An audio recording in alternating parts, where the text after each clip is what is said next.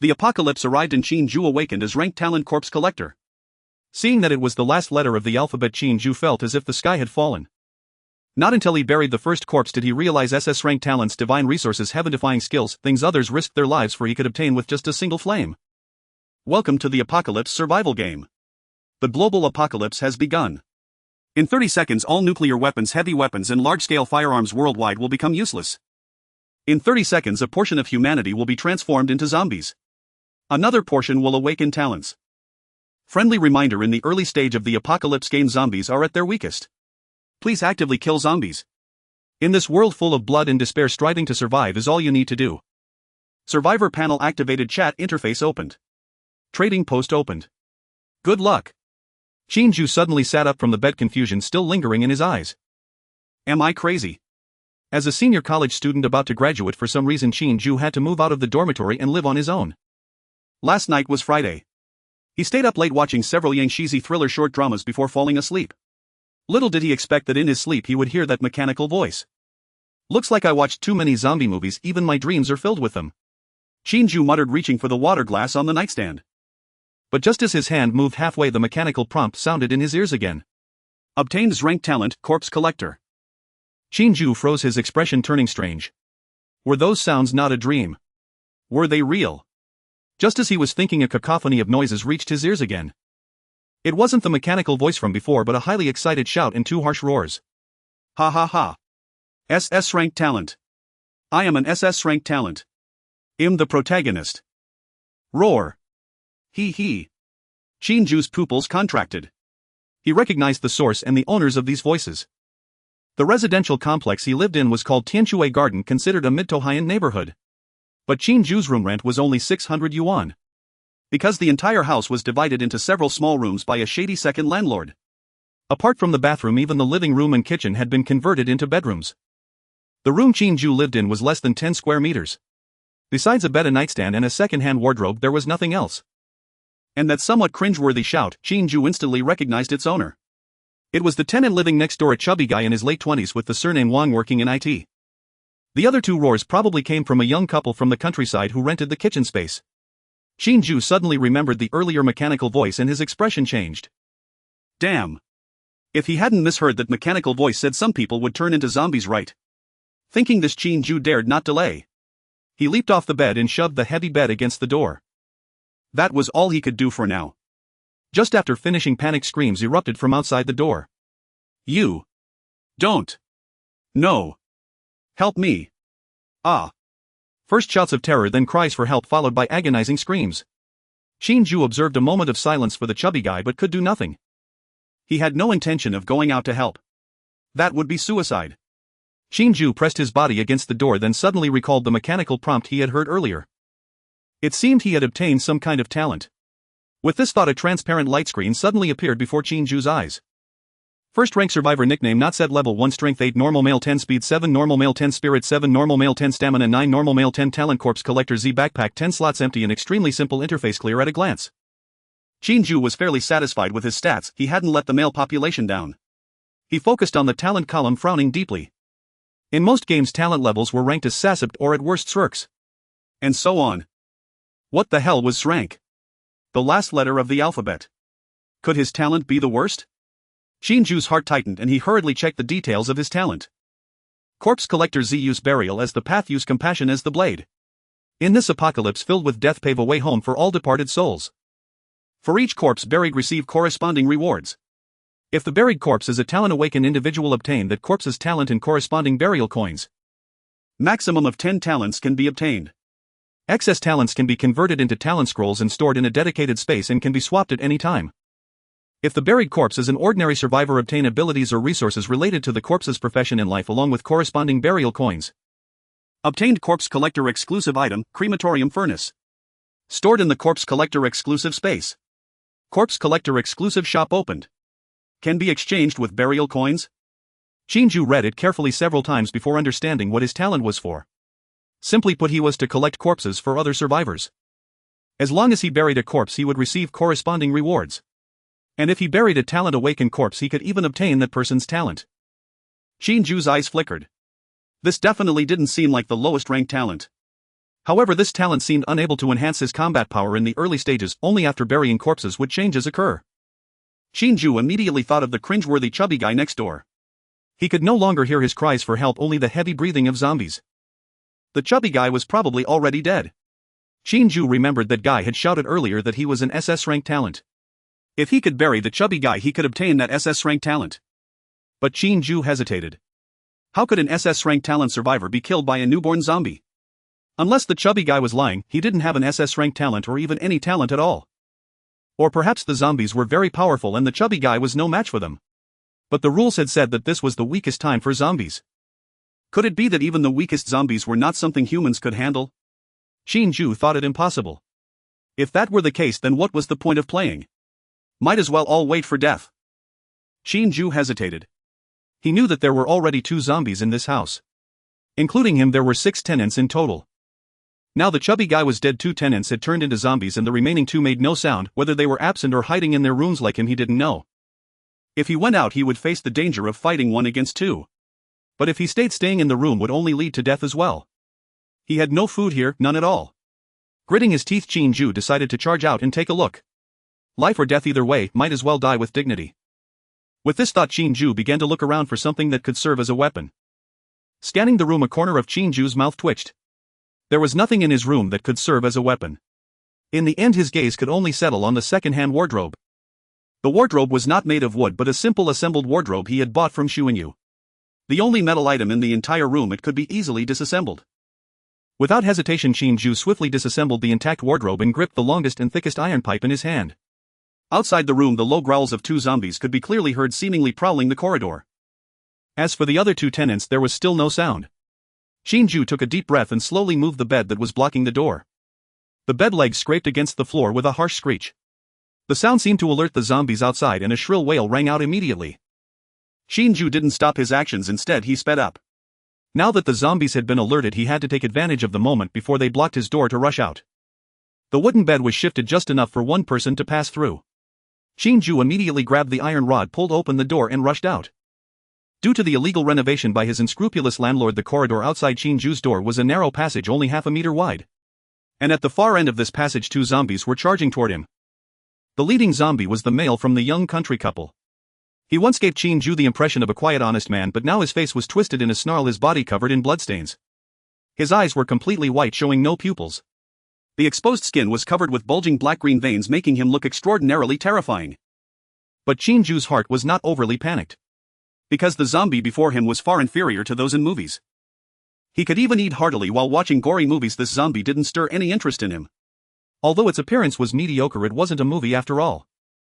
Qin Jue tightened his grip on the iron rod, staring fixedly at the zombie before him. Suddenly a transparent data panel materialized in front of his eyes. First tier zombie, strength 8, speed 6, spirit 1, stamina. Note: the most trash zombie.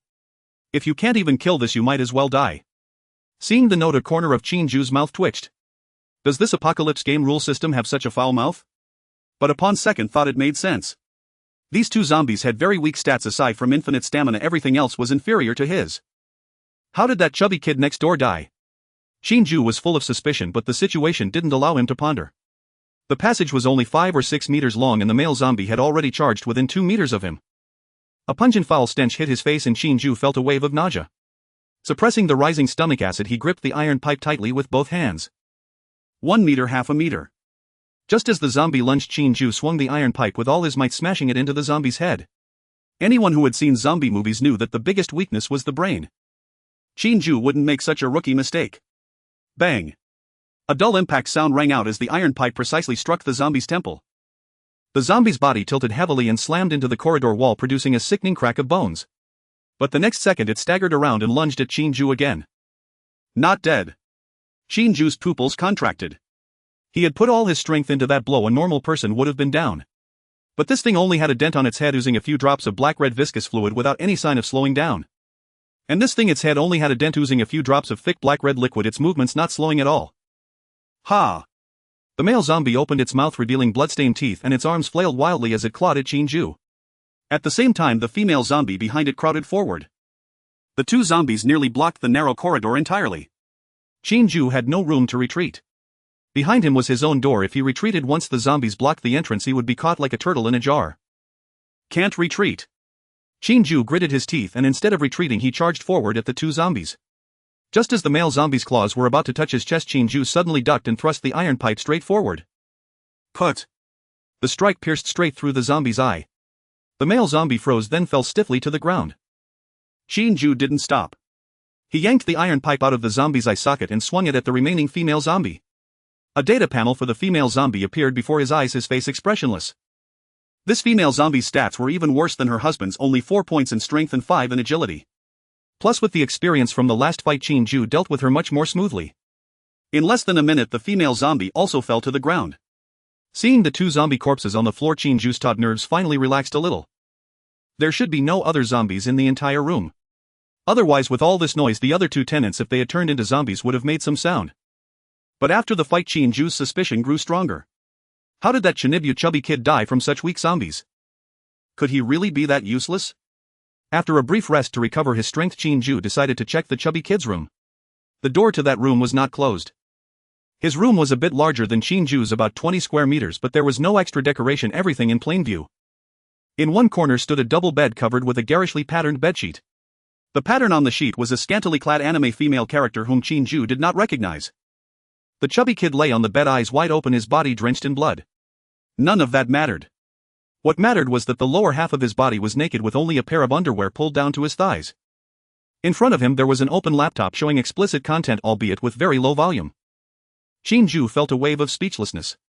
He had already guessed how the chubby kid died. But was it really appropriate to be watching that kind of thing in broad daylight? And even if he watched it, why didn't he lock the door? If he had just locked the door, the chubby kid probably wouldn't have died. Qin Jue sighed and stepped into the room. Anyway, the chubby kid was dead. That was his fate. And what Qin Jue had to do was to collect the body and also see if he had an SS-rank talent. With a thought, a massive phantom materialized before Qin Jue's eyes. It was a pitch-black circular furnace. About 2 meters tall, its surface was densely engraved with strange runes emitting a faint dark glow. The next second the furnace solidified and then its door opened, automatically revealing the blue flames burning inside. The exclusive tool of the corpse collector, the cremator. Qin Jue swallowed hard. He could feel the warmth emanating from the flames, yet oddly did not sense any scorching heat, instead experiencing a peculiar warmth. But what is happening? Are they really going to make me move the corpse inside? Qin Jue looked at the roaring flames in the furnace filled with resistance. He had no problem seeing all sorts of disgusting corpses and zombies, but to take action himself, Qin Jue felt somewhat reluctant. It wasn't fear, after all he had already killed zombies, what else was there to fear? The main issue was his unwillingness to touch a corpse. It was a gene ingrained in the Dragon Summer people. After hesitating for a while, Qin Jue gritted his teeth. To survive in this apocalypse he had to do it. He slowly moved to the window and reached out to touch the corpse of the chubby boy. The corpse was somewhat cold, the skin still retaining some elasticity. Qin Jue suppressed his discomfort and grabbed the chubby boy's ankle. The first attempt did not budge.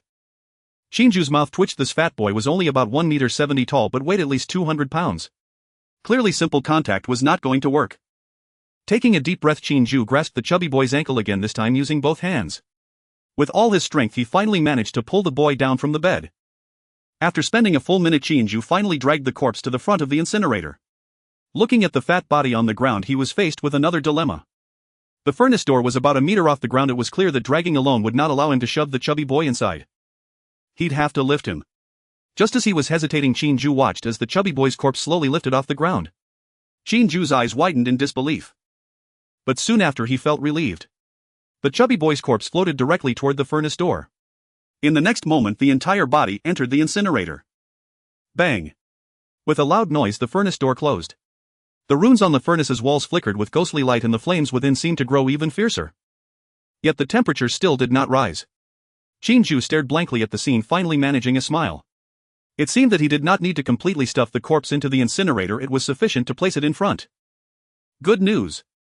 Qin Jue prepared to wipe the sweat from his forehead, but the thought of his hands just touching the corpse made him abandon the idea.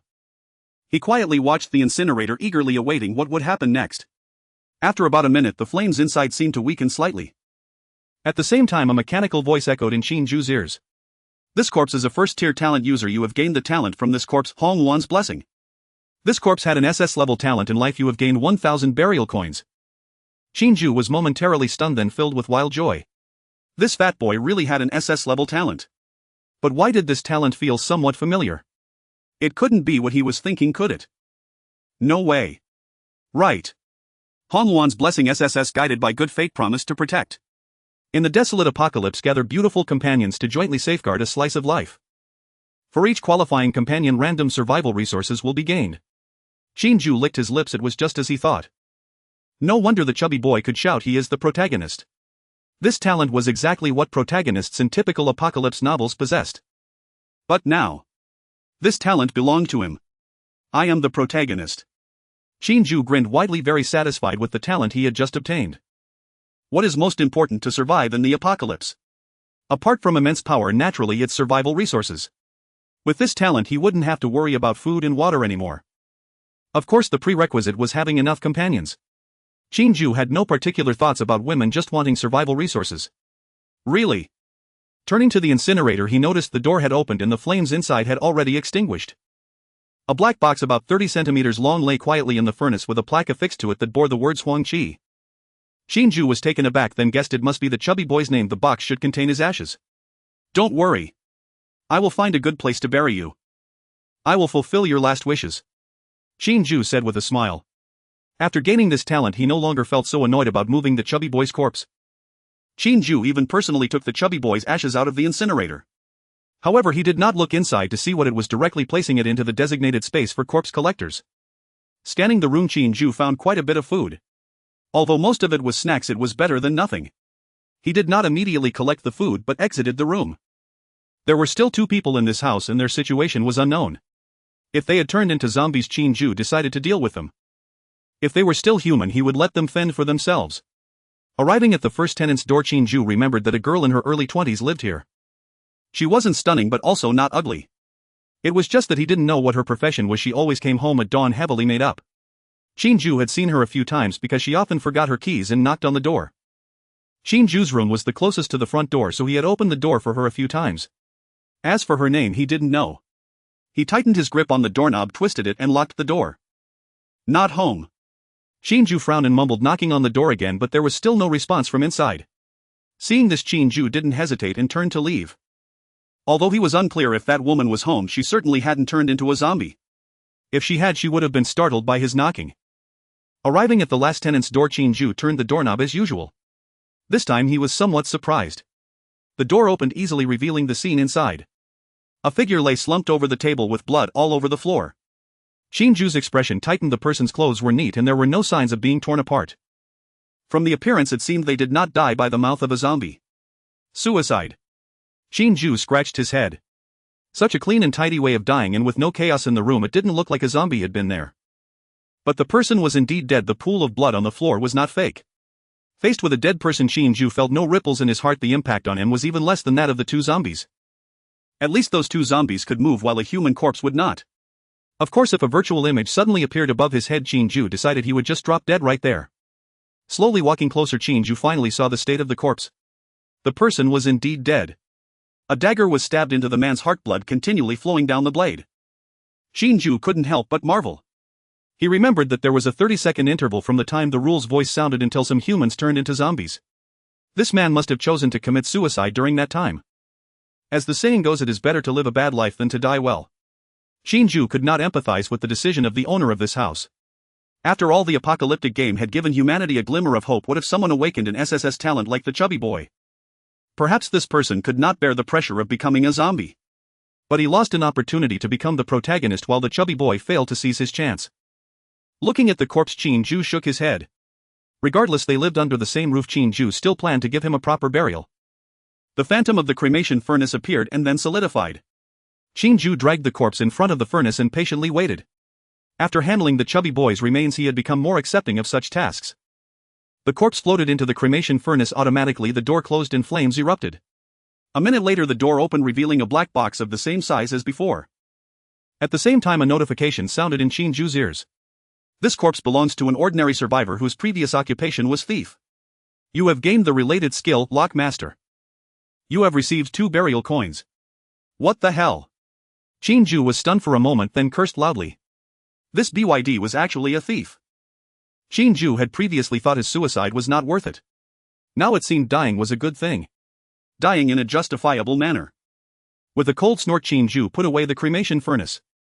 As for the urn inside, he didn't even look at the name on it, simply tossing it into his exclusive space. There would be no proper burial for him. He didn't deserve it. Qin Jue planned to find a random place to dispose of it later. Taking a deep breath, he finally calmed down. He truly did not expect that the roommate he lived with under the same roof was actually a thief. The reason this thief did not steal from them was probably that he looked down on them. Indeed, one was an unfinished college student, another was a chubby boy with a middle school mindset, a couple who lived on pickled vegetables and steamed buns, and a woman who might not have a legitimate job. Even if he were to steal, he would probably only target that woman. Moreover, living in such a place, they likely had little money. However, this person did not die in vain. At least he granted Qin Jue a skill, even if that skill did not sound particularly useful. In the exclusive space for corpse collectors, Qin Jue discovered the skill book. Lock Master D. You can open any common door lock at will. As expected, it was just as he thought. However, Qin Jue was somewhat dissatisfied with the skills level. To be called a master yet only able to open common locks. Shouldn't it be able to open any lock at will? He's probably just a petty thief. Qin Jue scoffed and chose to use the skill. Burying the body of a talented individual could yield talents, while burying ordinary people could yield skills. The limit for talents was 10, but there was no such restriction for skills. Qin Jue naturally would not choose to leave it unused. Besides, in this apocalyptic world, the Lockmaster skill could bring him significant convenience.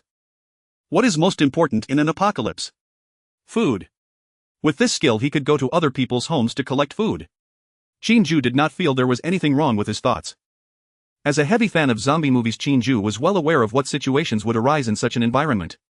The law would be useless and morality would collapse. If he didn't do it, others would. There was no need to pretend to be a good person in an apocalypse. Qin Jue casually tossed away his iron rod and prepared to search the room for any useful supplies. Although he had 2 talents, Corpse Collector and Red Luan's Blessing, that could provide supplies when he would encounter them was still uncertain. Even the legs of a mosquito or meat, he could not afford to miss anything that could be taken. With this thought, Qin Jue began looking for anything useful. The entire house had no living creatures apart from him, which eased his mind. Soon the entire room was thoroughly searched by Qin Jue. Since the entire place had been converted into a living space, cooking was impossible and thus there was no food. All Qin Jue found were 4 bags of instant noodles, 7 bottles of mineral water and some snacks. In addition, Qin Jue also took a fruit knife. He did not bother with the phone and other items as they were locked. Moreover, even if he took them, they probably wouldn't be useful for long.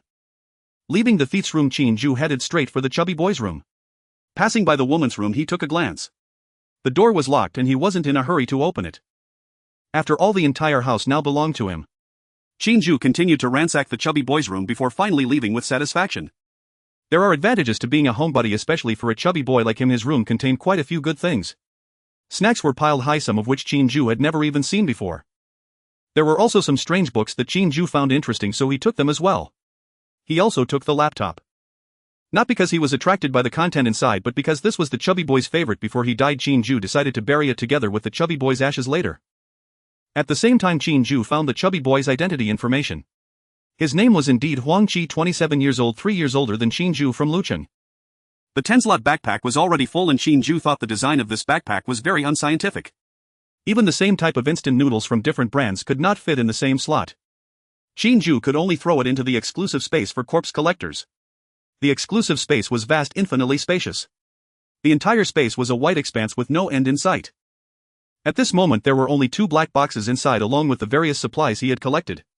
Then Qin Jue ransacked the couple's room, but there were not many items inside, just a few bags of pickled vegetables.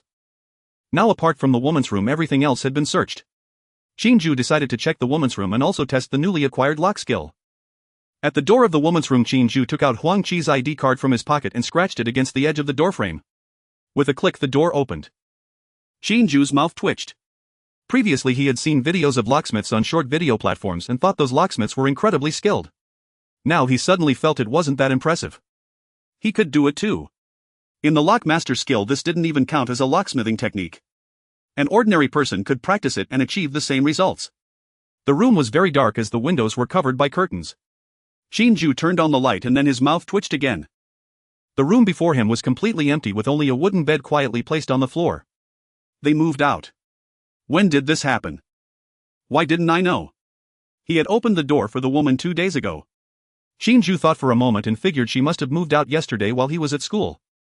Shaking his head, Qin Jue prepared to return to his own room.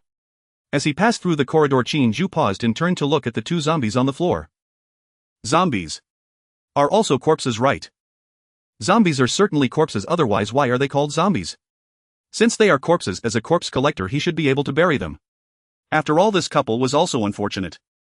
Without hesitation, Qin Jue walked over and dragged the two corpses out of the corridor, then summoned the cremation furnace. The furnace door opened and a ghostly blue flame suddenly erupted. Qin Jue watched helplessly as the corpses of the couple floated into the furnace and they entered together. Seeing this scene, Qin Jue's eyes flashed. The cremation furnace was not too small, but it wasn't very large either. From the outside it appeared to accommodate only one person, yet two corpses floated in simultaneously. Qin Jue watched as the two corpses became smaller as they approached the furnace door. It had a somewhat mystical quality. Qin Jue stroked his chin and waited quietly. After another minute the furnace door opened, the flames disappeared and a notification sound rang out. This corpse is an ordinary zombie and their profession in life was construction worker. You have gained a profession-related skill, basic wall building. You have acquired 1 burial coin. This corpse is an ordinary zombie and their profession in life was site chef. You have acquired a profession-related resource, tomato and egg fried rice 100. You have acquired 1 burial coin. Indeed, it works. He said that zombies are also corpses. However, what on earth is basic wall building? This skill seems useless in the apocalypse. The second resource, however, surprised Qin Jue. He actually obtained a home-cooked dish. Entering his exclusive space, indeed, Qin Jue saw 100 plates of tomato and egg fried rice quietly laid out. A sour and sweet aroma wafted towards him and Qin Jue couldn't help but sniff. It was still warm. Qin Jue grinned. Being a corpse collector was truly impressive. Not only could he gain talents and skills, but he could also acquire survival supplies. The blessing of Home One could also yield survival supplies. With these 2 talents, at least he wouldn't have to worry about food in the apocalypse. The blessing of Home One might require some conditions, but the corpse collector didn't need that. There must be many zombies outside, he just had to perform burials. Qin Jue exited the exclusive space and focused on the cremation furnace. Inside the furnace was only a black box, but 2 names were engraved on it. Zhaoguozhu Li Xiangmei. Can they still be buried together? Qin Jue mumbled as he stored the box in his space. He wondered if the rules recognized the couple's relationship or if it was due to them entering the furnace at the same time. Qin Jue planned to conduct an experiment later. Just as he was about to put away the cremation furnace, he suddenly noticed that there seemed to be something else inside the furnace. They were 2 gray crystals the size of fingernails. When he buried Huang Qi and the thief earlier, there were no other items, but these appeared when burying Zhaoguozhu and Li Xiaomei. The difference between the 4 was humans and zombies. Qin Jue took out the 2 crystals and relevant descriptions appeared before him. First level energy crystal can be used to increase levels. Qin Jue's eyes flickered.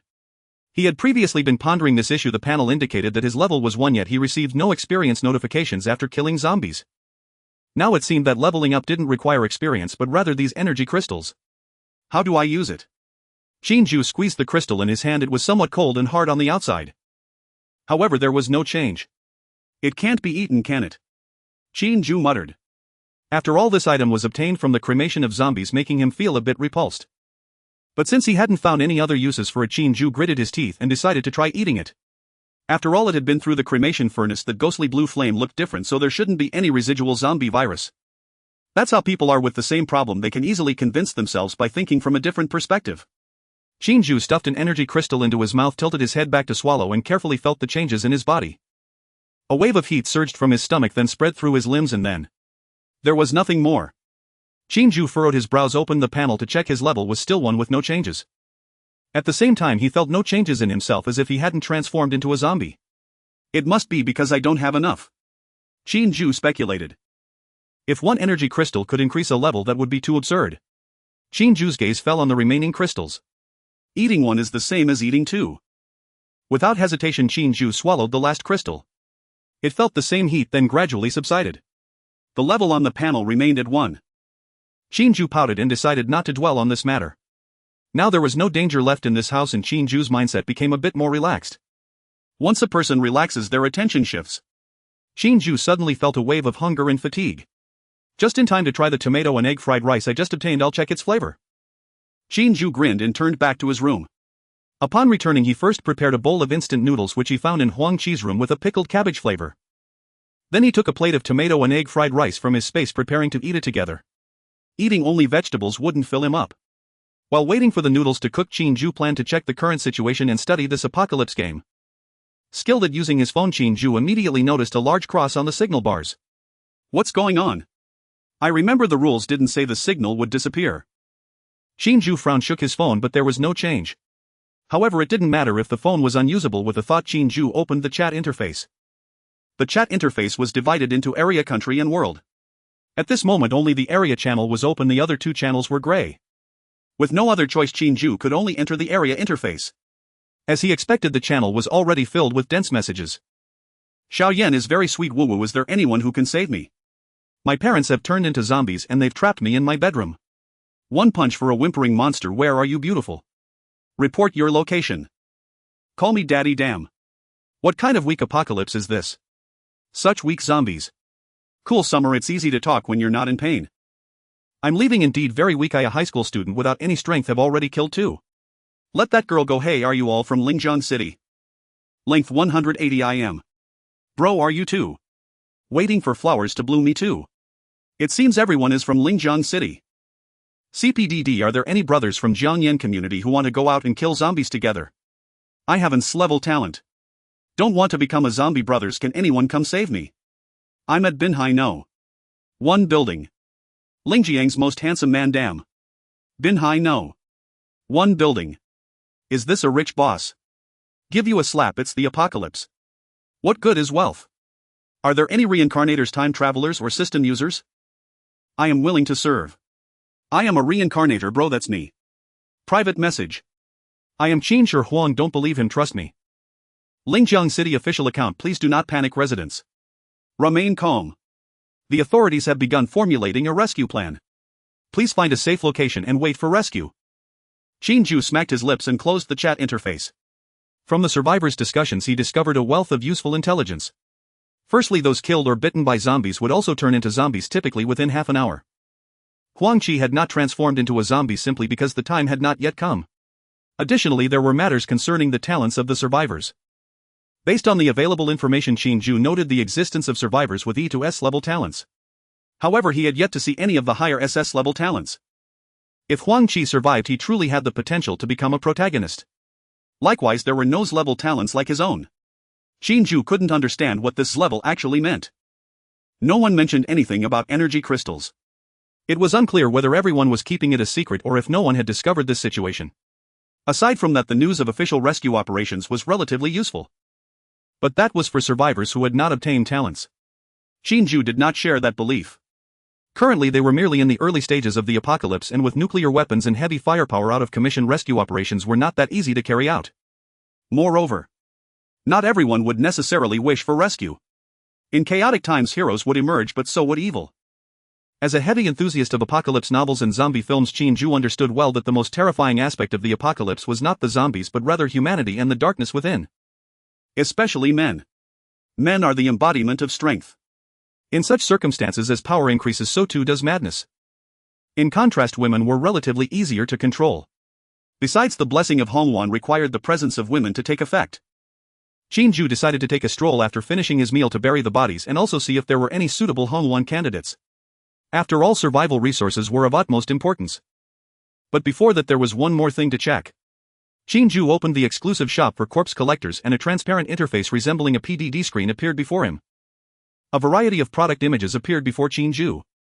Steamed buns 2, 1 corpse coin Russian style bread 10, 1 corpse coin tap water 500 milliliters, 1 corpse coin pure water 500 milliliters, 2 corpse coins.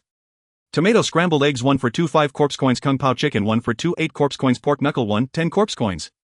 Invincible wooden stick white 10 corpse coins super sharp hand axe white 50 corpse coins grandma's embroidered shoes green 200 corpse coins police handgun blue 500 corpse coins blade of destruction red 10000 corpse coins 1115 a heavy tank red 500000 corpse coins mushroom gold 9 corpse coins. A-level random talent book 1000 corpse coins. SS level random talent book 10000000 corpse coins. A-level random skill book 1000 corpse coins. SS level random skill book 10000000 corpse coins. Zombie virus blocking agent 1000 corpse coins. Zombie virus recovery agent 100000 corpse coins. After looking, Qin Jue couldn't help but exclaim inwardly with only one thought in his. Was this level of his really the weakest? The exclusive shop had everything from food to weapons and even skills and talents. Almost anything could be bought. Even heavy firepower weapons and mushrooms, which were prohibited by the rules, could be purchased. Such a defiant talent could only belong to this level. Qin Jue found it hard to believe. This Z might have other meanings. Calming himself down, Qin Jue began to consider what to buy. Although he now had 2 talents, neither of them had brought any significant enhancement to his strength. Currently he was just an ordinary person. He had 1003 corpse coins now and needed to study them carefully. Food was not necessary, he wasn't lacking at the moment. He could only buy 1 E-level talent and it was random, so he passed on that. The same went for skills. If he wanted to quickly enhance his strength, he could only choose from equipment and other options. After some deliberation, Qin Jue ultimately chose 6 items. Super sharp hand axe, 50 corpse coins, grade white, strength 8 remarks, an axe that never gets stained with blood, incredibly useful. 50 corpse coins just for this little bit. Qin Jue muttered discontentedly. He had expected that the equipment bought from the corpse collector's exclusive shop would be quite impressive. He hadn't anticipated that it would only increase a single-digit attribute. However, once he remembered that it was merely a white-grade weapon, Qin Jue felt relieved. Then Qin Jue took a look at the shoes. Win like sports shoes, 100 corpse coins, grade white, agility 8 remarks, if you can't win, run. Alive, anything is possible. Shaking his head, Qin Jue put on the shoes, which fit surprisingly well. The remaining 4 items were 4 different potions. Beginner strength potion effect, using it can increase strength attribute by 5 points. Remarks, each survivor can only use it once. Although it could only be used once and the attribute increase was low, it was still better than the hand axe that cost 50 coins. But this item increased his inherent attributes. If he lost the hand axe, the increased attributes would be gone. The potions, however, once used would always remain. Without hesitation, Qin Jue directly purchased all 4 potions. He then closed the interface and with a flick of his hand 4 small bottles of varying colors and thickness appeared in his grasp. Red, green, blue, yellow. They corresponded to strength, speed, spirit, and stamina. Qin Jue drank them one by one. They had no taste, like water. His body felt nothing completely different from the sensation he experienced when swallowing energy crystals. Qin Jue then took out the hand axe and opened his status panel. First tier survivor, nickname not set, level 1, strength 21, normal male 10, speed 20, normal male 10, spirit 12, normal male 10, stamina 14, normal male 10, talent, corpse collector, Z, home 1, blessing, SSS, skill lock, master D, backpack 10 slots, mineral water 500 ml, 7 Kong Schweifu, instant noodles 2, pickled vegetables 3. Seeing his current panel, Qin Jue nodded in satisfaction. The talent section had changed and there was an additional skill section. He hadn't learned the beginner wall building skill obtained from Zhao, so he had only 1. What was more important were the 4 primary attributes. His strength and speed had reached twice that of an ordinary person, far surpassing the current zombies. As long as I don't encounter too many zombies, I should be able to handle them with ease. Qin Jue grinned. Glancing at the nickname section, he pondered for a moment and said a very simple nickname. Z. Quickly finishing his meal, Qin Jue prepared to leave the room.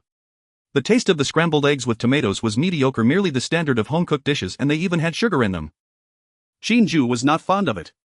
It was likely that the 100 plates of scrambled eggs with tomatoes given by the corpse collector were all made by Li Xiaomei.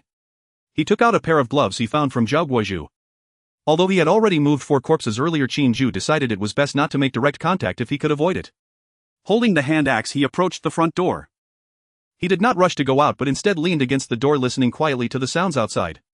It was very quiet outside and he did not hear any zombie growls. Qin Jue calmed his mind and carefully opened the door. There was not a single shadow in the corridor, not even the imagined bloodstains. Qin Jue felt somewhat suspicious. The building had 18 floors with 4 households on each floor distributed on both sides. He lived in the innermost room 1804, where he could see the doors of the other 3 rooms at a glance. Were the people in those 3 households not home? Or had they all turned into zombies and couldn't come out? Qin Jue furrowed his brows, shifting his gaze to room 1803 across the hall. After thinking for a moment, Qin Jue slowly walked over and gently knocked on the door. 1 knock, 2 knocks, 3 knocks. There was no response from inside. Qin Jue guessed that there should be no one at home and prepared to open the door. The lock on room 1083 was just an ordinary spring lock which could be opened using the previous method. Qin Jue took out a thin card that he found in Huang Qi's room, which had a picture of a beautiful girl on it. Qin Jue did not recognize her. He inserted the card into the door seam, and before Qin Jue could exert any force, the next moment the bank card vanished with a swoosh. Immediately afterward, a low scolding came from behind the door. Damn it! Get the hell out of here! The voice was deep, laced with a hint of tremor. It was a man. Qin Jue's mouth twitched as he cursed inwardly. Damn it! There was actually someone in the room. He had just knocked and they didn't open the door but pretended to be dead. After giving the door a resentful glance and snorting coldly, he left. Arriving at room 1802, Qin Jue knocked on the door again. This time he knocked for a full minute, yet no one opened the door and there were no zombie growls from inside. Surely no one is home this time. Qin Jue thought to himself as he took out another card and inserted it into the door seam. With a forceful swipe, the door opened. Qin Jue cautiously entered the room, and indeed there was not a single shadow inside. After shutting the door behind him, he began to collect supplies. Room 1802 was quite spacious, seeming to be over 100 square meters. The entire room's decor style was Nordic, looking quite nice. Behind the living room sofa hung a wedding photo featuring a young couple. Qin Jue took a glance and quickly looked away. It was currently 5 in the afternoon, just around the time people got off work. Of course, this was only for those who worked normal hours in state-owned enterprises. Now the young couple was likely not home, perhaps still on their way back from work, or maybe they hadn't even finished work. In any case, it was a great opportunity for him to gather supplies. Without hesitation, Qin Jue headed straight for the kitchen.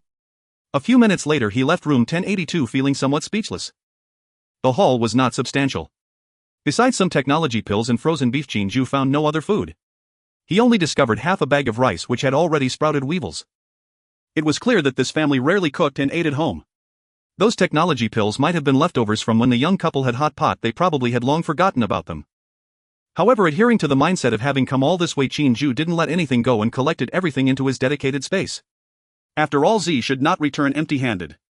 In addition to food, he also collected some daily necessities. As for the electronic products and valuable items in the room, Qin Jue did not touch them at all. Those things were useless. They were less practical than half a bag of rice. Shutting the door behind him, Qin Jue walked towards room 1801. He knocked on the door, and immediately the unique growls of zombies came from behind it. And it wasn't just one. From the sound, it seemed like two. Qin Jue's gaze sharpened as he tightened his grip on the hand axe.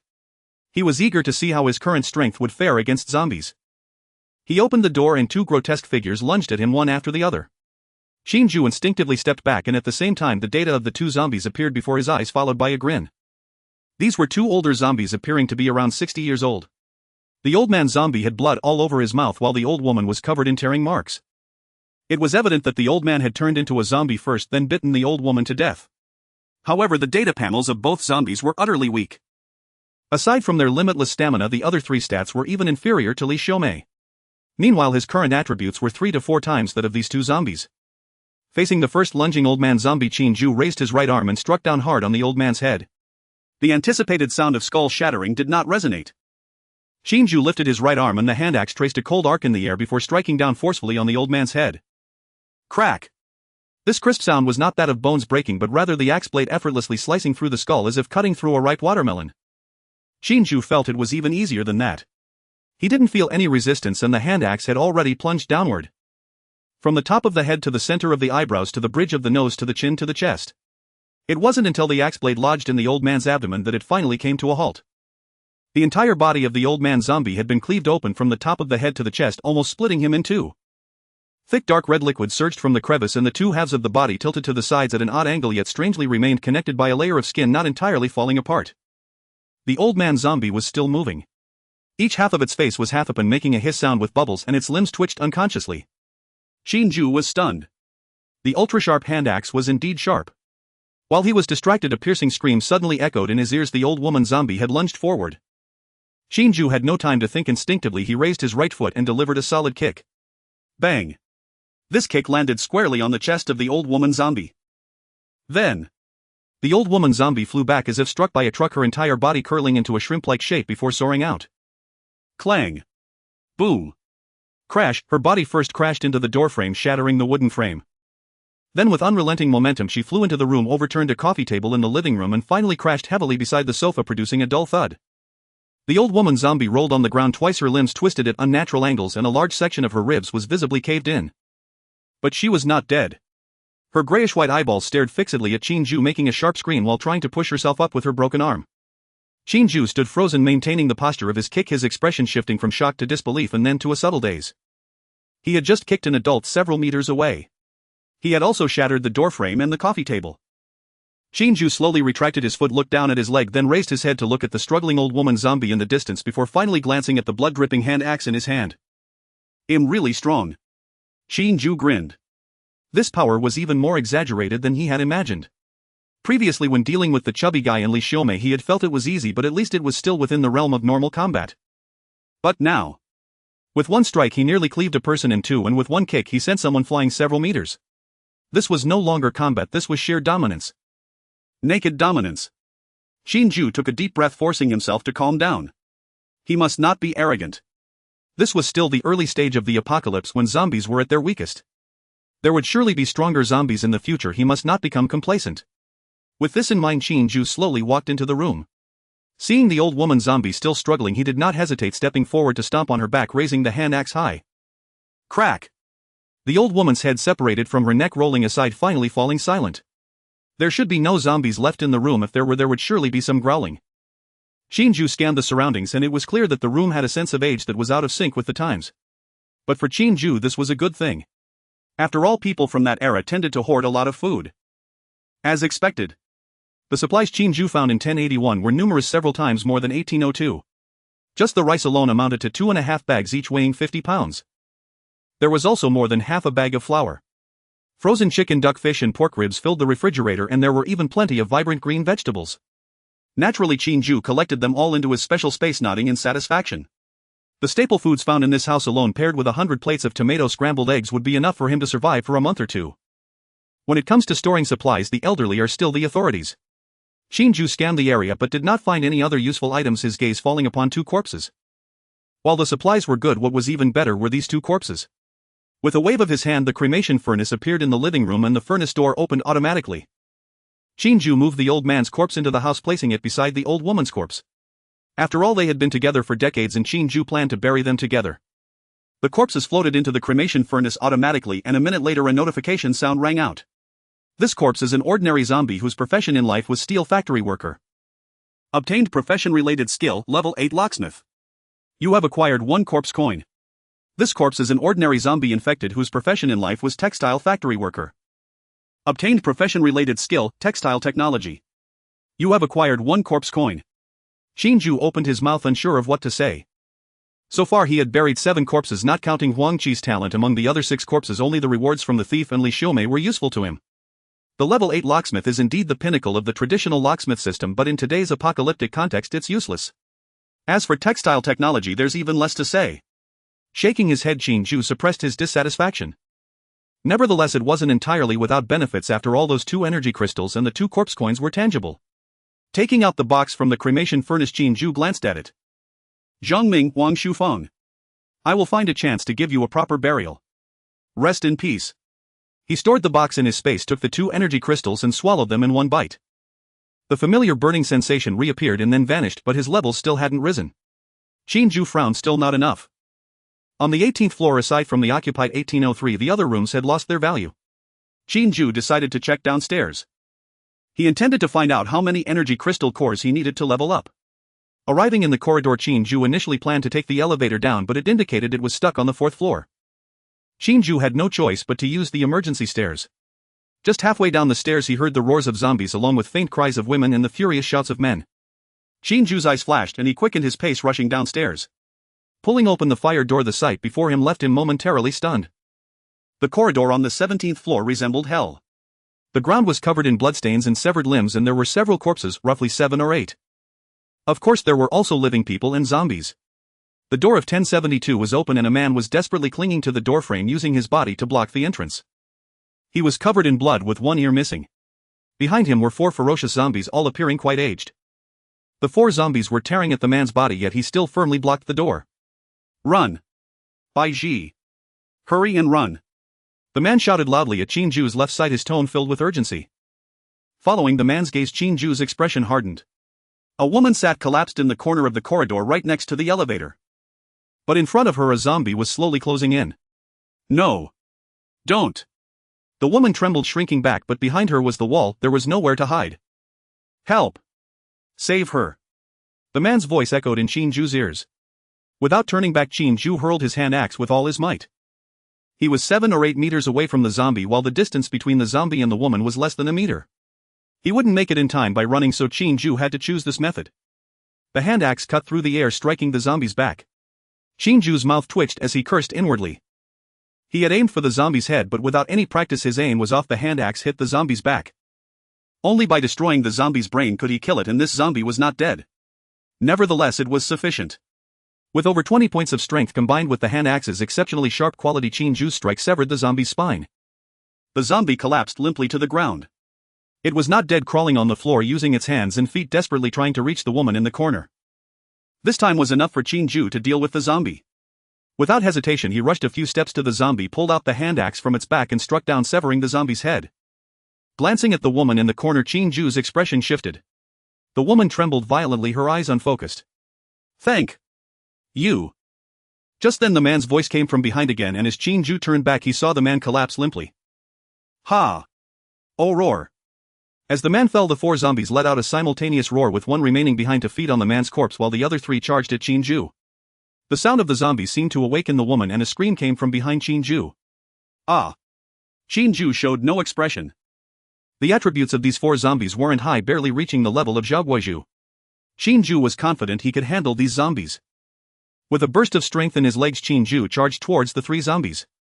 With his extraordinary strength and speed along with the hand axe's sharpness, he faced no pressure from these 3 zombies. In less than 2 minutes all the zombies, including the one feeding on the man's body, were killed by Qin Jue. A burst of white light appeared next to the zombie's corpse. Qin Jue's eyes brightened. According to the logic of the game, this should be an equipment drop, right? He bent down to touch the white light, which suddenly vanished, and the item appeared in Qin Jue's backpack. Ignoring the rewards in his hands, Qin Jue turned his gaze to the woman in the corner. She was quite beautiful, with long hair cascading over her shoulders and a slender figure. Dressed simply, she wore a white t-shirt, deep blue jeans, and a pair of beige sandals without backs. Qin Jue squinted his eyes. He wasn't saving this woman simply because she was beautiful, nor was it because of the man's plea. Rather, it was due to the notification that had sounded when he first entered the 17th floor. Detected a red one that meets the criteria. Intimate contact may yield random survival rewards. Qin Jue felt a bit puzzled. What does intimate contact mean? Between a man and a woman holding hands is intimate contact, and a kiss could also be considered intimate. Or does it mean only the final step counts as intimate contact? Qin Jue was unsure, but he couldn't pass up the resources. After a moment of contemplation, he slowly walked towards the woman. The woman remained huddled in the corner, crying softly as she looked at the corpse on the ground. Qin Jue noticed that the corpse the woman was looking at was not just the man but also the 4 zombies he had killed afterwards. Those 4 zombies had charged out from the room. Connecting the man's behavior of blocking the door earlier, it was easy to deduce that the 4 zombies must have been the woman's relatives. Qin Jue looked at the woman and a translucent light screen appeared before him. Name of the Red Phoenix, Bai Ji. Age 28. Height 172 centimeters. Weight 96 kilograms. Measurements 886,290. Charge count 0. Rating 98. Qin Jue was somewhat surprised. This was the panel displayed by the Red Phoenix blessing, completely different from a normal panel. But it was concise and clear, easily comprehensible. Seeing that the woman was still crying, Qin Jue cleared his throat. Just as Qin Jue cleared his throat and was about to speak, the woman lifted her head first. Her eyes were red, tears mingled with traces of makeup running down her face, looking extremely disheveled yet possessing a broken beauty. "Thank you." Her voice was hoarse, tinged with sobs. "If it weren't for you, I might have." Qin Jue fell silent for a moment, sheathing his hand axe at his waist. "My condolences." In such situations, no one could have predicted.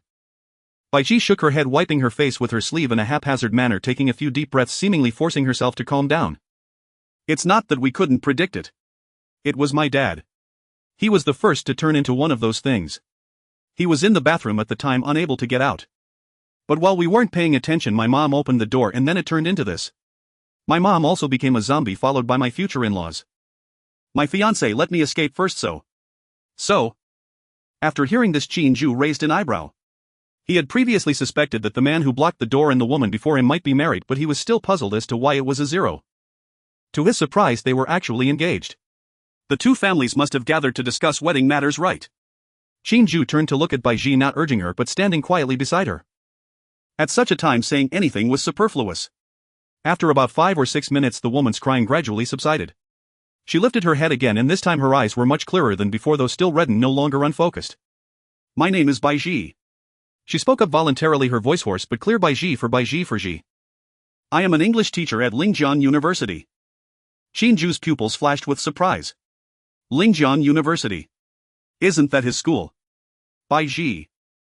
Suddenly Qin Jue remembered that there was a foreign language teacher at school known as the Goddess of 7 Languages who seemed to be named Bai Ji. It is said that this teacher was extremely beautiful and fluent in 7 languages, thus earning the title Goddess of 7 Languages. However, Qin Jue was in the architecture department majoring in civil engineering, while Bai Ji was in the foreign language department, so he had never seen her. Is this woman before him her? Qin Jue looked at Bai Ji again, then introduced himself. Qin Jue. He succinctly stated his name. I'm a senior studying architecture at Lingjiang University, currently renting at 1804. A flicker of surprise crossed Bai Ji's eyes. She hadn't expected that the man who saved her was actually a student from her university. Qin Jue, thank you for saving my life. Her voice was serious, carrying a weight of having survived a disaster. If it weren't for you, I might have already been with them. Qin Jue waved his hand. No need to thank me. In such a situation anyone would have acted. Bai Ji shook her head, revealing a faint bitter smile. What are your plans now? Qin Jue shifted the topic. Upon hearing this, Bai Ji's expression darkened further as she surveyed the once warm home, now a scene of devastation. The ground was stained with blood and corpses, the walls bore scratches from zombies, and the air was thick with a lingering stench. She suddenly glanced at Qin Jue, her red lips moving slightly, then slowly spoke. Qin Jue, can you take me away from here? I know this request is very presumptuous, but I'm scared. I don't know how to survive in this apocalypse. I have no talents and am afraid of those things. My fiancé had a talent, but he is no longer here. My parents are gone too. Really, I truly don't know how to go on living. After hearing this, Qin Jue immediately turned to look at the corpse of the man lying at the door. Was this person actually a talented individual? He hadn't seen him use any strange abilities earlier. If he has a talent, why isn't he using it? Qin Jue asked. Bai Ji choked up but still answered him. He used it. His talent was the fire serpent, able to conjure a snake-like flame from his hand. However, his constitution was very weak, and after using it 2 or 3 times he couldn't unleash the flames anymore. So, Qin Jue understood. Using a talent consumes physical strength, something he had felt when unleashing the cremation furnace. However, the cremation furnace was not a combat talent, so the consumption was very low. If one didn't pay attention, they wouldn't feel it at all. Bai Ji's fiancé's talent could be used for combat, so the physical consumption must be much greater. A combat talent, huh? Qin Jue's eyes flickered. Currently, apart from the hand axe, he had no other means to deal with zombies. He had to obtain this fire serpent talent. But now there was a problem. The relatives of the 5 corpses were right next door. He couldn't just burn the corpses without asking them, right? Qin Jue smiled at Bai Ji and said, Teacher Bai, you saw that your fiancé was bitten by the zombie. If we don't deal with it now, he will also turn into a zombie. If we leave him be, he will harm others and then be killed by other survivors. Teacher Bai, you wouldn't want your fiancé to hurt others or die a second time, would you? Seeing Bai Ji's puzzled expression, Qin Jue felt no need to explain further. He planned to demonstrate directly to Bai Ji and let the facts speak for themselves. As long as the box appeared bearing the names of Bai Ji's relatives, she would surely not refuse. With this thought in mind, Qin Jue waved his hand to summon the corpse-burning furnace. The massive furnace appeared, startling Bai Ji into taking a step back. She stared blankly at the furnace, emitting blue flames, instinctively swallowing hard. What is this? My professional tool. Qin Jue said as he walked over to the 4 zombie corpses. Which 2 are your parents' bodies? Bai Ji slowly extended her hand and pointed to the 2 corpses on the ground. In her heart, she had already come to believe Qin Jue's words. After all, conjuring a furnace spewing blue flames was not something an ordinary person could do. Bai Ji speculated that Qin Jue, like her fiancé, was a gifted survivor. However, Qin Jue's talent seemed somewhat peculiar. Watching Qin Jue move her parents' bodies, Bai Ji opened her mouth but said nothing. The next moment, she witnessed a scene that left her in disbelief. Her parents' bodies slowly lifted off the ground and flew straight toward the open furnace door. As they approached, they gradually shrank until they completely vanished into the fire. The surging blue flames erupted, yet Bai Ji heard no sound and felt no heat. After about a minute, the furnace door opened and Bai Ji saw a black box lying inside. The box was engraved with her parents' names. By Liang Lu Meiqing. Bai Ji's tears fell instantly and she let out a piercing scream before sprinting toward the furnace, clutching the box tightly to her chest. Dad, Mom. She believed at the moment she saw their names. After all, Qin Jue had no way of knowing her parents' names. Qin Jue, witnessing this scene, said nothing, his heart stirred by no waves. As an orphan without parents, he could not comprehend such familial affection. But Bai Ji's cries were loud and Qin Jue feared they would attract zombies. He cautiously watched the staircase, relieved not to hear the sound of zombies approaching. Keep it down. For safety, Qin Jue finally spoke up. Bai Ji's voice softened, turning into quiet sobs. Only then did Qin Jue look toward his exclusive space. The rewards for burying Bai Ji's parents could not be described as bad, yet neither were they too good. Bai Liang had been a university professor, likely teaching foreign languages, which is why Qin Jue gained the skill English proficiency. However, Qin Jue was quite surprised by Lu Meiking's profession, which was indicated as housewife. Thus Qin Jue acquired 100 stainless steel frying pans. English proficiency was somewhat useful. Perhaps someday he would encounter a foreigner and he could directly choose to learn. Frying pans could also come in handy. Bai Ji cried for a full 5 minutes before she slightly recovered. She looked up at Qin Jue, sniffling as she said, Qin Jue. Please help me burn the remaining 3 bodies as well. Qin Jue naturally would not refuse and asked should they be buried together or separately. Together. Baiji replied, Zhang Feng is not in good health, being buried with his parents will also take care of him. Qin Jue's lips twitched, he certainly did not believe in such things. But since it was the client's wish, Qin Jue would not argue. After all, it was all a matter of lighting a fire. Baiji took the initiative to hold her parents' ashes and stepped aside, tearfully watching Qin Jue move the bodies. The blue flames rose again and Baiji's tears fell along with them. This corpse is an ordinary zombie-infected former profession civil servant. You have obtained a profession-related skill, scheming. You have gained 1 burial coin. This corpse is an ordinary zombie-infected former profession doctor. You have obtained survival supplies, alcohol 200. You have gained 1 burial coin. This corpse is a first-level gifted individual. You have acquired this corpse's talent, fire serpent. This corpse's talent level is C. You have gained 50 burial coins. Qin Jue's eyes widened in surprise. 50 coins. For a clever talent. In the exclusive store, things easily cost tens of thousands, millions, or even billions. How many gifted individuals must he bury to earn that? Qin Jue licked his lips, feeling somewhat unrealistic. But then he thought perhaps he had been thinking too narrowly. The prompt clearly stated first-level survivors. Qin Jue speculated that as the level of the survivors increased, the burial coins he gained would also rise. Moreover, the main targets for acquiring burial coins were not the gifted individuals and survivors but the zombies. With over 100 billion people on Blue Star, if they all turned into zombies. Qin Jue shook his head. This idea was even more unrealistic. Calming his emotions, Qin Jue took the opportunity while Baiji was sobbing with the 2 boxes to check the newly acquired talent.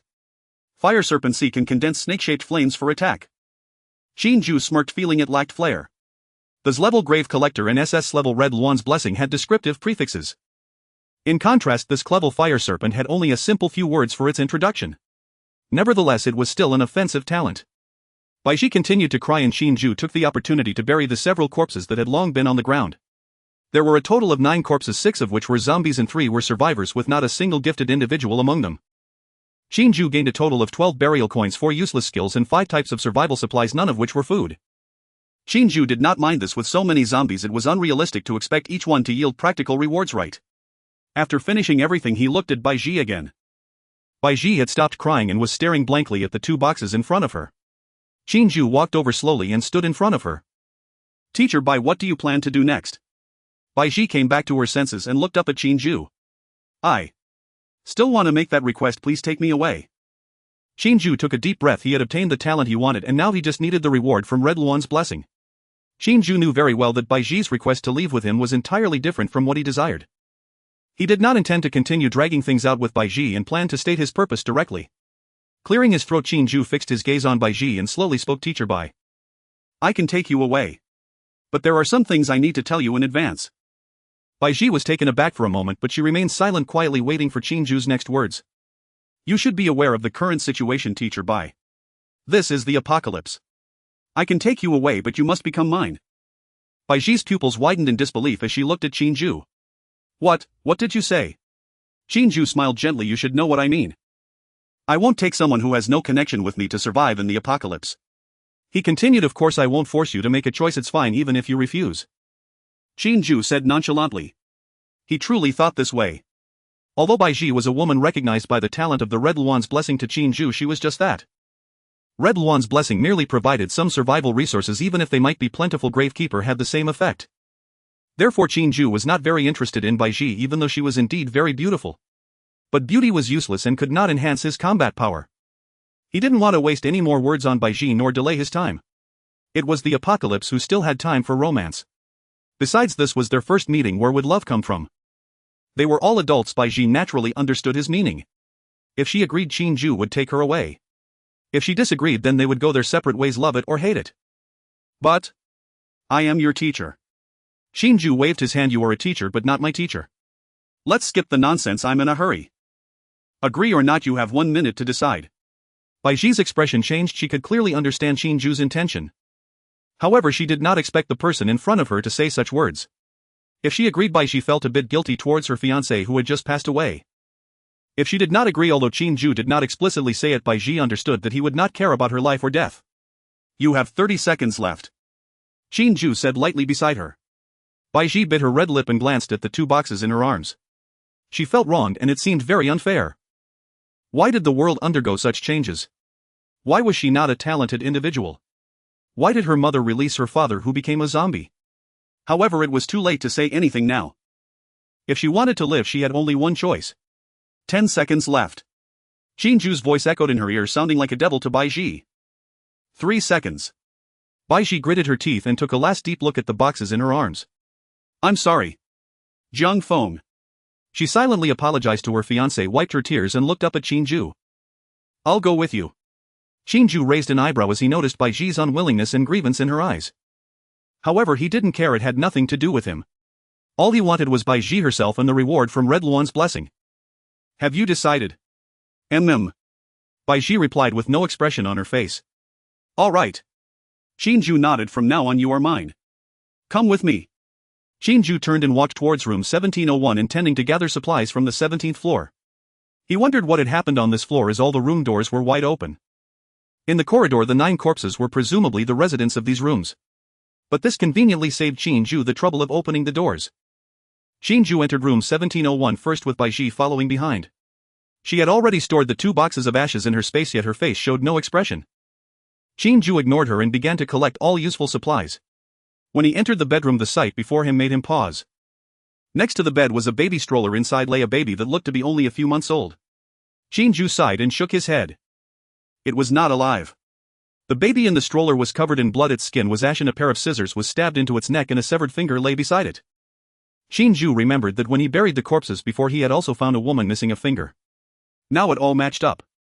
The ones who turned into zombies in this home were not the parents but this little baby. It's little Leaf. Bai Ji's exclamation came from behind Qin Jue. He turned to see Bai Ji covering her mouth, her face filled with sorrow. She suddenly looked at Qin Jue and hesitated before speaking. Qin Jue, can you take her too? Qin Jue nodded, understanding Bai Ji's intention.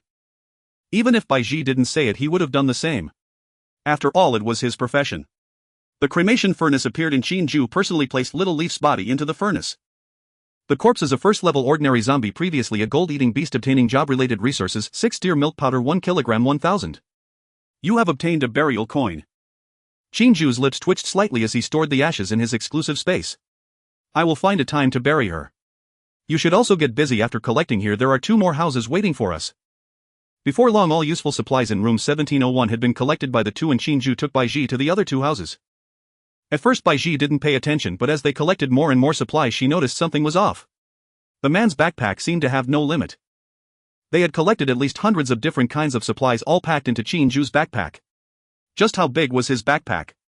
After finishing the collection in room 1704, Bai Ji watched as Qin Jue waved his hand and another pile of supplies vanished. She finally couldn't hold back her curiosity any longer. How are you doing this?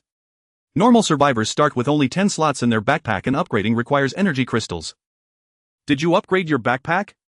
Qin Jue was taken aback. Was there such a thing? After acquiring the exclusive space, he had not researched the backpack. After all, who would care about a small room of 10 square meters once they had a luxurious villa of several thousand square meters? He didn't expect that upgrading the backpack also required energy crystals. How many energy crystals does it take to upgrade once? Qin Jue asked.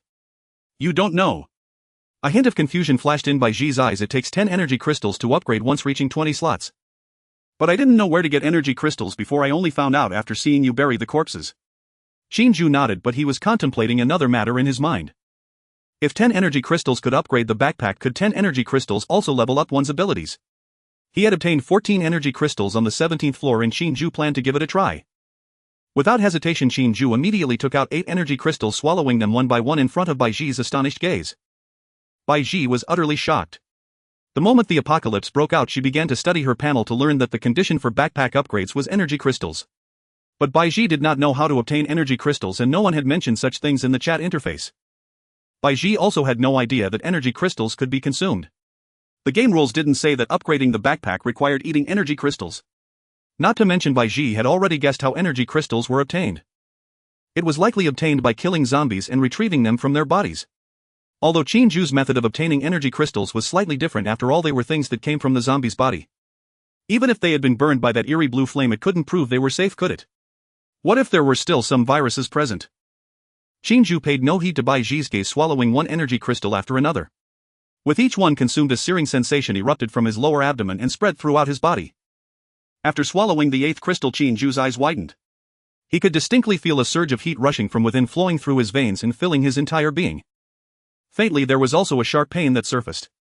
Qin Jue gritted his teeth, not uttering a sound. The fact that there had been no change after consuming so many and that he experienced this situation only after the 8th crystal confirmed that his speculation was correct. Enduring through it, perhaps his level would reach the 2nd tier. Bai Ji looked on with concern, wanting to step forward to check on Qin Jue but hesitated to approach. About a minute later, the pain abruptly vanished and a rhythmic prompt sounded in Qin Jue's ears. Level increased to level 2, all attributes 1 gained 1 free attribute point. Qin Jue exhaled, smiling broadly. Opening his personal panel, he confirmed that his level had indeed risen. Tier 1 Survivor, nickname Z, level 2 Strength 22, Normal Male 10, Speed 21, Normal Male 10, Spirit 13, Normal Male 10, Stamina 15, Normal Male 10, Free attribute points 1, Talent Gravekeeper Z, Red One's Blessing, SSS Fire Serpent C, Skill Lock Master D, Backpack Brief, level increased by 1 yet still classified as a Tier 1 Survivor. Qin Jue speculated that level 10 was a threshold. He estimated that only upon reaching level 10 would he become a Tier 2 Survivor. Ascending from level 1 to 2 required 10 energy crystals, and the subsequent amount would surely be greater. He was still far from that. However, he could imagine the status that energy crystals would hold in the eyes of survivors in the future. Thinking for a moment, Qin Jue allocated 1 free attribute point to strength. The current zombies were weak, making it an ideal time to slay them. Boosting his strength attribute was the best choice. He could always allocate the attribute points gained from future level ups to other attributes. Yet Qin Jue felt somewhat dissatisfied with the attribute rewards given after the level increase. 1 point was far too little. Isn't it supposed to double in the game? The rules of this apocalyptic game are quite stingy. Bai Ji's concerned voice rang in his ears. Are you okay? I feel like having some sour plums. Qin Jue replied casually, in a good mood. A glimmer of confusion flashed in Bai Ji's eyes, but seeing the smile on Qin Jue's face, she understood that he likely hadn't encountered any issues and felt a sense of relief. So shall we go to Zhang Feng's house to gather supplies next? Bai Ji said. Qin Jue immediately caught the change in her wording. Isn't that your home? No. Bai Ji pursed her lips. That's Zhang Feng's parents' house.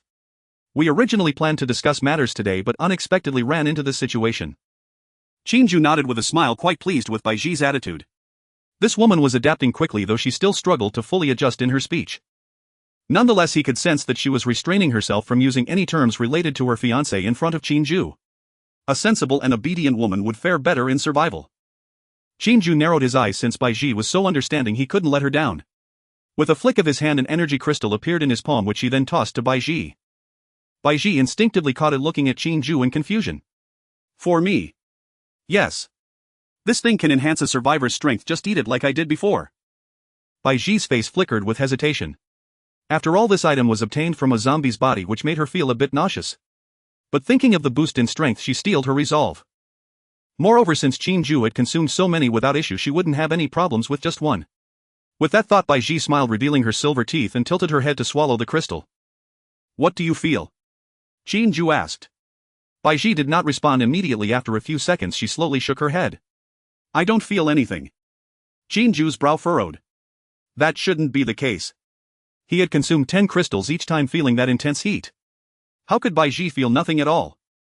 Really nothing at all? Like a fire burning in your lower abdomen? No. Bai Ji shook her head again. Qin Jue's frown deepened. They were both survivors. Why did the energy crystal have no effect on Bai Ji? Suddenly Qin Jue's brow arched. The biggest difference between him and Bai Ji was that she lacked a talent. Could it be that the crystals only worked for those with talents? If that were the case, what would happen to those survivors without talents? Their levels would remain stuck at level 1. The strength of zombies would undoubtedly increase over time, this was beyond doubt. If what he suspected was true, then survivors without talents would face dire fates in the future. Even if they didn't die, their status among humans would plummet. But on the flip side, if such a situation arose, wouldn't his talent as a gravekeeper become invincible? Gravekeeper talent had access to an exclusive shop that sold more than just food and supplies. Talents and skills could be purchased as well. Moreover, he could also acquire the talents of those he buried. He could use 10 of them himself, while the rest could be converted into talent books stored in his exclusive space.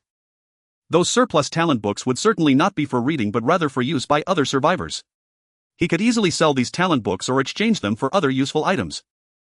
Or even form a team of talented individuals. Qin Jue's eyes sparkled. The gravekeeper talent was certainly not as simple as the lowest tier Z grade. This was a presence even greater than SSS grade talents. As expected, I am the protagonist. Huang Qi isn't even qualified. Qin Jue mused when Bai Ji's somewhat dejected voice reached his ears. Qin Jue. Am I unable to level up anymore? Bai Ji wasn't foolish, she quickly pieced together the situation and her eyes turned red. Qin Jue smirked charmingly, slowly saying normally yes. Bai Ji's heart sank, her red lips biting down, filled with reluctance. The next moment Qin Jue's voice sounded again. But with me you can still level up. I can make you a talented individual. Bai Ji found it hard to believe how could Qin Jue make her a talented individual. He was not the game rules. Sensing Bai Ji's doubts, Qin Jue had no desire to explain. Believe it or not, it's up to you. Having said that, Qin Jue turned and left. Bai Ji stood there in a daze, staring at Qin Jue's back, his words echoing in her mind. Could he really make her a talented individual? Was it true, or was he just deceiving her? Bai Ji didn't know. Suddenly she smiled, though the smile carried a hint of bitterness. After all, she had already promised to become Qin Jue's woman. What did it matter if it was true or false? In room 1702, Qin Jue emptied the supplies in the house with Bai Ji. This house belonged to Bai Ji's fiancé's parents, not to Bai Ji and Zhang Feng. Bai Ji remained expressionless and Qin Jue could not discern her thoughts. After finishing the collection, Qin Jue turned to Bai Ji. I plan to continue searching for supplies downstairs. You can choose to stay here and wait for me. Rest assured I will return. There are no zombies on the 17th and 18th floors. You don't need to worry about danger.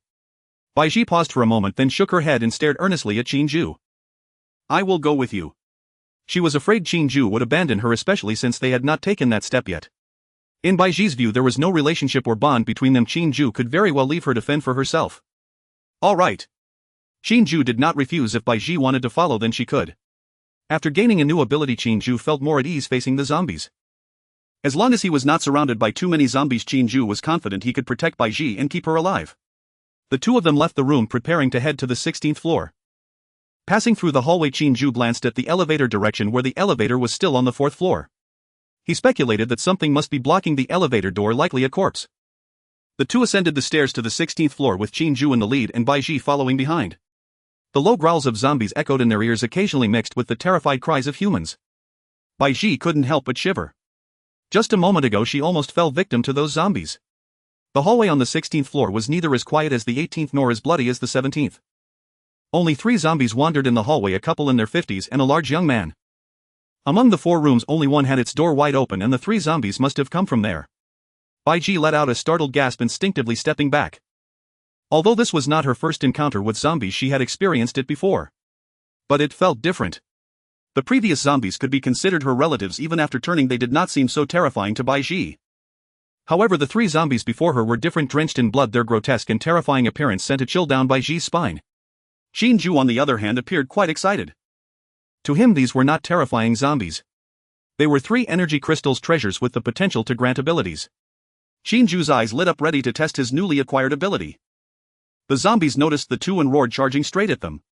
Bai Ji's pupils constricted and she instinctively wanted to run back.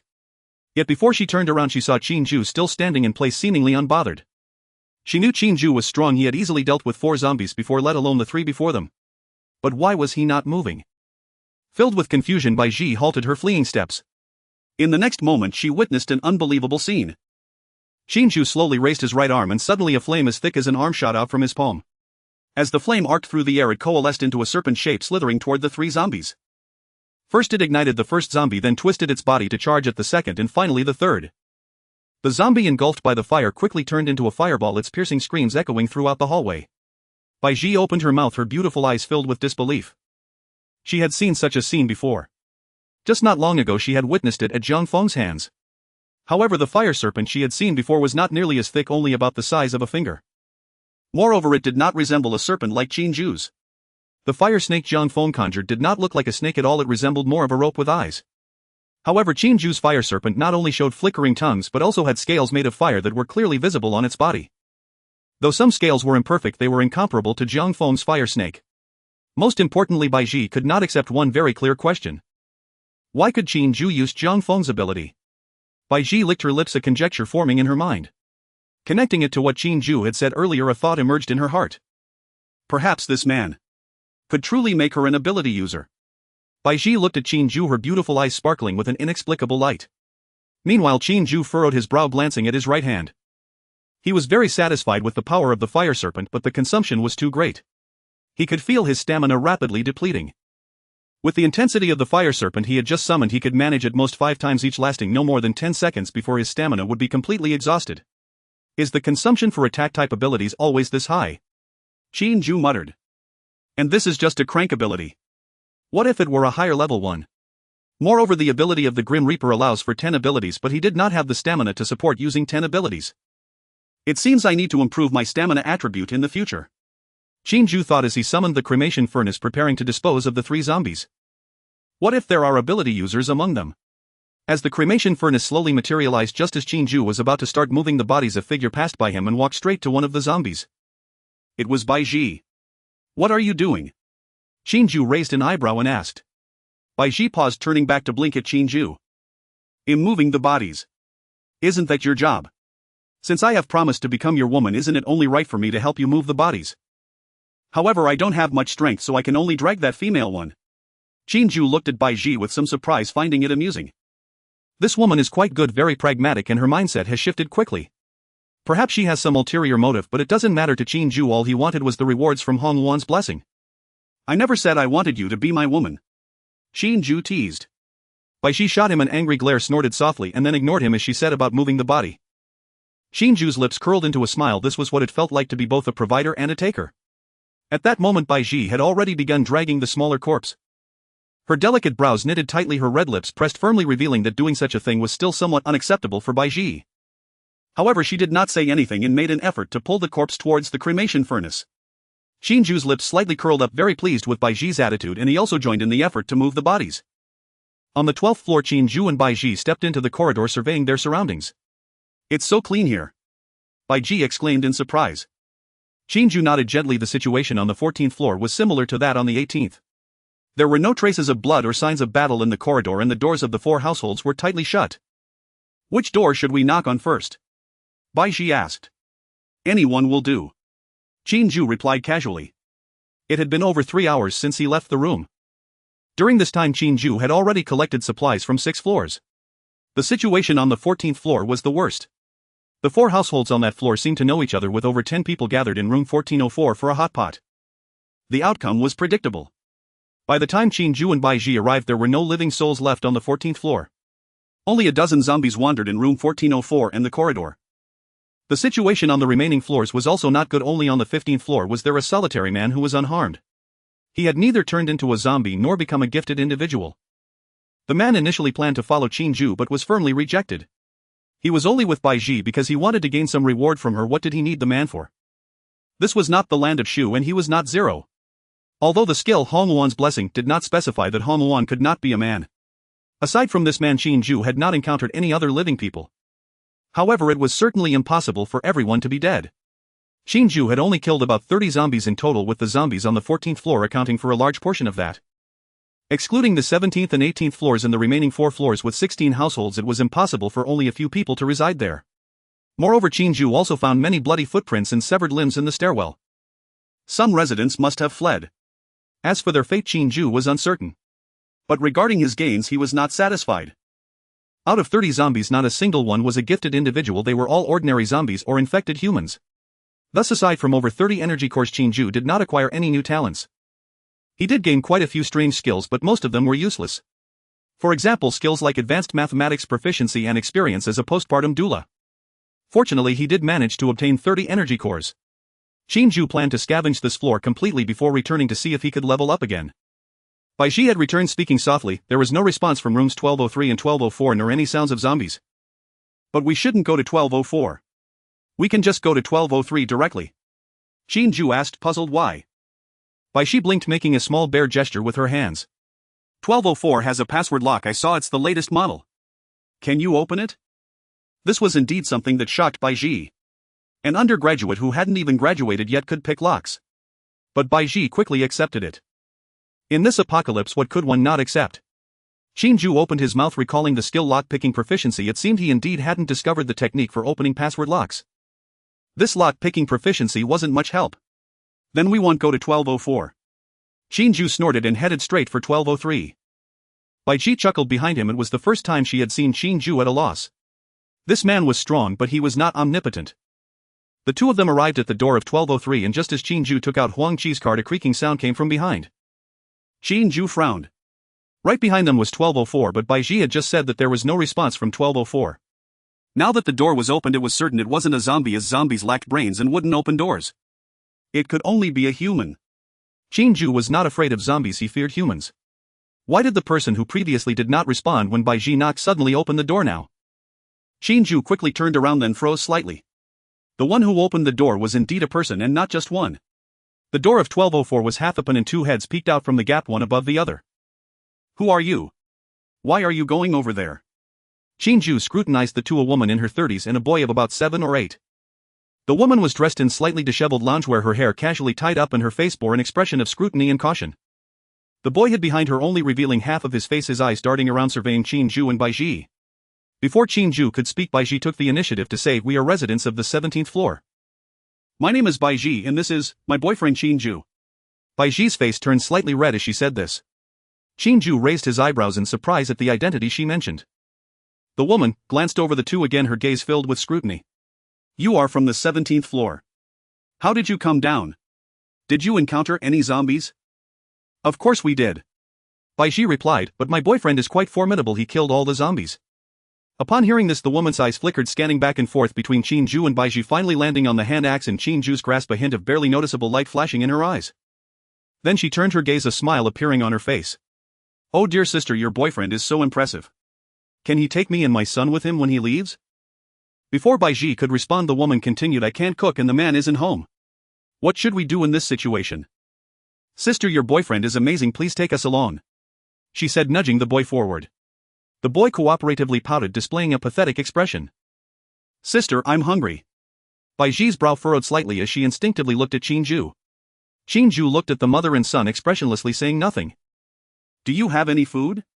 the woman directly asked when she saw Qin Jue's lack of reaction. "My son hasn't eaten anything all day, please give us something to eat." "We don't have much food either," Qin Jue replied calmly, "and we still need to continue searching, so we can't carry too much." "Then just take us with you," the woman immediately retorted, her tone turning assertive. "You two adults taking a child along wouldn't be too much trouble, would it? You have weapons and can protect us, we can just follow you." Qin Jue slightly curled his lips, but the smile did not reach his eyes. "We have our own plans and it's inconvenient to take people with us." The woman's expression instantly changed. "Why are you so cold-blooded?" Her voice rose, filled with righteous indignation. "In times of disaster, shouldn't we help each other? I'm a single mother with a child, you a big man won't save us when we are in danger." Baiji opened her mouth wanting to say something, but Qin Jue raised his hand to stop her.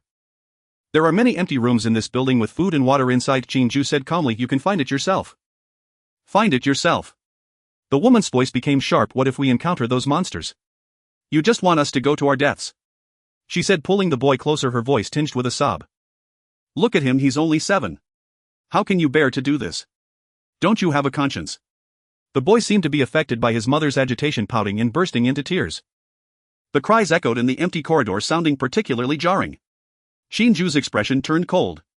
As expected, such people do exist. "Close your mouth." Ni's voice was low yet carried an unassailable aura of authority. And the woman froze under his overwhelming presence, her sobs cutting off abruptly, only to recoil instantly, her face contorting into a fiercer scowl. "What are you roaring about? A grown man bullying a widow and her child, what kind of strength is that?" And her indignation swelled with every word, her voice rising in pitch and volume. When the apocalypse began, Zhang Fong had intended to flee the building with her son. But just as she reached the stairwell, a one-armed man came barreling down from the upper floors, pursued closely by several zombies. Startled, Zhang Fong abandoned her escape and retreated into her apartment with her child. And she pressed herself against the door, straining to hear whether any of the neighboring households had evacuated, hoping to follow if they did. Yet the other 3 apartments remained eerily silent, no movement, no voices. And Zhang Fong sent desperate pleas for help through the chat interface, but no one responded. Some even mocked her, calling her insane. Frustrated but powerless, she stayed crouched by the door, listening intently to every sound beyond it. And Baiji was the first living person she'd seen, but Zhang Fong had no intention of meeting her. In her eyes, Baiji was merely a woman utterly incapable of protecting her and her son. And even if Baiji knocked on her door, Zhang Fong would feign deafness. Then Qin Jue appeared, and hope flared in Zhang Fong's chest. After all, he was a man armed and capable. And according to Baiji, he had fought his way down from the 17th floor. Sticking with Qin Jue meant escape. But Zhang Fong never imagined he would refuse.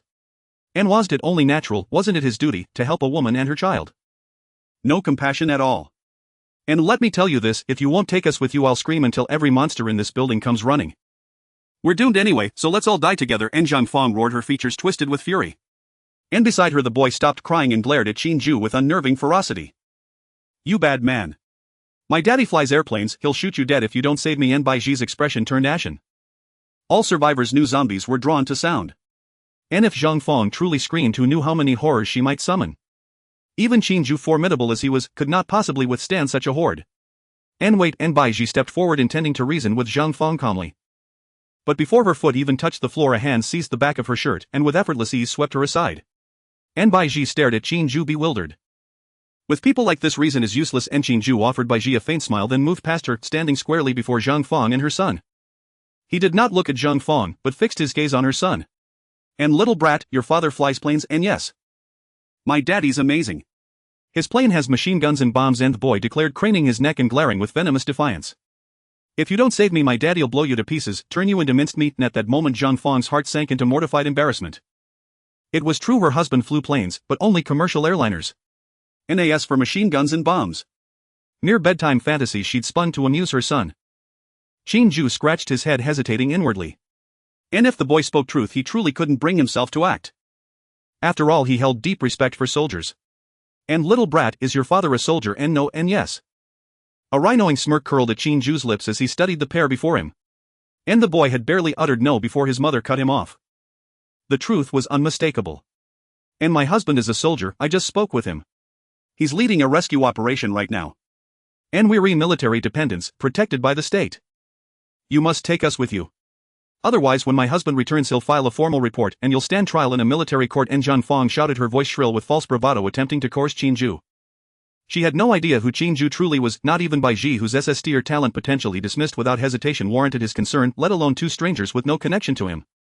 As for morality, and Qin Jue merely pledged not to commit atrocities unprompted, but when trouble sought him out, his response was always distilled into two words: eradicated. And Qin Jue stepped forward, smiling warmly as he ruffled the boy's hair. And little brat, forget your father flying planes. Even if your father were a plane, it wouldn't matter. And as he spoke, Qin Jue raised his right hand. And Zhang Fong's face drained of all color, she cried out instinctively no. But Qin Jue didn't pause. And he seized the boy's collar, lifting him like a hatchling chicken from behind the door, and set him gently aside. The boy shrieked in terror.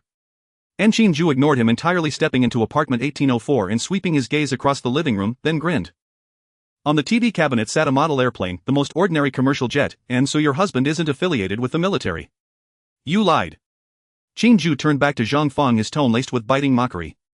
And her face flushed and paled in rapid succession, her lips trembled, speechless. And he strode back to the doorway, axe in hand, and halted before her. He bent down until their eyes met level, with the woman trembling in abject fear. And listen carefully, I don't care whether your husband pilots jets or tractors. His voice dropped to a whisper, yet each syllable struck her eardrums like a nail. And there are plenty of vacant apartments in this building, stocked with food. If you wish to survive, find them yourselves. And I will not escort you. I will give you nothing. And moral coercion. It holds no power over me. You picked the wrong man. You. And Zhang Fong's eyes bulged wide, fear instantly eclipsed by outrage. And you heartless. And before she could finish, Qin Jue's hand rose. Slap, na sharp, stinging blow. And Zhang Fong staggered, dazed, her left cheek swelling crimson as she crashed sideways into the doorframe. One more word, and next time I won't use my left hand. I'll use my right. And he shook the hand axe idly in his right palm. Bai Ji gasped sharply behind him, she understood perfectly what he meant. And Zhang Fong's pupils contracted violently, she instinctively recoiled 2 steps, her gaze now raw with terror. She felt his killing intent, cold, absolute, real. And this man wasn't bluffing. He would kill her. And Qin Jue cast one final glance at Zhang Fong, then strode out the door. That single glance alone made her shudder violently and collapse onto the floor, paralyzed. Qin Jue ignored Zhang Fong and turned to leave the room. Zhang Fang's son squatted in a corner outside the door, glaring fiercely at Qin Jue. Qin Jue narrowed his eyes. A child around 7 or 8 years old shouting for his father to kill Qin Jue clearly indicated the tragic state of education in that household. Given the personalities of this mother and son, they probably wouldn't survive long. Glancing at the boy, he suddenly shouted, Mom. He wants to kill me. This bad guy wants to kill me. Shaking his head, Qin Jue looked towards Bai Ji. Let's go. Bai Ji nodded blankly, and the two headed towards room 1203. Just then a series of zombie roars echoed through the corridor. Qin Jue instinctively looked in the direction of the sound, only to see that the door to the stairwell at the end of the corridor had been pushed open at some point. 3 zombies staggered out, their decayed faces instantly fixating on the few people present. Qin Jue's gaze sharpened. These three zombies must have been startled by Zhang Fang's earlier screams. Qin Jue. Bai Ji cried out in fear, gripping Qin Jue's arm tightly. Without hesitation, Qin Jue pulled out Huang Qi's card and slid it into the door crack to open it. Get in. The two entered the room, and before closing the door, Qin Jue glanced back. Zhang Fang's son had also seen the zombies, and his terrified screams shattered the silence of the entire floor.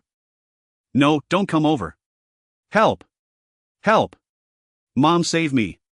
He desperately tried to retreat but seemed to have weak legs, falling to the ground.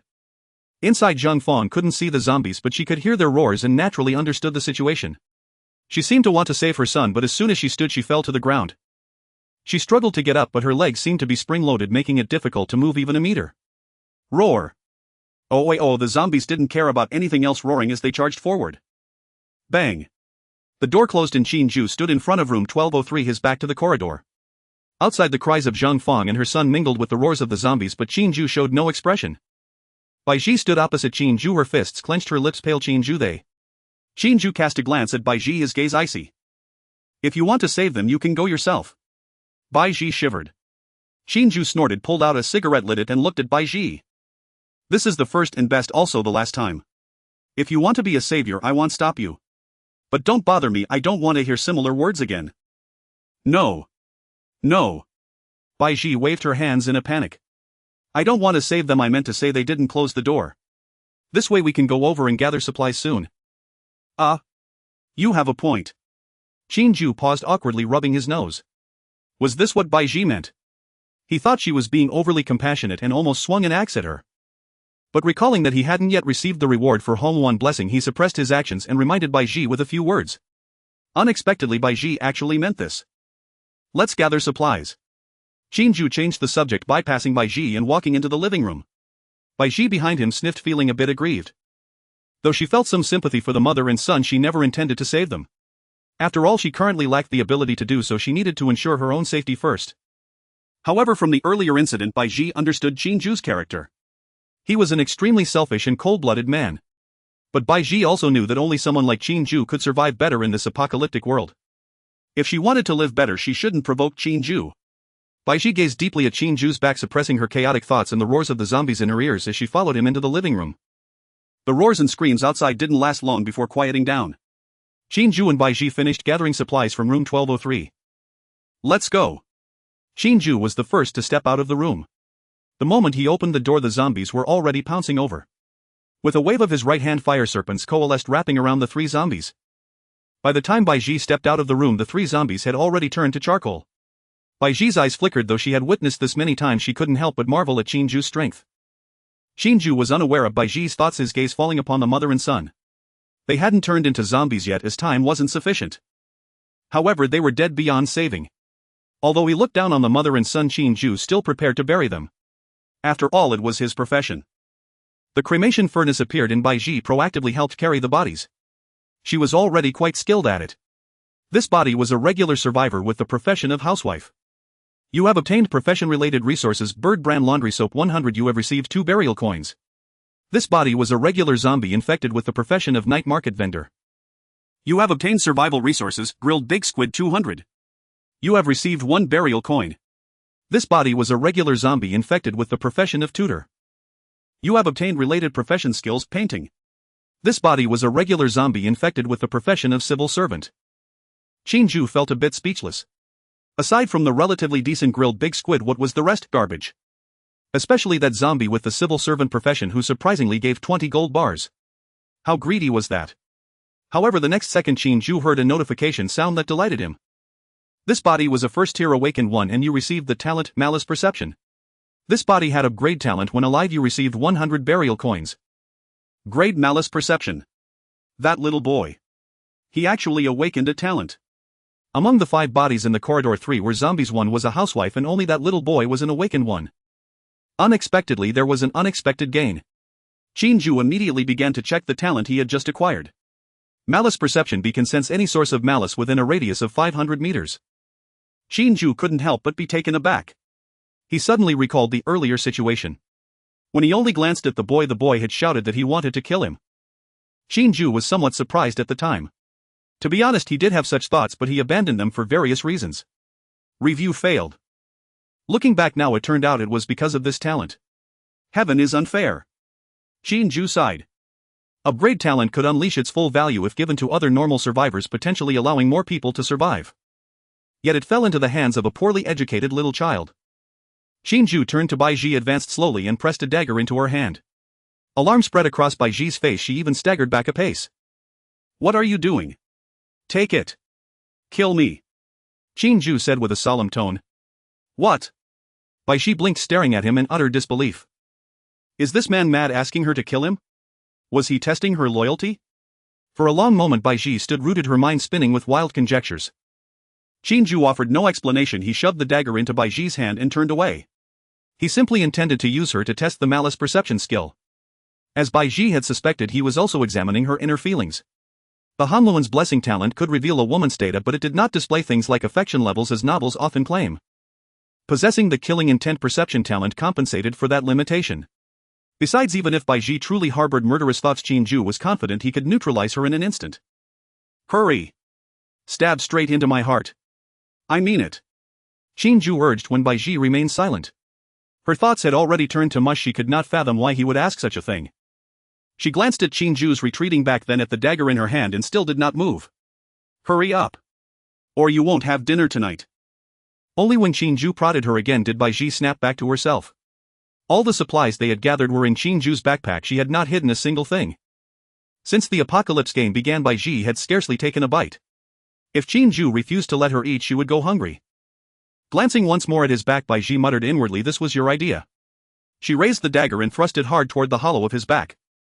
She stopped with the tip of the blade less than a centimeter from Qin Jue's skin. "Why aren't you moving?" he asked, turning to look at her, then paused in surprise. Her actions made it plain she had obeyed his instructions, yet he felt no malice from her. Qin Jue stroked his chin and regarded her with an inscrutable glance. No ill will toward him at all. Very well, I'm satisfied. Qin Jue grinned. Let's go. Search 2 more rooms and then return to rest. Having spoken, he turned toward the remaining 2 rooms on the 12th floor. Bai Ji watched his retreating figure and pursed her lips. His words sounded pleasant but were merely a stratagem to probe her feelings toward him. Fortunately, she had no intent to kill Qin Jue, otherwise the one who would have died just now would have been her, not him. Bai Ji understood how terrifying his strength was. To think she could slay him with a dagger was sheer fantasy. She was no fool where steady supplies were concerned, and Qin Jue's earlier remarks carried weight. Only if she were out of her mind would she choose to kill Qin Jue. She snorted and hurried to catch up with him. Both of the remaining rooms on the 12th floor held zombies, which Qin Jue dispatched with ease, yet neither yielded a talent nor a useful skill. They finished scavenging in just over 10 minutes and returned upstairs. More than 4 hours had passed since the apocalypse game began, and Qin Jue felt their collection of supplies was nearly complete. It was time to return and claim the other important reward. Qin Jue glanced at the pretty Bai Ji standing beside him, and the corner of his mouth lifted. The elevator remained stuck on the 4th floor, so they had no choice but to take the stairs. Qin Jue had no intention of returning to 1804, his shabby den was unsuitable for what would follow. Originally Qin Jue had planned to go to 1702, the home of Bai Ji's fiancée, but Bai Ji vetoed that suggestion. In the end, they chose a room on the 16th floor, empty of people and free of zombies. The room was small, a 1-bedroom, but neatly kept. The wardrobe contained women's clothing. It seemed a single woman had lived here before. After stepping inside and closing the door, Qin Jue turned to Bai Ji. "Teacher Bai, you know what will happen next, don't you?" Bai Ji stiffened and her face flushed. From the moment she chose to follow Qin Jue, she had understood what would take place. She had not expected him to be so impatient. Was he foregoing even a meal? Bai Ji looked at Qin Jue with a pained expression.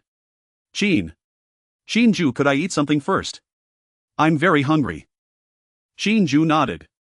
They went to the kitchenette. With a grand sweep of his hand, 2 packets of instant noodles, 4 large squid, and a steaming plate of tomato andig appeared on the table. Bai Ji's eyes widened and her mouth fell open. This. She could understand the instant noodles. After all, they had gathered many supplies. But the Redan golden steaming tomato andig and the richly seasoned squid were inexplicable. She had never seen Qin Jue collect such things. Could prepared food be stored in a backpack? Bai Ji stared at Qin Jue in astonishment. This man kept surprising her. What are you dawdling for? Eat. I'll boil the water. Bai Ji finally recovered and hurriedly said, "I'll boil it." Someone volunteering, please. Qin Jue. After 4 or 5 hours of toil, he was weary. He sank into a chair and began to enjoy the meal. Half an hour later, Qin Jue watched Bai Ji hiccup discreetly and smiled. "Teacher Bai, go take a shower." Bai Ji paused, her delicate face flushed crimson, and she lowered her head, her voice a tiny trembling sound. "I I know. She stammered, then rose and walked toward the bathroom. When the bathroom door closed, Qin Jue raised an eyebrow. He rubbed his chin, a look of amused curiosity on his face. Bai Ji had not locked the door. Qin Jue found it hard to believe she would make such a basic mistake. So it was deliberate then, she had not locked it. Qin Jue grinned. This woman was indeed clever. Since Bai Ji had already made her choice, he saw no reason to play the gentleman. He rose and headed for the bathroom. He turned the handle, and in an instant the sight in the bathroom met his eyes. Bai Ji had shed her clothes and stood beneath the shower. Bai Ji cried out as Qin Jue entered. You! How did you get in here? Qin Jue chuckled. Teacher Bai, didn't you invite me? I didn't. Bai Ji protested. I just forgot to lock the door. A sly smile tugged at Qin Jue's lips as he moved closer to her. Teacher Bai, I never mentioned the lock. Qin Jue shed his clothes with swift efficiency. Bai Ji gasped and covered her eyes with both hands. The sight, however, was a feast for Qin Jue's eyes. Bai Ji's figure was flawless, no spare flesh, as if sculpted by the finest hand of heaven. No wonder the Hanluan's blessing had rated her a 98. Qin Jue closed the distance in a single stride and gathered her into his arms. Don't. Let's wait until after you finish. Not here, go to the bedroom. In the dimly lit room, alluring sounds echoed, lasting for over an hour. With a click, Qin Jue turned on the bedside lamp, leaning back against the headboard. Lighting a cigarette, Qin Jue glanced at the sleeping Bai Ji beside him, a faint smile appearing on his face. They say women are born performers. Qin Jue had been skeptical, but now he had witnessed it. The Bai Ji on the bed was not the same Bai Ji he knew. She even wanted to turn the tables and proactively seek a battle. Unfortunately, her stamina was no match for the enhanced attributes of Qin Jue, leading her to be defeated and beg for mercy. Little chicken. Qin Jue looked at Bai Ji with a smirk, casually opening the panel. Just as he and Bai Ji were about to break through the final step, a prompt resonated in his ears. Having a close encounter with Hanluan, you can choose one of the following reward conditions. 1. Immediately receive 1,000,000 barrels of mineral water 18. 9L2. Receive 1 barrel of mineral water 18. 9L, and for each day Hanluan survives, you will double the amount of the previous day's reward. Qin Jue frowned slightly, not expecting to be presented with a choice. Wasn't this just a scenario where you either get 10 million at once or 1 cent on the first day, 2 cents on the second? But it was just changed to mineral water. Qin Jue glanced at Bai Ji. Before meeting Bai Ji, she was merely a tool for obtaining resources in Qin Jue's eyes. As long as resources were secured, it didn't matter whether Bai Ji lived or died. If she obeyed, Qin Jue could guarantee her a good life. If she did not, he just didn't expect that Bai Ji would offer him water resources. The importance of water resources in the apocalypse goes without saying. Although water and electricity had not yet been cut off, these essentials would undoubtedly disappear in the future. Moreover, he never expected there would even be a choice. An adult consumes about 23 liters of water daily, and 1 barrel of water could last 68 days. 100,000 barrels of water could last him for over 30,000 days if he were the only one using it. A person's lifespan is just over 30,000 days. But this was only counting drinking water. Bathing and cooking would need to be accounted for separately. Regardless, 100,000 barrels of water would be more than enough for him to consume until death. If he chose the second reward option, 100,000 barrels of water would mean Bai Ji could survive for 17 or 18 days. Qin Jue was confident he could keep Bai Ji alive during the apocalypse for that long. Moreover, Qin Jue was quite satisfied with Bai Ji. This woman quickly adapted her mindset and even took the initiative to move corpses. She was obedient. Given how obedient you are, I choose option 2. Qin Jue patted Bai Ji's hair and selected the second reward. You have chosen the second reward option and received mineral water 18. 9LX1. Qin Jue clicked his tongue, suddenly thinking of Huang Qi. If that guy didn't die with this talent, he might actually do well in the apocalypse. What a pity. Shaking his head, Qin Jue opened his backpack. He still had one more thing to do. With a flick of his wrist, an energy crystal appeared in his hand. From the 16th to the 12th level, Qin Jue had obtained a total of 42 crystals. He wanted to see if he could level up again. This should be enough to increase 2 levels, right? Qin Jue mumbled, tilting his head to swallow it. The familiar burning sensation surged again, but Qin Jue paid it no mind, swallowing one after another. It wasn't until he reached the 20th crystal that a sharp pain hit him and he gritted his teeth to endure it. About a minute later, the pain subsided and a prompt sounded in his ears. Level raised to level 3, all attributes 1 gained 1 free attribute point. Qin Jue's eyes lit up as he opened the panel and saw that his level had indeed risen to 3. Continue. Qin Jue decided to keep swallowing energy crystals to see if he could push to level 4. Though he thought this, Qin Jue felt it would not be achievable. It took 10 crystals to go from level 1 to 2 and 20 from 2 to 3. By that logic it would require either 30 or 40 crystals to elevate from level 3 to 4. He currently had just over 20 energy crystals left, making it impossible regardless of the method. But keeping them would be pointless, so he might as well swallow them all. Qin Jue had considered saving some for Baiji, but she couldn't use them yet. Burying corpses could indeed grant talents, but the first 10 talents would be used automatically. Only after exceeding 10 could he store or replace them. Baiji would have to wait some time before she could become a talent user. Furthermore, with his level raised it would be easier to deal with zombies. By the time Baiji became a talent user he should have no shortage of energy crystals. With this thought in mind, Qin Jue swallowed one after another.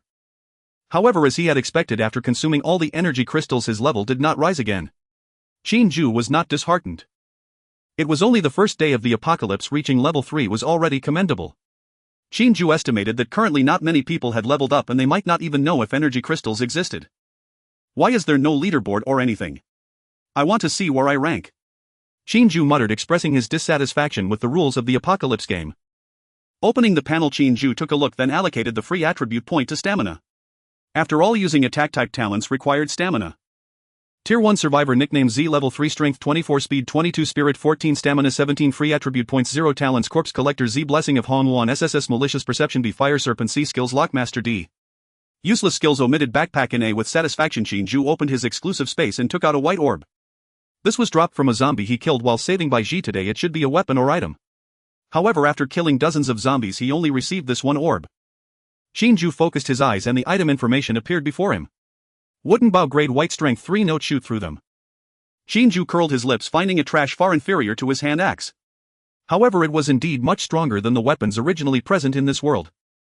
He had previously experimented, it didn't matter if he held a wooden stick, iron rod or kitchen knife, none would increase any attributes.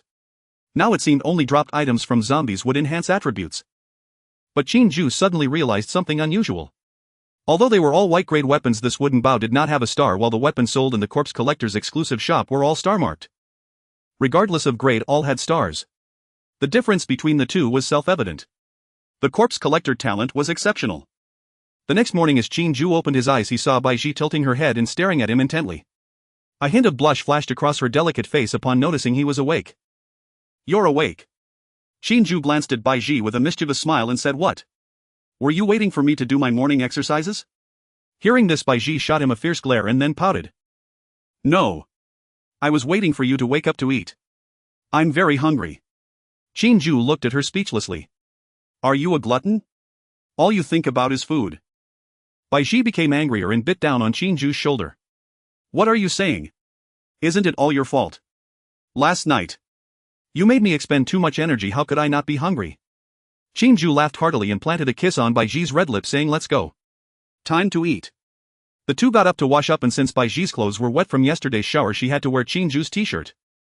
There were clothes left behind by the previous owner in the room, but Baiji didn't want to wear them. Outer garments were fine, but underwear was out of the question. What if the previous owner had some contagious disease? Qin Jue agreed with Baiji's thoughts. If she contracted any illness he wouldn't be able to escape it either. The two went to the bathroom to wash up and then headed to the dining area for breakfast. The food was similar to yesterday's fried squid with scrambled eggs and rice. Of course the rice was freshly steamed. After they had their fill, Baiji suddenly spoke up. "Qin Jue, are you going out to gather supplies today?" Qin Jue raised an eyebrow at her words, sensing that Baiji seemed reluctant to join him. "What's wrong? You don't want to go?" Baiji bit her lip, looking at Qin Jue weakly, and softly nodded. "I wouldn't be of much help if I went with you. If we encounter too many zombies you'll have to divide your attention to protect me. So I thought it would be better to stay here and gather some information about the apocalypse. Is that okay?" Qin Jue pondered for a moment and found Baiji's reasoning quite valid. The apocalypse had already descended. For a day he had been either fighting zombies or clashing with Baiji. He had no time to pay attention to the outside world. Information was also crucial in the apocalypse, and with Baiji helping to collect it he wouldn't have to waste time on that. "Also, I thought of some issues regarding supplies when I woke up just now." "What is it?" Qin Jue asked. Baiji cleared her throat and slowly said, "The survival supplies we need are not just food, we also need water and electricity. Although these things haven't disappeared yet, I believe we will definitely face water and power outages in the future. We need to prepare in advance. Right now there's still water, I can collect more at home, but I need you to provide some containers for storing water. As for electricity, that's something you'll need to handle. We can't solve that ourselves, so you need to look for a generator and fuel." Qin Jue looked at Baiji with satisfaction. She was quite impressive and had thought things through. Although they weren't lacking in water resources, electricity was indeed a problem. Generators and fuel were essential. He suddenly felt it was nice to have Bai Ji by his side. At the very least, someone was there to help him deal with issues he hadn't considered. Not bad. Is there anything else? Qin Jue asked with a smile. Bai Ji's eyes lit up. She was quite anxious when she said this, fearing Qin Jue would dismiss her. After all, finding a generator and fuel would require leaving the community, and the dangers outside were far greater than those inside. Moreover, some men simply wouldn't listen to a woman's rambling, especially given the nature of their relationship. But now it seemed that Qin Jue wasn't that kind of person and accepted her suggestion. Bai Ji thought for a moment and looked at Qin Jue with a bit of shyness. We aren't lacking in food, but there are some things I need. Could you help me bring them back? What are they? Qin Jue asked with interest. Bai Ji pointed to the clothes she was wearing and said, first clothes. I can't keep wearing yours, can I? I don't want to wear other women's clothes either. And some feminine products, after all we have those few days each month. Besides contraceptives. I definitely don't want to get pregnant at this time. Bai Ji's face flushed as she spoke, her fingers fidgeting with her clothes. Even though the two had already crossed the final line, Bai Ji still felt a bit shy mentioning such things face to face. All right. Qin Jue nodded in agreement. His original plan for the day was to leave the community and check the situation outside so he could conveniently collect some of the things Bai Ji needed. Moreover, her requests were not too demanding. Upon hearing Qin Jue's words, Bai Ji's pupils instantly brightened. She was truly afraid he would reject her. After all, it was common for people to turn a blind eye after getting what they wanted. Thankfully, Qin Jue was a good person. Thank you. Bai Ji sincerely expressed her gratitude. Qin Jue glanced at her and chuckled. I said before, as long as you listen to me, I can guarantee your survival in the apocalypse. Bai Ji nodded earnestly but suddenly thought of something and said wistfully, Qin Jue, can you really make me a gifted one? She looked at Qin Jue with a fixed gaze, her eyes filled with expectation. Qin Jue smiled at Bai Ji, pondering for a moment before deciding to give her some hope. As he had said, Bai Ji's performance had pleased him greatly. By giving her some hope, she would be better able to assist him in the future. To make a horse run, one must first let it eat grass. He didn't have a talent book at the moment, but he had plenty of skill books. Qin Jue flipped his hand and tossed a white orb onto the dining table. Teacher Bai, have a look for yourself. What is this? Bai Ji asked in confusion as she picked up the orb and examined it, her pupils lighting up instantly. But then she looked at Qin Jue with a hint of grievance. What Qin Jue gave her was a skill book, basic wall building. Are you asking me to learn this? Qin Jue laughed heartily and waved his hand. Just kidding. I'm only telling you that I have the ability to make you a gifted one. So Teacher Bai, if you perform well next time, you won't just get a skill book but a talent book. Bai Ji's eyes widened in shock. Skill books. Talent books. She understood skill books, but could Qin Jue really obtain a talent book? When the apocalypse broke out, Bai Ji had learned a lot about the apocalypse and survivors through the chat interface. However, she hadn't seen any information related to talent books. Suddenly Bai Ji recalled the scene from earlier when Qin Jue used Zhang Feng's talent. So this man can seize others' talents to use and even bestow the seized talents to other survivors. His talent is plundering. Bai Ji felt her guess was close to the truth, otherwise she couldn't explain what had happened before. She looked down at the orb in her hands, then raised her head to look at Qin Jue, her gaze shifting. Husband. I will perform well. It wasn't until noon that Qin Jue finally left the room. The delay in time was of course due to Bai Ji. That woman, in an effort to demonstrate her obedience, even voluntarily proposed to have another match. Qin Jue naturally would not refuse. The outcome has always ended with Bai Ji crying for mercy. After taking a shower and leaving some food for Bai Ji, he then exited the room. There were no signs of zombies in the corridor, nor could any sounds be heard.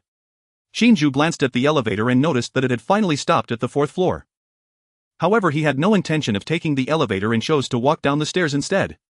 Upon reaching the 11th floor, Qin Jue intended to see if there were any zombies, and if so, to deal with them conveniently. These could all be energy crystals and supplies, there might even be a talent to gain.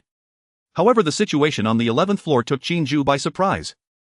The doors of the 4 rooms were wide open, the corridor was covered in blood, and there were several zombie corpses, yet not a single person was in sight. He approached room 1101 on the left. The signs of a struggle were clear inside, yet there was also no one to be found. Most importantly, Qin Jue discovered that all the food in the room had vanished. He checked the other 3 rooms and the situation was the same, food had disappeared from all the rooms. Is someone else gathering supplies? Qin Jue murmured to himself as he looked at the corpses on the floor. The situation before him was consistent with his actions. That person was also collecting food. Moreover, Qin Jue speculated that this person was likely a talent user. This was because every zombie had a hole the size of a bottle cap in the center of their forehead. Ordinary survivors would not specifically make holes in the foreheads of every zombie, only a talent user could do that. As for the reason, Qin Jue guessed it was for energy crystals. He obtained energy crystals from burning corpses, but he was unclear about the specific location from which they emerged in the zombie's body. It now seemed that the energy crystals were likely located in the zombies' foreheads. At the same time, Qin Jue thought that this person must not only have collected food from the 11th floor but might have also gone to the 12th floor or even higher. However, it was unclear exactly which floor's survivor it was. Shaking his head, Qin Jue decided not to dwell on the matter and focused his gaze on the corpses. Although the energy crystals from the zombies had been taken, they still held great significance for him. The purpose of a gatherer's talent is not just those energy crystals but the talents and resources of the corpses. With a wave of his hand, the corpse incinerator appeared and he began to transport the bodies. The ground was littered with many dismembered limbs, but Qin Jue paid no mind to them. He had previously experimented to see if burning only part of a corpse could yield rewards. The result naturally was negative. The rule indicated that the corpse must remain at 70 integrity to receive rewards. There were 5 corpses on the entire 11th floor, all burnt to ashes by Qin Jue in one go. This corpse was an ordinary survivor whose previous occupation was fisher. Gained occupation-related resources, Mandarin fish 100. You have obtained 2 burial coins. This corpse was an ordinary zombie infected whose previous occupation was driver. Gained occupation-related skill, basic driving skills. You have obtained 1 burial coin. This corpse was an ordinary zombie infected whose previous occupation was real estate salesman. Gained occupation-related skill, sales techniques. You have obtained 1 burial coin. 5 corpses, 3 skills, 2 types of survival supplies but not a single talent. The only useful skill was the basic driving skills. Burying zombie corpses was like opening a blind box, one never knew what they would obtain. Now Qin Jue was no longer very concerned about the types of rewards, he accepted everything as it came. After finishing everything, Qin Jue turned and left. He planned to check the 10th floor to see which floor this person truly came from. The situation on the 10th floor was similar to that of the 11th, only zombie corpses remained, all food had disappeared. Qin Jue continued to bury the zombies, then moved downward. 9th floor. 8th floor. 7th floor. All the way down to the 3rd floor the situation remained unchanged. Qin Jue couldn't help but raise his eyebrows. This survivor is quite strong.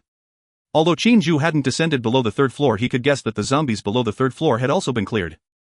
Yesterday he had only killed zombies in 7 floors from the 18th to the 12th, yet that survivor had cleared more than 10 floors of zombies. If, according to his previous speculation, had that survivor not cleared the zombies above the 12th floor, they would likely have continued upward. If it weren't for a powerful survivor, it would be impossible to achieve this. Of course, it could also be that it wasn't just one person but a group working together to clear the zombies.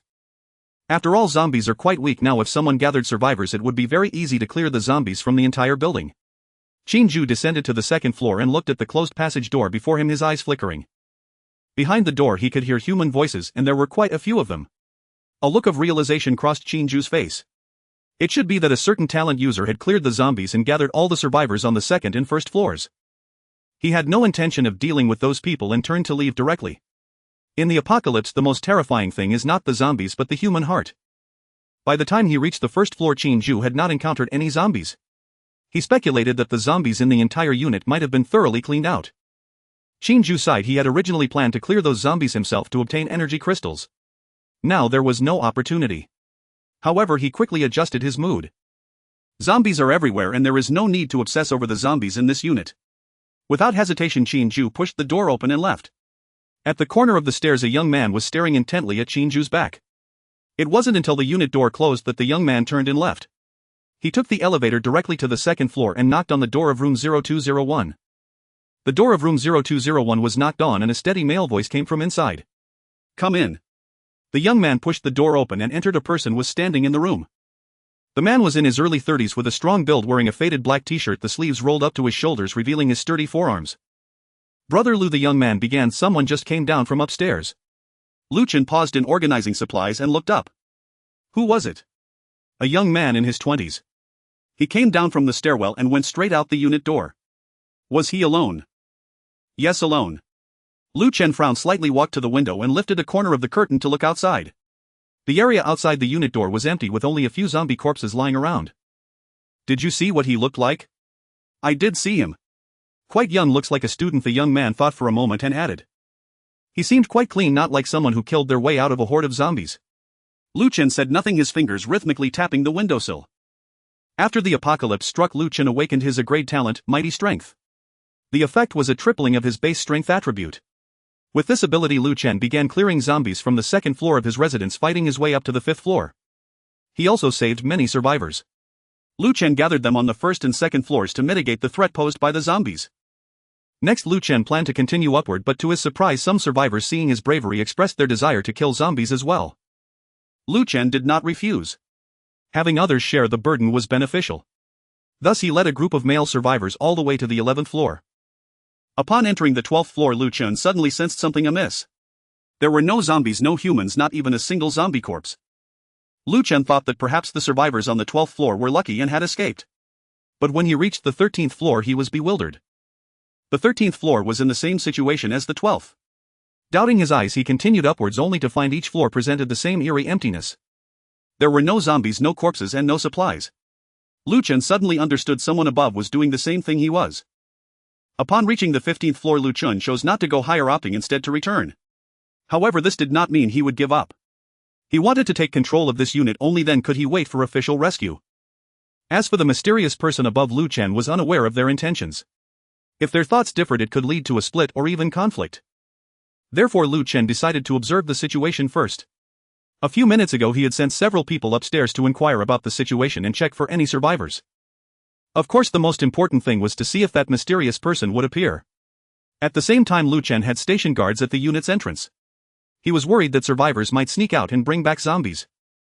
However, instead of encountering zombies, he received surprising news. Lu Chen frowned at this time. Anyone boldly wandering the building was either a strong survivor or something worse. Lu Chen believed it was the former, possibly that mysterious person from above. He suddenly recalled those he had sent to gather information. Did they not encounter the person mentioned by Liuzi? Liuzi have Lao Wang and the others returned. Lu Chen turned to a young man in the room. The youth named Liuzi shook his head. No, they just reached the 16th floor. Ask Lao Wang if he has seen anyone coming down. Got it. Liuzi replied, and a few seconds later he looked up at Lu Chen. Lu Guangu said he hasn't seen anyone come down. They only found one survivor on the 15th floor, a regular person. They have already agreed to join us. Besides that, there were no other survivors in the other rooms. Lu Chen nodded, pondering. Yesterday I only made it to the 15th floor and didn't conduct a thorough check. It seems that mysterious person must be residing above the 16th floor. Tell Lao Wang to be cautious. Understood. Lu Chen then turned to the youth and said seriously, Huzi, continue watching the unit's door. If that person returns, let me know. Alright, Lu Gu. Zhang Hu agreed and turned to leave. In the room, Lu Chen let out a sigh, his gaze flickering. What had initially seemed like a good plan had now gone awry. He could not be sure that the person Zhang Hu referred to as having left the building was indeed that mysterious individual. For now he could only wait to see what was happening with Lao Wang. Lao Wang, whose full name was Wang Jiangwo, was a small business owner before the apocalypse, quick-witted and sharp-tongued. Lu Chen kept him close because he was adept at handling matters and could help him navigate the tedious and troublesome interpersonal relationships. Currently there were over 20 survivors squeezed together on the first and second floors, a mix of all kinds of characters. Some were crying and begging to go home, others were refusing to work, some were secretly hoarding food, and there were those attempting to take advantage of women amidst the chaos. Lu Chen could kill zombies, but he was not good at dealing with these petty issues. Wang Jiangwo was skilled at it. Lu Chen was unsure if his approach was correct. All he could do was lead these survivors to survive until the day of official rescue. But he knew this would not be easy. Those people outwardly followed his lead, yet each harbored their own hidden agendas. For example, last night he proposed pooling everyone's food for collective distribution, but aside from Liuzi and Lao Wang, no one else agreed. Some even whispered behind his back that he wanted to hoard it all for himself. Lu Chen did not understand what those people were thinking. Clearly he had made the suggestion for everyone's benefit.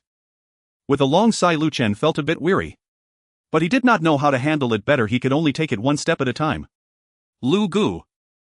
There's a situation. Liuzi suddenly shouted from the sofa, pulling Lu Chen's thoughts back to reality. What happened? Lu Chen asked. There's a survivor in room 1603, a woman. Wengu is at the door right now, but that woman refuses to open it. She said her husband just left and that she will talk once he returns. Lu Chen's expression turned serious. A woman. Her husband. Just left. It must be the person that Huzi encountered earlier. Tell Lao Wang to leave quickly, don't stand at her door. Ah. Liuzi was taken aback. Lu Go, are we not letting her join us? Lu Chen shook his head. He still held the same view. Anyone leaving the building at this time was either a master or something worse. That person must be a master. Have Lao Wang pull that woman into our group chat, then leave. If she refuses, don't linger. Oh. Though Liuzi was a bit confused, he still followed Lu Chen's instructions and sent a message to Wang Jiangwo. Soon Liuzi raised his head again to look at Lu Chen. Lu Guanggu said that the woman agreed to join our chat group. He also continued searching for survivors above. Lu Chen then nodded. Opening the chat interface, Lu Chen's gaze flickered.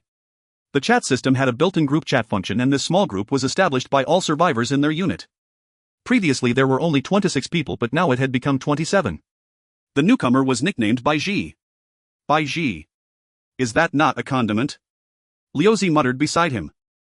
Lu Chen ignored Liuzi, pondering for a moment before sending a message to Bai Ji. Lu Chen, hello. I am the landlord of this unit. May I ask what you would like to be called? Bai Ji. Lu Chen missed by currently survivors below the 11th floor have gathered on the 1st and 2nd floors. Would you like to come over? Bai Ji, sorry. My husband is not here. Let's talk when he returns. Lu Chen, is your husband a talent user? There was no reply from the other side. After thinking for a moment, Lu Chen sent another message but still received no response from Bai Ji. He could only close the chat interface with disappointment. Though this woman named Bai Ji did not answer, Lu Chen was already certain in his heart that her husband was indeed a talent user. He was also the expert clearing above the 12th floor. Qin Jue pushed open the unit door, squinting his eyes against the piercing afternoon sunlight. Although merely a day had passed, he felt as if the world outside had become unfamiliar. Several corpses lay scattered in the green belt of the community. Some were zombies and some were humans. A faint stench of decay hung in the air, and flies had begun to circle around these bodies. Qin Jue glanced around, his footsteps momentarily pausing. From his position to the entrance of the community there were approximately 200 meters, and along the way at least a dozen corpses could be seen.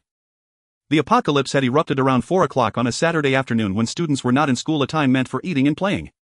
The bodies should have belonged to those who accompanied their children outside to play. However, no one had expected such a thing to occur. Qin Jue scanned the area and saw no sign of zombies. They likely fled after chasing the living when the apocalypse began.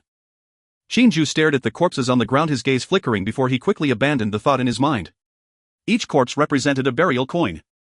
Each corpse could potentially hide a skill, a supply, or even a talent. But this was an open area without the cover of corridors or the constraints of narrow terrain. If he were to summon a cremation furnace here to bury the bodies, not to mention how much time it would take, just the noise alone would be enough to attract all the nearby zombies. He was not a god, he was not yet at the point where he could ignore the sea of zombies. Perhaps I should hire someone to help me collect the bodies. Qin Jue murmured to himself, tightening his grip on the hand axe and quickly heading towards the community gate. It might be a bit difficult at the moment, but who knows about the future? After some time, survival supplies would be a concern for everyone. As an enthusiast of post-apocalyptic works, Qin Jue was well aware of what supplies would represent in the future. It represented not only a chance to survive but also the dignity of the survivors. He was not lacking in food and could easily use food as capital to have other survivors help him collect bodies or do other tasks. Qin Jue kept this thought in mind, planning to act when the opportunity arose. Passing by the corpse of a young woman, he paused momentarily. The woman was wearing pajamas, likely having run out of her house, with a deep scratch on her back that exposed bone, the blood already dried and dark. Her eyes were still wide open, staring blankly at the sky, her face frozen in the fear of her last moment. Qin Jue looked at her for 2 seconds, then curled his lip. He recognized her as a streamer from the community. She always acted as if she were superior and indifferent to everyone. Now she had transformed into a grotesque and terrifying corpse. Qin Jue shook his head and continued forward. The community gate had been utterly ravaged. The original electric sliding door was bent and twisted, the glass of the guard booth shattered all over, revealing a pool of already darkened blood inside, but the bodies were gone. They may have turned into zombies or been dragged away by something. Qin Jue stopped at the entrance, cautiously observing the situation outside. Outside the community was a 4-lane road now filled with various vehicles, some having collided, others crashing directly into the guardrails, and a few even drove onto the sidewalk. The air was permeated with the smell of gasoline and burnt materials, and in the distance several wisps of black smoke rose, slowly dispersing in the gray sky. Qin Jue's gaze swept over the vehicles, most of the windows splattered with blood, and some cars still contained people. Or rather, they used to be people. A middle-aged male corpse in a suit slumped against the driver's seat, half of his face bitten off, exposing white bones and teeth. His fingers still rested on the steering wheel, seemingly unaware until death. In the passenger seat was a woman, likely his wife, with a horrifying wound on her neck, her body twisted at an unnatural angle. In the back seat, a child's safety seat could be vaguely seen. There was no one in the seat. Qin Jue retracted his gaze and took a deep breath. He did not know whether the child had escaped, turned into a zombie, or had been rescued by someone passing by. But regardless, it was not something he should worry about right now. He did not have the right to worry. Qin Jue's gaze passed over the vehicles and focused on the other side of the road. There was a small commercial street. The reason for the existence of a commercial street was that 2 kilometers to the east of the community was Lingjian University. Qin Jue rented here because it was close to the school. The commercial street had supermarkets, restaurants, clothing stores. Everything one could expect except for large shopping malls. But now those once glorious store signs were still flickering in some places while others had already gone dark. Most glass doors were smashed and from such a distance it was impossible to see the situation inside. Occasionally 1 or 2 zombies could be seen wandering at the storefronts, moving sluggishly, seemingly unaware of the living person before them. Qin Jue's gaze fixed on one of the signs. Hualian Supermarket. His eyes brightened. A supermarket meant a large supply of food, water, and daily necessities. The items Bai Ji wanted should all be available in the supermarket. Moreover, supermarkets usually have back doors and warehouses which certainly contain plenty of good stuff. Although he did not lack these items, by the time those survivors come out to scavenge, everything would likely be spoiled. It would be better to pocket everything for himself. Qin Jue made his decision, lowered his body, and quickly crossed the road. The road was even more tragic than the community. Qin Jue weaved through the stagnant flow of vehicles with dark red bloodstains everywhere on the asphalt, some already dried while others still glistened with a sticky sheen. A bus was horizontally blocking the middle of the road, its doors wide open, revealing a dark interior. As Qin Jue passed by, he stole a glance and his pupils constricted slightly. At least 20 or 30 corpses were crammed inside the bus, haphazardly piled together, some in school uniforms, some carrying shopping bags, and some tightly holding onto infants. Their deaths were nearly identical, all having been bitten to death. However, the corpses had already become mutilated, leaving no possibility of them turning into zombies. Qin Jue stood at the bus door gazing at the scene and did not move for a long time. He recognized one of the school uniforms. It belonged to Lingjian University affiliated high school. That was his alma mater. Qin Jue withdrew his gaze and continued forward. The scene on the commercial street was even more shocking than that on the road. The once bustling street had now turned into a wasteland. The glass storefronts of shops were smashed to pieces and the products inside were scattered all over, soaked in pools of blood. A headless corpse in a mascot costume lay at the entrance of a milk tea shop, its cute Kumamoto bear outfit drenched in blood, looking particularly eerie. Qin Jue cast a glance as he passed by, his pace unbroken. He noticed several zombies on the street, but they were rather dispersed. About every 10 meters there was 1 or 2 wandering aimlessly at the shop entrances or in the middle of the road. The stats of these zombies were quite weak, comparable to those he had killed in the corridors before. Qin Jue was confident in dealing with them but couldn't provoke too many at once. He decided to start clearing the shops along the street one by one, collecting supplies as he went. The first establishment was a pharmacy. The rolling shutter was half drawn and the glass door inside was shattered, revealing several rows of empty shelves with medicine boxes and bottles scattered on the floor. Qin Jue bent down and slipped inside, his hand axe ready to strike at any moment. There were no zombies in the pharmacy, but there was a corpse. It was a middle-aged woman in a white lab coat, collapsed behind the cash register, clutching a bottle of fast-acting heart-saving pills. There were no bite marks on her body. Qin Jue crouched down to take a look, noticing her lips were purple and her face was pale. A heart attack. Perhaps at the moment the apocalypse arrived, she saw the zombies wandering on the street and her heart could not withstand the sudden shock. Qin Jue fell silent for a few seconds, summoning the cremation furnace. The furnace door opened and a ghostly blue flame surged forth. The corpse floated into the furnace automatically, the blue fire raging as it burned. A minute later a notification sound rang out. This corpse is an ordinary survivor, formerly a store pharmacist. You have obtained profession-related resources, 200 boxes of amoxicillin. You have gained 2 burial coins. A black urn appeared in the cremation furnace engraved with the name Li Dan. Qin Jue stored the urn in his exclusive space and rummaged through the pharmacy, collecting all the remaining medicines from the shelves. Antibiotics, antipyretics, tourniquets, iodine. All treasures more valuable than gold in the apocalypse. After leaving the pharmacy, Qin Jue continued down the street. He passed by a restaurant that had been completely ravaged, a mobile phone store that had been looted, and a gold shop with shattered glass all around. The jewelry in the gold shop was still there, but Qin Jue didn't even glance at it. In the apocalypse, gold was worth less than a loaf of bread. Roar! A few meters ahead 2 zombies spotted Qin Jue and charged at him, roaring. Qin Jue did not retreat but instead moved forward to confront them. The hand axe sliced through the air in a cold arc, cleaving the first zombie's head in 2 black-red liquid splattering everywhere. Before the second zombie could pounce, Qin Jue's right foot had already kicked it in the chest. Bang! The zombie was sent flying as if struck by a truck, crashing through the glass door of a shop behind it. Qin Jue approached and swung his axe down, severing its head to extract the energy crystal. He did not summon the cremation furnace as this was not a suitable location. However, he was even more determined to find someone to help him with the collection of corpses. Mainly because Qin Jue could not bear to see others die without a proper burial. The collector of corpses was his profession and he enjoyed this work. Qin Jue continued forward, using his hand axe to dispatch any lone zombies while firing flames at clusters of 2 or 3. The efficiency was not particularly high, but it was stable. Half an hour later Qin Jue had cleared a dozen zombies from this street and collected supplies from 3 shops. He had also harvested over a dozen energy crystals. Yet he still had not entered that Hualien supermarket. It wasn't that he didn't want to, but he noticed there were quite a few zombies gathered at the entrance.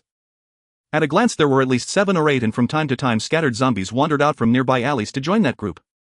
Qin Jue decided to first circle around the commercial street, slowly clearing from the outside, and to wait until the number of zombies at the supermarket entrance decreased before making a move. He turned into a narrow alley.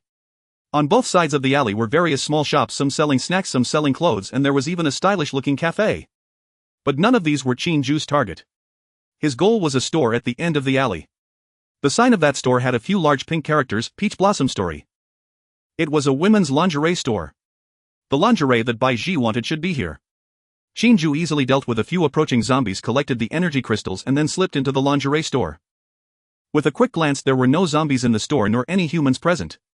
Qin Jue looked at the colorful array of lingerie and his eyes lit up. These, if worn by Bai Ji, would probably look very beautiful. Without hesitation Qin Jue began his zero-cost shopping. One piece after another of lingerie was stored in his exclusive space as if by magic. Suddenly Qin Jue halted his steps and looked sharply towards the corner. There was a fitting room there. Faint rustling sounds came from within the fitting room. Zombies. Qin Jue narrowed his eyes and quietly approached, hand axe in hand. As he drew closer he couldn't help but frown. From the fitting room came intermittent crunching sounds as if someone was eating potato chips. A person. Qin Jue's expression tightened. Whether it was a person or a zombie he would know once he opened the door. He suddenly yanked open the fitting room door, raising his hand axe high. In the next second Qin Jue froze in place. In the corner of the fitting room a figure was curled up. It was a young woman. She wore a pink nightgown with a left hand holding potato chips and a right hand stuffing them into her mouth, her hair in disarray on her shoulders and her face streaked with tears. The young woman heard the noise and quickly looked up, letting out a terrified scream. Ah! A flash of panic crossed her eyes and her hand holding the chips froze in midair. Don't scream! Qin Jue shouted in a low voice, startling the woman into a shiver. But she seemed to realize that Qin Jue was not a zombie and the fear in her eyes lessened somewhat. Just as Qin Jue was about to say something, a prompt sounded in his ear. Detected a suitable Red Phoenix intimate contact may yield random survival rewards. Qin Jue narrowed his eyes. A new Red Phoenix. At the same time the detailed panel of the Red Phoenix's blessing appeared. Red Phoenix name, Sun Yan, age 24, height 167, weight 94, measurements 86608, charge times 0, rating 96. Qin Jue's lips curled slightly. A score of 96. 2 points lower than Bai Ji, but still a very high score. He tucked his hand axe back into his waist and tried to soften his expression. Don't be afraid. Qin Jue's voice was gentle. And not a zombie, nor am I a bad person. The woman's body was still trembling, but there was a hint of scrutiny in her gaze. You are human. Absolutely. Qin Jue spread his hands. I just came out from the opposite neighborhood, passing by here. How long have you been here? Qin Jue asked. Since yesterday, Sun Yan replied softly. When the apocalypse struck, my mom and I were in the store counting inventory. My mom suddenly turned into one of those things. She lunged at me. I pushed her away and she fell, hitting her head on the shelf. Sun Yan's voice grew softer and more trembling. She bled a lot, then stopped moving. I wanted to run, but outside there were zombies everywhere. I couldn't escape, so I just hid in the fitting room. Qin Jue was taken aback. He had not seen any corpses in the store. Where is your mom? In the bathroom. Sun Yan answered softly, a hint of sorrow flashing in her eyes. Qin Jue paused, then realized this woman must have moved his deceased mother to the restroom. But it was none of his concern. After a moment's thought he spoke softly. Actually, I'm a corpse collector. If you'd like, I can arrange your mother's burial. Sun Yan gazed at him with confusion, wondering if he might be mentally unbalanced. Qin Jue knew further explanation would be futile, so he simply stepped aside onto an empty patch of floor and summoned his cremation furnace. Sun Yan's eyes widened in astonishment. You're a gifted one. Qin Jue nodded, unsurprised that she knew the term. From her account it was clear she had remained locked inside the changing room for over a day. During that time she must have checked the chat interface. Surely she hadn't just sat idle. Are you also gifted? Sun Yan hesitated, then nodded reluctantly. Yes, but my ability is currently useless. Qin Jue grew intrigued, but she fell silent. He smiled faintly, admiring her caution. Perhaps only those who exercised such vigilance could truly survive the apocalypse. Shaking his head he returned to the earlier subject. So, shall I handle your mother's burial? You'll receive her ashes. Sun Yan stared at him for a long while before asking, what do you want in return? Money. Nothing at all, he replied. It's simply part of my work.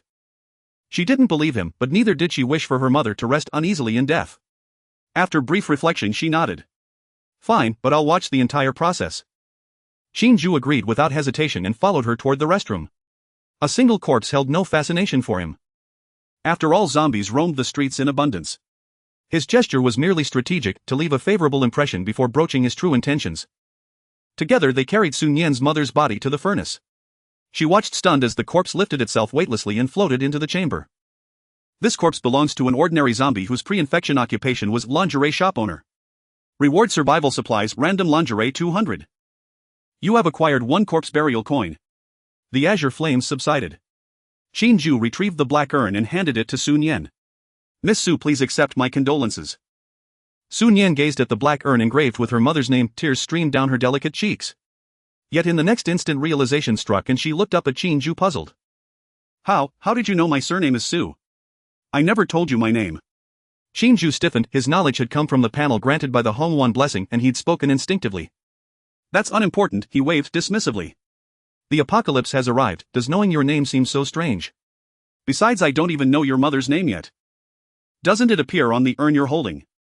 Sun Yan glanced down at the box cradled in her arms, her suspicion softening considerably. With the burial complete, Qin Jue prepared to address his real purpose.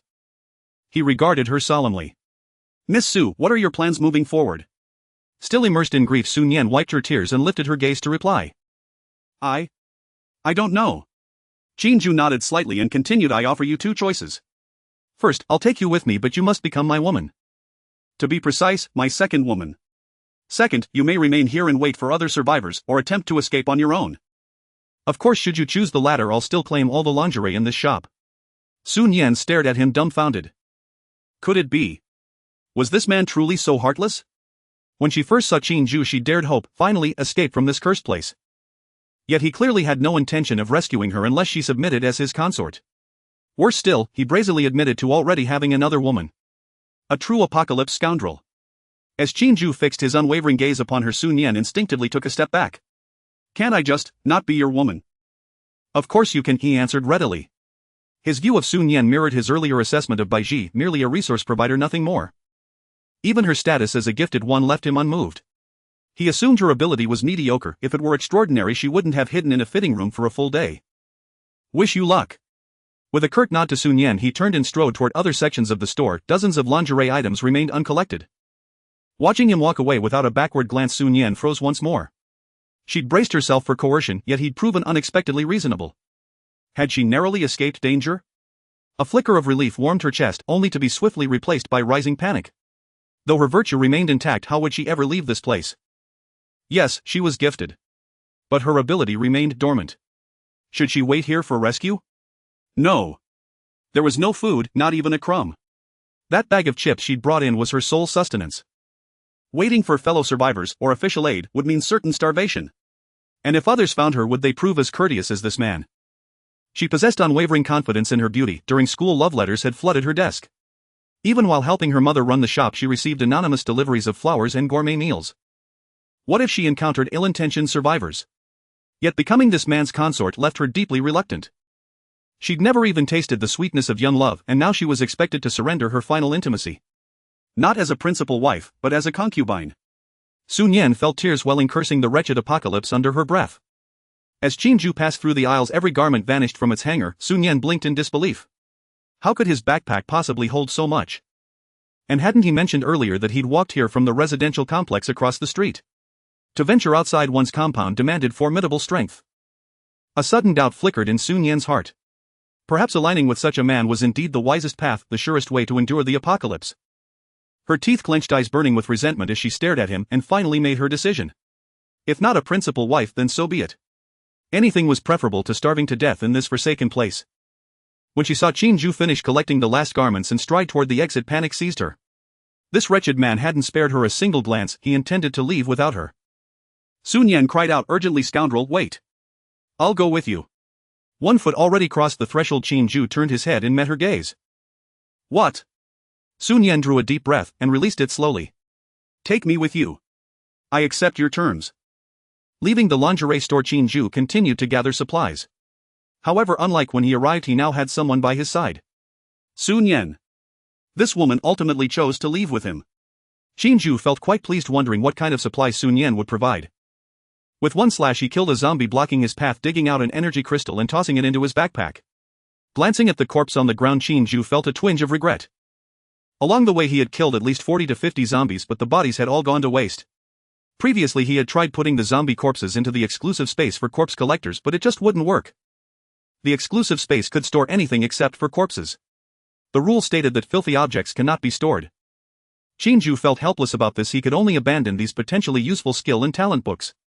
But after all, a corpse is still a corpse, no one would steal it. He could always come back to collect them when the time was right. A fire snake shot out, wrapping around the two approaching zombies, and Qin Jue nodded his chin at Sun Yan. Go retrieve the energy crystals. Sun Yan followed Qin Jue closely, holding a long knife. This was a reward obtained after Qin Jue killed zombies, a white-grade weapon. At this moment Sun Yan was in a state of unparalleled shock. She suddenly felt that her decision to leave with Qin Jue was incredibly correct. This man was terrifyingly strong, one could even say absurdly strong. With one kick he could send a zombie flying over 10 meters, and that hand axe in his hand could effortlessly slice a zombie in half as if it took no effort at all. In front of him zombies were as defenseless as chicks. And that vividly animated fire python, any zombie that encountered it would only end up as charred remains. This was what shocked Sun Yan the most. Because Qin Jue had clearly displayed his talent earlier, that furnace burning with blue flames. Yet now he displayed another fiery talent. This meant that this man actually possessed two talents. She had spent several hours in the chat interface without seeing a single survivor claim to have dual talents. Coupled with the super large backpack space Qin Jue had revealed earlier, Sun Yan felt incredibly lucky to have encountered such a powerful man. The only thing that annoyed her was that she wanted to be this man's little wife, not the main consort. What are you thinking? Qin Jue's voice brought Sun Yan back to her senses. Ha! I told you to retrieve the energy crystals. Oh. Sun Yan glanced at the charred corpse on the ground. A flicker of disgust flashed across her face. But she didn't feel much fear. After all, this charred corpse, which was immobile and black, was much safer than those hideous and terrifying zombies. The only downside was the overly unpleasant smell. Sun Yan walked slowly towards the charred corpse, stopping in her tracks as she passed by Qin Jue, turning to look at him. If I go to pick it up, can you give it to me? Qin Jue glanced at her. What are you thinking? Sun Yan pouted and glared at Qin Jue. If you don't give it, then don't. Why be so fierce? After saying this, before Qin Jue could reply, she directly gave him a light shove on the back of his head. Qin Jue smirked. Compared to Bai Ji, Sun Yan exuded a more vibrant energy. After all, she was only 24, likely just graduated from university. Qin Jue didn't ask more about Sun Yan's specific situation. She would naturally tell him when she was ready. Before long, Sun Yan returned holding two energy crystals, extending them toward Qin Jue. Here you go. I already agreed to be your woman, right? You can't just ignore me. As expected, a little wife has no status. Qin Jue glanced at Sun Yan in disbelief, not understanding why this girl was so dramatic. You'll first advance to a second-tier survivor, and if you perform well, giving you these crystals isn't out of the question. Before he could finish his sentence, Qin Jue's expression suddenly stiffened, cold sweat pouring down his back. The malicious perception was a passive talent that was always active. Just a moment ago, Qin Jue felt a massive wave of malice enveloping him, as if it were trying to consume him. When encountering zombies, he could also feel malice, but if zombie malice could be compared to a needle pricking the skin, then the malice he felt now was like a giant hammer smashing against his chest. Qin Jue's breath caught in his throat, his body instinctively tensed, and his hand axe was positioned in front of him. What's wrong? Sun Yan noticed his abnormality, her voice tinged with tension. Qin Jue did not answer, quickly scanning his surroundings. The street was empty. The few zombies he had just cleared were gone, and the nearest living creatures were wandering aimlessly several dozen meters away. It wasn't them. The malice was still there. And it was growing stronger. He concentrated on sensing the source of this malice, then suddenly looked towards Sun Yan's back. His gaze crossed over Sun Yan's shoulder, looking towards the tall building at the end of the street. It was a 7-story residential building, and at this moment most of the glass curtain wall was shattered, the dark windows resembling a multitude of eyes coldly watching the street below. The malice was coming from there. No, more accurately, it was emanating from the top of that building. Qin Jue narrowed his eyes, looking up. On the edge of the rooftop something was crouched. The distance was too far for Qin Jue to see its specific appearance. He could only vaguely make out a silhouette and a pair of blood-red eyes. Crouched on all fours at the edge of the rooftop, it resembled a beast poised to pounce. Its size was larger than that of a normal person. Its back was high and bulging, as if something extended from the shoulder blades, resembling wings. Qin Jue's heart sank as he immediately opened his panel to try to view information about that thing.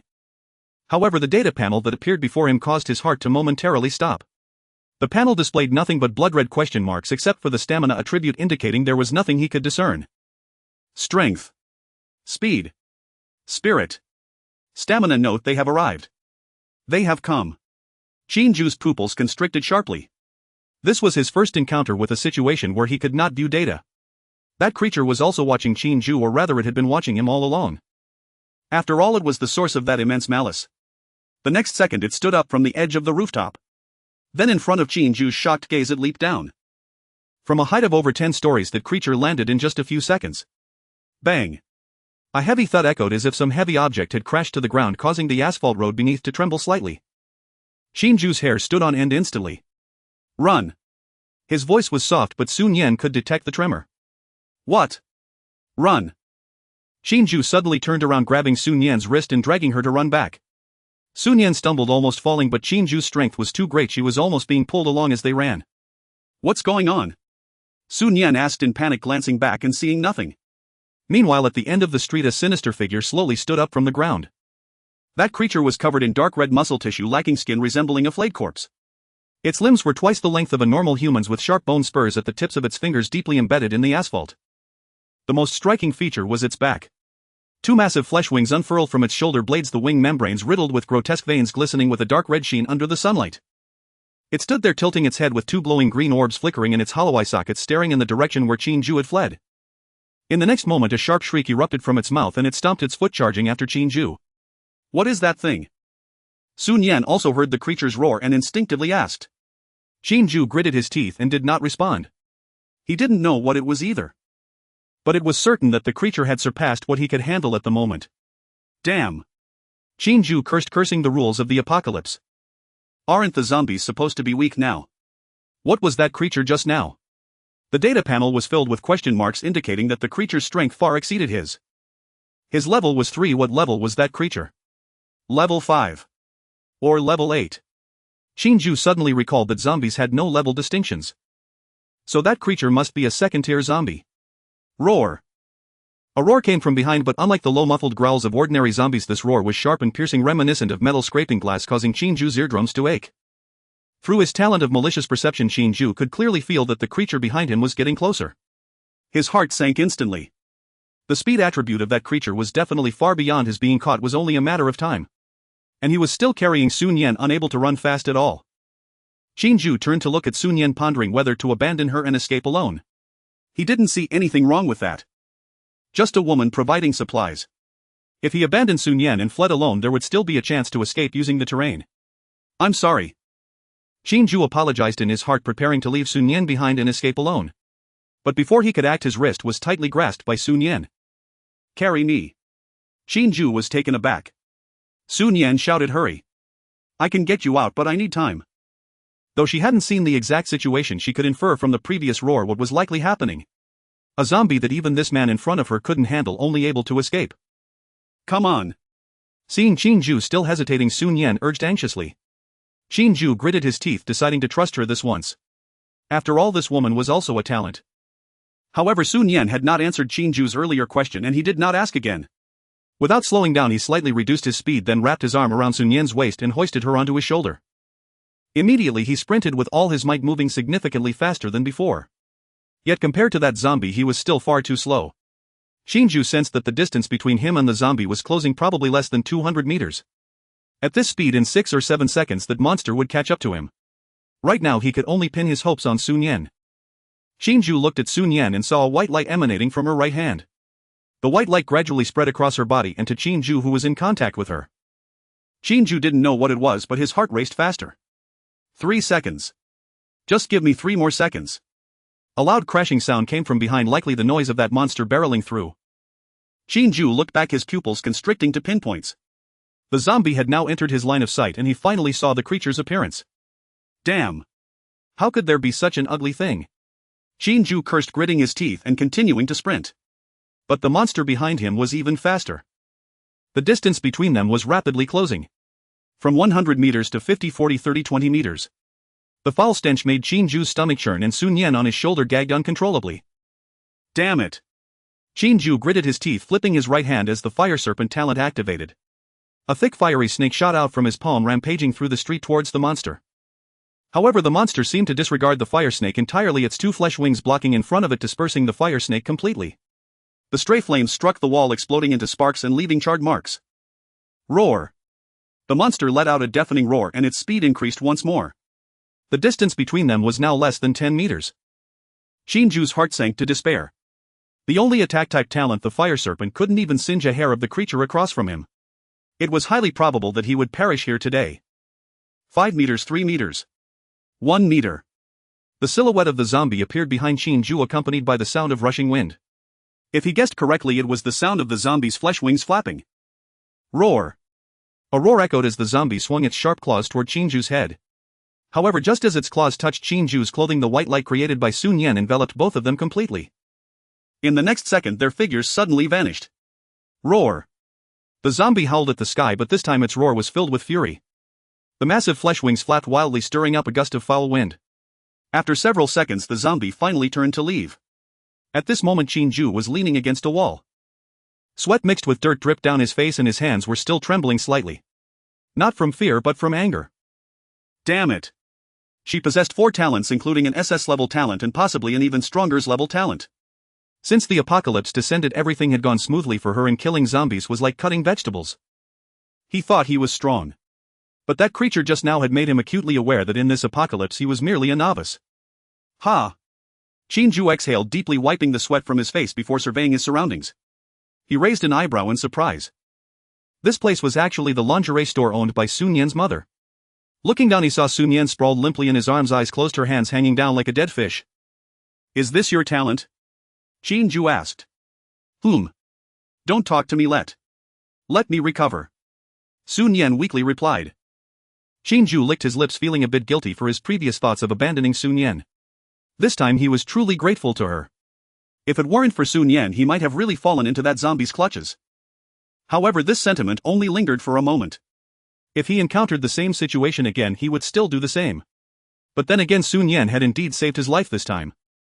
Qin Jue decided to treat Sun Yan a bit better in the future. Qin Jue handed some chocolates and energy drinks to Sun Yan, which he had gathered from a grocery store at the alley. She propped herself against Qin Jue's chest as she slowly got up, her face slightly flushed. This was her first close contact with a boy in over 20 years. Glancing at Qin Jue, Sun Yan proudly lifted her chin, wearing an expression that seemed to say, "Aren't you going to compliment me? What do you think?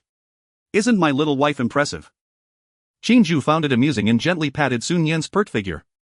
Indeed impressive. I'll make sure to reward you when we get back. Sun Yan immediately widened her beautiful eyes, feeling that the reward Qin Jue mentioned might not be something good. Is that your talent? Qin Jue asked. Yes. Sun Yan nodded. My talent is called teleportation rank. Qin Jue raised an eyebrow, surprised to learn that Sun Yan's talent level was so high. Moreover, as he had previously guessed, it was not an offensive type of talent. As for why Sun Yan didn't use this talent to teleport away, Qin Jue speculated there must be some sort of limitation. Just like before, Sun Yan did not take him to another location but instead returned to the lingerie store. Sure enough, Sun Yan explained her talent. My talent can only teleport to places I've marked. After the apocalypse broke out, I was trapped in the store, so I could only teleport back here. I can mark up to 3 places and take a maximum of 5 people at once. However, the more people there are, the longer the preparation time and the more stamina it consumes. Currently, taking 1 person is my limit. Qin Jue nodded and glanced at Sun Yan's data panel. First tier survivor, level 1, strength 6, speed 7, spirit 8, stamina 5. Survivors can see each other's data, but only simple levels and 4-dimensional attributes. With Sun Yan's stamina of 5, being able to take 1 person with her during teleportation was quite good. However, this ability was very useful, and Qin Jue planned to help Sun Yan enhance her stamina attributes in the future. It was also a reward for her saving his life earlier. Of course, this was predicated on Sun Yan being obedient. The two rested for another 10 minutes before slowly getting up. Are we still going to the Hualian supermarket? Sun Yan asked softly, a hint of fear flashing across her delicate face. She had also glanced back at that zombie earlier, naturally seeing the string of blood-red question marks. Let alone her, a mere level 1 novice, even Qin Jue would not stand a chance against that terrifying zombie. Although her stamina had recovered somewhat, it was not fully restored. If they encountered it again, they would be unable to teleport at all. Qin Jue frowned slightly. Damn it. To be honest, that zombie had indeed brought him a lot of pressure and fear. Qin Jue was also unsure if that zombie had left. What if it hadn't and was lying in wait? He certainly was not a match for that zombie now, and he did not dare to gamble with his life. Just for some food resources he could easily bury a few zombies, there was no need to take the risk. Qin Jue glanced in the direction where the zombie had appeared earlier and said in a low voice, "Not going. Going home." He would definitely make sure to recover this territory in the future. Sun Yan naturally wholeheartedly supported Qin Jue's decision. She did not want to encounter that zombie again. The two left the lingerie store and headed directly towards the residential area. Along the way, Qin Jue did not remain idle, taking Sun Yan to scavenge some stores they had not previously looted. These stores were generally hair salons and nail salons. Qin Jue had thought them useless before, but after a bit of persuasion from Sun Yan, he also scavenged through them. Of course, they encountered quite a few zombies, but Qin Jue easily dealt with all of them. Compared to that zombie with the flesh wings, these zombies were simply too weak. Casually killing these ordinary zombies, the fear caused by the earlier zombie diminished significantly. By the time they returned to the residential area, Qin Jue's backpack had gained an additional 70 to 80 energy crystals. Qin Jue planned to start devouring them. After returning home, he should be able to level up by another 1 or 2 levels. Sun Yan had already become accustomed to Qin Jue's formidable strength. However, at this moment she felt a bit anxious. She hadn't forgotten Qin Jue's words in the lingerie store: he had another woman and she was just a little wife. Thinking of this matter made Sun Yan's heart race, and various questions kept floating in her mind. Would that woman be hard to get along with? Would she accept her? Would she have to serve Qin Jue together with other women? What if Qin Jue brought it up? Sun Yan's eyes were vacant, her mind a mess. It wasn't until Qin Jue opened the unit door that Sun Yan snapped back to reality, her steps pausing. Qin Jue looked back at Sun Yan in confusion. What's wrong? Sun Yan bit her red lip as if having made a resolution. I agree to that with you, but it must only be one person. After a pause she added an explanation. This is my first time. Qin Jue chuckled lightly, not expecting Sun Yan to be thinking about such matters. However, he did not refuse, nor did he think of letting Sun Yan share him with Bai Ji. Just as Sun Yan said, after all, it was her first time and having others around might make her uncomfortable. But after Sun Yan mentioned it, Qin Jue also developed other thoughts. Letting Sun Yan enjoy him alone for her first time, as for what came after that would not be up to Sun Yan and Bai Ji. Sure, let's go. Qin Jue smiled and nodded, leading Sun Yan into the unit door. Upon returning to the 15th floor, Qin Jue had no intention of taking the stairs. There was no one around the elevator and Qin Jue led Sun Yan inside.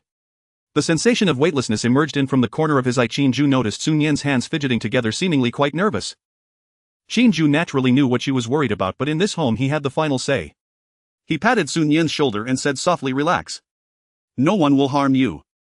Sun Yan's body stiffened and then she turned to glare at Qin Jue. In Unit 1601, Qin Jue unlocked the door using Huang Qi's card, leaving Sun Yan speechless. This was the first time she had seen someone return home using such a method. "This isn't my home," Qin Jue explained upon sensing Sun Yan's gaze. Sun Yan instantly understood Qin Jue was occupying someone else's nest. As soon as the door opened, Qin Jue saw Bai Ji's figure. She was sitting on the living room sofa munching on snacks while seemingly looking at a chat interface. Hearing the sound of the door opening, Bai Ji first looked over nervously, and then upon seeing it was Qin Jue, her expression shifted to a radiant smile. "Honey, you're back," Bai Ji exclaimed, jumping off the sofa and lunging towards Qin Jue. But the next second her footsteps halted and her smile abruptly vanished. She saw Sun Yan behind Qin Jue. Bai Ji was quite intelligent, and in an instant she understood the situation before her. After Qin Jue left, she checked the chat interface and naturally saw many things that violated laws and morals.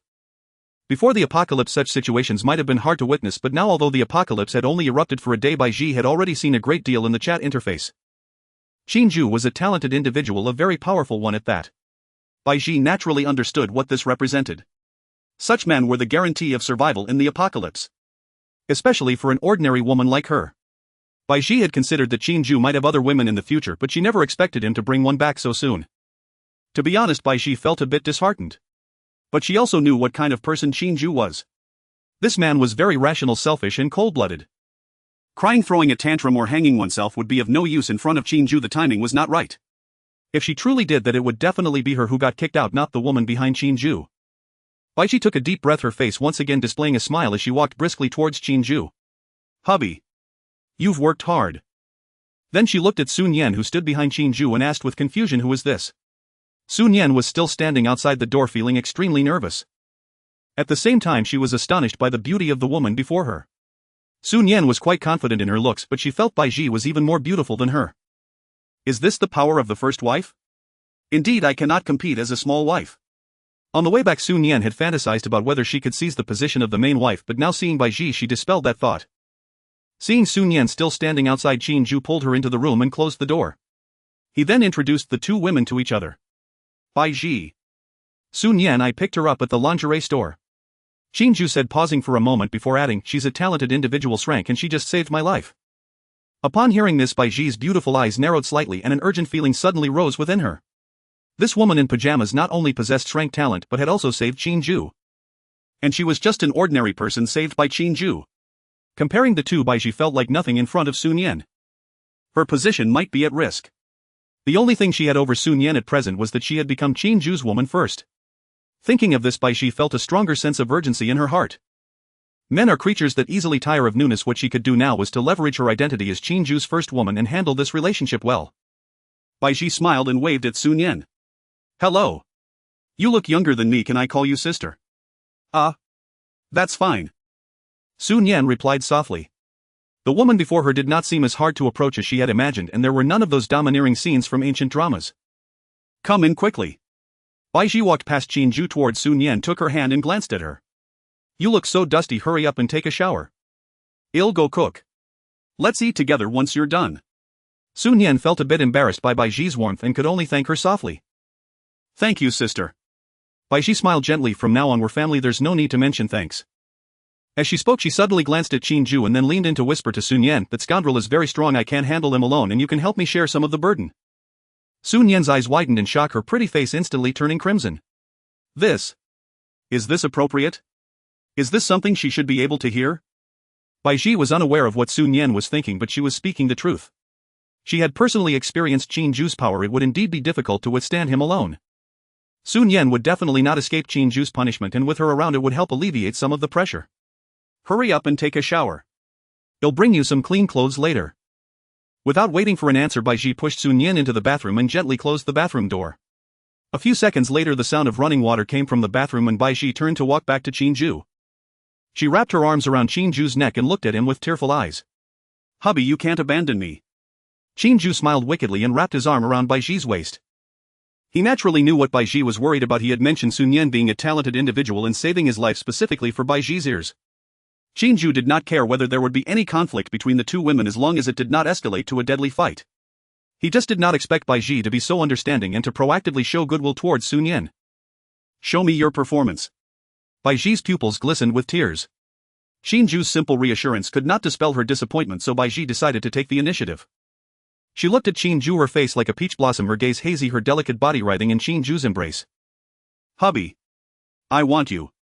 Qin Jue was momentarily taken aback, but Bai Ji did not give him a chance to speak and had already pressed her soft lips against his. The meat delivered to his lips, Qin Jue certainly would not let it go, and he picked up Bai Ji and walked towards the bedroom. Then. The remaining 12,326 words require payment to view. In the bathroom, Sun Yan had finished her shower and was waiting for Bai Ji to bring her clean clothes. Yet after waiting for a while, Bai Ji did not come. Sun Yan called out to Bai Ji softly a few times but received no response. She thought Bai Ji might not have heard her because she was cooking, so she walked to the bathroom door and called out again. However, Bai Ji still did not answer. Sun Yan frowned and suddenly realized that something seemed off. There were no sounds of sizzling oil in the kitchen nor any noises from a range hood. It was unusually quiet. What's going on? Sun Yan murmured, pressing her ear against the door, intending to listen closely. Upon doing so, Sun Yan was momentarily stunned. It seemed to be the sound of a woman crying. In the room were only her and Bai Ji was Bai Ji crying. After listening closely, Sun Yan's pretty face instantly flushed. That was not crying at all. Instead, although she had never experienced it, her roommates in college had brought it up before. Sun Yan naturally knew what that sound was. Bastard! Sun Yan cursed quietly, feeling furious. He left her in the bathroom while he was off doing naughty things with Bai Ji. Does she not exist? The seductive sounds continuously entered Sun Yan's ears. When she hadn't heard them before, she felt indifferent, but once she heard them, they could not be erased. Sun Yan licked her lips, unable to help but clench her legs together, and a bold idea surfaced in her mind. Should she go take a look? After thinking for a moment, Sun Yan rummaged through her bag for a set of underwear that she had previously taken from her mother's shop. She had not worn her previous pajamas as they were already dirty. After all, she would eventually be seen by Qin Jue. It was only a matter of time. Sun Yan gently opened the door and stealthily walked towards the bathroom. Just a glance. She would look and then leave.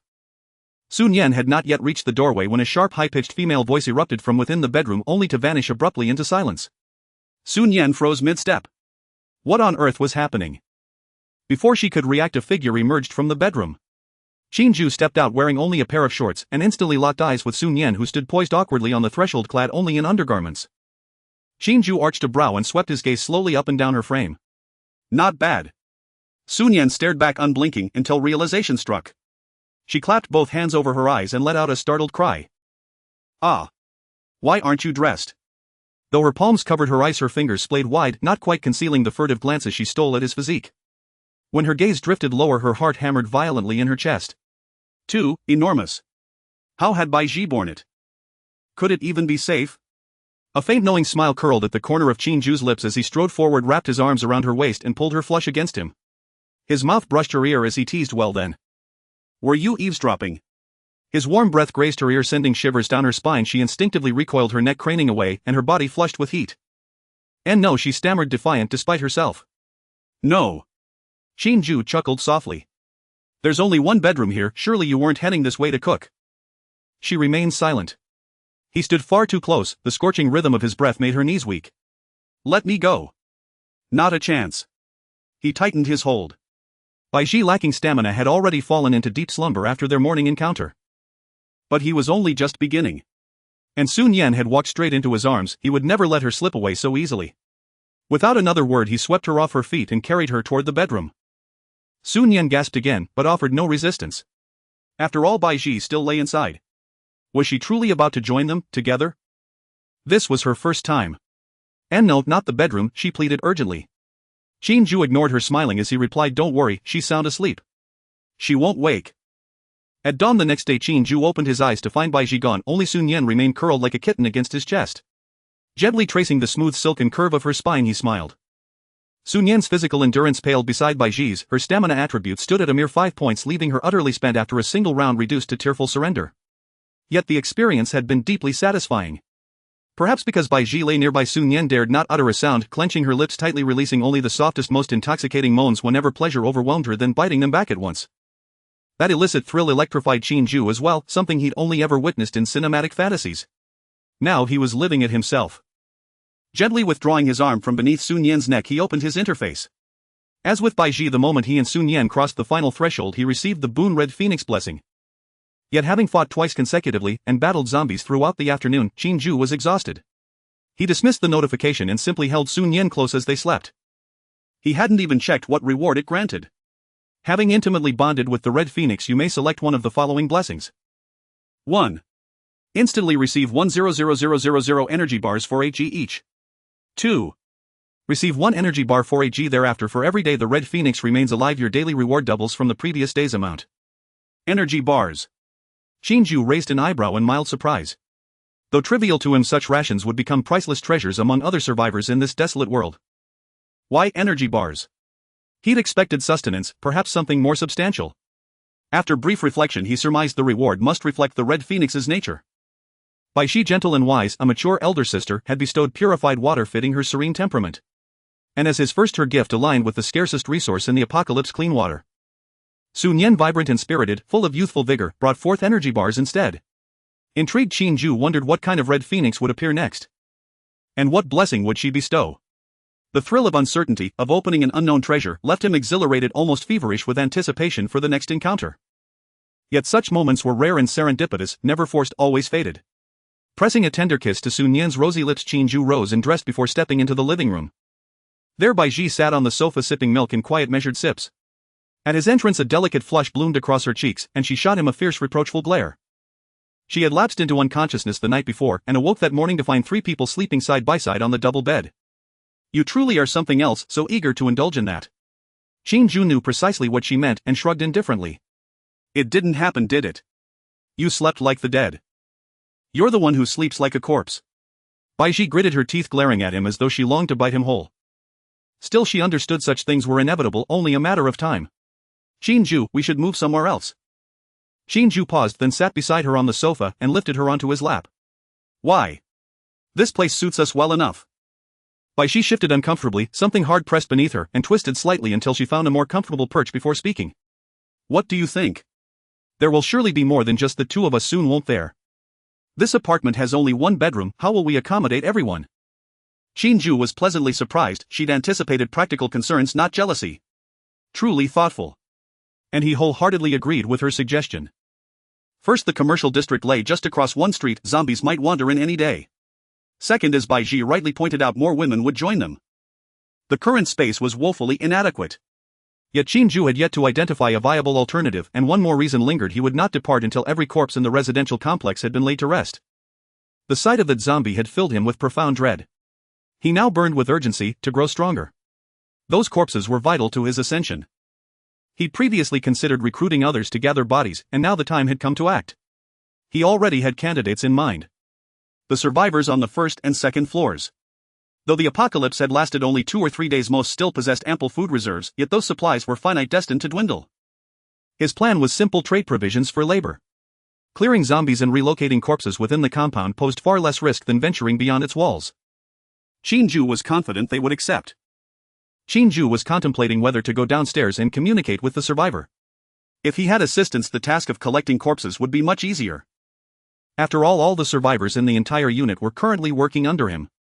It was certain that the person was aware of the existence of energy crystals, otherwise he wouldn't have drilled through a zombie's skull. Qin Jue had no intention of taking those crystals, he only wanted the corpses. Just as he was thinking, Bai Ji suddenly turned to him.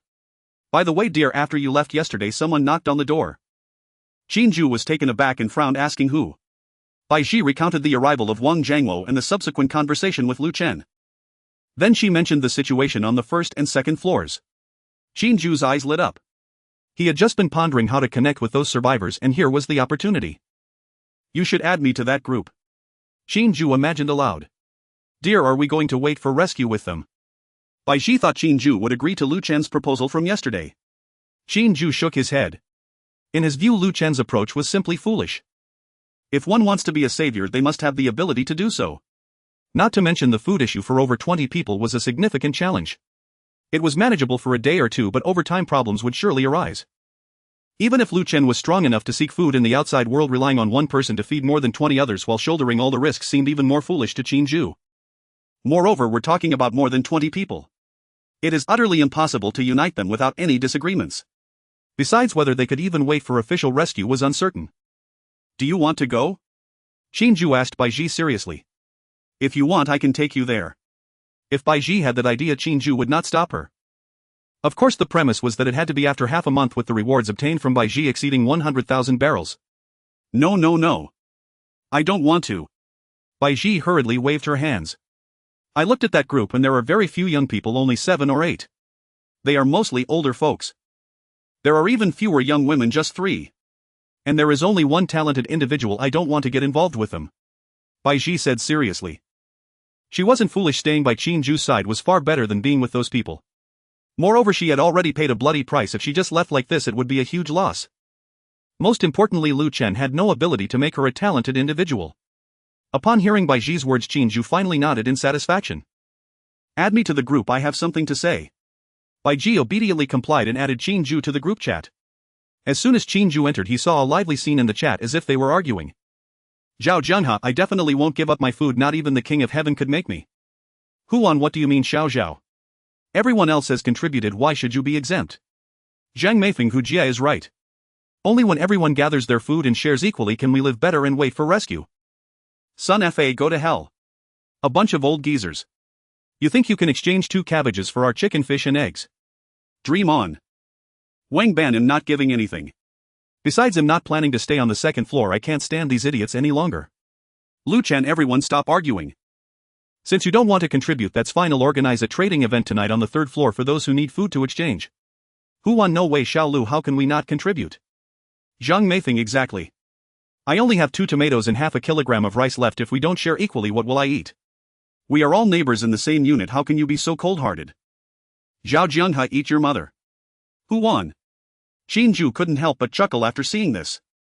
As expected, he had guessed correctly. As long as humans gather together, they will create all sorts of conflicts. This was only the 3rd day of the apocalypse. Who knows what kind of situations would arise in the future? Lu Chen wanted to be a savior, he would have to suffer for it. Bai Ji also saw the situation in the group chat and felt incredibly grateful for meeting Qin Jue earlier. If it weren't for Qin Jue, she would have been staying on the 2nd floor with other survivors experiencing the events in the group chat. The thought alone was terrifying. Dear. Thank you. Bai Ji looked at Qin Jue with sparkling eyes and pecked him on the lips. Qin Jue smiled and patted her perky backside before entering the chat window again. He had been wondering how to get those survivors to help him move the corpses, and now the opportunity had presented itself. Not everyone had survival supplies. Z collecting corpses. High price for corpses. One corpse can be exchanged for a pack of instant noodles or an energy bar. A corpse must be at least 70% intact, any corpse will do. Wang Jiangwo, what the hell? Am I dreaming? Someone is collecting corpses. Zhao Jianhe, brother, who are you? I haven't seen you in the chat before. Feng Chun F, your mother. Have we encountered a psychopath? Is there really someone like this in our unit? Brother Lu, can you kick him out? Sun Fa, exchange corpses for food. That's ridiculous. What do you think we are? Dong Lily, disgusting. Qin Jue slapped his forehead. He had forgotten to mention he wasn't interested in energy crystals. After thinking for a moment, Qin Jue sent a few more messages. Z collecting corpses. A corpse without energy crystals can be exchanged for a pack of instant noodles, while a corpse with energy crystals can be exchanged for 11 packs of instant noodles. Energy crystals can also be traded separately, 1 crystal for 10 packs of instant noodles. Z, if you don't want instant noodles, you can exchange for other items. Z, the event is real and effective, first come first served. As soon as these messages were sent, the chat interface calmed down for a moment before heating up again. Wang Jiangwo, no way, brother, are you serious? 1 crystal for 10 packs of instant noodles. Feng Chun, is he mentally ill? I can understand the crystals, but what do you need corpses for? Zhao Jianghe, the crystals might be able to enhance the talents. 10 packs of instant noodles seem a bit low. Brother, can you add a bit more? Wuling time. Location. How to trade. Seeing this message, Qin Jue couldn't help but smile. Wasn't business coming to him? Wuling. A nice name. Dear, you want to collect corpses? Bai Ji asked in shock. She had seen Qin Jue's furnace and knew that after Qin Jue burned Zhang Feng's corpse, he obtained Zhang Feng's talent. It seemed now that Qin Jue intended to continue with his previous method. On the second floor, Lu Chen stared at the unresponsive chat interface, his expression fluctuating between dark and light. Yesterday he received a message from Zhang Hu saying that the man who left the community had returned. Not only had he returned, but he also brought a woman with him. This left Lu Chen in shock. The fact that he could come back unscathed from the outside proved the man's formidable strength, let alone the fact that he brought a woman along. The level of danger posed by the two was not comparable at all. At that moment he thought about visiting, but it was already late and several survivors were causing trouble, so Lu Chen dismissed the idea. Unexpectedly, that person took the initiative to join the group chat today. But what did he mean by that? Clearly he had already lowered his stance, yet he still did not receive a reply from Qin Jue. Lu Gu, do you think this kid is sick? Lu Zi suddenly spoke up beside him. Why is he collecting corpses? Hearing this, Lu Chen frowned slightly. He couldn't make sense of it.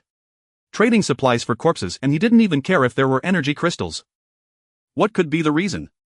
Were there things on those corpses aside from energy crystals that they had not discovered? But he did not see any relevant messages in the chat interface. Moreover, that person was not only collecting the corpses of zombies but also the corpses of ordinary survivors. What use were the corpses of ordinary survivors? No, wait. Lu Chen's eyes widened. He suddenly recalled something Wang Jiangwo had told him. The corpses of the zombies he had killed above the second floor were all gone.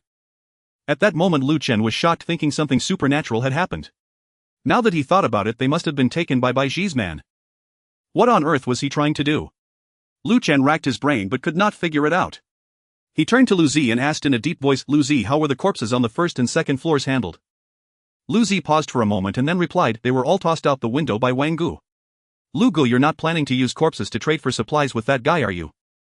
Lu Chen did not refute him, he merely nodded lightly. Right now the survival supplies in the entire building were scarce and the food for 20 people could only last 4 to 5 days. And that was assuming they distributed it evenly. However, many survivors were against this proposal and there were still many survivors who had very little food. Lu Chen did not want to see those people starve to death. He wanted to lead these survivors until official rescue arrived.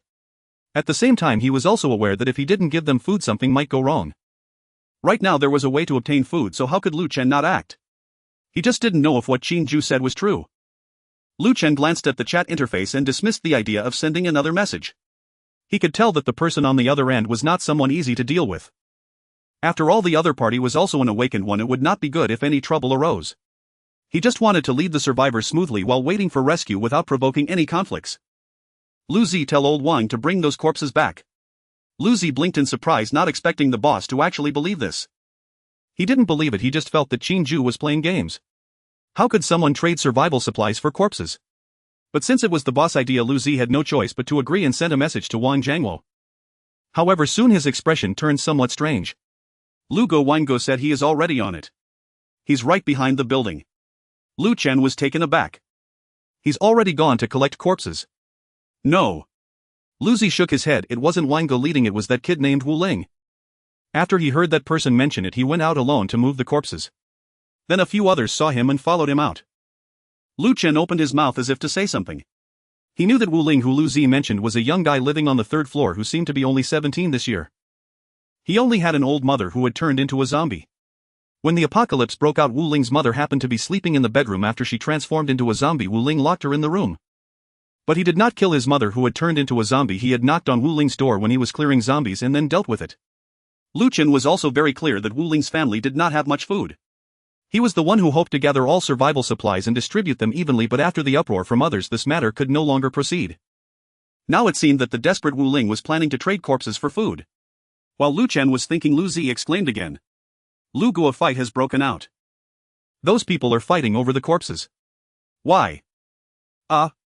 Someone wants to take away the corpses of other survivors' relatives, and that's how the fight started. Lu Chen's expression darkened, gritting his teeth as he muttered, "Let's go. Let's go take a look." Lu Zi didn't want to go, he didn't want to face those terrifying zombies. But thinking that the boss had gone, Lu Zi could only brace himself and follow. In room 1601, Qin Jue leaned against the head of the bed with Sun Yan on his left and Bai Ji on his right, finally experiencing the feeling of being embraced from both sides. Qin Jue wore a very satisfied expression. Both Bai Ji and Sun Yan were awake, lying on Qin Jue's chest on either side. Every time their gazes met, their faces were filled with bashfulness. Who understands what family means? Yet in just a day, two strangers found themselves lying in the embrace of the same man. Whenever they thought of this, the faces of both women turned as fiery as if they were on fire. Great! From now on, you two will be sisters who share the same joys and sorrows. Qin Jue's teasing voice rang out, immediately provoking a scolding from the two women. Scoundrel! Shut up, don't talk. Bastard! Only this once. Qin Jue paid no mind to the women's scoldings, gently stroking their backs. So smooth. The three lay quietly on the bed until interrupted by the sound of gurgling. Sun Yan's face turned slightly red. Since yesterday she had only eaten a few pieces of chocolate and drank a bottle of energy drink, she was already starving. She had thought about having a good meal after returning to the community with Qin Jue, but unexpectedly she was bullied by him. Waking up to being bullied again. Sun Yan looked up at Qin Jue and huffed. I'm hungry. Then go eat. Qin Jue replied casually. After 3 battles he was also feeling a bit hungry. The three got up, washed up in the bathroom together and then prepared to eat. The meal was not the scrambled eggs with tomatoes and instant noodles that Qin Jue had obtained before, but rather something they were going to make themselves. Bai Ji was the one in charge of cooking, as neither Qin Jue nor Sun Yan knew how to cook. I'm not that good either, don't laugh at me later. Bai Ji warned in advance. Qin Jue casually waved his hand, sitting on the sofa with Sun Yan in his arms. To him, as long as it was cooked and not too inedible, he didn't care about the rest. Even if it was hard to swallow, he could always just throw it away. Eating instant noodles and scrambled eggs with tomatoes all the time would get tiresome. Half an hour later 3 dishes appeared on the dining table. One was stir-fried beef, another was spicy and sour shredded potatoes, and the last was pork rib soup. Looking at the appealing colors, Qin Jue took a bite and then fell silent. Sun Yan's expression also changed slightly. Originally, when she saw the colors and aromas of these 3 dishes, she had prepared herself for a hearty meal. But after tasting them, Sun Yan's fantasies were shattered. These dishes could only fill her stomach. Bai Ji, who had been eagerly waiting for the two to taste the food, understood the outcome after seeing their expressions. Indeed, she still wasn't suited for cooking. Is it not tasty? Bai Ji pouted, looking disappointed. Qin Jue set down his chopsticks and smacked his lips. It can't be said to be disgusting, but rather it is edible. Bai Ji's skills were still lacking. It seemed he would have to find a cook who could actually cook in the future, preferably Hong Wan. However, before meeting her, Qin Jue decided to improve Bai Ji's skills. With a single hand motion, a glowing orb appeared in his palm, which he then handed to Bai Ji. This is for you, it will be delicious in the future. Bai Ji puffed out her cheeks and reached out to accept it. Previously, Qin Jue had given her a similar orb, which was a skill book, Beginner Wall Building. As expected, this one should be related to culinary skills. Upon receiving it and taking a look, Bai Ji confirmed it. Intermediate culinary skill D. Gain intermediate culinary skill. Bai Ji did not hesitate and chose to use it immediately. Sun Yan, who was nearby, looked confused. Sister Bai Ji, what is this? Skills. Qin Jue replied. Sun Yan's eyes widened instantly. Skills. You got a skill book. I've seen it in the chat interface. Skill books are even harder to obtain than equipment. You are so lucky, she said, but then her expression fell again.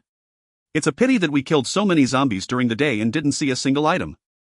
Speaking of this, Qin Jue nodded in agreement. The drop rate for rewards from zombies is too low. Since he left his rented apartment until now, he had only obtained that wooden bow and nothing else. What a trash apocalypse game. Qin Jue complained inwardly. However, Bai Ji did not share the same sentiment. She shot a sideways glance at Qin Jue, her eyes filled with disdain.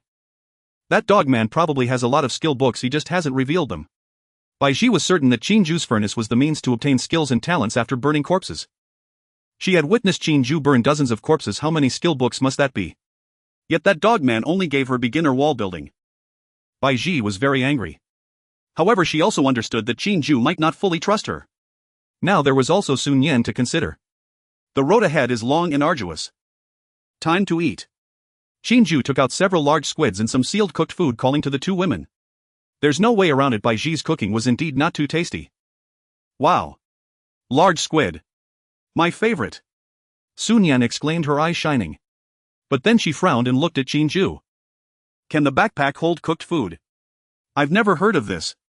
While speaking, she picked up a skewer of squid and tried to put it into her backpack. Then, her frown deepened. She simply couldn't manage to place cooked food into her backpack. You. What do you mean? Don't eat it.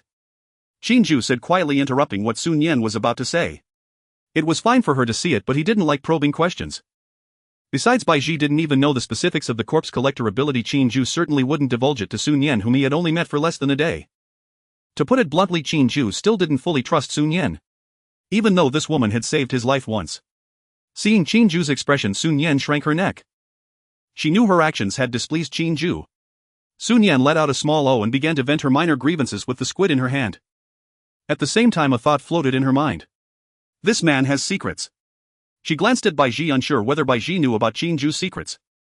After all, she was the main wife, so she should know, right? With this in mind, a hint of disappointment suddenly arose in Sun Yan's heart. Indeed, a small wife has no status. The meal lasted over half an hour and Sun Yan had already flaunted 3 skewers of large squid. She was now lying on the sofa playing dead. The three of them lay on the sofa for a while. Qin Jue glanced at the time. It was almost time for the trading meeting organized by Lu Chen to start. Let's go. Go out and digest. Qin Jue said as he stood up. Ha! It's getting dark, are we still going to kill zombies? Sun Yan's fair face contorted in a frown, wailing. Qin Jue then realized that Sun Yan was not in the group chat. He asked Bai Ji to explain it to Sun Yan and her pupils instantly lit up. Trading meeting. Sun Yan sprang up from the sofa like a fish out of water. I've never participated in something like this. Let's go, let's go. The three of them left the room with Bai Ji and Sun Yan still wearing their previous clothes. There was no choice due to encountering that meat-winged zombie. Qin Jue hadn't collected any clothing. Upon reaching the 3rd floor and pushing open the fire door, Qin Jue raised an eyebrow slightly. In the corridor, over 20 survivors had gathered, leaning against the walls with various supplies laid out in front of them. However, the items for sale left Qin Jue somewhat speechless. Some food items were understandable, but what was with those electronic products, figurines and tables and chairs? Qin Jue led the two women to the left, intending to take a good look. He had nothing to trade, mainly because Sun Yan was very excited. The survivors also noticed Qin Jue and the two women whispering among themselves. Who is that guy? I've never seen him before. He can't be from our unit, right? He probably came from another unit. How is that possible? There are so many zombies outside, who would dare to go out? Damn. Could it be the one who was said to collect corpses? Damn. Why does he have 2 such beautiful women by his side? You can't say that. They are indeed stunning. The murmurs of the survivors reached Qin Jue's ears, but his expression remained unchanged. He had already walked around and hadn't seen anything he wanted. To him, only the food seemed somewhat useful, but these people were not fools. Most of the food they brought for trade was just snacks. He hadn't seen any food that could fill his stomach. Lu Chen's idea was good, but the timing was off. The apocalypse had only erupted for 3 days. Those with food wouldn't trade it, and those without food wanted to trade for other items that others wouldn't want. Qin Jue lost interest, walked to the center of the corridor and cleared his throat. Everyone. Seeing the survivors looking over, Qin Jue continued, I am the one who was collecting corpses earlier. Is there anyone who wants to trade with me? As Qin Jue finished speaking, a moment of silence fell upon the corridor. Over 20 pairs of eyes turned toward him in unison, some appraising, some scrutinizing, some curious, and others brimming with unabashed greed. Seconds later, hushed whispers swelled like a rising tide. Is he serious? 1 corpse for a pack of instant noodles and an energy bar. 11 packs for one with a crystal core. Is his mind addled? Who knows? Probably just bluffing. A middle-aged woman in a floral shirt pushed her way forward from the crowd, sizing Qin Jue up with an air of unchallenged entitlement. Young man, did you say you'll trade instant noodles for corpses? Qin Jue glanced at her and nodded. Yes. Upon hearing this, the woman's gaze flickered and her face broke into a practiced smile. Well, my husband's body is lying outside, take it if you want. Just give me 1 pack of noodles.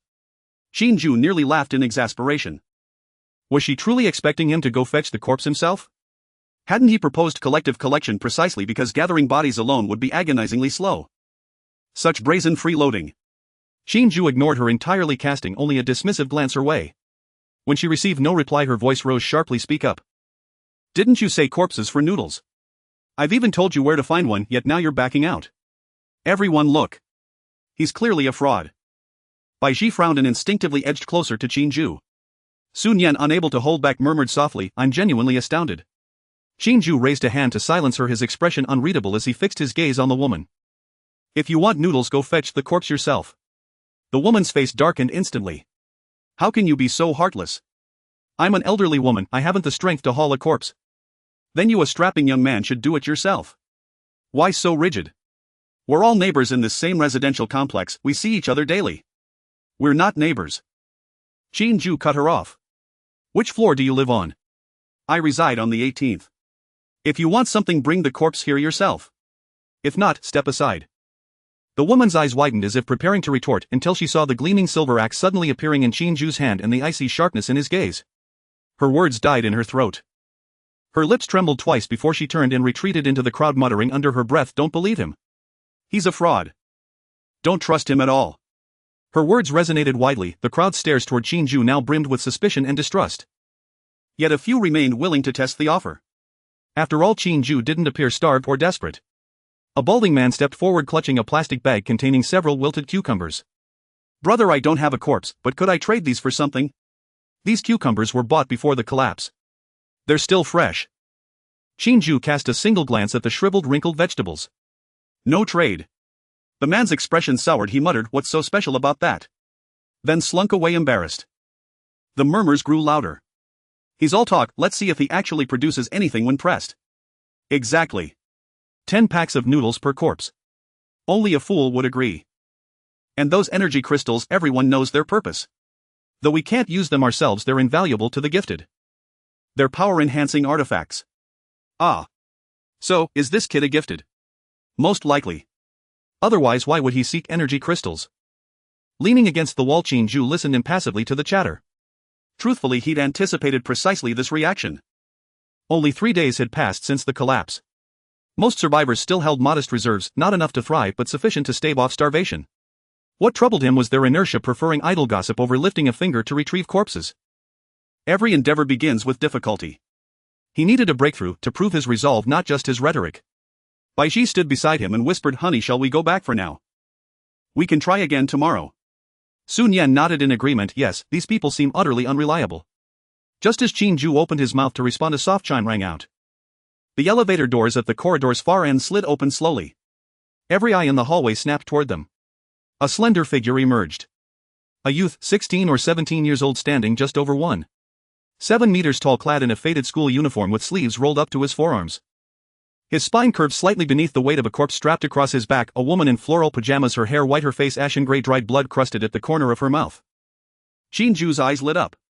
The crowd's murmurs ceased abruptly, all gazes locked onto the approaching youth. His steps were slow, revealing a frame far leaner than his peers, the sharp outline of his scapulae visible through his thin fabric. Step by step, he carried the corpse from the elevator entrance to the corridor's center. He swept his gaze across the survivors lining both sides, lingering on no one. He walked straight to Qin Jue, lowered no burden, and stared directly into his eyes, bright, faintly bloodshot yet unshakably resolute. My name is Wu Ling, he said, voice hoarse. I live on the 3rd floor. Qin Jue glanced at the corpse on his back. Do you wish to trade? Wu Ling nodded, then continued, This is my mother. We have no food left, I need something to eat. But before any trade I must know, what will you do with her body? Qin Jue paused, choosing his words carefully, then let his gaze sweep across the surrounding survivors, his lips curling into a faint knowing smile. Rest assured, I will do nothing to your mother's body. I simply cannot abide parting in death nor tolerate corpses abandoned carelessly in the open. That is why I intend to lay every fallen soul to rest. Entrust her to me, and though I will touch nothing, you will receive both sustenance and her ashes. Wu Ling furrowed his brow, puzzled. You mean you'll bury my mother for me and give me food in return? Yes. That's all. That's all. Their terse exchange shifted the expressions of those watching, subtly but unmistakably. Yet most scoffed. If some had half believed Qin Jue's earlier offer of noodles for corpses, this lofty justification shattered their last vestige of trust. What nonsense, cannot abide human suffering. Does he fancy himself a savior? Qin Jue paid no heed to the crowd's cynicism. His focus remained solely and earnestly on Wu Ling. So, what is your decision? If you agree, I can inter her this very moment. Wu Ling wrestled inwardly. He did not believe the stated reason. But hunger gnawed at him relentlessly. He doubted he'd survive the day. After a pause, he clenched his jaw. I'll trade. A collective gasp echoed down the corridor. Did he really do it? No way, he's actually going through with it. Hoof. Trading his own mother's corpse for food, how utterly despicable. If his mother knew she'd rise from the grave just to beat him senseless. That's Wu Ling from the 3rd floor, right? His family is notoriously destitute. Rumor has it his father abandoned them and his mother suffered from leukemia. Their meals were little more than boiled cabbage leaves. No wonder he's starving. Wu Ling clenched his teeth as whispers swirled around him, a bitter ache tightening in his chest. He would never have resorted to bartering his mother's body if he had any other choice. But he had none. And what finally tipped the scales wasn't hunger alone, it was Qin Jue's earlier words. He wasn't profaning her remains, he was laying her to rest. If this man spoke truth, Wu Ling wouldn't just secure food, he'd grant his mother a dignified burial. Surely even if she knew, she wouldn't blame him. All Wu Ling could do now was stake everything on Qin Jue's honesty. How exactly will you bury my mother? Qin Jue didn't answer, instead he countered with a question. Do you wish to trade only the corpse or the crystallized core as well? Her skull remained intact, she almost certainly possessed an energy crystal. Both. Wu Ling replied without hesitation. He bore no talent, such a crystal held no value for him. And 1 pack of instant noodles plus a single energy bar. Far too meager to sustain life. Very well. Qin Jue nodded, then cast a subtle glance toward Bai Ji. Give him 20 packs of instant noodles and 20 energy bars. Bai Ji hesitated, this deviated entirely from their prior arrangement. Yet she obeyed without protest. Instantly a pile of noodles and bars materialized on the corridor floor, supplies Qin Jue had entrusted to her before arriving. Each noodle pack belonged to the same brand, occupying just a single inventory slot. As for the energy bars, they were identical replicas, blessings granted by the Hongwan bestowal, talent indistinguishable even in minutest detail. Wu Ling was stunned. Hadn't they agreed upon 11 packs and 11 bars? Why 9 extra? You're the first to place your trust in me, consider these extras a welcome gift for my inaugural client.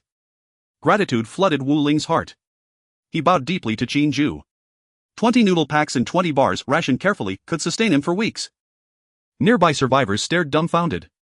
They hadn't believed Qin Jue would truly deliver. 11 noodle packs. 11 energy bars. Even on day 3 of the apocalypse, that was no trivial bounty. Who wouldn't crave more sustenance? And now every survivor harbored the same thought: if it's real, why shouldn't they trade? Some cursed their earlier skepticism, others slipped silently away from the corridor, those who'd already scavenged corpses outside, stashing them elsewhere in the building. After all, none had known whether Qin Jue's offer was genuine until now. And now they could wait no longer. Qin Jue watched them depart, a faint knowing curve lifting the corner of his lips. The hardest phase had passed. Now he need only await the deliveries. He tilted his head slightly, glancing at the boy before him. Come with me. Wu Ling had already secured Bai Ji's provisions. Hearing Qin Jue's command, he offered no resistance, hoisted his mother's body onto his back and followed. Other survivors trailed closely behind, eager to witness how Qin Jue would inter his mother. At the elevator bank, Qin Jue pressed the button for floor 18 and barred the others from entering. He intended to conduct all burials henceforth within his rented apartment and had no intention of revealing the incinerator to outsiders. Survivors stood frozen outside the elevator doors, exchanging bewildered glances. Wait, what does this mean? We're not allowed to watch. Could he be hiding us out just to reclaim the noodles later? Then what's his motive? To toy with us. Who cares? Let's follow. It stopped 18th floor. Move. Some forced their way into the elevator, others bolted straight for the stairwell. All burned with the same desire, to see what Qin Jue would truly do. Room 1804. Qin Jue unlocked the door. Beside him, Bai Ji's gaze flickered, because he hadn't used a keycard. He'd used a physical key. Honey, did you live here before? Mm. Qin Jue nodded and stepped inside first. 3 days in, yet the apartment remained unchanged. Whoa, this is illegal modification, right? Sun Yan exclaimed the moment she entered. Anyone could tell, the space defied ordinary reality. What can a broke student afford? Qin Jue shrugged. You're still a student. Sun Yan blurted, astonished. She'd assumed he was older, never imagined he was still enrolled. Call me big sister, she teased, grinning. Qin Jue glanced at her, one brow arching. Fine. Just don't know if you'll survive the title. Sun Yan flushed crimson, glaring at him. She understood perfectly what kind of survival he implied. Qin Jue dropped the banter and turned to Wu Ling. Lay your mother here, then step outside and wait. 2 minutes should suffice. Wu Ling opened his mouth as if to speak, but closed it again. Gently he lowered his mother's body to the floor, smoothing her pale silver-streaked hair. Once finished, he sank to his knees and bowed 3 times, forehead touching the ground, then rose, met Qin Jue's gaze once and walked out in silence. Qin Jue felt a quiet pang, but swiftly steadied himself. An orphan himself, he grasped Wu Ling's grief, yet could not share it. Bai Ji and Sun Yan, however, seemed lost in memories of their own kin, their eyes glistened faintly. Qin Jue said nothing. He summoned the cremation furnace, and the corpse floated in weightless of its own accord. 1 minute later, a system prompt chimed crisply in his mind. This corpse belongs to an ordinary zombie, no occupational affiliation in life. Reward 500 hand-knit sweaters. You have earned 1 corpse burial coin. Qin Jue paused, stunned. This was the first corpse without occupational designation, and yielded the richest material reward yet. Hand-knit sweaters. Perhaps, a final expression of Zhang Wan's love for her son. Shaking his head faintly, Qin Jue retrieved the urn containing Wu Ling's mother's ashes, and handed it to Bai Ji. Let's go. The 3 exited the room, the furnace dissolved into mist. Outside, Wu Ling stood rigid, eyes locked on the door, heart pounding with unbearable uncertainty. Other survivors had gathered there too, all staring intently at room 1804. In the next breath, the door opened. Every gaze snapped instantly to the threshold. Bai Ji stepped forward first and immediately spotted Wu Ling. She approached slowly, placed the black urn into his hands and said simply, "Keep it safe." Wu Ling's eyes widened, his hands trembled violently as he accepted the box. Tears streamed unchecked down his cheeks. He didn't question how Qin Jue had done it, he simply knew it was true. For engraved upon the lid was a name. Zhang Wan. His mother's name. Wu Ling held his mother's ashes, his hands trembling uncontrollably. Bai Ji gently patted his shoulder and softly said, "Find an opportunity to bury your mother properly." Wu Ling wiped the corner of his eyes and then solemnly bowed to Bai Ji, followed by bowing to Qin Jue and Sun Yan. Thank you. Thank you. After standing up, Wu Ling hesitated and said, Mr. Z, there are 3 more corpses at my home, I wonder if you would take them. Qin Jue was surprised and did not understand why Wu Ling had 3 more corpses at home. However, it was none of his business. Of course. Why wouldn't I take them? Go bring them here. Wu Ling nodded and ran off. The surrounding survivors could no longer remain seated. This guy is really using corpses to exchange for food. In no time, the scene became lively. A somewhat plump man squeezed out of the crowd, dragging a corpse of a zombie behind him. Brother, will you take this corpse? This is my wife, can you give me a bit more? Qin Jue glanced over, there was a hole in the center of the corpse's brow where the energy crystal had been dug out. No bargaining. A corpse without a crystal is worth a pack of instant noodles and an energy bar. If you want it, bring it inside. The man smacked his lips, not expecting Qin Jue to be so firm. Even when buying groceries at the market, you can still haggle. But if it's not for sale, it's just a useless corpse, better to trade it for survival supplies. All right. The man nodded and dragged the corpse into the room. Moments later, he emerged from the room wearing a forced smile as he looked at Qin Jue. Without needing Qin Jue to say anything, Bai Ji proactively handed the corresponding food to the man. After taking it, the plump man did not leave. Instead, he pulled out a crystal about the size of a fingernail. I have this too, let's trade it all together. Qin Jue was somewhat surprised. He did not expect the man to have an energy crystal in his hand. The zombies below the 11th floor were all killed by Lu Chen, and Qin Jue thought those energy crystals had all been taken by him. Where did you get that? Qin Jue asked curiously. The man chuckled. I dug it out while killing zombies with Lu Chen. I saw them pull this thing out of a zombie's head, so I followed suit. Not just me, others have it too. Qin Jue raised an eyebrow, looking at the man with a half smile. That corpse just now wasn't your wife, was it? The man laughed dryly and remained silent. Qin Jue did not press further. He had sensed something was off when the man dragged the zombie over. How could someone so violently drag their wife's corpse? It was impossible to dig open one's wife's skull with their own hands. But that was not his concern. As long as someone was trading, it was fine. Where the corpses came from and whose they were was irrelevant. Just one. Hee hee, there's another. The man laughed, but I'm not in urgent need of food right now, so we'll keep it for now. What if I also have a chance to become a gifted one? Qin Jue did not reply, took the crystal from the man's hand and nodded at Bai Ji. The man happily walked away with a dozen packs of instant noodles and energy bars. The surrounding players erupted with excitement again.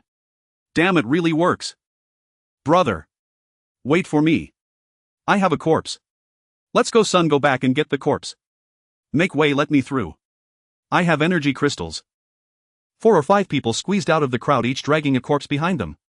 At the forefront was a middle-aged man, somewhat balding, wearing a big gold chain around his neck, smiling at Qin Jue. Little brother, my name is Wang Jiangwo. How do you want to deal with these corpses? Qin Jue glanced at Wang Jiangwo. He had heard this name from Bai Ji. He was the one who knocked on the door yesterday. Just bring them directly inside. We have over 10 corpses on hand. Wang Jiangwo said. Bring them all together, we'll settle the bill collectively. All right. With a wave of his hand, Wang Jiangwo directed the survivors behind him to start transporting the corpses. They did not stop after leaving the room but headed straight for the elevator. Seeing Wang Jiangwo leave, other survivors also came forward to trade. One by one corpses were brought into the room and Qin Jue felt very excited. There's a chance of obtaining something good. A pack of instant noodles and an energy bar could be exchanged for a skill or hundreds of survival supplies. No matter how you look at it, it's a good deal. If one of them is a gifted person's corpse, that would be a huge profit. Having already made a good start, there's no need to worry in the future. These survivors will certainly come to me to trade for supplies. Just as he was thinking, the crowd suddenly became noisy. Lu Gu is here. Hey little Lu, are you here to trade supplies too? Qin Jue looked over at the sound and saw the crowd parting to make way for 3 men walking slowly. At the forefront was a man in his 30s with a rugged face, tall stature, probably around 6 feet 3 inches. Behind him were 2 young men in their 20s, one with dyed yellow hair whose face was full of excitement as if he had encountered something good. The other was thin and lanky. Qin Jue's eyes flickered. It was expected that the man at the forefront was the other gifted person in this unit besides him. Lu Chen walked up to Qin Jue, smiling and extending his hand. Hello, I am Lu Chen and these are Lu Zi and Hu Zi. Qin Jue. You can't hit a smiling face, so Qin Jue shook hands with Lu Chen. Mr. Qin, do you have time to talk? Qin Jue thought for a moment and then nodded. Sure. He also wanted to learn more about Lu Chen, but more importantly he wanted Lu Chen to help him collect corpses. Although Wang Jiangwo and the others could do it, they were ordinary people and there were too many of them, making the trading process a bit time-consuming. Lu Chen was different. He was a gifted person and currently the leader of this unit. If he could collect the corpses uniformly and then bring them to 1804, it would save a lot of time. Qin Jue turned to Bai Ji and softly said, Teacher Bai, I'll leave this to you. Sun Yan, stay with Teacher Bai. The 2 women nodded and Qin Jue led Lu Chen and the others into the room. He planned to discuss matters with Lu Chen inside 1804. After all, there were still survivors needing to trade, and both Bai Ji and Sun Yan were women. It would not be good if something happened. Discussing in 1804, if something really happened, he could also come out to resolve it immediately. Lu Chen opened his mouth. He had originally intended for Qin Jue to go to the 2nd floor where he had even prepared tea. But seeing Qin Jue had already turned and walked into the room, Lu Chen could only follow. In the small living room of the room, 7 or 8 corpses had already been laid out. Lu Chen glanced at them, his eyes flickering. He completely did not understand what Qin Jue was collecting corpses for. This was also one of the answers he wanted to obtain by coming here. In 1804, Qin Jue's room. Qin Jue plopped down onto the bed, a faint smile flickering across his face. Indeed, though the surroundings left much to be desired, nothing compared to the comfort of one's own nest. Go ahead, take a seat. Qin Jue gestured casually. Lu Chen and the other 2 exchanged glances, speechless. There wasn't a single chair in the room, only the bed. Where were they supposed to sit? Surely they couldn't all squeeze onto one bed together. Brother Lu, you take the seat. Xiao Hu and I will stand, Lu Zi volunteered cheerfully. Lu Chen nodded. It was the only option. He sat at the foot of the bed directly facing Qin Jue. What did you need me for? Qin Jue asked, initiating the conversation. Lu Chen sat at the foot of the bed, his long legs awkwardly folded, searching the cramped room with quiet surprise. Was this really where the man who had cleared every zombie from the 12th floor upward chose to live? Mr. Qin, Lu Chen cut straight to the point. I've come to ask you to join us. Qin Jue arched a brow but remained silent. Lu Chen continued, there are over 20 survivors gathered on the 1st and 2nd floors, elders, children, women, all vulnerable. I can't watch over them all alone. You cleared every zombie upstairs, your strength is undeniable. If you joined us, we could unite our efforts, await official rescue, and vastly improve our chances of survival. Qin Jue listened in silence for 2 seconds, then let out a dry mocking laugh. Lu Chen, you're a good man. Lu Chen blinked, startled, unsure what that meant. But I have no desire to be one. Qin Jue leaned back against the wall, crossing his legs. Those survivors you mentioned, what do they have to do with me? Why should I protect them? Lu Chen's brow furrowed. We're all neighbors. Neighbors. Qin Jue cut him off. I've lived here half a year and spoken fewer than 10 words to anyone upstairs or downstairs. If we weren't close before the apocalypse, why pretend we're family now? Lu Chen opened his mouth, then realized he had no rebuttal. Lu Zi standing nearby couldn't hold back. How can you be like this? Do you have no compassion at all? Qin Jue glanced at him, not angry, not even irritated, just faintly amused. Compassion. Does that feed you? He turned back to Lu Chen, raising a brow with a wry smile. Lu Chen, if you wish to play savior, if you wish to be the neighborhood's battle god, then by all means, go ahead. I'm not interested. And don't worry, I won't sabotage you or stand in your way. I won't stay here long. Once I've collected enough corpses, I'll leave. Lu Chen looked surprised, then gave a faint rueful smile and shook his head. You're right. I've considered these very questions. It's only been 3 days, and already people are hoarding food, trying to cheat others, complaining my rationing isn't fair. Yesterday someone sneaked into another resident's room to steal. Sometimes I feel like a fool for doing all this. But I simply cannot watch them die. Qin Jue offered no judgment. Everyone lived by their own code. Lu Chen's choice to be a savior was his alone. Seeing that Qin Jue showed no intention of joining them, Lu Chen shifted topics. May I ask, what exactly do you need those corpses for? Qin Jue met his gaze, a subtle curl tugging at his lips. He'd known Lu Chen would ask. After all, trading corpses for supplies wasn't something even a fool would attempt. Yet he had done exactly that. Still, he'd prepared his answer well in advance. I cannot bear the sight of human suffering, Qin Jue said solemnly, his expression utterly grave, devoid of mockery or jest. Lu Chen stared, speechless. Lu Zi and Xiao, who stood equally bewildered. Think of it, those who died, those who became zombies, they were once living souls. They had families. Friends. Dreams left unfulfilled. Now their bodies lie exposed, devoured by flies and maggots, trampled by their own kind. My heart is soft, I cannot abide such desecration. So I gather them, lay them to rest, grant them peace beneath the earth. That is my duty. The room fell silent. Lu Chen watched Qin Jue impassively. Lu Zi's jaw twitched faintly. Xiao Hu opened his mouth, then closed it again. After a long pause, Lu Chen spoke slowly. Mr. Qin, do you believe that? Qin Jue burst into laughter and waved a dismissive hand. Belief matters little. What matters is that you know my corpse collection poses no threat to you or yours. Lu Chen held his gaze for several seconds, then dropped the line of questioning. He knew Qin Jue was deflecting, but when someone refused to speak, pressing further served no purpose. Besides, corpse collection in itself was hardly threatening. A sudden hush settled over the room. Qin Jue broke it first. Brother Lu, I'd like to propose a business arrangement. Lu Chen blinked. What arrangement? You collect the corpses, for me. Qin Jue relaxed against the wall, his tone turning earnest. You want to lead these people to survival, food is paramount. You gather the corpses, I supply survival rations. A win-win for everyone. Lu Chen frowned slightly, deep in thought. After a long pause he replied, though I admit the offer tempts me, the corpses above the 3rd floor are already gone. Those on the 1st and 2nd floors were dumped outside, and soon they'll end up right here in this room. There are no corpses left in this entire unit. Qin Jue rolled his eyes. No corpses in this unit, what about the others? The neighborhood has dozens of units, and beyond that the wider city. Zombies are weak now. You command many hands, why let them idle and bicker when they could move? With you leading, hunting down stragglers should pose little danger. Other units, other buildings, there are corpses aplenty. They don't know I'm collecting them, that's your opportunity, Brother Lu. Steal them, seize them, barter with survivors in other units, I'll give you 1 pack of instant noodles per corpse. How much you distribute among your people, that's entirely your call. Qin Jue said nothing of energy crystals. Lu Chen was a talent bearer, he'd surely hoard them for himself. Lu Chen fell silent again, weighing Qin Jue's words.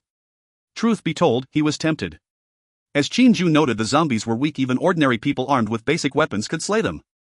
With Lu Chen leading, clearing other units would likely prove no great challenge. And food, indispensable for survival, remained the most urgent need. Moreover, venturing into other units, whether to clear zombies or recover corpses, might reveal living survivors. Bringing them together would dramatically increase everyone's odds of enduring the apocalypse. Lu Chen decided it was worth pursuing, though convincing the survivors to risk their lives against zombies wouldn't be easy. I need time to think, he said. Before Qin Jue could respond, Lu Zi erupted. Brother Lu, what's there to think about? Those zombies are pathetic. Even if others refuse, you and I, 2 talent bearers, plus Xiao Hu and old Wang, are more than enough.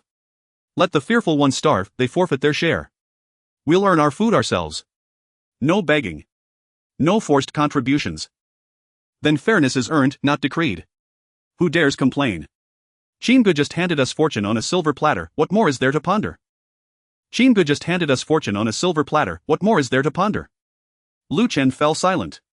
It must be said that Lu Zi's words struck a nerve. He had previously wanted everyone to gather food for centralized distribution only to be harshly criticized. However, if he had an additional source of food himself, he could easily help those who truly needed assistance without needing anyone's consent. Yet beside him, Qin Jue's eyes widened in shock as he looked at Lu Zi. You are also a gifted individual. Lu Zi's earlier words were crystal clear to Qin Jue. He said that both he and Lu Chen were gifted. Yes. Lu Zi laughed heartily upon hearing this. He couldn't help but feel delighted at the mention. He never expected he would have a day to become a gifted individual. You. Qin Jue frowned slightly. How had he never heard of this? Lu Zi has just become a gifted individual. Lu Chen said in a deep voice. To be precise, he became a gifted individual 2 hours ago. Qin Jue looked at Lu Chen in confusion. What does that mean? He became a gifted individual only 2 hours ago. So ordinary survivors also have a chance to become gifted in the future.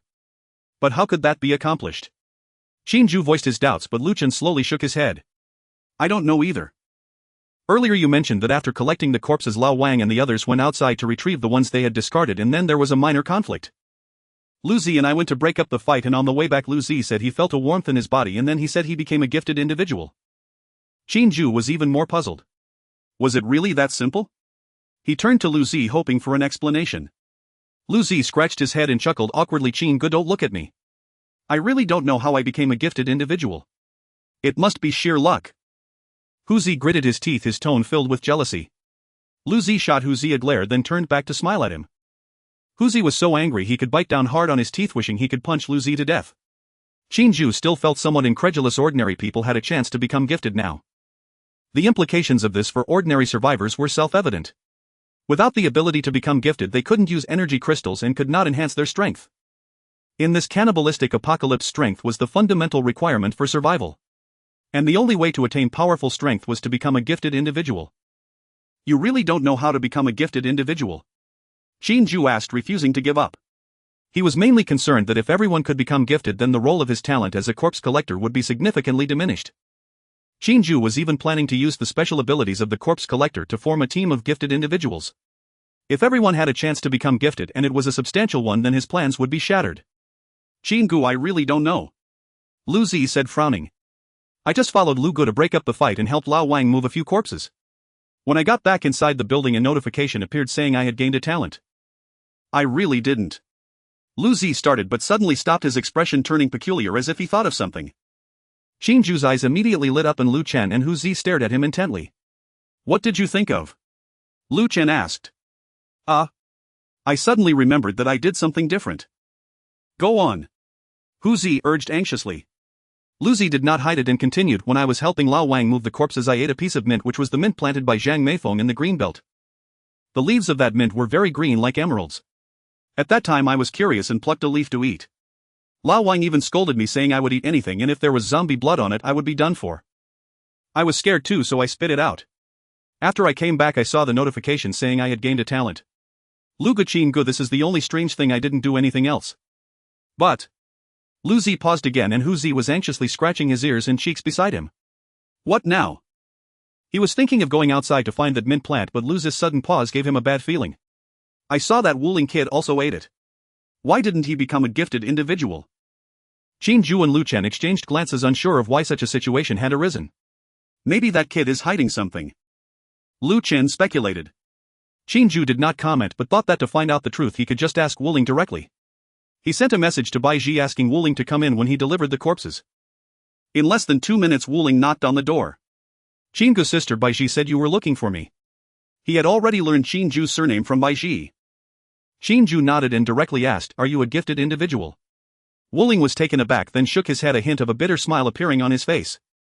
Qin Jue, I am not. I really want to become a gifted individual. Really? Lu Chen asked. Wuling shook his head again. Lu Gu, I truly am not. If I were a gifted individual, would I exchange my mom's corpse for food? Lu Chen nodded slightly. Wuling made a reasonable point. It was evident that Wuling was a very filial child. If he had truly become a gifted individual, he would never have used his mother's corpse to trade for food. All right. Go ahead, Qin Jue said. Wuling bowed to the others and then exited the room. Qin Jue frowned. He felt that Wuling was not lying. But why was that? They all ate the same mint. Why did only Lu Zi become a gifted individual? Could it be that the issue did not lie with the mint but with something else? No, there was another possibility.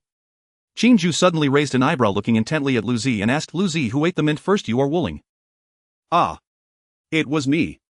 Lu Zi realized at that moment. Qin Jue, you mean I ate the mint first so I became a gifted individual? Wuling ate it later so it didn't work. Qin Jue nodded. The problem seemed to lie with that mint. Only the first person to eat the mint leaves could become a gifted individual. Lu Chen also understood Qin Jue's words and whispered, so that's how it is. Have you ever seen other such mints? Qin Jue asked. No. Just that one. Qin Jue remained silent, still somewhat shocked. He had previously felt that the number of gifted individuals was too low. Ordinary people could not face the current apocalypse. Now it seemed that the rules of the apocalypse were not so cruel. The rules had also provided ordinary survivors with a glimmer of hope. However, Qin Jue speculated that the type of plant Lu Zi mentioned would likely not be common. In the room, two were deep in thought while one was excited. Only Hu Zi looked like he had eaten a bitter melon, his heart dead. Qin Jue lay on his familiar narrow bed, his mind still lingering on Lu Zi's sudden emergence as a talent holder, a development he had never anticipated. Whatever had transformed an ordinary person into a talent holder could not possibly be limited to that single mint plant. Other anomalous flora must exist as well. Henceforth, whenever venturing outside, he would pay close attention to any vegetation markedly different from what had existed before the apocalypse. Lu Chen accepted Qin Jue's proposal for cooperation. Qin Jue handed him the key to room 1804, instructing him to transport collected corpses into the room during daylight hours, while Qin Jue himself would perform the final rites each night. With two talent holders, himself and Lu Zi, their corpse collection rate would undoubtedly be swift. Lu Zi's rank talent earthen wall fell under the defensive category. Yet it possessed versatile applications, for instance erecting an earthen bridge resembling a dam between two apartment buildings, thereby bypassing the roaming zombies within the residential complex and granting direct access to adjacent buildings for corpse retrieval. None of this concerned Qin Jue. So long as Lu Chen delivered corpses, that was all that mattered. The door creaked softly open and Sun Yan peered in, her small head barely visible. Little brother, the corpses are all gathered, your turn to get to work. Qin Jue merely rolled his eyes at her teasing appellation, already plotting how he'd reprimand her thoroughly that evening. Rising, he stepped out of the room to find Bai Ji standing in the living room, her brow deeply furrowed. Only 24 corpses lay scattered across the floor. Yet even that modest number, grotesque, mangled, and reeking with the unmistakable stench of undeath, proved profoundly unsettling. Ugh! Sun Yan gagged, clamping a hand over her nose before bolting from the room. Even Bai Ji's complexion paled, whether from the visceral horror before her eyes or the nauseating odor, it was impossible to tell. Honey, you'll have to move them yourself, I can't bear it, Bai Ji declared, and with a curt nod from Qin Jue she fled the room without hesitation. Wincing, Qin Jue strode to the center of the room and summoned the cremation furnace with a wave of his hand. Truth be told, even he found the scene difficult to stomach. Though the furnace could incinerate corpses autonomously, it required manual placement of each body directly before its furnace mouth. 1 or 2 bodies posed no issue, but 20 stacked together tested the limits of human endurance. At the thought of future hauls piling up inside the confined space, Qin Jue shuddered involuntarily. No, I need someone else to handle the cremations, he resolved inwardly. He refused to shoulder this grim duty alone, yet entrusting it to 2 young women, Bai Ji and Sun Yan, was equally unthinkable. The cremation furnace could remain manifested indefinitely unless deliberately dismissed, and sustaining it demanded negligible physical exertion well within his capacity. What remained uncertain was whether delegating the task to others was feasible. Qin Jue decided to conduct an experiment. Leaving 1 corpse behind, he transported the rest to the furnace mouth for final rites. The furnace door swung open.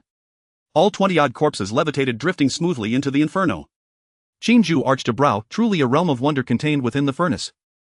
This marked his first time performing rites for so many corpses simultaneously, and astonishingly the furnace displayed no regard for quantity. A series of chimes resonated in his ears. This corpse belonged to an ordinary survivor, pre-apocalypse occupation waitress. Awarded occupation-linked resources, Elder Village Chief 100. You have acquired 2 funeral coins. This corpse belonged to an ordinary zombie-infected, pre-apocalypse occupation insurance salesperson. Awarded occupation-linked skill, Art of Deceptive Speech. You have acquired 1 funeral coin. This corpse belonged to an ordinary zombie-infected, pre-apocalypse occupation security guard. Awarded occupation-linked survival supplies, Rubber Baton 50. Across more than 20 corpses, not a single talent emerged, an outcome Qin Jue had long since accepted. 1 corpse remained uncremated on the floor. Instead of proceeding, Qin Jue opened the door and beckoned Sun Yan and Bai Ji inside. Bai Ji and Sun Yan entered hesitantly, brows still knotted in distaste. Though most corpses had vanished, the room's foul aroma lingered stubbornly. "What is it?" Bai Ji asked. Qin Jue pointed to the solitary corpse on the floor and succinctly outlined his intention. The two women nodded. Qin Jue exited the room and descended by elevator to the ground floor, where he sent Bai Ji a brief message. "Begin." Inside the room, Bai Ji and Sun Yan carried the corpse to the furnace mouth, and in the next instant the cremation furnace absorbed it automatically. "Wow, how incredible!" Sun Yan exclaimed. Though she had witnessed this phenomenon repeatedly, each occurrence still stirred quiet awe. "Senior Sister Bai Ji, what exactly is the purpose of Qin Jue's talent?"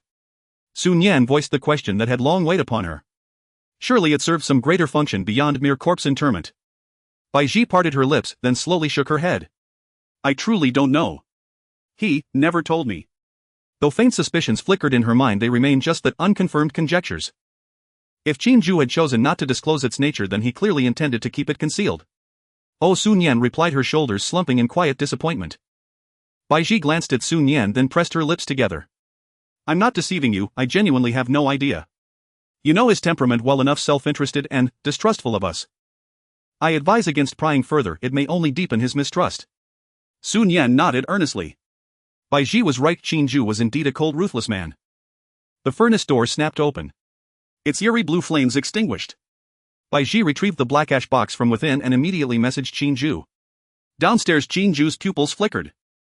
Even before Bai Ji's message arrived, he received the notification this corpse belonged to an ordinary zombie-infected, pre-apocalypse occupation welder.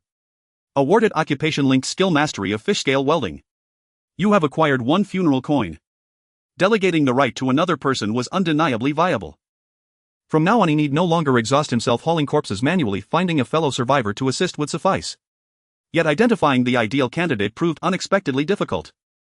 Though the task involved only positioning corpses before the furnace mouth, it nonetheless engaged his core talent, the corpse collector. He required someone taciturn, diligent, and utterly obedient, no questions asked. His first instinct was a quiet middle-aged man in his 30s, yet none such resided in his current building unit. Moreover, the individual needed resilience, enduring both the grotesque visages and revolting stench of the undead.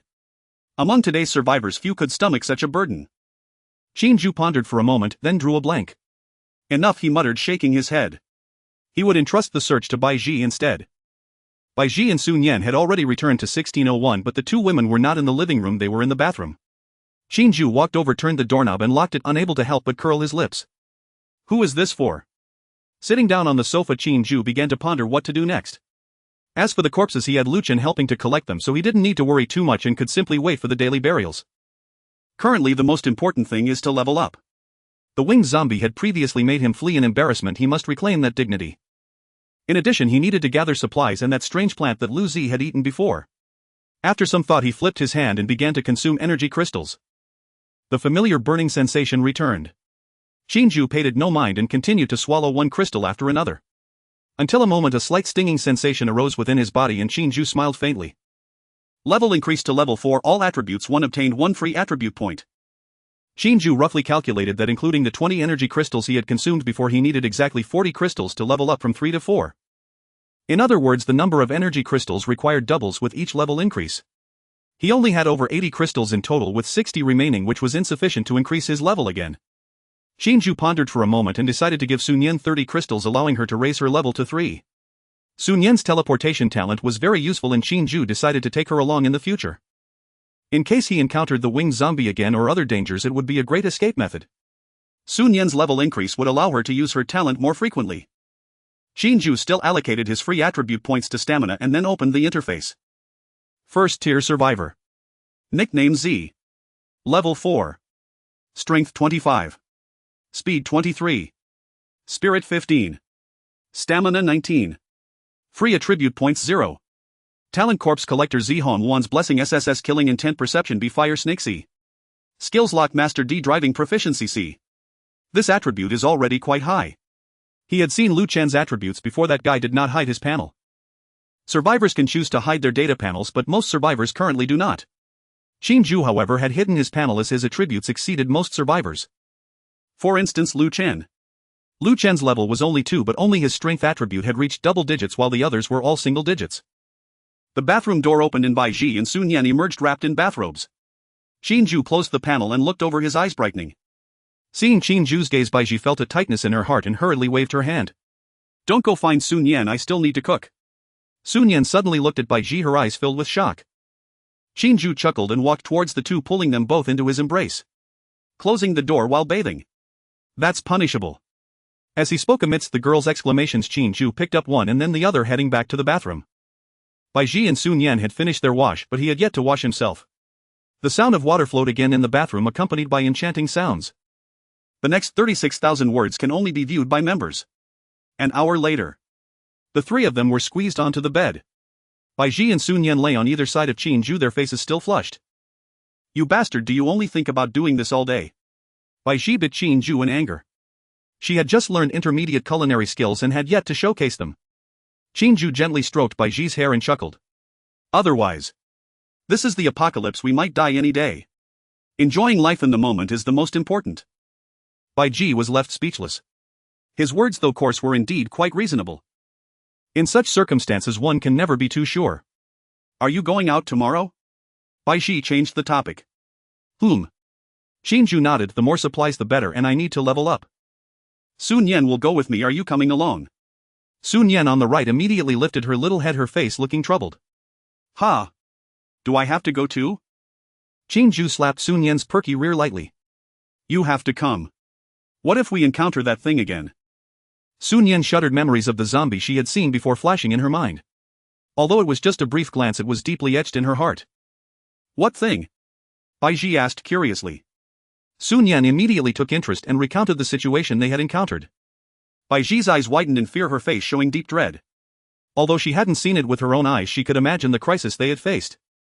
In Baiji's eyes, Qin Jue was already a strong survivor. The fact that even he lacked the courage to fight showed just how terrifying that zombie was. Hubby, if you go out, please don't go near the commercial street. Baiji looked at Qin Jue, her face filled with worry. Qin Jue could feel Baiji's emotions. Her words were not just pleasantries. He had the same plan. Until he had sufficient strength, he would not set foot near the commercial street. Don't worry. I won't go. Tomorrow I plan to head west to gather some gasoline and the like. Baiji nodded, finally feeling relieved. Currently Qin Jue was her only support, and she certainly didn't want anything dangerous to happen to him. What about you? Are you really not coming with us? Qin Jue asked again. Although there were no zombies in this unit for now, there were people. Compared to zombies, Qin Jue found humans to be more terrifying. Especially since this building was filled with men. Baiji, a beautiful woman scoring 98 points, staying here alone was very dangerous. Qin Jue expressed his concerns to Baiji and her face changed slightly. Sun Yan, who was beside them, also understood this reasoning and advised Sister Baiji, why don't you come along with us to gather supplies? It's really dangerous for you to be alone in the neighborhood. A flicker of hesitation crossed Baiji's face. But I'm not a talent user, I can't be of any help to you, and I might even hold you back. It's okay. Sun Yan chuckled. The jerk is strong. As long as we don't encounter that kind of zombie again, the others are no match for him. Moreover, I can protect you. You don't need him. Sun Yan patted her chest, looking like a big sister. Qin Jue rolled his eyes at her. With her measly 5 points in stamina, she couldn't even take on a zombie, yet she wanted to protect Baiji. However, Sun Yan's words did remind him. If Baiji went with them and they encountered any danger, Sun Yan's current teleportation talent couldn't transport 3 people. He needed to boost her strength. Stop bragging. Qin Jue snorted and waved his hand, scattering 30 energy crystals onto Sun Yan's chest. Sun Yan was stunned at first, then her face burst into a radiant expression of joy. For me. Otherwise. You don't want it. Qin Jue said casually. I want it. Sun Yan nodded eagerly, like a chick pecking at rice. She was also a talent user, so how could she not want to increase her strength?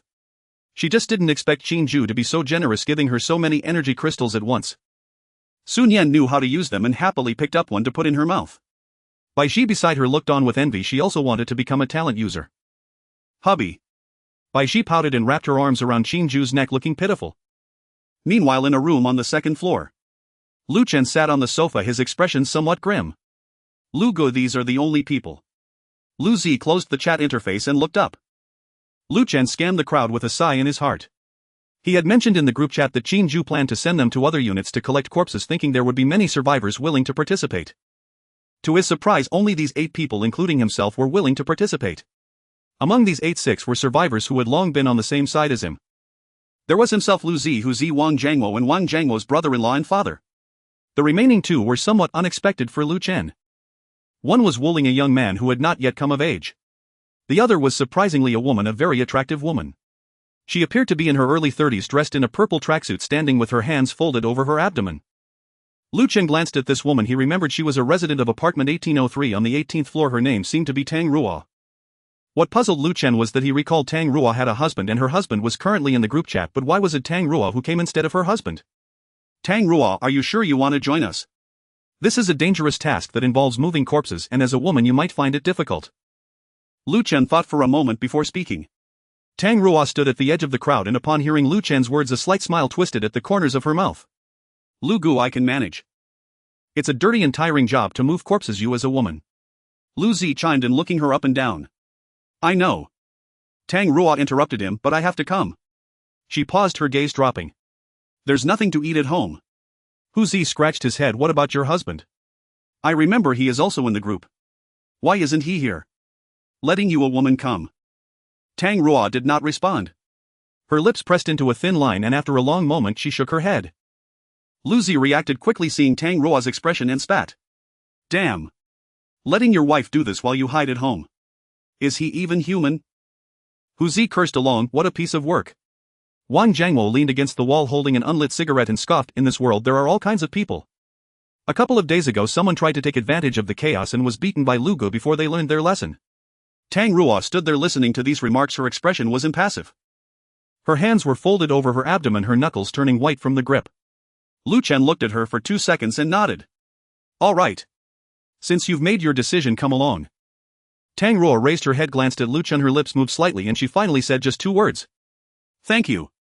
Lu Chen waved his hand, his gaze sweeping over the 8 people in the room. Wuling stood in the corner, his school uniform still dusty, his eyes slightly red, but his posture was straight. Wang Jiangwo held a cigarette, standing next to his brother-in-law and father. He himself was quite burly, but his younger brother and brother-in-law were both thinner than him. Lu Zi and Hu Zi stood on either side of Lu Chen, resembling 2 imposing guardians. With Tang Ruo included, there were exactly 8 of them. Lu Chen sighed inwardly. He had announced in the group that Qin Jue suggested they go to other units to collect corpses and then hand them over to Qin Jue in exchange for supplies. He had thought more people would participate, after all, who doesn't need food? Yet the responses were few and far between. Those who didn't come had all sorts of excuses. Some found it too dirty, others feared for their lives, some said they would wait and see, while some simply pretended not to see. Some even claimed it was a scheme made by him and Qin Jue, arguing that the price Qin Jue offered Lu Chen was definitely not a pack of instant noodles and the excess must have been pocketed by Lu Chen. Even more outrageous were a few middle-aged women who retorted, with you Lu Chen being so capable, why don't you go move the corpses yourself? What's wrong with dividing the goods we get in return? Lu Chen had not responded at the time. Thinking back now, he felt a blockage in his heart. Lu Zi suddenly turned to look at Lu Chen. Lu Gu, just these people? I asked again and everyone else said they wouldn't participate. Lu Chen nodded and said nothing. Lu Zi hesitated and then asked Lu Gu, will we still share the goods we get with them? The room fell silent for a moment. Everyone's gaze fell on Lu Chen. He did not answer immediately. He recalled what Qin Jue had just said. Give to whoever you want. Lu Chen had never considered this issue before. He always felt that as the only gifted person in this unit he should take care of everyone. Regardless of whether those people worked or listened, as long as they couldn't survive he should reach out to help. He only wanted those people to survive. But what was the result? He proactively suggested a unified distribution of food and was scolded for wanting to monopolize it. He organized people to clear out zombies and some hid in their rooms pretending to be dead. He fought desperately outside, and when he returned he had to listen to complaints about the instant noodles being overcooked. After discussing with Qin Jue, Lu Chen's mindset started to change. He still wanted to save people, but only those who were obedient and dared to face the apocalypse. As for those who did nothing and merely wanted to take advantage, Lu Chen decided to give up on them. Otherwise, even if he could accept it, Lu Zi, Hu Zi and the others definitely could not. If this continued, the team he had painstakingly gathered would only have one outcome. Fragmentation. No sharing. Lu Zi was taken aback. Ha! No sharing with them, Lu Chen repeated, his voice heavier than before. We risked our lives to obtain these things, why should we give them away for free? Hu Zi scratched his head. Lu Gu, didn't you say before? Before was before. Lu Chen interrupted him, I've thought it through. I can save people, but I can't save everyone. He stood up and walked to the window, pulling back the curtain to glance outside. The empty space downstairs was desolate, with a few zombie corpses lying in the open. For those who do nothing and just wait to be fed, they won't get a single bite in the future. Want to share the goods? Fine. Either come along to move the corpses or bring something to exchange. If you offer nothing, starve. Lu Zi blinked, feeling that Lu Chen was different today than before. Wang Jiangwo on the side clapped his hands. Lu Gu, this is how it should be. Wu Ling, who had been silent in the corner, suddenly spoke up. Lu Gu, my mother's ashes were buried by Qin Jue. Everyone turned their gaze toward him. Wu Ling's voice was not loud but very serious. He said he collects corpses to bury the dead. Whether you believe it or not, I do. He added, so this matter, I'm committed to it. Lu Chen glanced at him and nodded. All right. Then it's settled. He turned to face the remaining 8 people, his gaze sweeping over their faces. Tomorrow morning we will go to the neighboring unit. Everyone go back and prepare. Bring whatever useful items you can, sticks, kitchen knives, anything will do. Lu Zi, send the time and meeting point in the group chat. Those who are willing to come can join, and those who do not want to come are not forced. Lu Zi agreed and began sending messages. Lu Chen looked at Tang Ruo again. Are you sure you want to come along? Tang Ruo nodded. All right. Lu Chen pulled a dagger from his waist and handed it over. Take it for self-defense. Tang Ruo took the dagger, holding it in her hand, her finger rubbing the hilt. She did not thank him again. Instead, she tucked the dagger away and turned to leave the room. Everyone watched Tang Ruo's departing figure. Hu Zi scratched his head and asked in confusion, what's her family situation? How could they let Tang Ruo, a woman, come with us to fight zombies? As soon as Hu Zi spoke, the gazes of several people fell upon Wang Jiangwo. Wang Jiangwo had lived in the community for nearly a decade and he was acquainted with all sorts of people, being well informed. He held a cigarette that was not lit and clicked his tongue. Tang Ruo. I know. She works as a manager at a bank, earning around 10,000 a month. Her husband Sun Yuxing used to run a small company and made some money but later got involved in gambling for some reason. I don't know how much he lost, but anyway the company is gone and the house is mortgaged. Now they live in 1803, which Tang Ruo bought for herself before marriage. If it weren't for this damn apocalypse, that couple would probably end up sleeping on the streets. Liuji frowned. What about that man? Doesn't he work? Wang Jiangwo scoffed. Work? He hasn't worked in a long time. He stays at home drinking every day, and after drinking he goes berserk. Hu Zi interjected, what does he go crazy about? He beats his wife. Wang Jiangwo replied, taking the cigarette from his mouth and rolling it between his fingers. He drinks and hits her, then sleeps, wakes up and drinks again. Tang Ruo is also a soft-hearted person. Even when beaten she doesn't say a word, doesn't report it, doesn't divorce, just endures it. Liuji cursed, damn it. Why keep such a man? Wang Jiangwo shrugged. Who knows? Maybe it's out of fear. Although Sun Yuxing is a coward, he is not cowardly when it comes to hitting women. A couple of months ago I saw Tang Ruo downstairs once wearing long sleeves in the middle of summer with her collar pulled tightly. I felt something was off at that time. Hu Zi clenched his fists. That man is in the group, right? You'll have to ask him when I see him tomorrow. Ask what? Wang Jiangwo shot him a sideways glance. It's their business, not yours to meddle in. Besides, Sun Yuxing didn't come along. Where will you find him to ask? Hu Zi was taken aback, then sighed. I thought such things only happened in movies. I didn't expect it to be happening around me. I'm still too young. Wang Jiangwo's father snorted. Little who, let me tell you, never touch gambling or drugs. If you do, nothing good will come of it. Jiangwo used to go play cards with friends, lost over 70,000. When I found out, I nearly broke his legs with 2 blows. Since then he has never dared again. Otherwise he would have ended up like Sun Yuxing now. Everyone looked at Wang Jiangwo, who only smiled and said nothing. At this moment Lu Chun, who had been silent, spoke up. All right, let's not get involved in other people's family matters. He paused and added, if Tang Ruo can come, it shows she has more backbone than that man. Everyone prepare to go back. Tomorrow morning at 7 gather in the lobby on the first floor. Dismissed. Everyone nodded and turned to leave. Back at 1803 Tang Ruo stood at her doorstep, not immediately opening the door. She stood before the door holding the key, took a deep breath, then inserted the key and turned it gently. The door opened. The living room was dark, the curtains drawn tightly, a pitch-black sight. A strong smell of alcohol mixed with smoke and sweat rushed at her, making her stomach churn. She changed her shoes and tiptoed towards the kitchen. Stop right there. A voice came from the sofa, hoarse and deep, laced with the scent of alcohol. Tang Ruo's footsteps halted. In the corner of the living room a spark of light flickered briefly before going dark again. Sun Yuxing sat on the sofa holding a cigarette, his outline barely visible in the darkness. Lu Chen told you to follow. Tang Ruo's heart tightened and she softly replied, Then she looked up at Sun Yuxing, her lips moving slightly. Yuxing. A little scared. Sun Yuxing glared, slamming his palm heavily onto the table. Scared? We have not a grain of rice left at home, don't you know? If you don't go, are we going to live on the wind? Sun Yuxing stood up and staggered over. He was half a head taller than Tang Rua, his figure bulky, a beer belly stretching his clothes tight. Standing before Tang Rua, he looked down at her. "Tang Rua, let me tell you." His voice was low, but each word seemed to be squeezed out from between clenched teeth. "You can follow them to move corpses, but if you dare flirt with those men or get involved with them, I will be the first to kill you. I mean what I say." Tang Rua's chin was pinched painfully, her eyes reddening, but she did not struggle. "I won't." "That's best." Sun Yuxing released her chin, stepped back and lit another cigarette. "After moving the stuff, come back. Don't stay with those people for too long. Especially that Lu Chen, I've heard he can fight, so keep your distance from him." Tang Rua shivered, mechanically nodding her head. Sun Yuxing thought for a moment and added, "Make sure you bring back everything you exchange, don't hide any for yourself. Get more food, didn't you work in a bank before? You're good with your words, negotiate a bit with them." "Got it." Sun Yuxing nodded in satisfaction and turned back to the sofa, plopping down. "All right, go cook. I'm hungry." Tang Rua stood still, not moving. Sun Yuxing frowned. "What's wrong?" "There's nothing to eat at home. Wasn't there half a bag of rice a couple of days ago? It's finished. What about the noodles? They're also gone." Sun Yuxing waved his hand irritably, pulling out a bag of instant noodles from under the coffee table, tearing it open and starting to eat hungrily. Tang Rua watched, unable to resist, licking her lips. Since Sun Yuxing got into gambling, their lives had been very tight. Usually Tang Rua only bought some discounted vegetables with barely any surplus food at home. After the apocalypse broke out, the little food they had was long gone. The last bit of rice was cooked into porridge yesterday. The instant noodles in Sun Yuxing's hands were the last food left. But Sun Yuxing had no intention of sharing, not even a bit.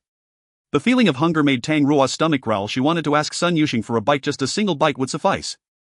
But she opened her mouth yet dared not speak. She turned and walked into the kitchen, opening the cabinet. It was completely empty. The rice jar was empty, the oil bottle was only a bottom, and the salt jar was almost empty. She stood there for a long time before finally taking a pot, filling it halfway with water and placing it on the stove. There was no rice, no noodles, nothing at all. She could only boil a pot of water. When the stove lit up, she glanced at her wrist. Under her sleeve lay a dark red old scar.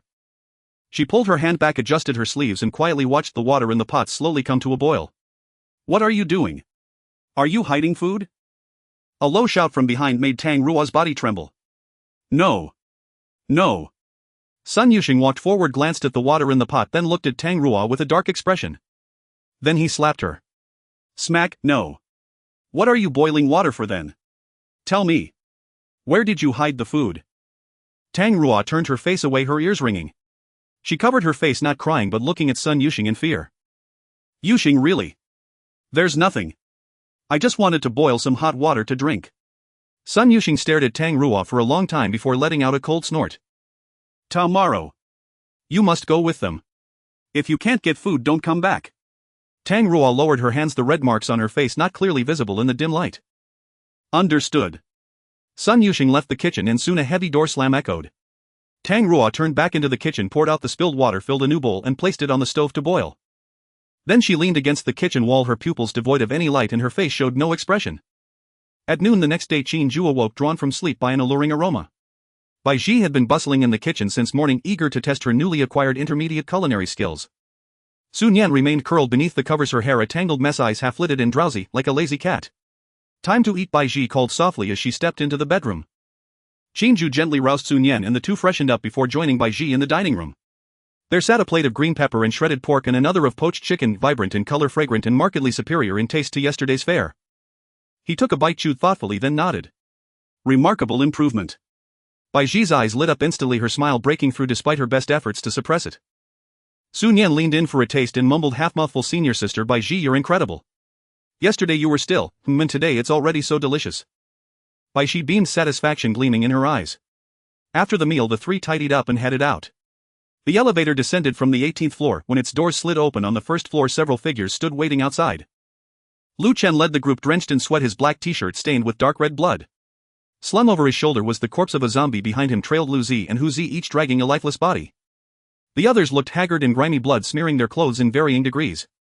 Bringing up the rear was a woman wearing a deep purple long-sleeved coat, her sleeves rolled to the elbows as she dragged a corpse forward. The corpse was bulkier than she was and she strained under its weight, back bent low, each step seeming to anchor her deeper into the floor. Sweat-damp strands clung to her pale, almost unnervingly pallid face.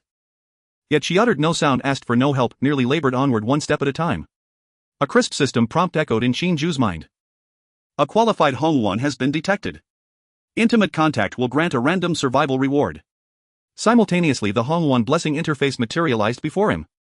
Hong One named Tang Ruan, age 31 N, height 168 cm and weight 98 kg and measurements 956492 and charging attempts 2 and rating 95. Qin Jue's gaze flickered, a married woman.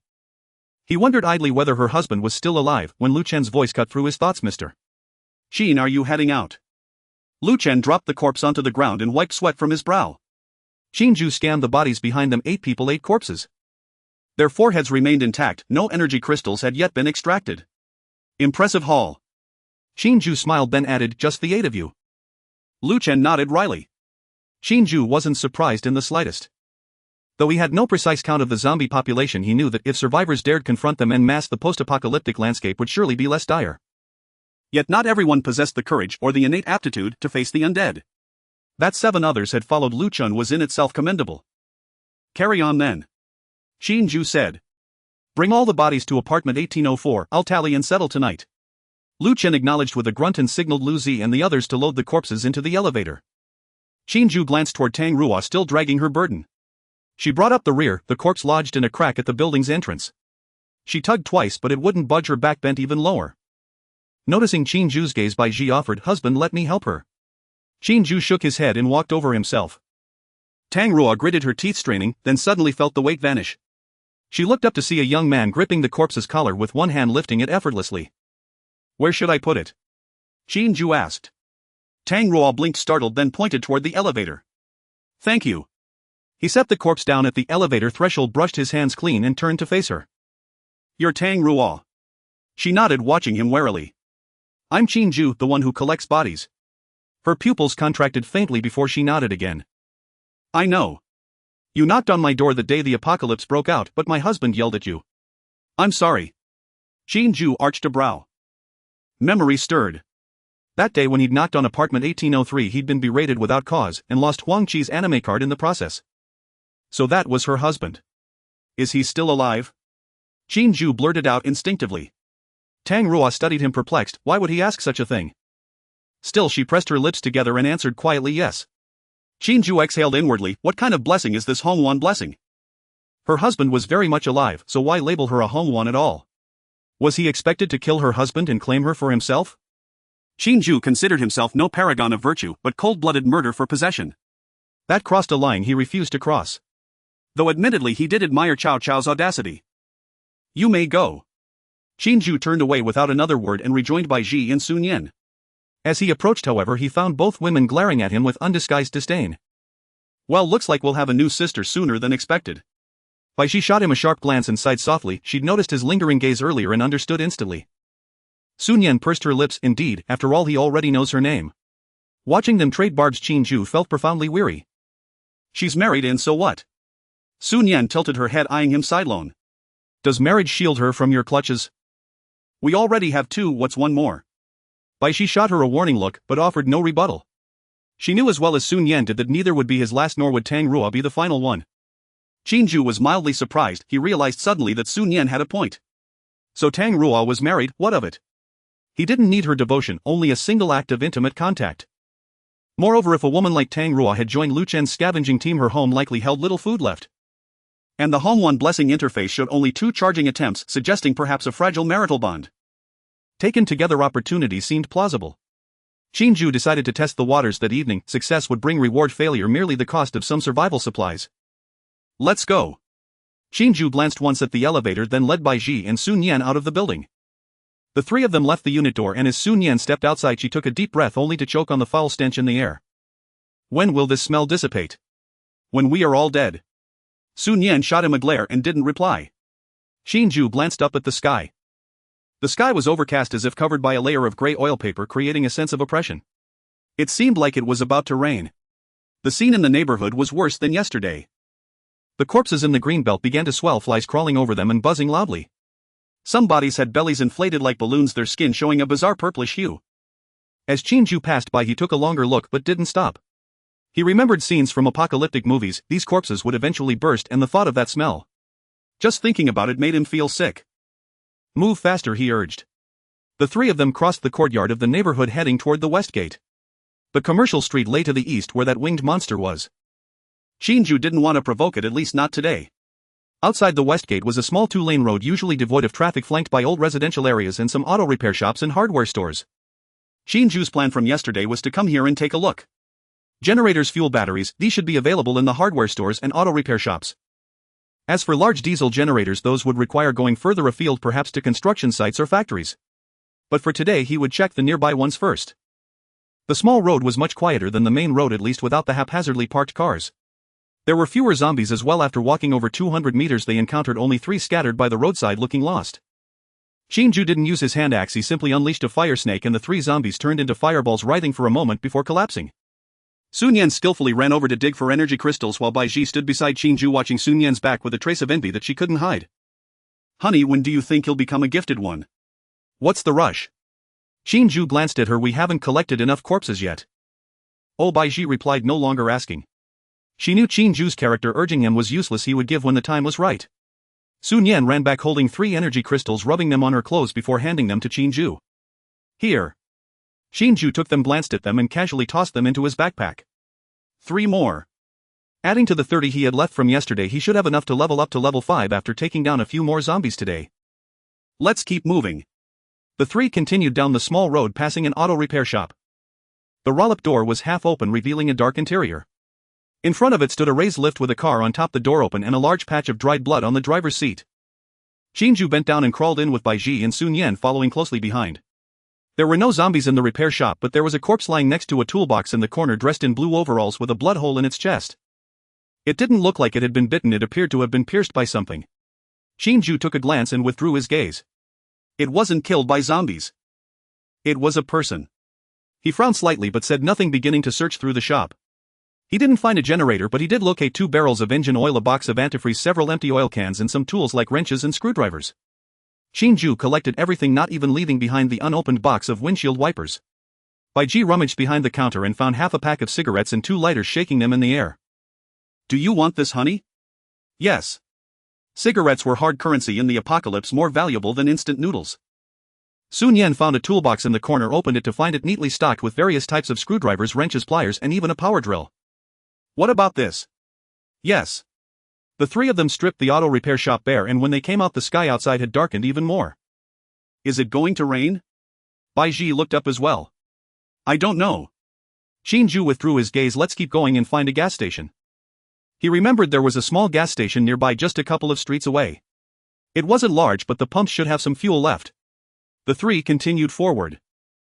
As they passed a small supermarket, Qin Jue stopped to take a look. The glass door was half shattered and the shelves inside were toppled, various product wrappers scattered on the floor showing signs of having been looted. On the 4th day of the apocalypse it seemed that survivors had already begun to come out to gather supplies. Qin Jue didn't waste any time and continued searching for the gas station. When they turned from the small road onto another street, Qin Jue unexpectedly encountered 6 zombies. They were gathered around an overturned van gnawing at something, and upon hearing the footsteps they all raised their heads in unison. 6 pairs of grayish-white eyes focused on him at the same time. Qin Jue frowned, instinctively opening the panel to take a glance, his heart sinking. Level 1 zombie, strength 13, speed 9, mental 2, stamina. Note they are getting stronger. What are you waiting for? Strength 13. Speed 9. Qin Jue narrowed his eyes. On the first day of the apocalypse the zombies he encountered mostly had strength and speed in single digits, around 5 or 6 weak as paper. But now the data of these zombies was approaching or even exceeding that of an ordinary adult male.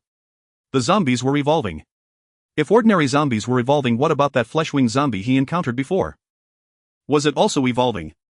A sense of urgency arose in Qin Jue's heart, but there was no time to think further. The 6 zombies had already begun to howl and lunged at him. He pushed off with his right foot, charging forward like a cannonball. The hand axe sliced through the air in a cold arc and the first zombie's head was cleaved in 2, black blood splattering everywhere. The second zombie lunged at him. Qin Jue sidestepped, grabbing its neck with his left hand, pressing down violently while driving his right knee up. Crack, the sound of the spine breaking was crisp and the zombie's body crumpled. With a strength of 25 points, more than double that of an ordinary adult male, combined with the razor-sharp hand axe, even though the zombies were much stronger than before, they were still no match for him. In just over 10 seconds all 6 zombies lay on the ground. Sun Yan stood behind her, mouth opening and closing in disbelief. She had seen Qin Jue fight, but every time she watched it felt absurd. Is this even human? Sun Yan rolled her eyes and jogged over to dig for energy crystals. Bai Ji on the other hand remained calm, pulling out some wet wipes from her backpack and handing them over. Wipe your hands. The three continued forward, passing two more shops, one a hardware store and the other a general store. The hardware store didn't have a generator, but there were two large barrels of diesel, each about 200 liters. Qin Jue's eyes lit up as he immediately stored them in his exclusive space. Baiji found several packs of candles and two flashlights in the general store along with some batteries. Qin Jue collected everything, and in the warehouse on the first floor he also found a box of kerosene and an old kerosene lamp. That should be enough. He looked at the sky, it seemed to have darkened even more. Let's find a gas station and head back, it really looks like it's going to rain. Baiji and Sun Yan had no objections. The three continued along the street, turning a corner and the gas station sign appeared in their view. Sinopac. The three red characters, one of which was already out, made the remaining two appear particularly bright against the gray sky. The gas station was small with 4 pumps standing side by side, 2 of the fluorescent lights on the canopy broken and the remaining ones flickering. The station building was dark, there were no people or zombies in sight. Qin Jue stopped squinting as he surveyed for a few seconds. Then he heard a sound. Bang. Qin Jue's pupils contracted slightly. That sound was very crisp-like. A gunshot. Bang. A gunshot erupted beneath the ashen sky, instantly swallowed by the heavy suffocating air. Inside the gas station's convenience store, Qin Jue's hand holding the pistol remained perfectly still, its muzzle aimed unwaveringly at the man's forehead, 3 meters away. Take one more step and the next bullet won't strike the ceiling. Her voice was expressionless, glacial. The man was Jobin, early 30s, wearing a rumpled polo shirt with his collar open, revealing a coarse patch of dark chest hair. He raised both hands, wearing an air of feigned innocence, yet his eyes held not a trace of fear. Officer Qin, what is this about? Just wanted to have a word with you. What about? Qin Jue sneered. About you creeping up beside me last night while I slept. Or about you slipping drugs into my water bottle this morning. Jobin's expression froze for a fleeting instant, then softened into another smile. A misunderstanding. Purely a misunderstanding. I only thought Officer Qin looked exhausted, I just wanted to help you relax. In the corner of the store 4 other people huddled together, too terrified to even breathe. 2 were gas station employees, a man and a woman, dressed in matching blue uniforms. The woman was Xiao Lu, the man Lao Zhang. The other 2 were truck drivers stranded here when the apocalypse broke out, one elderly man in his 50s named Mr. Li and a portly man in his 30s named Mr. Chen. 5 people, plus Qin Jue, 6 in total, had been trapped inside this cramped convenience store, barely 30 square meters, for 4 days. 4 days ago, at the very moment the apocalypse descended, Qin Jue had been on duty. Her assignment had been simple: tail a mid-level drug trafficker to uncover his supplier. But before she could reach her target, the world shattered. Pedestrians in the streets suddenly turned on each other, biting, tearing, screaming. Cars collided in chain reaction crashes, shrieks, guttural roars, and shattering glass fused into a single deafening cacophony. Qin Jue reacted instantly. Drawing her sidearm, she dropped 2 zombies lunging toward her, then sprinted into the nearest building, this gas station. At that moment 7 people were inside the convenience store, 3 staff members and 4 drivers stopping for fuel. 2 of them immediately turned into zombies. Qin Jue fired 4 shots, killing both zombies, and left the remaining 5 trembling with terror. The gunshots drew more zombies. Dozens swarmed from every direction, sealing the store like a living barricade. She tried to break out, but the horde was overwhelming. She carried only a single pistol, 2 magazines, 30 rounds. Once those were spent, she would be defenseless. So she chose to wait for the zombies to disperse for rescue, for a chance to escape. That wait stretched into 4 days. During that time food and water remained plentiful, crackers, bread, bottled drinks lined the shelves. Rationed carefully, they could sustain 6 people for 10 to 15 days. Yet sustenance was never the true problem. On the first day terror reigned, everyone cowered silently in the corners, shaking. On the second, terror hardened into numbness, some wept, some cursed, some prayed. By the third day, numbness curdled into agitation. Jobin was the first to regain composure, or rather the first to shed his mask entirely. Before the apocalypse he'd been a construction materials dealer, wealthy, influential, never lacking for female companionship. Trapped now in this tiny shop, his world narrowed to 1 female police officer, a 20-something gas station attendant, a gray-haired man in his 50s, a greasy, overweight man, and a timid Lao Zhang. He believed himself the strongest man here. Even Qin Jue, formidable as she was after all a woman. Once that thought took root, it refused to be uprooted. Last night while Qin Jue dozed against the wall, he crept toward her. Before he could close the distance, the cold barrel of a pistol pressed against his temple. 1 step closer and your skull blooms with blood. Her voice was so frigid it sent chills down his spine. Jobin retreated, but the fire within him burned fiercer than ever. He began devising another plan. This morning while Qin Jue stepped out back to use the restroom, he crushed 2 sleeping pills into her water bottle. He didn't know whether she'd drunk from it, but seeing no sign of drowsiness he assumed she hadn't. Gritting his teeth, Jobin decided he'd waited long enough. He was done enduring this wretched place, done bowing to a woman's authority, done fantasizing nightly about the unattractive young attendant at the gas station. So he stood. He walked toward Qin Jue smiling, reaching his hand toward her shoulder. And she fired. Bang! The bullet struck the ceiling, showering Jobin with plaster dust. His smile finally cracked. Officer Qin, this isn't amusing. Jobin's voice dropped, his features twisting into something sullen and cruel. I came here in good faith, to discuss how we might escape. And this is how you repay me. Discuss. Qin Jue scoffed. Do you even deserve the word? Jobin's gaze turned utterly glacial. Slowly he lowered his raised hands and locked eyes with hers. Qin Jue, I offer you one final chance. Drop the gun. Follow me. I'll ensure you live in luxury, rich food, fine drink. Or else. Or else. A grotesque smile curled Jobin's lips. Do you truly believe that rusted piece of metal in your hand can harm me? Qin Jue's pupils contracted, her instincts screamed danger. She noticed it, the shift in his eyes. They deepened, hollowed, swirling like twin black vortices poised to devour the soul.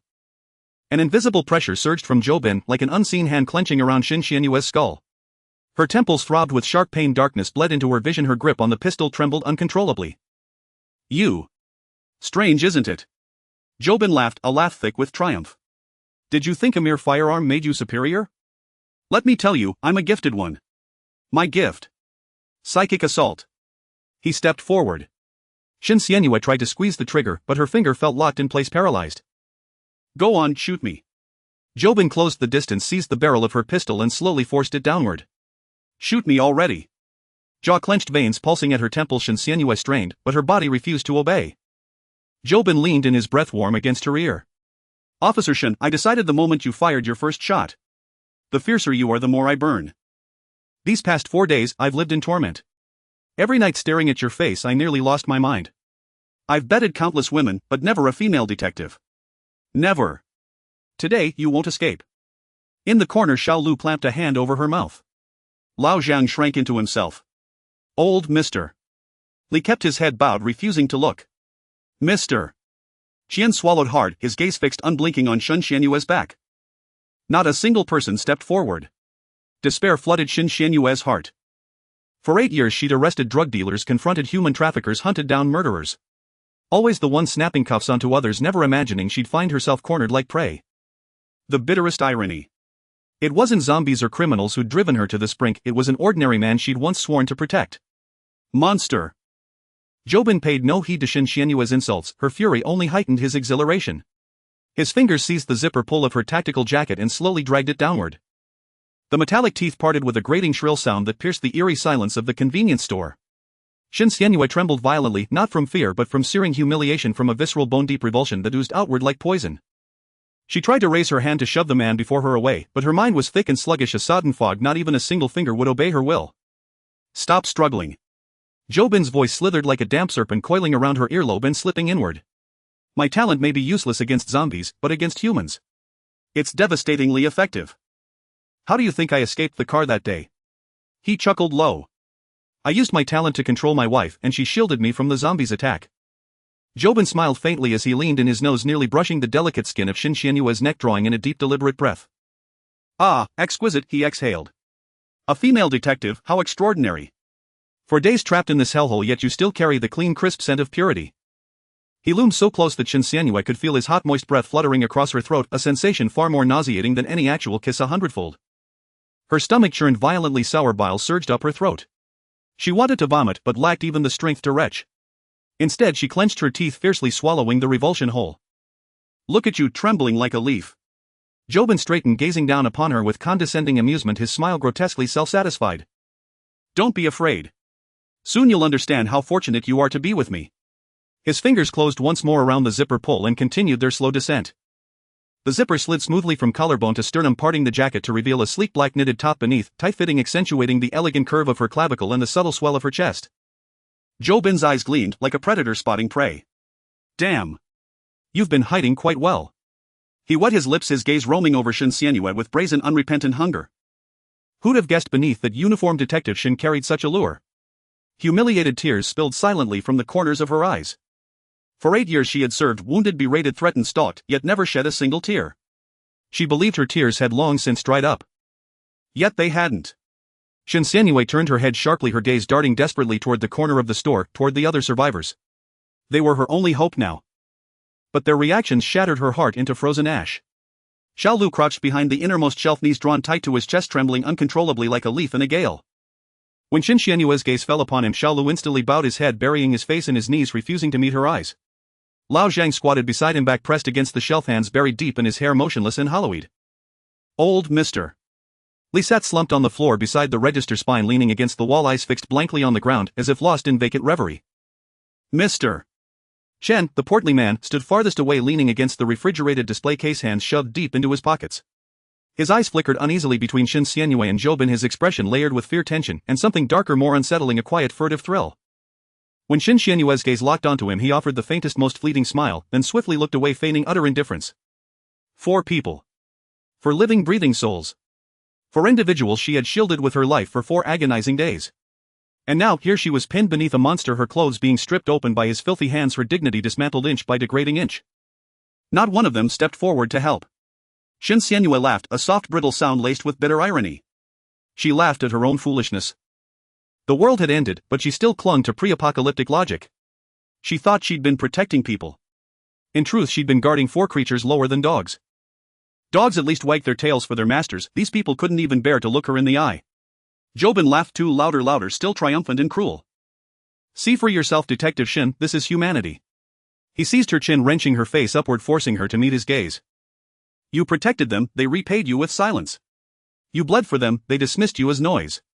Now you're fallen, do you truly expect them to save you? Dream on. In this world only the strong survive. And no matter how formidable you are, you're still a woman. When it's time to kneel, you kneel.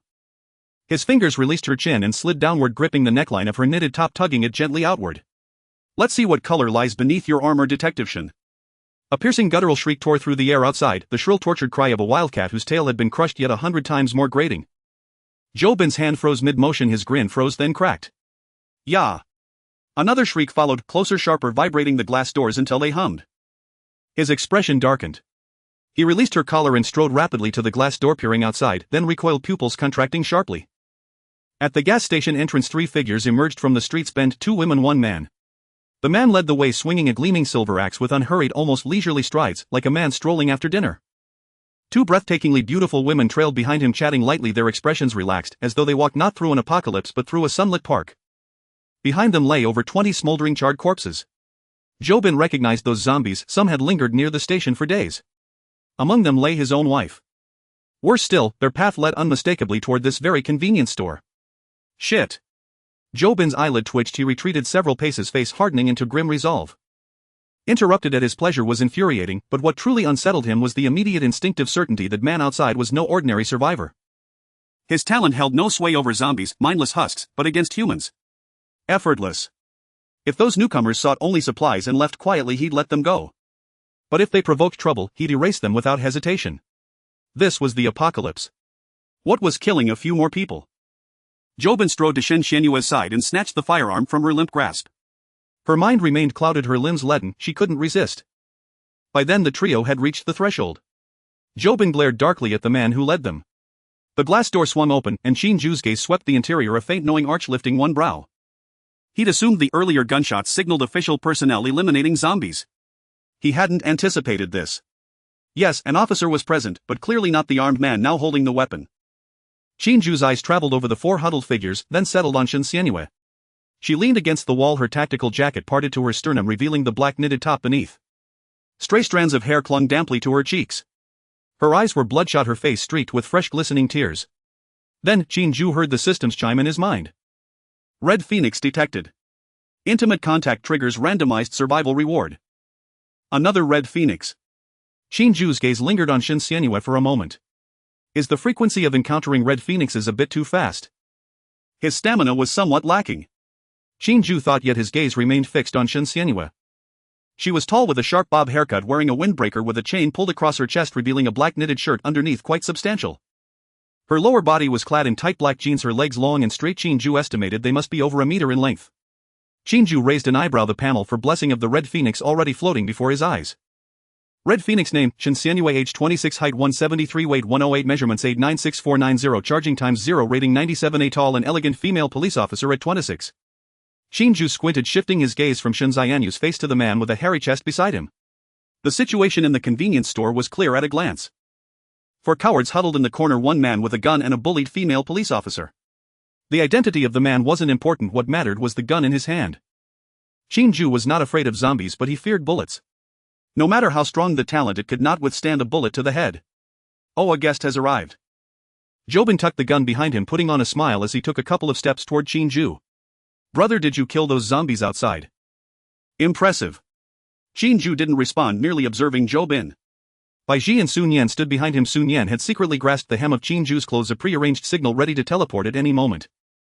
Seeing Qin Jue silent, Jobin leaned in closer, his smile growing warmer. Brother, don't be nervous.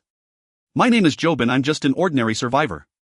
I found this store first and there are plenty of supplies inside. How about we share? He paused, glancing at Bai Ji and Sun Yan, a fleeting glimmer of something unnoticeable in his eyes. These two must be your sisters, right? So beautiful. You're quite lucky, brother. Qin Jue still said nothing.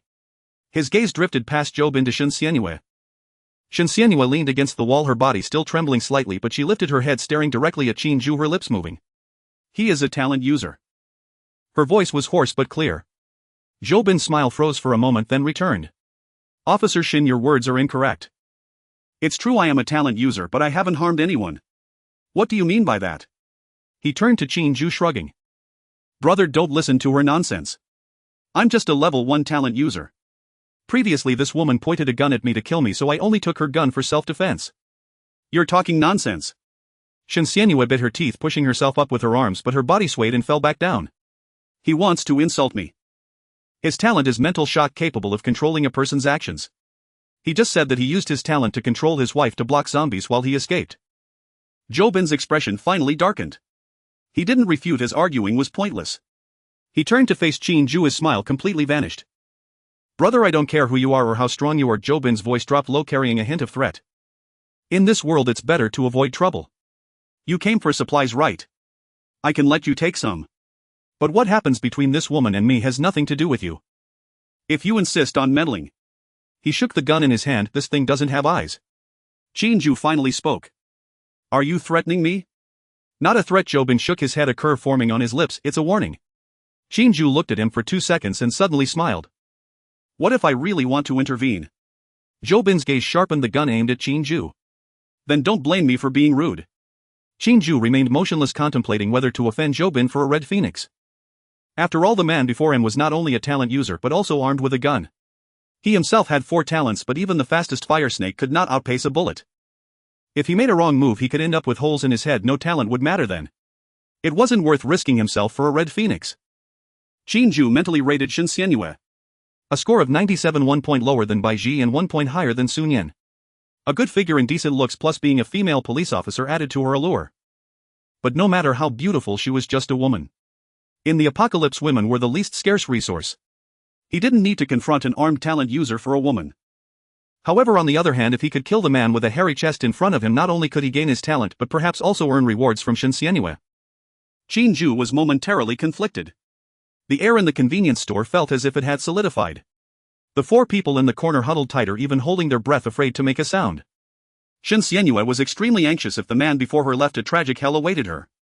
She looked at Qin Jue with hope, wishing he wouldn't turn a blind eye. Jobin also frowned slightly, not understanding Qin Jue's intentions. Brother, are you planning to get involved in this matter? The man in front gave him an uncomfortable feeling. His calm demeanor reminded him of those true big shots he had encountered in the business world. Jobin decided not to wait any longer. Since he didn't want to leave, then don't. He would take the initiative. Jobin's eyes suddenly became deep, like 2 black whirlpools. An invisible mental force erupted from his forehead like an invisible needle, piercing directly into Qin Jue's brain. Lie down for me. Jobin shouted. Then, nothing happened. Qin Jue stood there, not collapsing to the ground as imagined, merely frowning slightly. Jobin's pupils shrank suddenly, cold sweat breaking out on his forehead. His mental shock was effective against ordinary people, and it could also significantly disturb talent users, at least causing them to be dizzy for a second or two. But the man before him was completely unaffected. It was like punching a steel plate. The steel plate didn't move, but his bones shattered. This situation could only mean one thing: the mental attribute of the man before him far surpassed his own. Qin Jue sensed that malice. The malice perception had been manifesting since he stepped into the convenience store, and the hostility emanating from Jobin was like a blunt knife scraping at his nerves again and again. But when Jobin launched his attack, he merely felt a slight heat in his head as if someone had blown a breath onto him. Then it was gone. Qin Jue was somewhat surprised but soon understood. Qin Jue had just mentioned that the talent of the chest-haired man was called mental shock. Its strength should be related to the spiritual attribute. His spiritual attribute was 15 points, while Jobin's spiritual attribute. Qin Jue did not know the exact number, but he could be certain it was far lower than his. Jobin's talent could not be said to have no effect on him, it could only be said to be of little consequence. A cold smile curled at the corner of Qin Jue's mouth. Jobin's expression changed completely. He no longer hesitated and suddenly raised his gun with his right hand. Die. Qin Jue's heart tightened. What he feared most was Jobin attacking him with a gun. The convenience store was not large and there was no way to evade. Was he not killed by a zombie but instead destined to die at the hands of a human? At that moment a shadow flew in from the side and accurately struck Jobin's wrist. Bang! It was a can of Red Bull. The force was not light, causing Jobin's wrist to twist with the gun now pointing towards the ground. Qin Jue caught a glimpse of Qin Jue crouching in the corner, one hand on the ground, the other still in the throwing position. Her face was covered in sweat, her lips pale, but her eyes shone like two sharp blades. Now was the time. Qin Jue did not hesitate. He raised his right hand sharply. A fire serpent the thickness of a finger shot out from his palm, coiling in the air to take the shape of a python, its scales clearly visible with its tongue flicking in and out. The speed of the fire serpent was incredibly fast. Jobin's eyes bulged wide, his mouth opened in shock, and before he could make a sound the fire serpent had already penetrated his forehead. A soft sound echoed like a red-hot iron rod piercing through snow. Jobin's body froze, his expression caught between terror and disbelief. A finger-sized black hole appeared in his forehead, the edges charred black with no blood flowing out.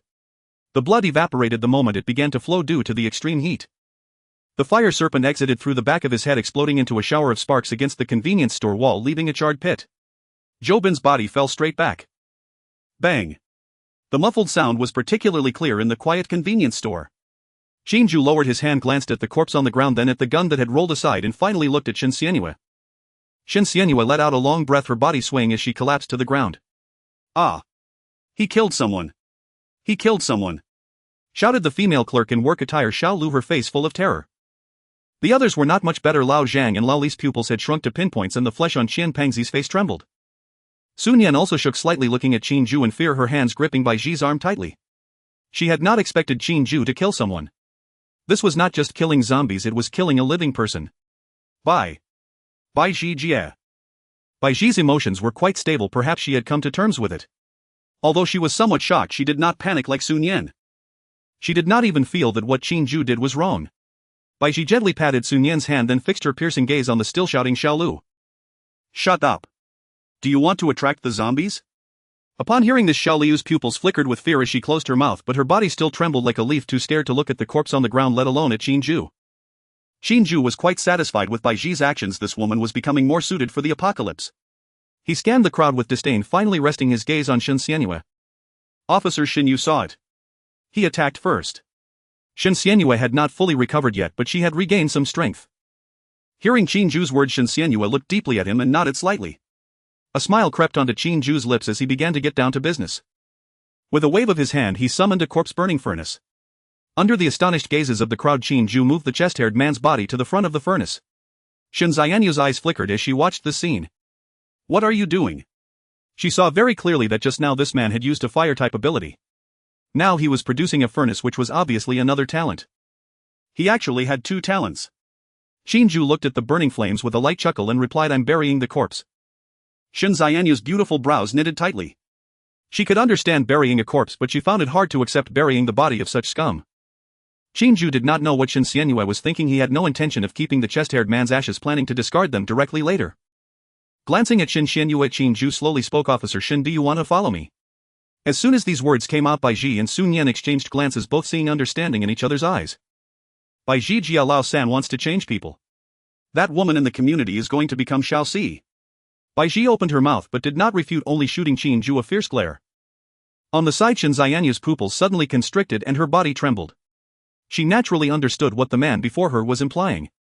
This man was clearly much stronger than Zhou Bin, and significantly so. If he intended to do something forceful, Qin Jue was clear that in her current state she had no chance of resisting. As for the other four people in the convenience store, they were utterly unreliable. Qin Jianyu's heart was filled with bitterness. just out of the wolf's den only to enter the tiger's mouth. Was this her fate? Qin Jue noticed Qin Jianyu's expression and had no particular thoughts about it. To him it was still the same phrase, he was merely asking whether she agreed or not was inconsequential. Qin Jue did not think that saving Qin Xianyue at once would make her fall for him. That kind of plot only happened in films. Qin Jue withdrew his gaze, but Bai Ji walked over and spoke softly. "Hubby, should I go talk to her?" Qin Jue raised an eyebrow, looking at Bai Ji in surprise. "Are you sure?" He had never truly seen a woman help her man find other women. Bai Ji smiled slightly, then shot Qin Jue a glare. She did not want to, as no one wished to share their man with other women. But Bai Ji also understood that this was something she could not prevent. Qin Jue would surely have more than just her and Sun Yan as women in the future. Qin Jue was unique, with more women, jealousy would inevitably ensue. Bai Ji felt she had no highlights compared to others. She was just an ordinary university teacher, her only skill being able to speak 7 languages, which had no use in this apocalypse. She was not a talent user and could not help Qin Jue much in killing zombies. Now all she could do was to assist him with what little she could as his first woman. For instance, recruiting other women. Only in this way could she secure a place in Qin Jue's heart. Otherwise, with more women, it was uncertain whether Qin Jue would even remember her. Qin Xianyue cast a deep glance at the 2 women, showing no sign of refusal. Bai Ji and Sun Yan supported Qin Xianyue as they walked towards the back of the convenience store. Qin Jue found this scene somewhat amusing. Bai Ji and Sun Yan supported Qin Xianyue on either side, making it look as if she had been kidnapped. The regular notifications buzzed in his ears and Qin Jue shook his head, retracting his gaze. This corpse is a first-tier talent possessing the talent, Mental Shock. This talent is classified as S-level and you have obtained 500 burial coins. Damn. Qin Jue was startled, not expecting the chest hair man to have an S-level talent. With such an S-level talent, why was he not out there killing zombies but instead bullying women here? Damn it.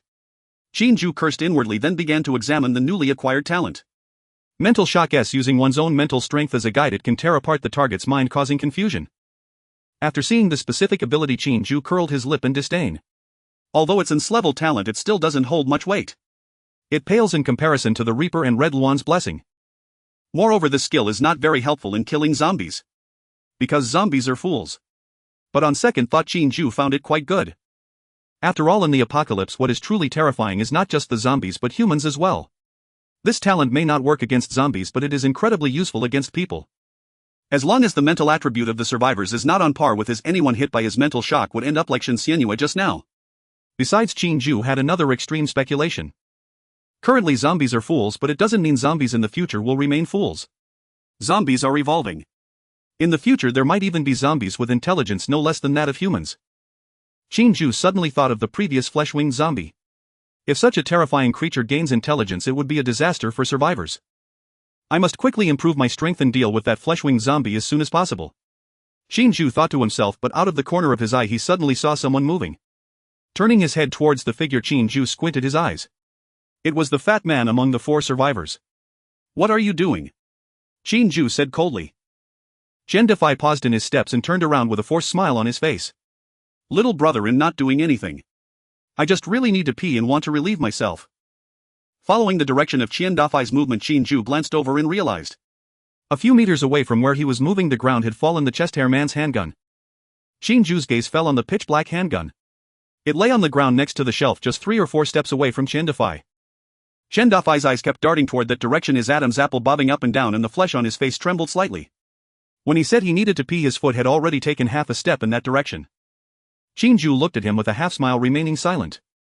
Chen Defy felt uneasy under his gaze, chuckling awkwardly, and explained, "Little brother, I just want to go over there to relieve myself, really." "Relieve yourself?" Qin Jue chewed on the word, slowly walking over leisurely. He bent down to pick up the handgun, weighing it in his hand, the barrel casually pointing toward the ground. "Are you looking to relieve yourself, or do you want this?" Chen Defy's smile froze. He stared at the gun in Qin Jue's hand, his gaze seemingly glued, unable to look away.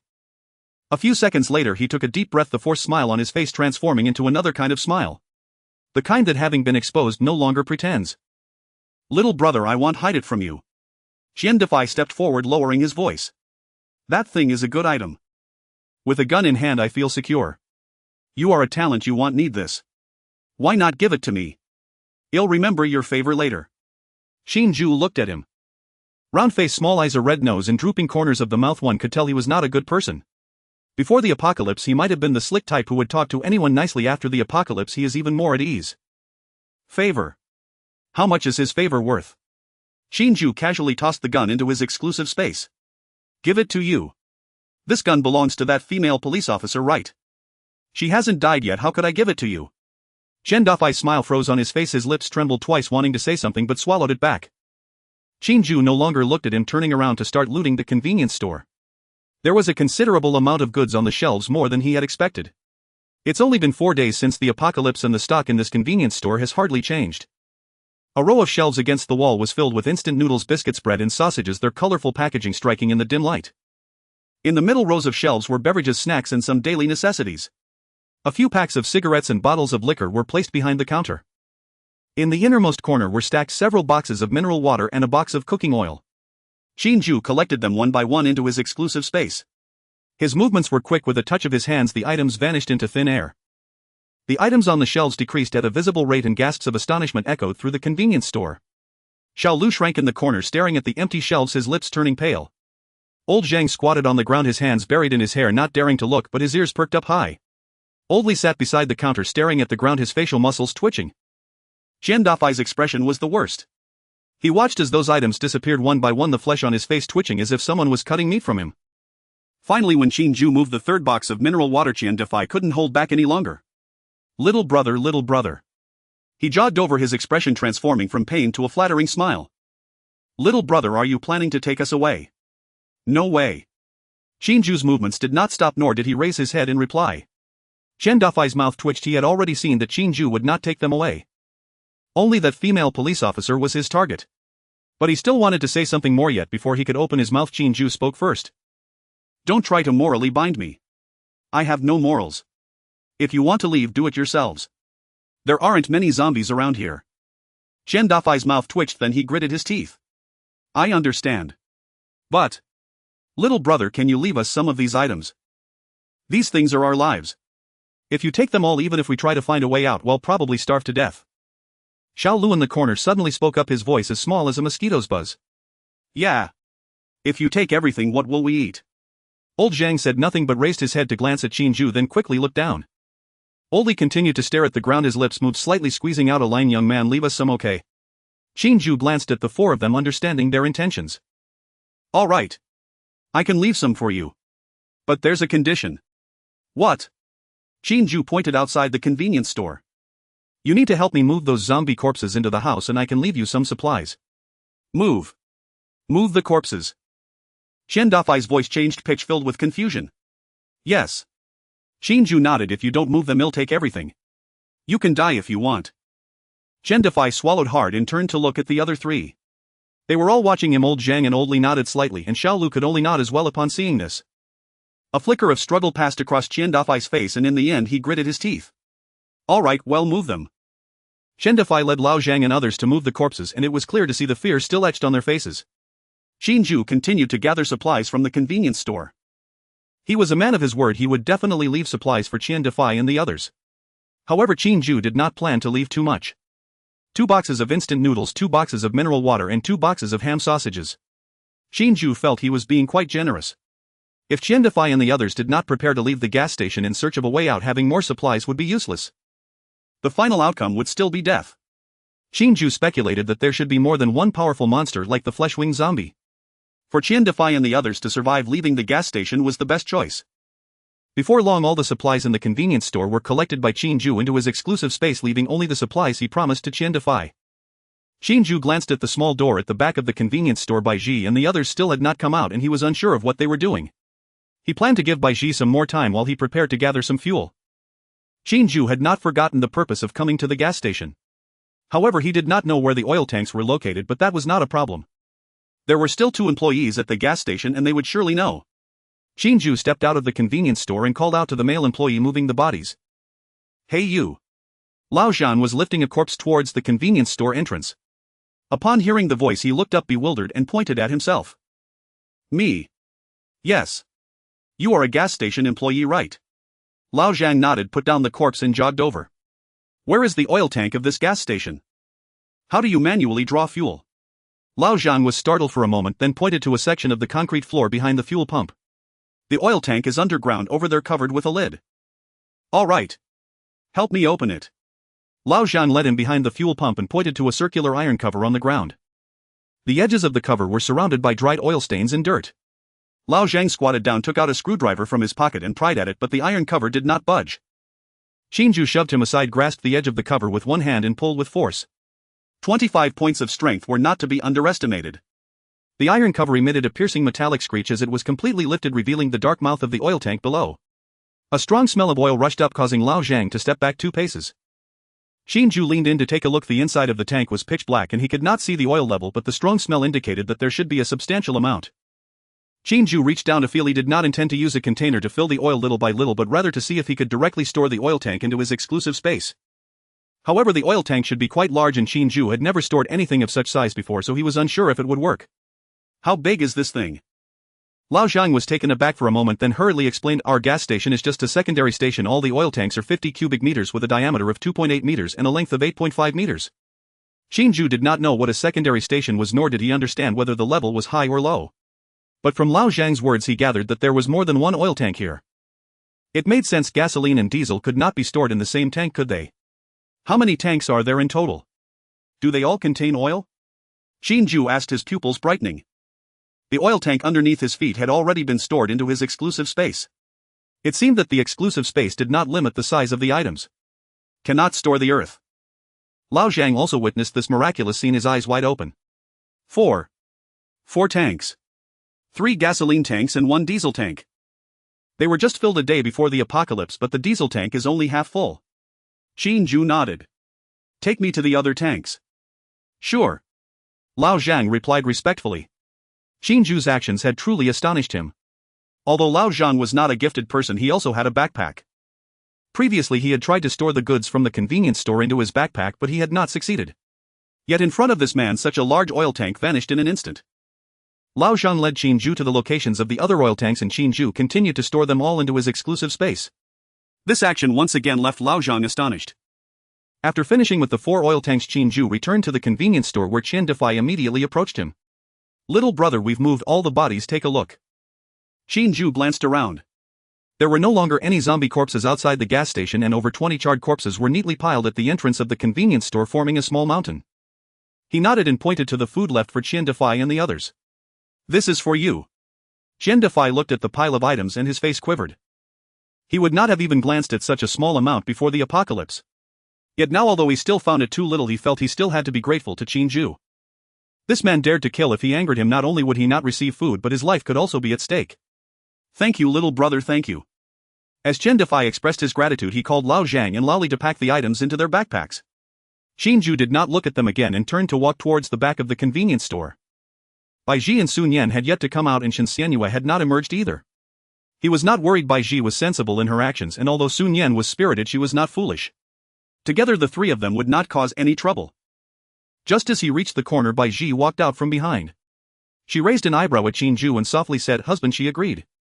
Qin Jue was somewhat surprised. Shen Xianyue was a police officer. Such a woman could not be swayed by mere words. He was curious about what Bai Ji had said to Shen Xianyue. But this was not the right time to inquire, so Qin Jue dismissed the idea of asking. His gaze passed over Bai Ji's shoulder, looking towards Shen Xianyue. Have you thought it through? Shen Xianyue leaned against the wall with Sun Yan standing beside her. Her windbreaker was zipped up and she had tidied her hair. Although her face still bore signs of fatigue and paleness, her spirit had returned somewhat. Upon hearing Qin Jue's words, Shen Xianyue's face flushed. She had never considered sharing a man with other women. However, after Bai Ji's words, Shen Xianyue had no choice but to accept the proposal. If she wanted to survive in this apocalypse, following this man was the best choice. What truly moved Shen Xianyue was another thing Bai Ji mentioned.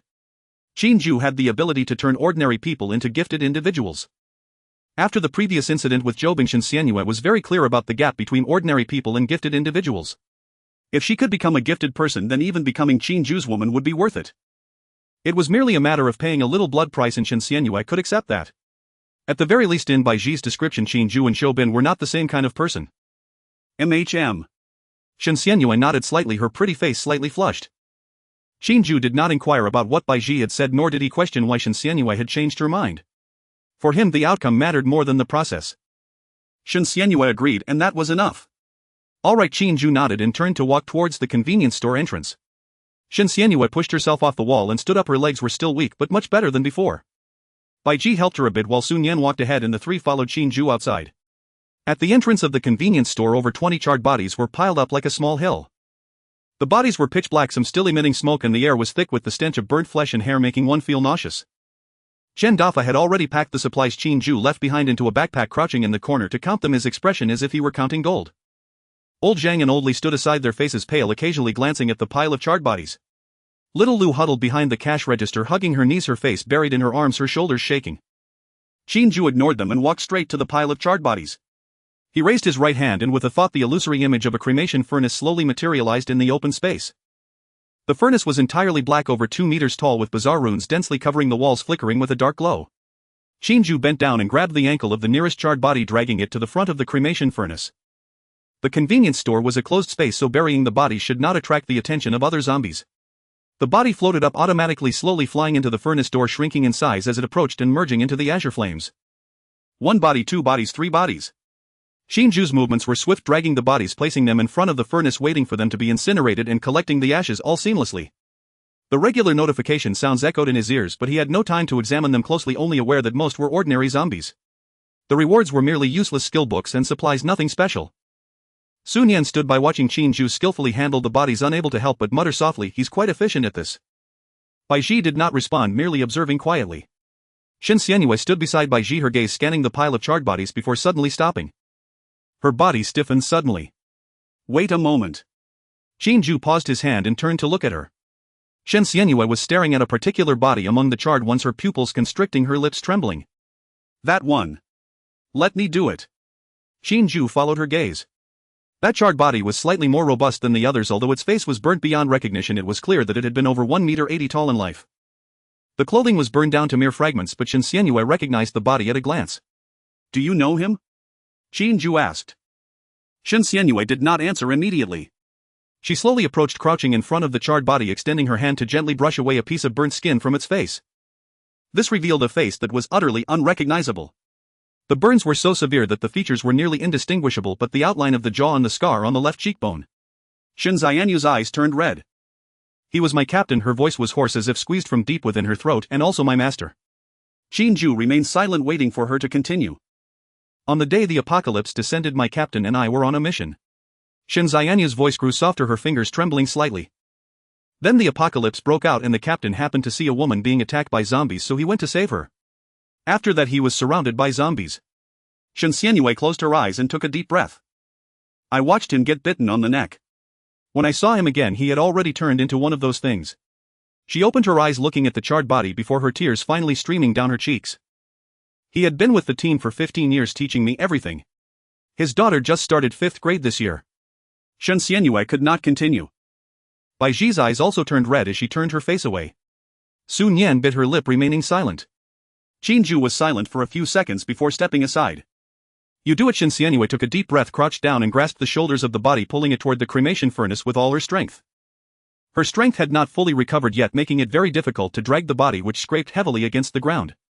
The body was burnt beyond recognition and emitted a foul odor, yet Shen Xianyue showed no sign of disgust. Bai Ji wanted to help but was stopped by Qin Jue raising his hand. "Let her do it herself."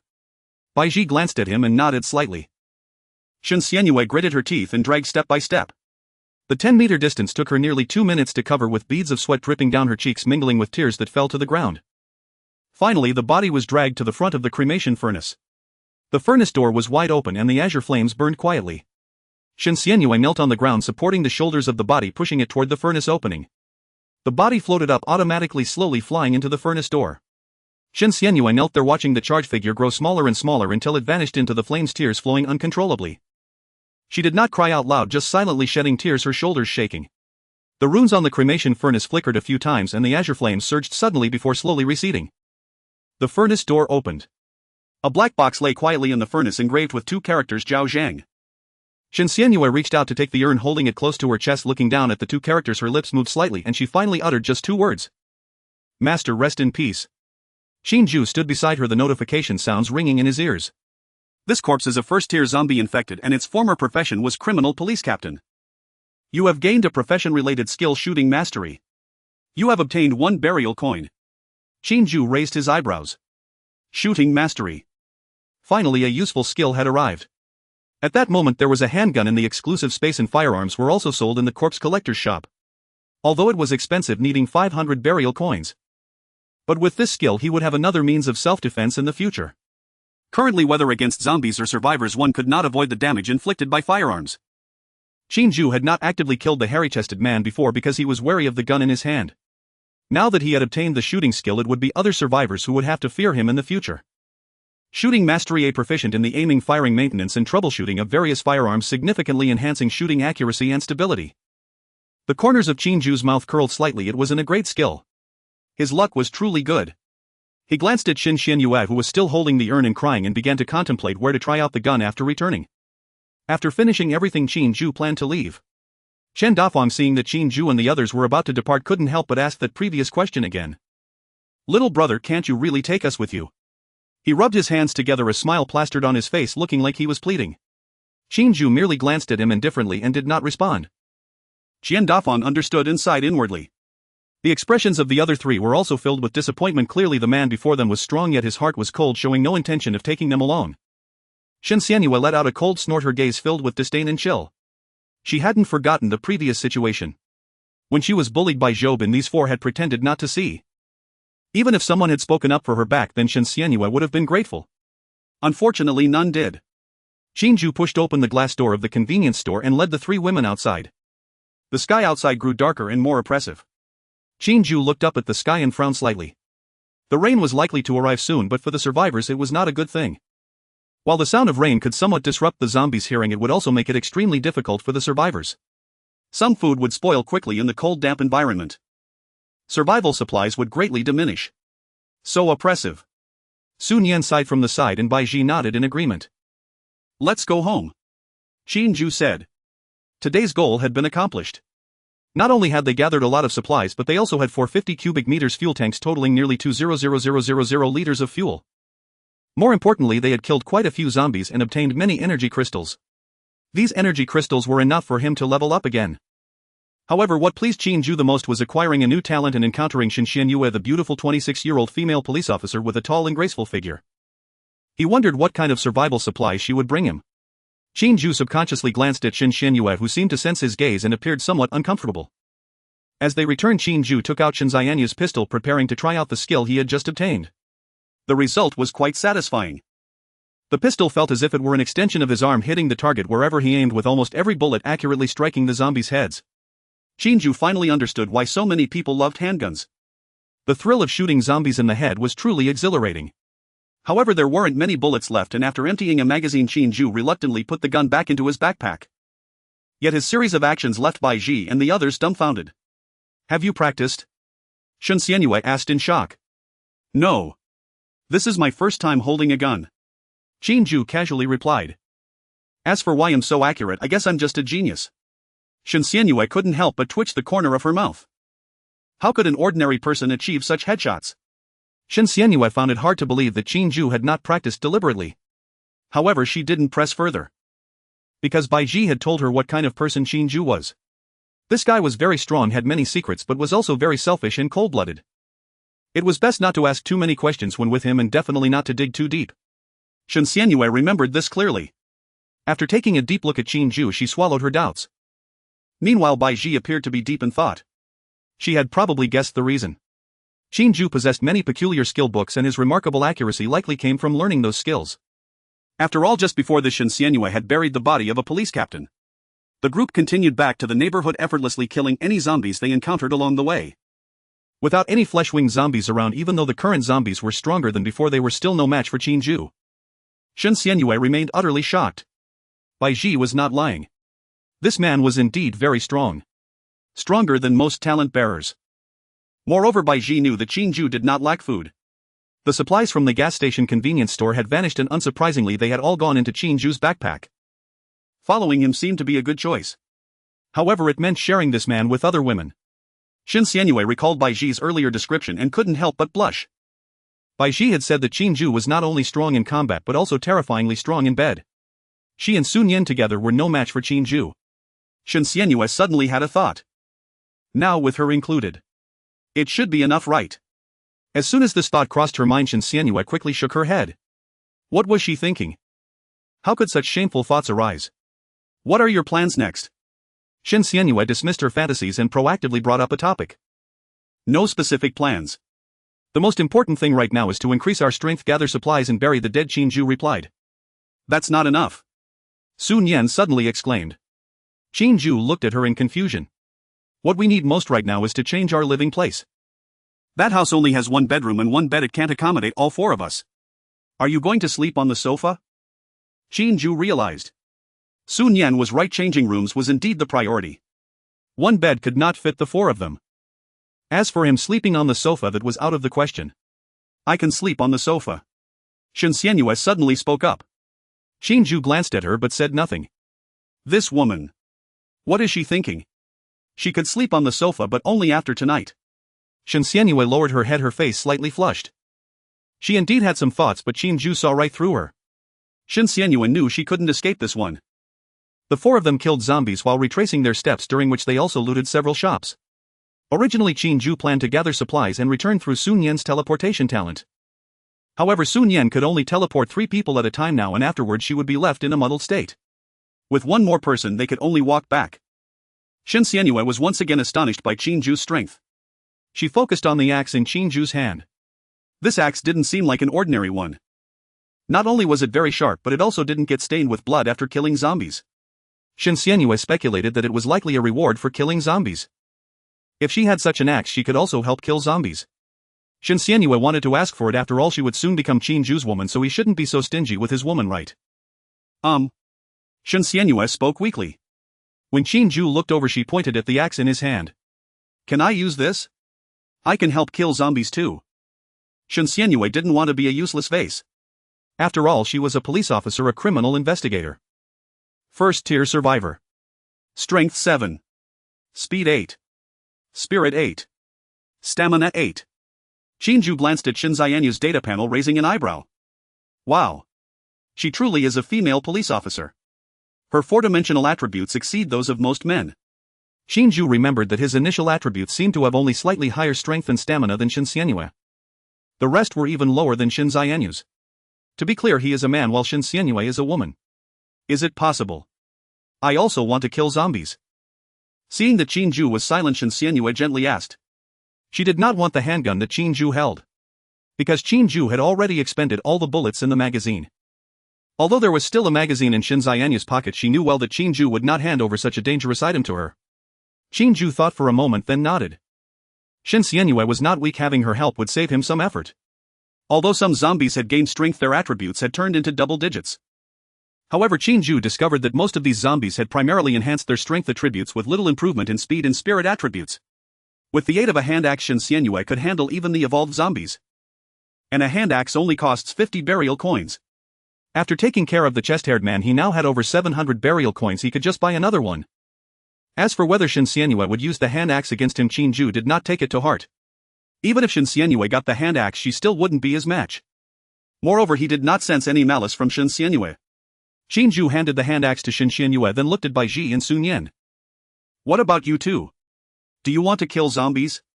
Sun Yan hesitated. She didn't want to face those disgusting things. Qin Jue's axe was too sharp, capable of cleaving zombies in half, splattering black blood everywhere.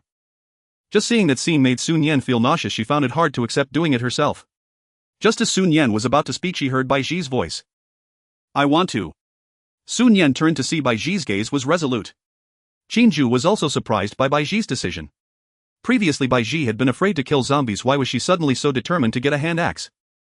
What Qin Jue did not know was that Bai Ji was feeling anxious inside.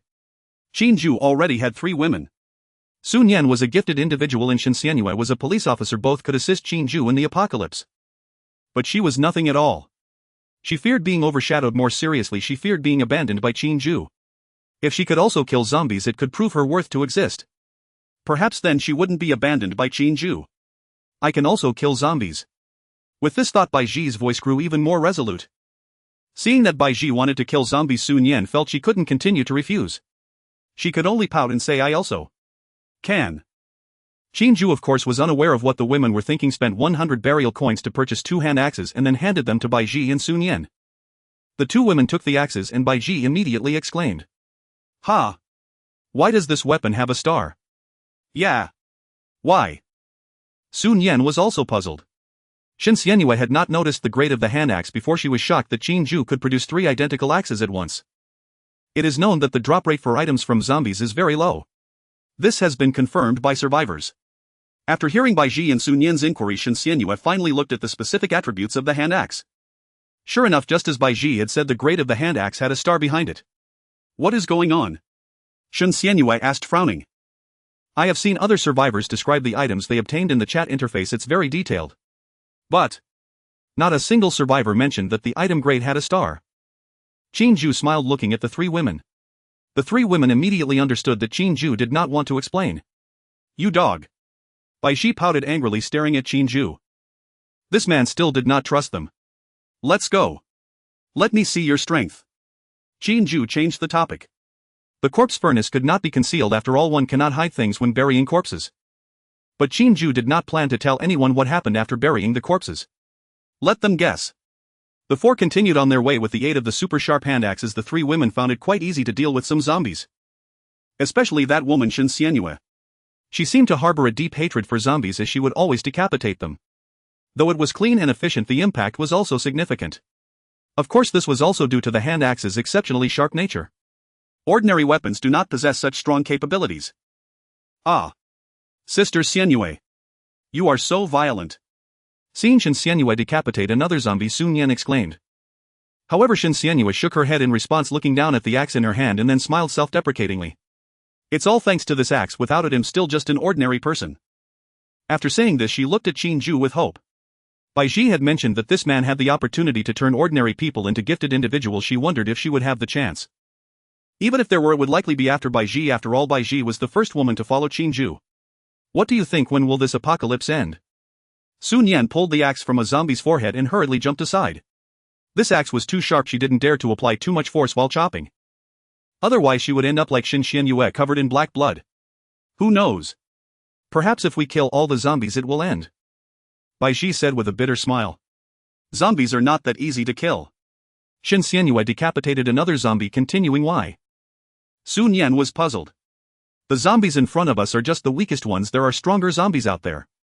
I saw a message in the chat interface where someone claimed to have seen a terrifying zombie near Jiangbei. The survivor said that this zombie was extremely large, as tall as a 3-story building. The panel didn't show specific data, it was all question marks. The survivor referred to that zombie as the Meat Mountain. Even if Qin Jue encountered it, he likely wouldn't be able to match it. Qin Xianyue's expression was very serious as she said this. Qin Jue's expression changed. He recalled the previous meat wing zombie. Honey, this seems to be the same situation you and Susu encountered before. Qin Jue nodded with a gloomy expression. He knew that the meat wing zombie was not an isolated case. There were indeed other terrifying creatures like it. However, the characteristics of the two seemed different. What they encountered was the meat wing zombie, which leaned toward speed, while the zombie Qin Xianyue described seemed more like a tank among zombies. Have you encountered such a zombie? Qin Xianyue was somewhat shocked. Yes. Sun Yan nodded. I almost died back then. Fortunately, I was clever and remained calm, successfully leading my brother to escape. When the 4 returned to the community, the sky had completely darkened. The streetlight at the entrance of the building was off, and only a few survivors' homes emitted faint light, casting dim yellow spots on the pitch-black walls. Qin Xianyue had lost her previous violence, following Qin Jue like a little wife filled with trepidation. She knew what was about to happen next. Bai Ji and Qin Jue walked behind, watching Qin Xianyue's back. Suddenly Bai Ji thought of something, a mischievous smile creeping onto her lips. Darling, what are you planning to do about Tang Ruo? Qin Jue paused slightly, not responding. Tang Ruo. The wife who scored 95 points. Of course he remembered. But he said nothing, merely waved his hand. Well, talk about it later. Bai Ji glanced at him, not pressing further. She knew this man too well. When he said later, it wasn't really about discussing, he was thinking. Thinking about how to act. Bai Ji sighed inwardly, mourning for the woman named Tang Ruo for 3 seconds. Another woman was about to fall into Qin Jue's clutches. The 4 entered the building and the elevator happened to stop on the 1st floor. Qin Jue pressed the buttons for the 16th and 18th floors and the elevator door slowly closed. Bai Ji leaned against the elevator wall, stretching her sore shoulders. Sun Yan squatted in the corner, rubbing her calves. I'm exhausted, I've walked at least 20,000 steps today. Qin Xianyue stood straight, her face showing fatigue, but her back remained erect. Qin Jue glanced at the 3 women and slowly spoke. Bai Ji, take Qin Xianyue to take a shower first. I'll go check how many bodies Lu Chen collected today. Bai Ji responded, and the three women exited the elevator on the 16th floor. Qin Jue continued upward. The door to room 1804 was locked, but the key was with Lu Chen, which posed no challenge for Qin Jue. Using Huang Qi's card, he opened the door and a strong stench of decay rushed out. Bodies. The entire illegally transformed cramped living room was filled with corpses. Stacked like a small mountain, there were at least 50 bodies at a glance. But each corpse had a small hole in the center of its brow. The energy crystals had been extracted. Qin Jue didn't know whether it was Lu Chen who dug them out or the survivors who helped him move the bodies. Anyway, he would only provide Lu Chen with the corresponding survival supplies based on the number of corpses. Qin Jue waved his hand to summon the cremation furnace and began to transport the bodies. After nearly an hour, all the corpses had turned into pitch-black boxes. This corpse is an ordinary zombie infected with a former occupation of con artist. Acquired related occupational skill: fraudulent speech. You have obtained a burial coin. This corpse is an ordinary zombie with a former occupation of unscrupulous lawyer. Acquired related skill: distorting truth. You have obtained a burial coin. This corpse is an ordinary zombie infected with a former occupation of chef. Acquired related survival supplies: beef 500G300. You have obtained a burial coin. This corpse is a first-tier awakened one. Acquiring the talent from this corpse: increased strength. The talent of this corpse is Crade. You have obtained 50 burial coins. Qin Jue's eyes lit up. He didn't expect such unexpected gains. Increased strength: see your base strength attribute increases by 20. Qin Jue glanced at the panel. Indeed, the strength attribute rose by 20 from 19 to 23. Not bad, it even rounds up. Qin Jue nodded in satisfaction. After more than 10 minutes, all the corpses had turned into pitch-black boxes. But aside from increased strength, Qin Jue did not gain any other talents.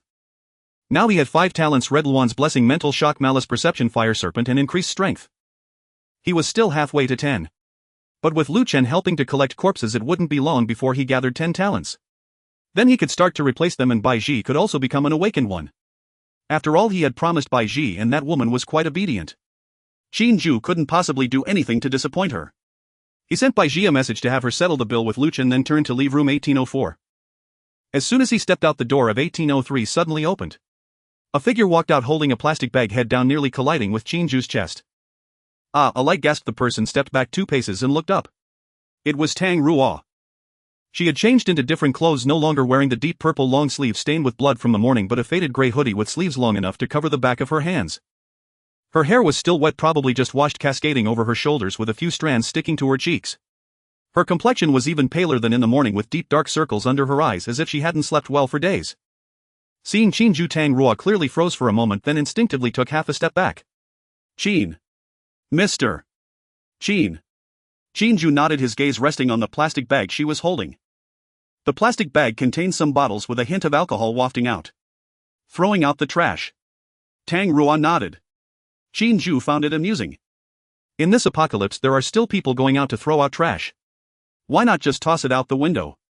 Qin Jue couldn't understand Tang Ruo's thinking. He glanced at her and had to admit she was very beautiful. Moreover, due to her being a wife, Tang Ruo exuded a unique charm. Qin Jue glanced at room 1803. Behind her, the door was ajar and the lights were off, shrouded in darkness. Where's your husband? Tang Ruo's fingers tightened around the plastic bag, her knuckles turning white. He went to collect supplies. He doesn't trust me to go, afraid I would secretly hide them. Although Tang Ruo spoke calmly, Qin Jue could detect the bitterness beneath her words. After a few seconds of silence, Qin Jue made a decision. He stepped forward. Tang Ruo instinctively retreated, her back hitting the wall of the corridor with a soft thud. Qin Jue leaned one hand against the wall beside her ear, slightly bending down, looking down at her. Tang Ruo, do you want to come with me? Tang Ruo's pupils suddenly constricted.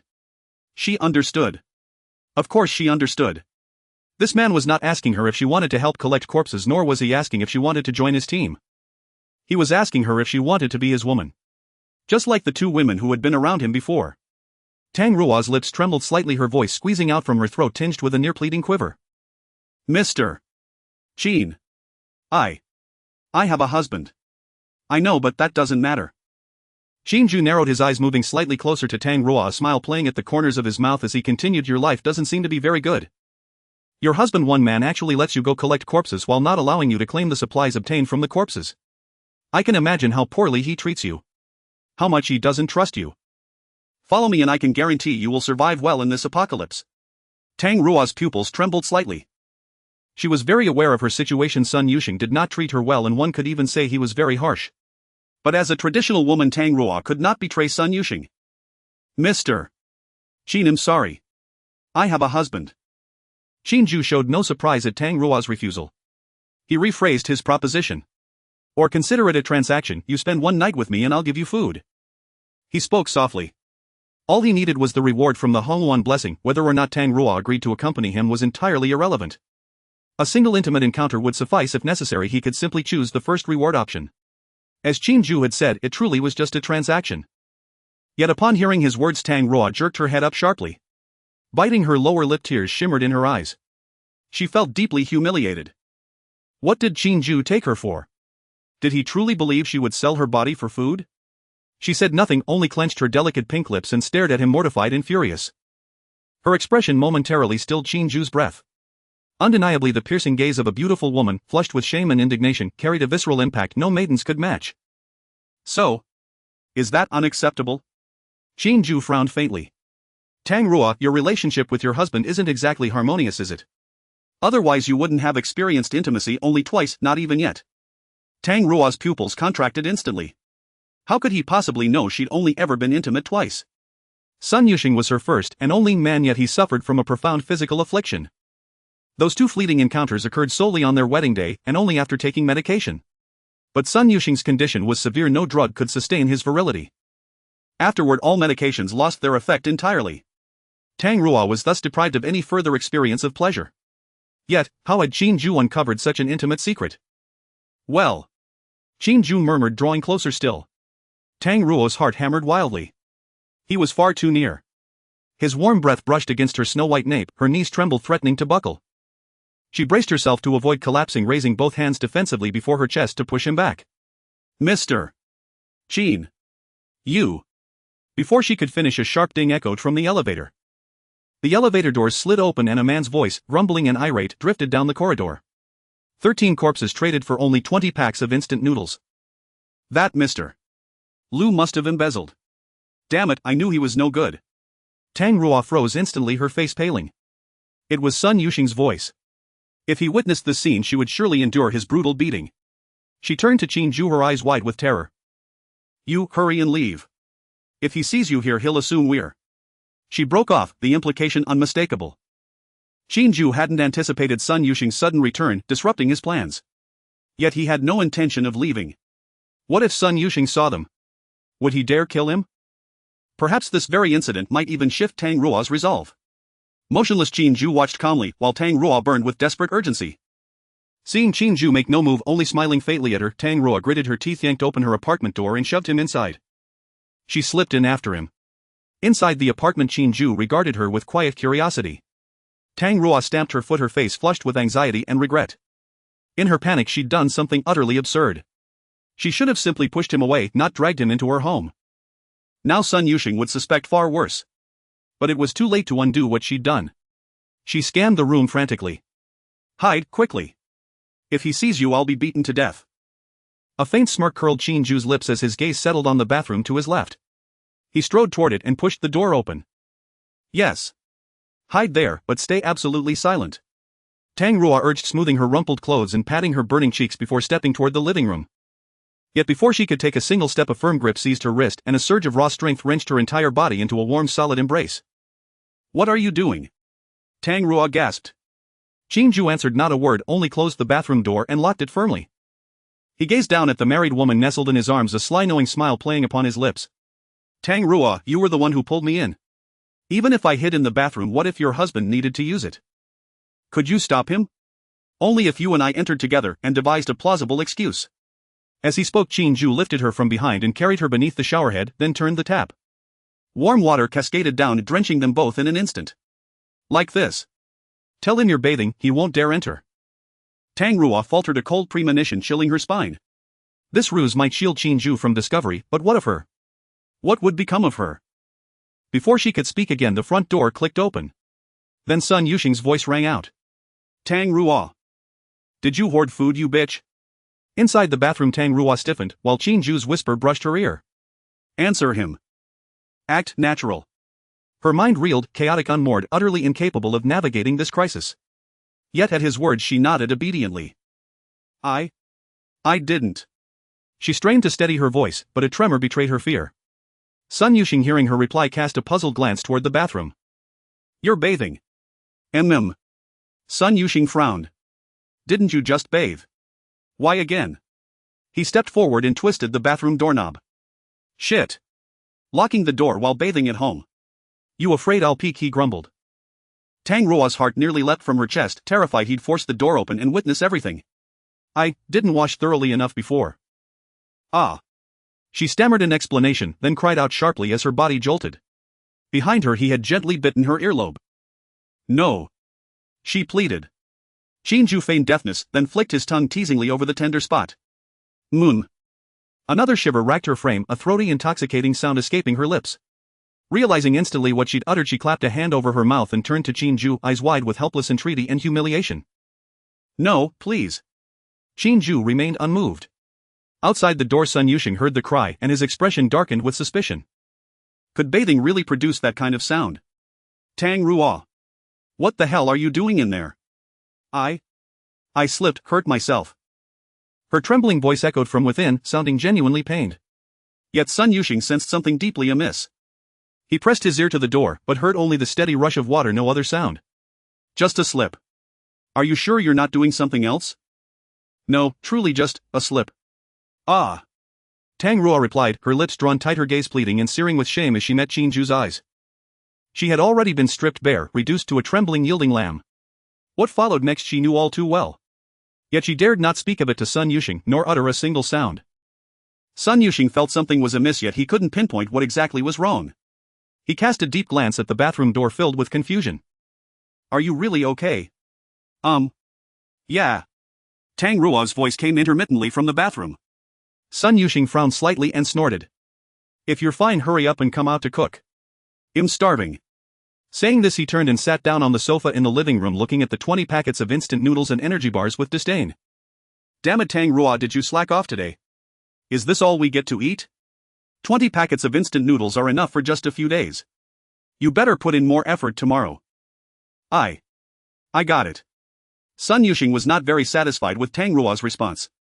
He glanced again in the direction of the bathroom, his face twisted with resentment. That Lu Chen is no good either. He talked a big game about leading people to survive. And now, that bastard is nothing but a dog, and we have to go move corpses just to get food. Sun Yuxing grew angrier as he spoke, slamming his hand on the coffee table and continuing to curse, and that guy named Qin Jue. He's no good either. When I went to get food, I heard other survivors say that guy left the community with those 2 women at noon. He clearly has great strength and the ability to go out and gather supplies. Why doesn't he just give us the food directly? Instead, he makes us help him move corpses in exchange. Poof. People like him deserve to die. Tang Ruo, do you think I'm right? Yes. You're right. Tang Ruo's voice came from the bathroom.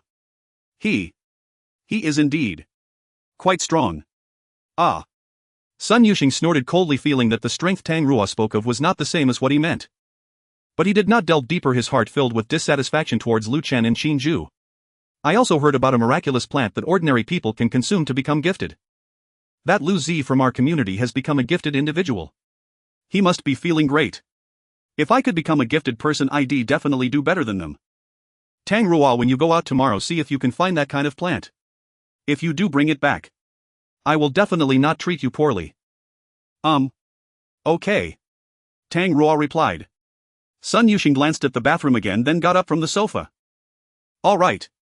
Hurry up and wash up, then come out to cook. I want fried instant noodles. I'm going to take a nap. Call me when it's ready. In the bathroom, Tang Ruo leaned on the sink, biting her lower lip tightly. Hearing Sun Yuxing's words, she responded with a trembling HM. Bang. The sound of the door closing echoed, causing Tang Ruo's heart to tremble. She never imagined such a thing could happen. That man behind her was a scoundrel. Yet this situation also stirred an inexplicable feeling within Tang Ruo, something akin to excitement. Qin Jue leaned closer to Tang Ruo's ear with a smile and softly spoke, Miss Tang, you seem quite excited. At first the woman resisted, but for some reason she began to actively sway her waist. You. Qin Jue wanted to say something more but was immediately interrupted by Tang Ruo's soft voice. Don't talk. Focus. A bit. She slightly turned her head to look at Qin Jue, biting her pink lip, her eyes sparkling with a shimmering light. Qin Jue naturally would not refuse Tang Ruo's suggestion. 20 minutes later, Tang Ruo lay on the bathroom floor, her chest heaving slightly. She looked at Qin Jue with a resentful expression, her red lips slightly parted. Bastard! Get out of here! Qin Jue stroked Tang Ruo's delicate face and asked the previous question again. Tang Ruo, do you want to follow me? Tang Ruo did not answer immediately, a hint of conflict flashing across her face. Her upbringing told her not to betray Sun Yuxing, but now that she had already done this with Qin Jue, she didn't know what to do. She felt like a bad woman. I don't know. Let me think about it. Tang Ruo said in confusion. All right. Qin Jue did not insist, putting on his clothes and slowly opening the bathroom door. Before leaving, he left some packaged food and snacks for Tang Ruo. Keep these. If you don't plan to follow me, consider these my compensation. If you decide to follow me, contact me anytime. Qin Jue quietly left Tang Ruo's house, leaving the door open. Tang Ruo slowly got up from the floor, looking at the pile of food left by Qin Jue, her heart filled with mixed emotions. The food left by Qin Jue was abundant enough for her to last a month. The fact that he could give her so much food indicated that he had even more in store.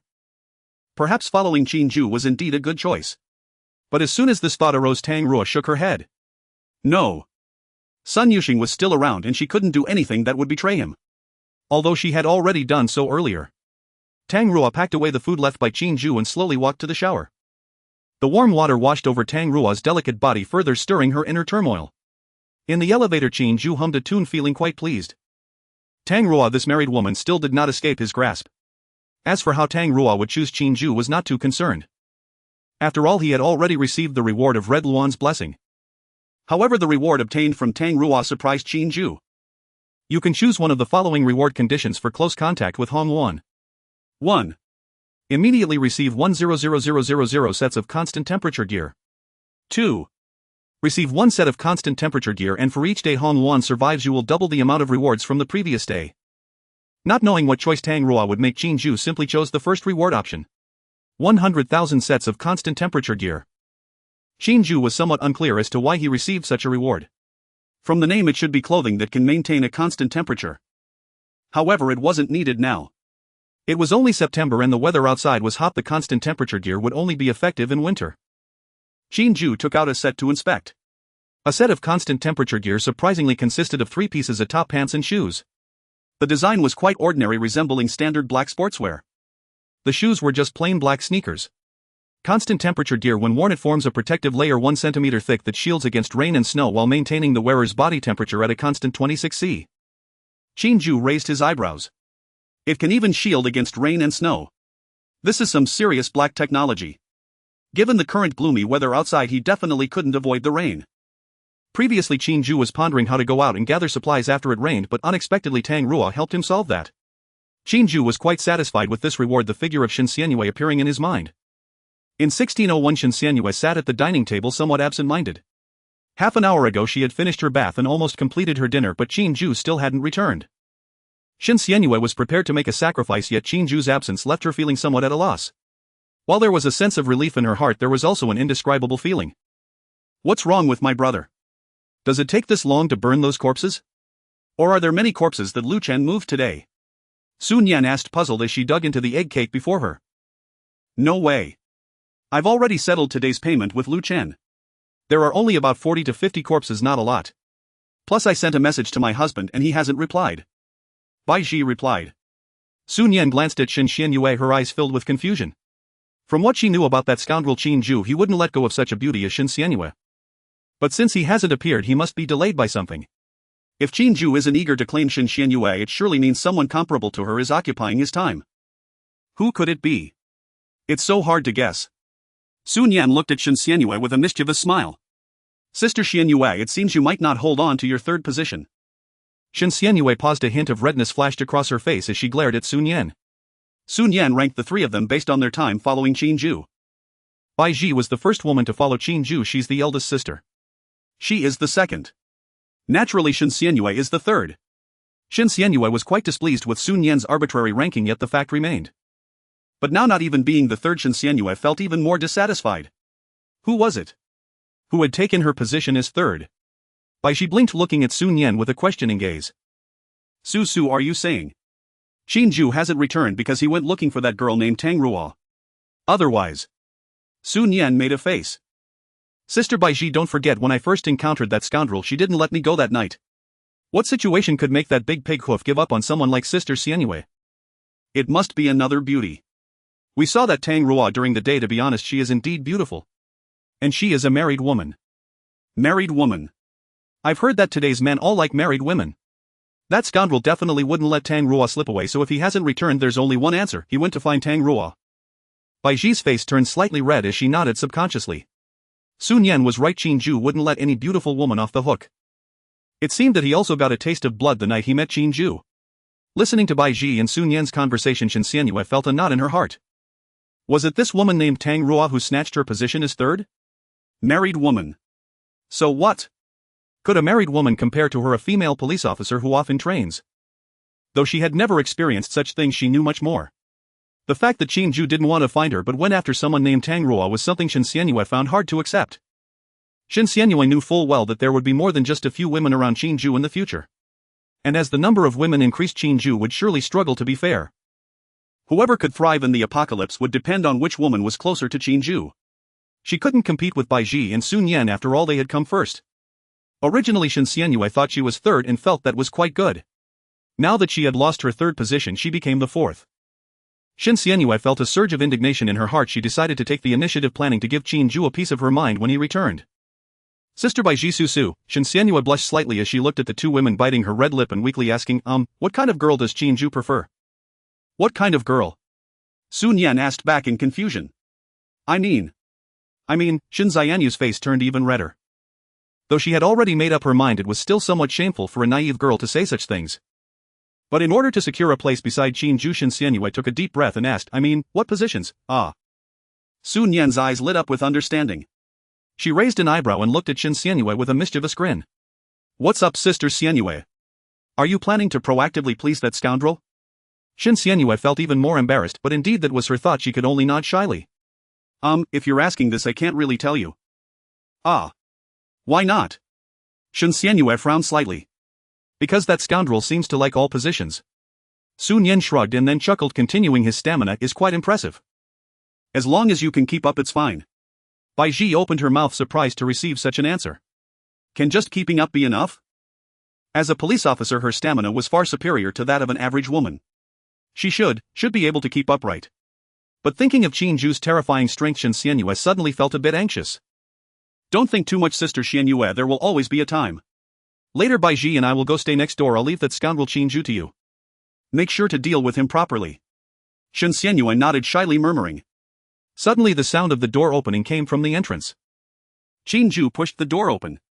Sun Yan was the first to notice Qin Jue's unkempt hair and snorted sarcastically. See, I told you so. This scoundrel definitely hasn't done anything good. With that she looked at Qin Jue with an indignant expression, tilting her finely shaped chin. Qin Jue, you scoundrel. You actually abandoned Sister Xianyue to find other women.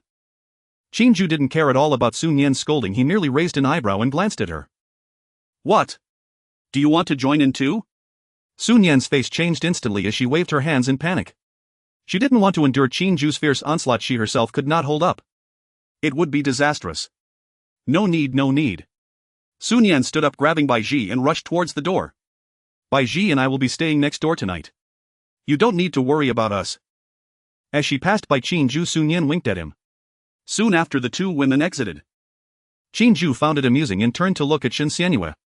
Qin Xianyue also didn't know when she stood up facing Qin Jue, her head down, fidgeting with her fingers.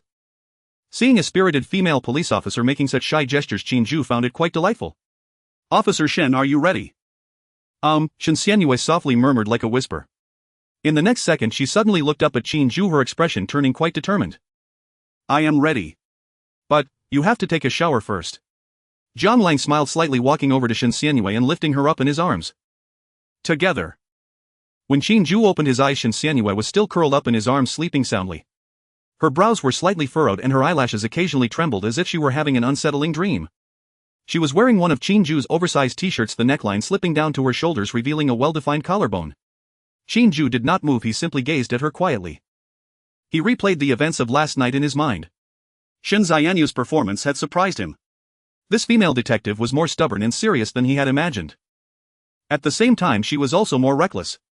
Qin Jue felt that this woman must have a violent gene deep within her. However, the outcome of the battle was evident, resulting in Qin Xianyue's defeat. Although her physical strength was somewhat stronger than Sun Yan and Bai Ji, it still fell far short compared to Qin Jue's strength attribute of over 20 points. This time, Shen Xianyue had run headlong into the muzzle. Qin Jue's lips curled slightly as he thought opening the system panel. He hadn't had a chance to check the notifications from last night. You have had an intimate encounter with Hong Wan. You may choose one of the following reward conditions. 1. Instantly obtain 100000 QSZ 92G Type 9mm automatic pistols, each with a standard magazine 15 rounds. 2. Obtain 1 QSZ 92G Type 9mm automatic pistol for each day Hong Wan survives. You will double the quantity of the previous day's reward. Qin Jue raised an eyebrow. A gun. What a good item. This outcome was within Qin Jue's expectations. Guns remained one of the most powerful weapons today. For both zombies and those with abilities, firearms were the most dangerous lethal weapons.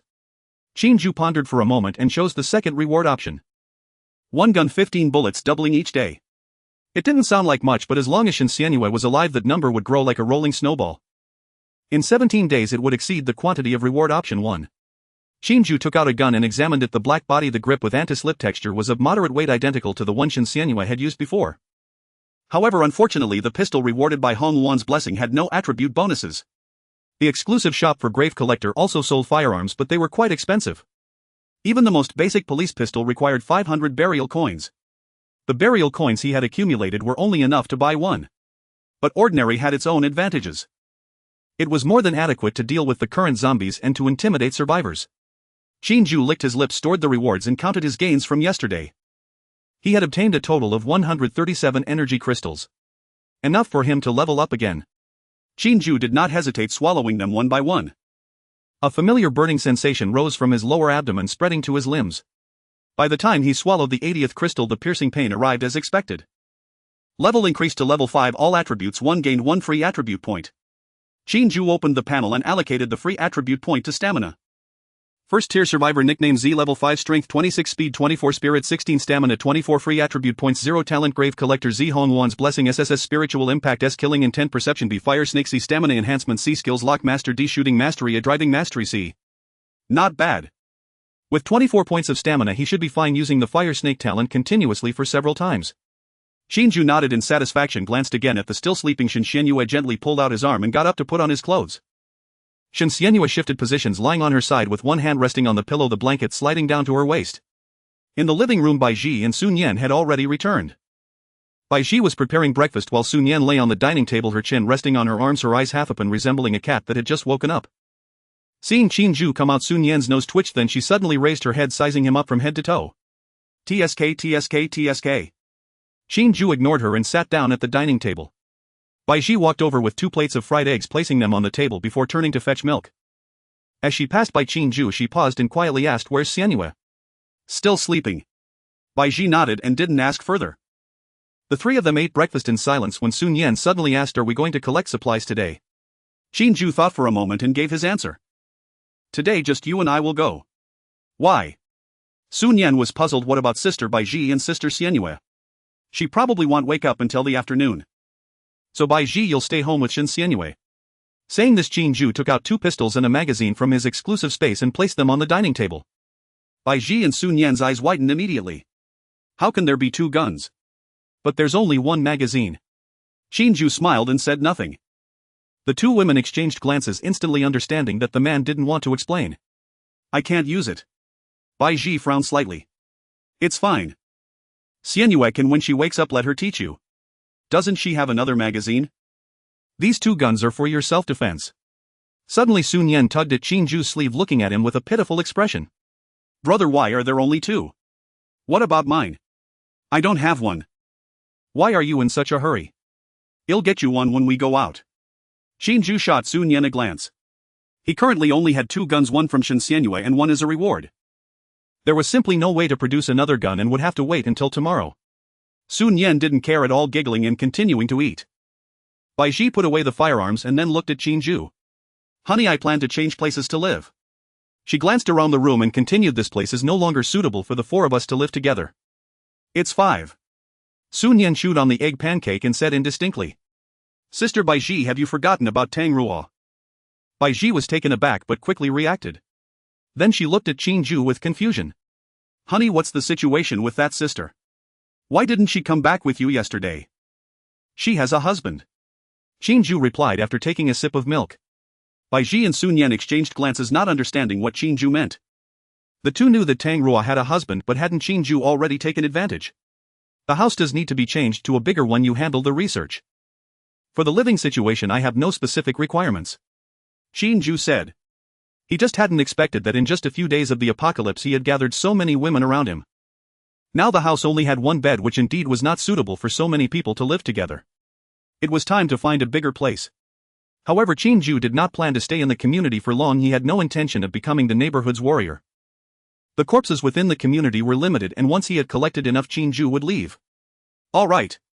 Bai Ji replied. After the three finished their meal, Qin Jue took Sun Yan and left the community. Today's plan was still to collect fuel and see if he could find a generator. He had a feeling that power would be cut off soon. The sky outside was darker than yesterday. The clouds hung low as if they were about to touch the rooftops. The air was stifling, making it hard to breathe, and Qin Jue frowned tightly. Let's go. Qin Jue said, leading Sun Yan out of the community. Meanwhile, in the apartment building, the atmosphere had shifted. On the first floor, a crack had formed in Feng Chun's door. Feng Chun crouched behind the door, his eyes pressed against the doorframe as he peered into the corridor. He lived in apartment 101, and any noise in the corridor was crystal clear to him. This morning he was awakened by a series of footsteps around 6 o'clock. It wasn't just one or two people, it was a crowd. They came down from upstairs and left the building. Feng Chun didn't pay much attention at the time and turned over to continue sleeping. But around 7 he heard the footsteps again. This time they were returning. The heavy footsteps of a group were accompanied by the sound of something being dragged. Feng Chun got up again and peeked through the crack in the door. He saw Lu Chen at the front, covered in blood, carrying a body over his shoulder. Behind him were Lu Zi, Hu Zi, Wang Jiangwo, and several others, each dragging a body. Bodies. Many bodies. Feng Chun's eyes widened in shock. He watched as they moved the bodies into the elevator, seeing the floor number jump all the way to the 18th floor before stopping. By this time, Lu Chen and his group had gone in and out 3 or 4 times today. Each time they brought back 7 or 8 bodies. That equated to 30 or 40 packages of instant noodles and energy bars. Moreover, this was only counting the ordinary bodies. If there were energy crystals, the amount of food would be even greater. Feng Chun had already inquired, and he knew that the bodies they brought back belonged to whom. Regardless of whether there were energy crystals, Lu Chen would not take them away. Damn. Feng Chun muttered under his breath, closed the door, and turned back to the living room. In the living room, his wife Huan was sitting on the sofa munching on a wilted cucumber. When she saw Feng Chun's grim expression, she asked what's wrong. Lu Chen and his gang went to move bodies again. Huan paused in her cucumber munching, then continued eating. So what? Why does it concern you? Why doesn't it concern me? Feng Chun raised his voice slightly. They move bodies in exchange for instant noodles, 1 body for a pack of noodles and an energy bar. If there's a crystal, it's 11 times the reward. Do we have any food left? Just 3 cucumbers and half a bag of rice. Huan tossed the cucumber butt into the trash and wiped her mouth. What do you mean by that? Why are you yelling at me? You go do it. Feng Chun didn't respond, his face darkening. He walked to the window, pulled back the curtain, and looked down. Outside in the empty space, Wang Jiangwo's father was squatting on the ground, smoking beside a pile of bodies yet to be moved. I'm not going. Feng Chun dropped the curtain and turned around. But we need to find a way to get Lu Chen to share the things he has exchanged. Huan scoffed. Why would he share with you? Why not? Feng Chun blared. We are neighbors in the same unit, shouldn't we help each other? Lu Chen is so powerful, what's the big deal in moving a few bodies? What's wrong with him sharing what he brought back with us? Besides, I previously proposed in the group that everyone gather food for unified distribution. Didn't Lu Chen agree too? Now that he has his own food source, he's not acknowledging it. Huan opened her mouth to say something but swallowed it back. She knew her husband too well. Feng Chun was someone who talked a good game, but when it came time to act, he was more cowardly than anyone. When Lu Chen organized people to clear out zombies from other units, Feng Chun was the first to sign up, but when the gathering time came, he hid under the covers pretending to be dead. When Lu Zi knocked on the door to ask, he claimed he had a stomach ache. Later, Lu Zi said in the group that those with stomachaches could rest at home and were not compelled. Feng Chun immediately stopped having a stomachache, but he didn't go out. He just stayed at home waiting for others to bring food to his mouth. So what are you planning to do? Huan asked. Feng Chun paced a couple of steps in the living room, stopped, took out his phone and opened the chat interface. I'll first discuss it in the group and see if anyone shares my thoughts. He opened the unit group, edited a message, thought for a moment, then deleted it and rewrote it. After several revisions, he finally sent it out. Feng Chun, Lu Chen, brother Lu, did you go to move bodies again today? You must have exchanged a lot of instant noodles, can you share some with us? We really have nothing to eat, can you bear to watch your neighbors starve? After sending the message, the group fell silent for a few seconds.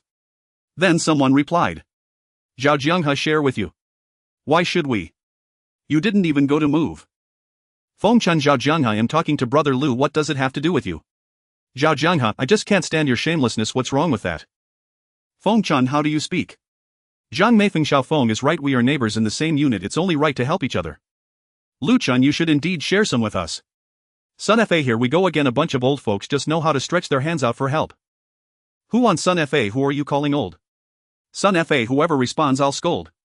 Wang Benzai, ha ha ha ha ha. Zhang Meifeng, Luchun, Xiao Lu, why don't you say something? The group erupted into chaos and Luchun still did not appear. Fengchun stared at the screen, his expression growing darker. He sent another message. Fengchun, Luchun, brother Lu, what you're doing is wrong. You said before that you wanted everyone to survive together, now that you're full you don't care about us.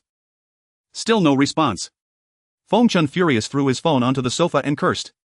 What's with this Luchun acting all high and mighty? Huan watched her husband, who was getting more and more agitated inside. Stop talking in the group, it's useless. Then what do you suggest we do? Fengchun glared at her.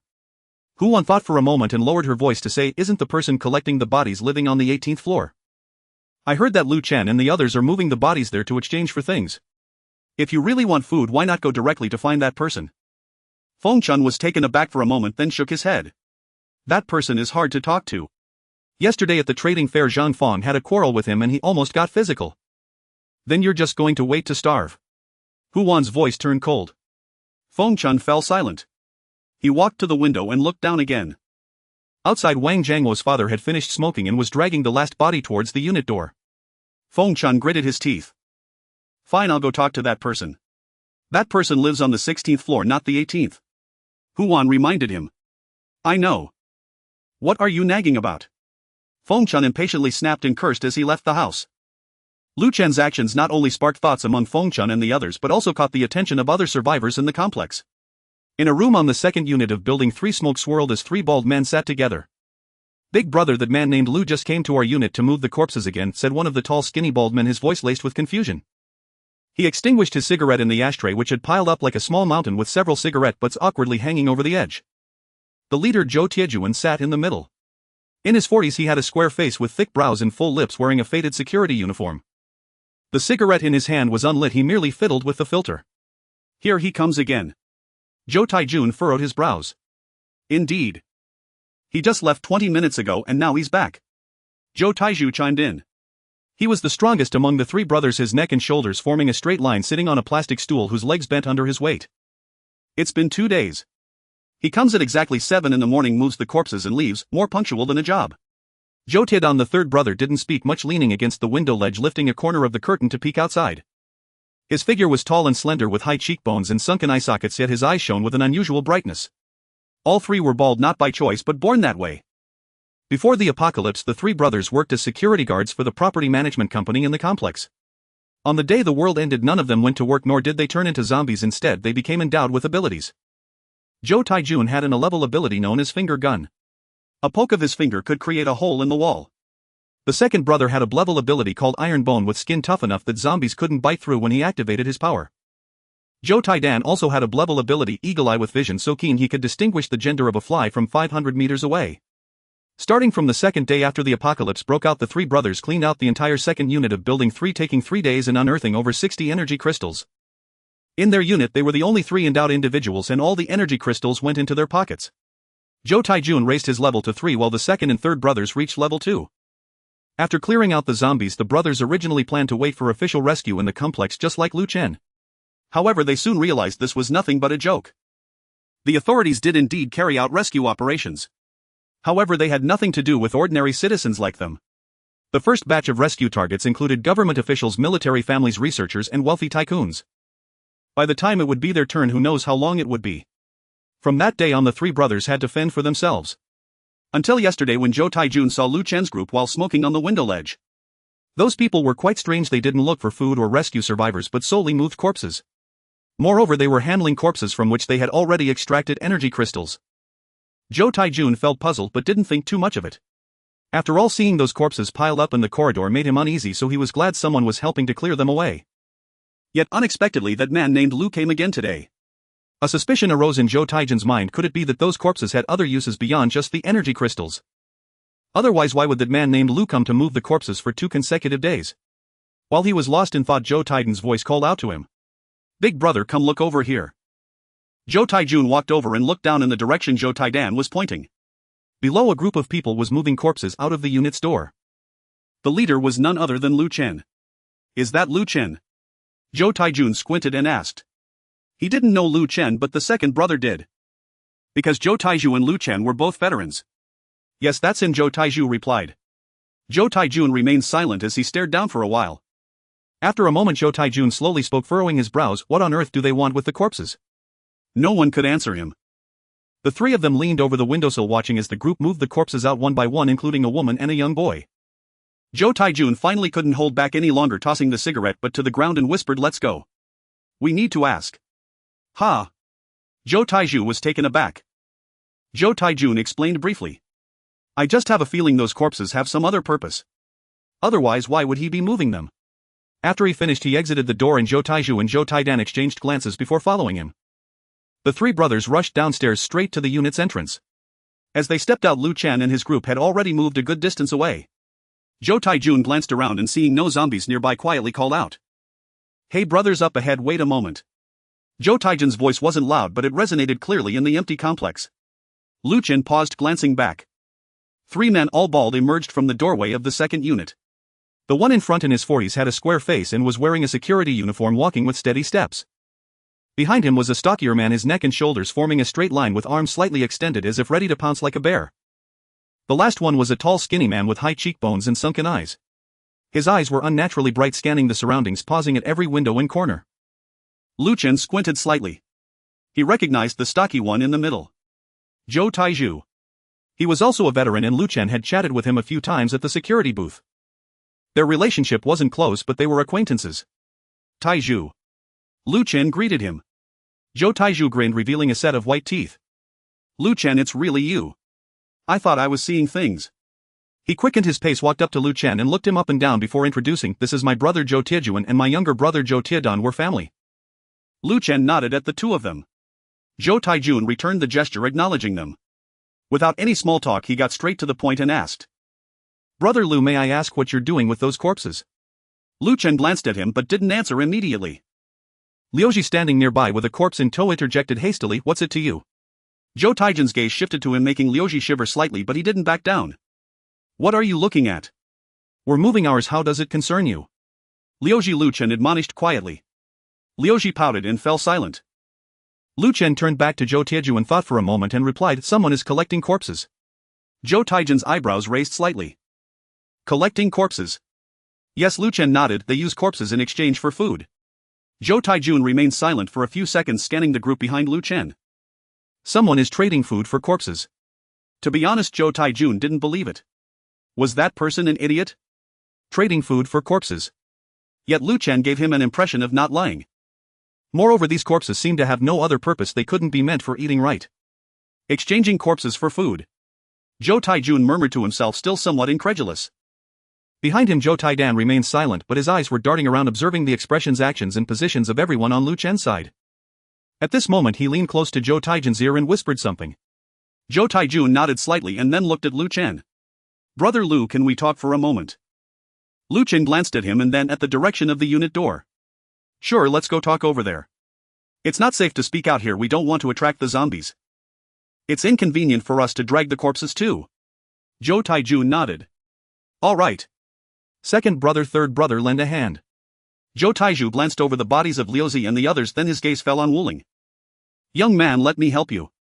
As he spoke, Zhou Taiju had already walked to Wuling's side and unceremoniously snatched the corpse from Wuling's hands.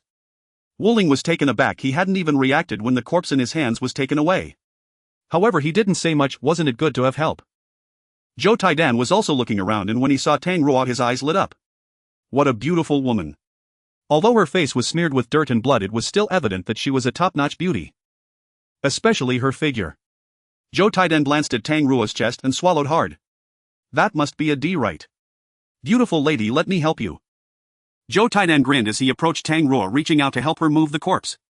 No need. Tang Ruo stepped aside, revealing a hint of disgust on her face.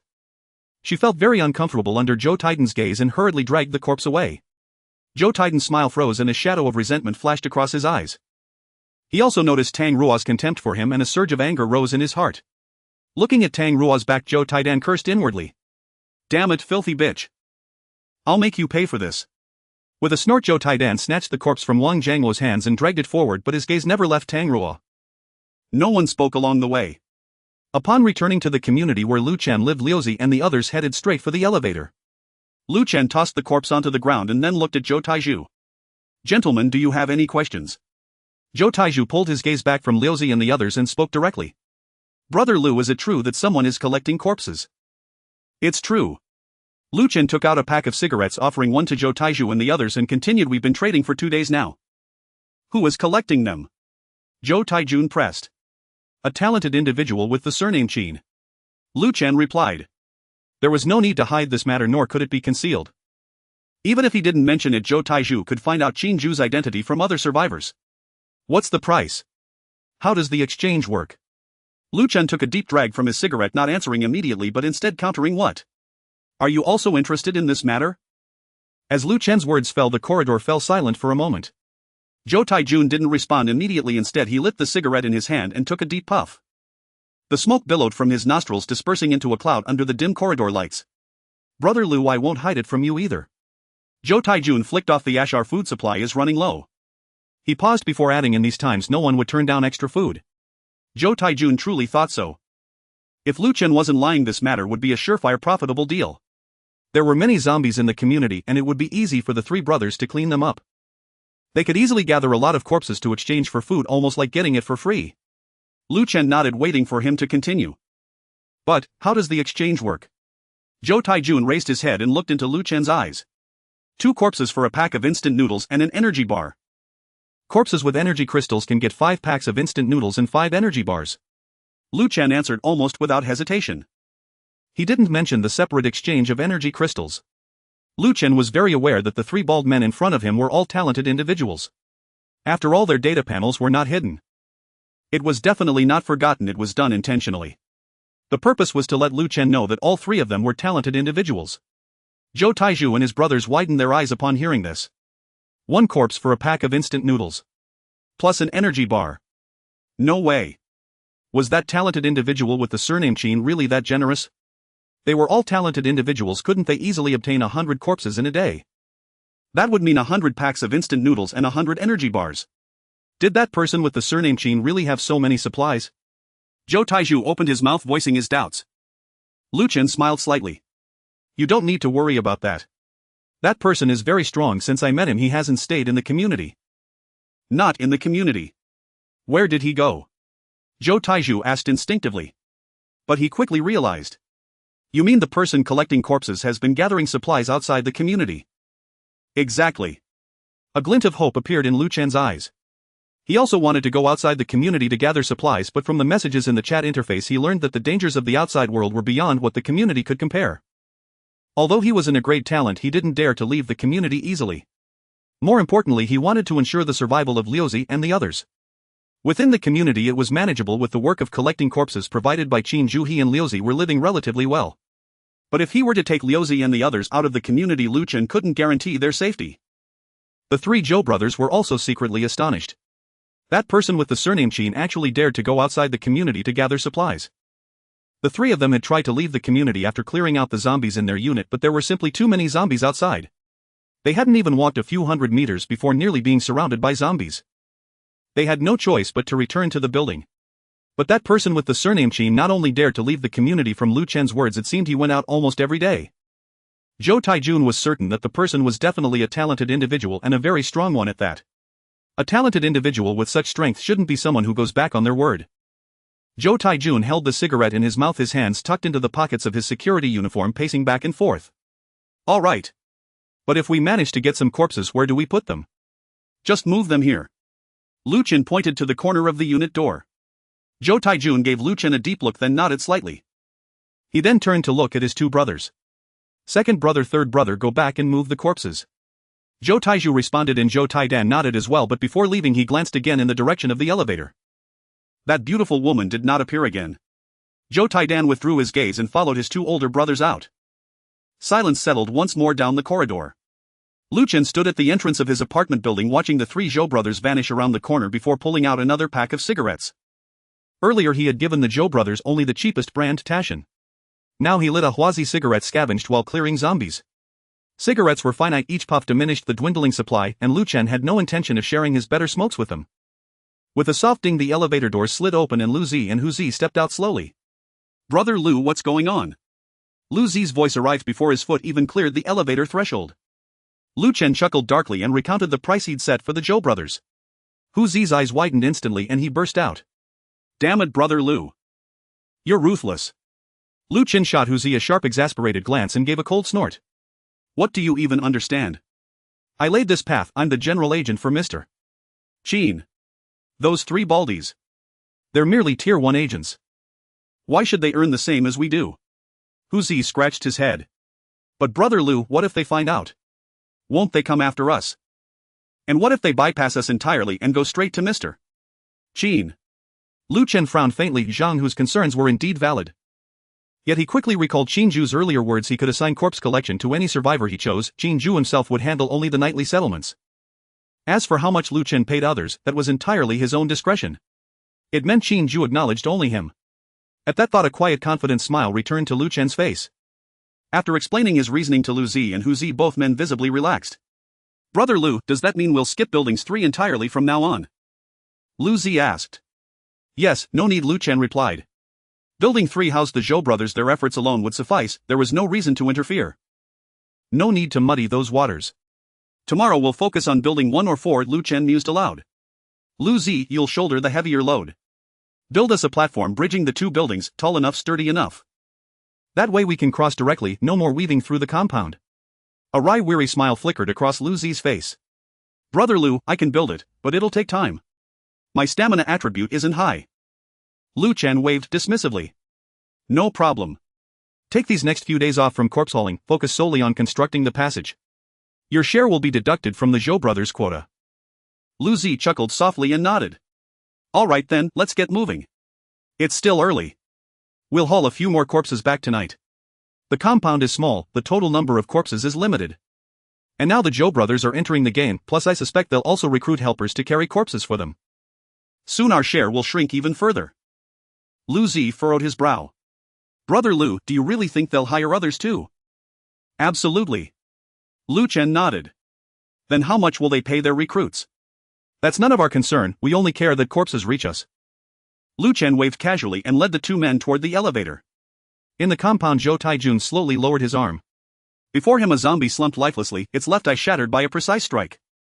Zhou Taiju stepped forward, extracted the energy crystal and returned. Elder brother, really? Are we truly going to collect corpses for Lu Chen? Why not? Zhou Taijun spoke calmly. We'd kill zombies anyway, now we're paid in food for doing so. Why wouldn't we? Zhou Taiju hesitated, frowning slightly. That's true, but I don't believe the payment Lu Chen offered us is genuine. That man surnamed Qin must be giving Lu Chen far more. I know, Zhou Taijun replied, his expression unchanging. Then why not emulate him? Zhou Tieju's eyebrows lifted, a sly grin tugged at his lips, he understood his elder brother instantly. Elder brother, you mean we recruit others to collect corpses too? Zhou Taijun grunted affirmatively. How much food shall we offer them? Zhou Taijun paused, then named a figure that made Zhou Taiju blink in disbelief. 1 instant noodle pack per 5 corpses. 5 corpses for 1 pack. Zhou Taiju exclaimed, stunned.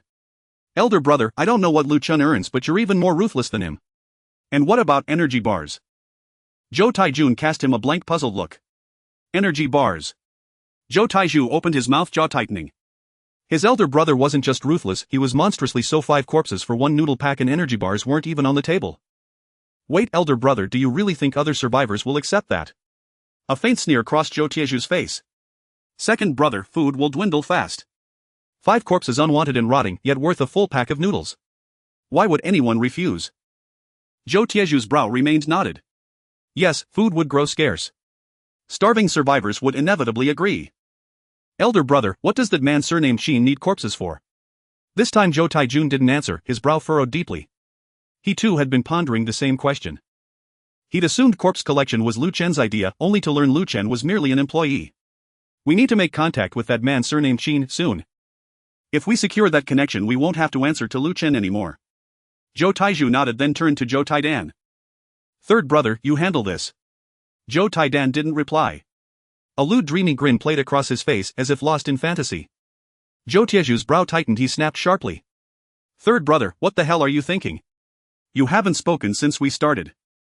Zhou Taidan slowly turned at his brother's voice, licked his lips and grinned. Elder brother, second brother, I think I've fallen in love. You're in love again. Zhou Taizhu stared speechless. He knew exactly what kind of man his younger brother was. Obsessed with bathhouses and massage parlors, before the apocalypse every cent of his salary vanished into those establishments, and when funds ran dry he'd borrow from both brothers. And Zhou Taidan fell for every woman he met. If she wasn't outright grotesque, he considered her worthy of affection. Second brother, this time it's real, he declared earnestly. Didn't you see that woman in Lu Chen's group? Her face, her chest, her hips. Elder brother, second brother, she's heaven sent for me. I want to have her. Zhou Taizhu frowned. He knew there was a woman in Lu Chen's team, though he'd never studied her appearance closely. He held no interest in women. Nearby, however, Zhou Taijun raised an eyebrow, a sly crooked smile curling his lips. That woman. Yes, she is striking. Third brother, you've taken a liking to her. Zhou Taidan nodded eagerly. Then go for it, Zhou Taijun said offhandedly. It's the apocalypse, what are you afraid of? That the police will arrest you. Zhou Tiedan's eyes lit up instantly. His elder brother was right, law enforcement had long since collapsed. No legal authority remained to intervene.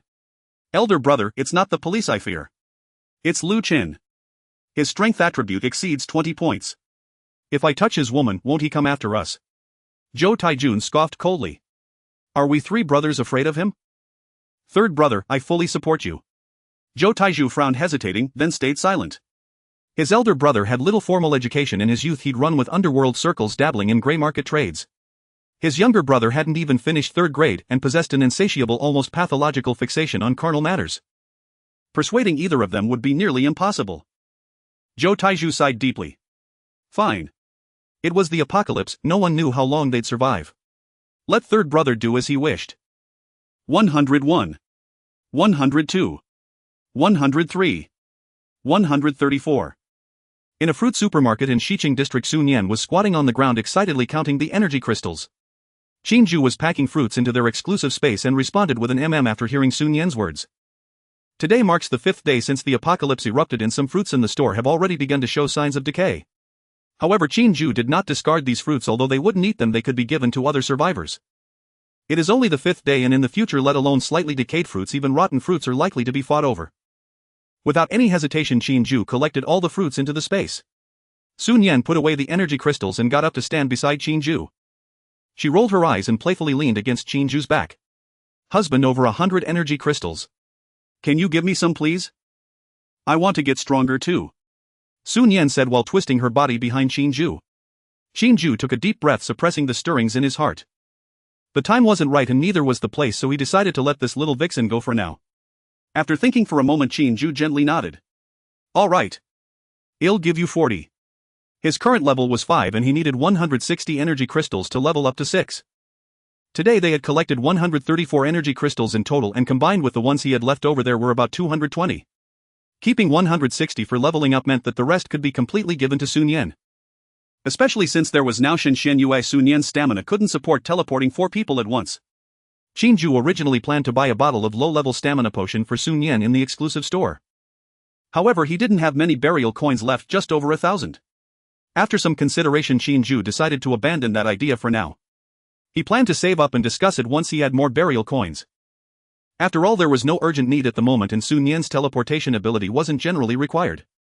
Upon hearing Qin Jue's agreement, Sun Yan wrapped her arms around Qin Jue's neck and gave him a peck on the cheek. She was just joking and never expected Qin Jue would actually give her energy crystals.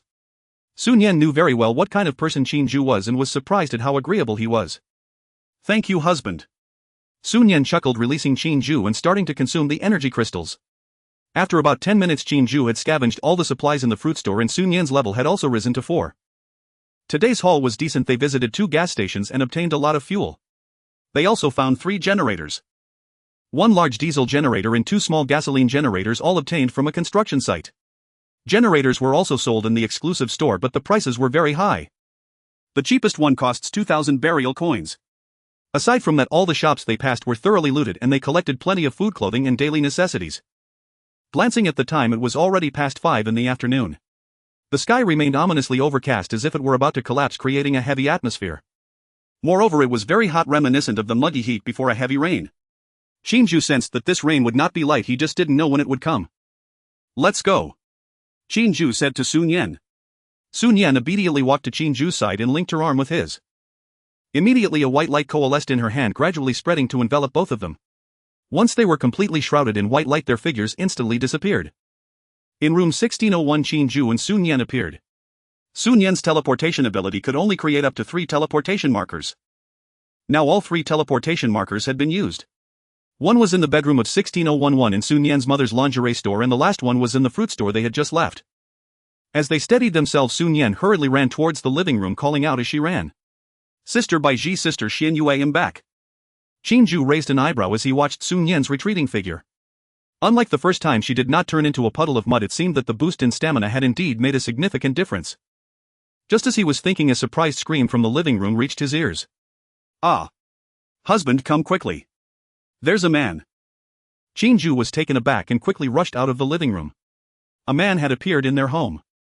After stepping out of the bedroom, Qin Jue stopped in his tracks. Indeed, there was a man on the sofa in the living room. However, this man was currently tied up and thrown on the sofa with his mouth gagged. When the man saw Qin Jue and Sun Yan, a hint of terror flashed in his eyes and he began to whimper. Qin Jue frowned and scanned the room but did not see Baiji and Shinxianue. "What on earth is going on?" Sun Yan contacted Baiji and Shinxianue and asked them where they are. "And what's the story with this man?" Qin Jue ordered. Sun Yan nodded, opened the chat panel and began to contact Baiji and Shinxianue. Qin Jue stepped closer, scrutinizing the man before him. He realized he seemed to have some impression of this man as he had appeared during the trading meeting on the 3rd floor. After hesitating for a moment, Qin Jue removed the cloth from the man's mouth. "Who are you?" The man gasped for air and his gaze towards Qin Jue held a hint of fear. Qin Jue impatiently asked again, and only then did the man answer in a panic. Feng Chun. Mr. Qin, my name is Feng Chun. Why are you in my house?" Before Feng Chun could speak, Sun Yan beside him had already provided an explanation. "Husband, he is Feng Chun. Sister Baiji said he came this morning. It seems he was looking for you for food. At first Sister Baiji didn't plan to pay him any mind, but he kept knocking on the door saying he wouldn't leave without food. Sister Xianue found it bothersome and then she tied him up." After hearing this, Qin Jue glanced at Feng Chun, realizing he was just a freeloader looking for handouts. Shinxianue did well, this was indeed something she would do. That woman had a strong violent gene in her nature. "You want food?" Qin Jue asked coolly. "No. I don't want it.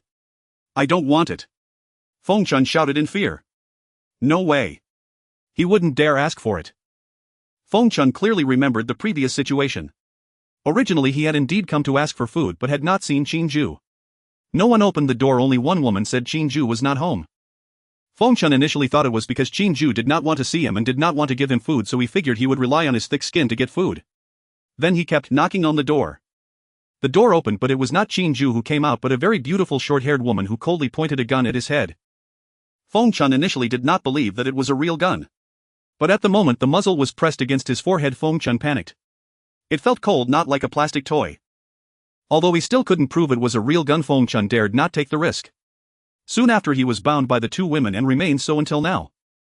After binding him, the 2 women left the room and have not returned since. Qin Jue glanced at Feng Chun with contempt and slowly spoke. "If you want food, go move the corpses. If you think you can freeload off me, that's impossible. You should be grateful that it was that woman who opened the door today, not me. Otherwise." Qin Jue's words trailed off, but Feng Chun nodded repeatedly. He understood perfectly what was implied. "Big brother. No, dear grandfather. Please rest assured. I will never appear before you again. I beg you to let me go." Qin Jue cast a disdainful glance at Feng Chun. This guy is a typical bully who fears the strong. Qin Jue had no interest in wasting time with Feng Chun and turned to Sun Yan. "Where are the 2 of them?" Sun Yan looked up, a glimmer of excitement flashing in her eyes. She completely disregarded Feng Chun's presence and continued chatting with Baiji. In room 1003. Qin Jue suddenly realized that Baiji and Shinxianue must have gone to find a new room. "All right. You go find them." I'll head to the 18th floor, Qin Jue said.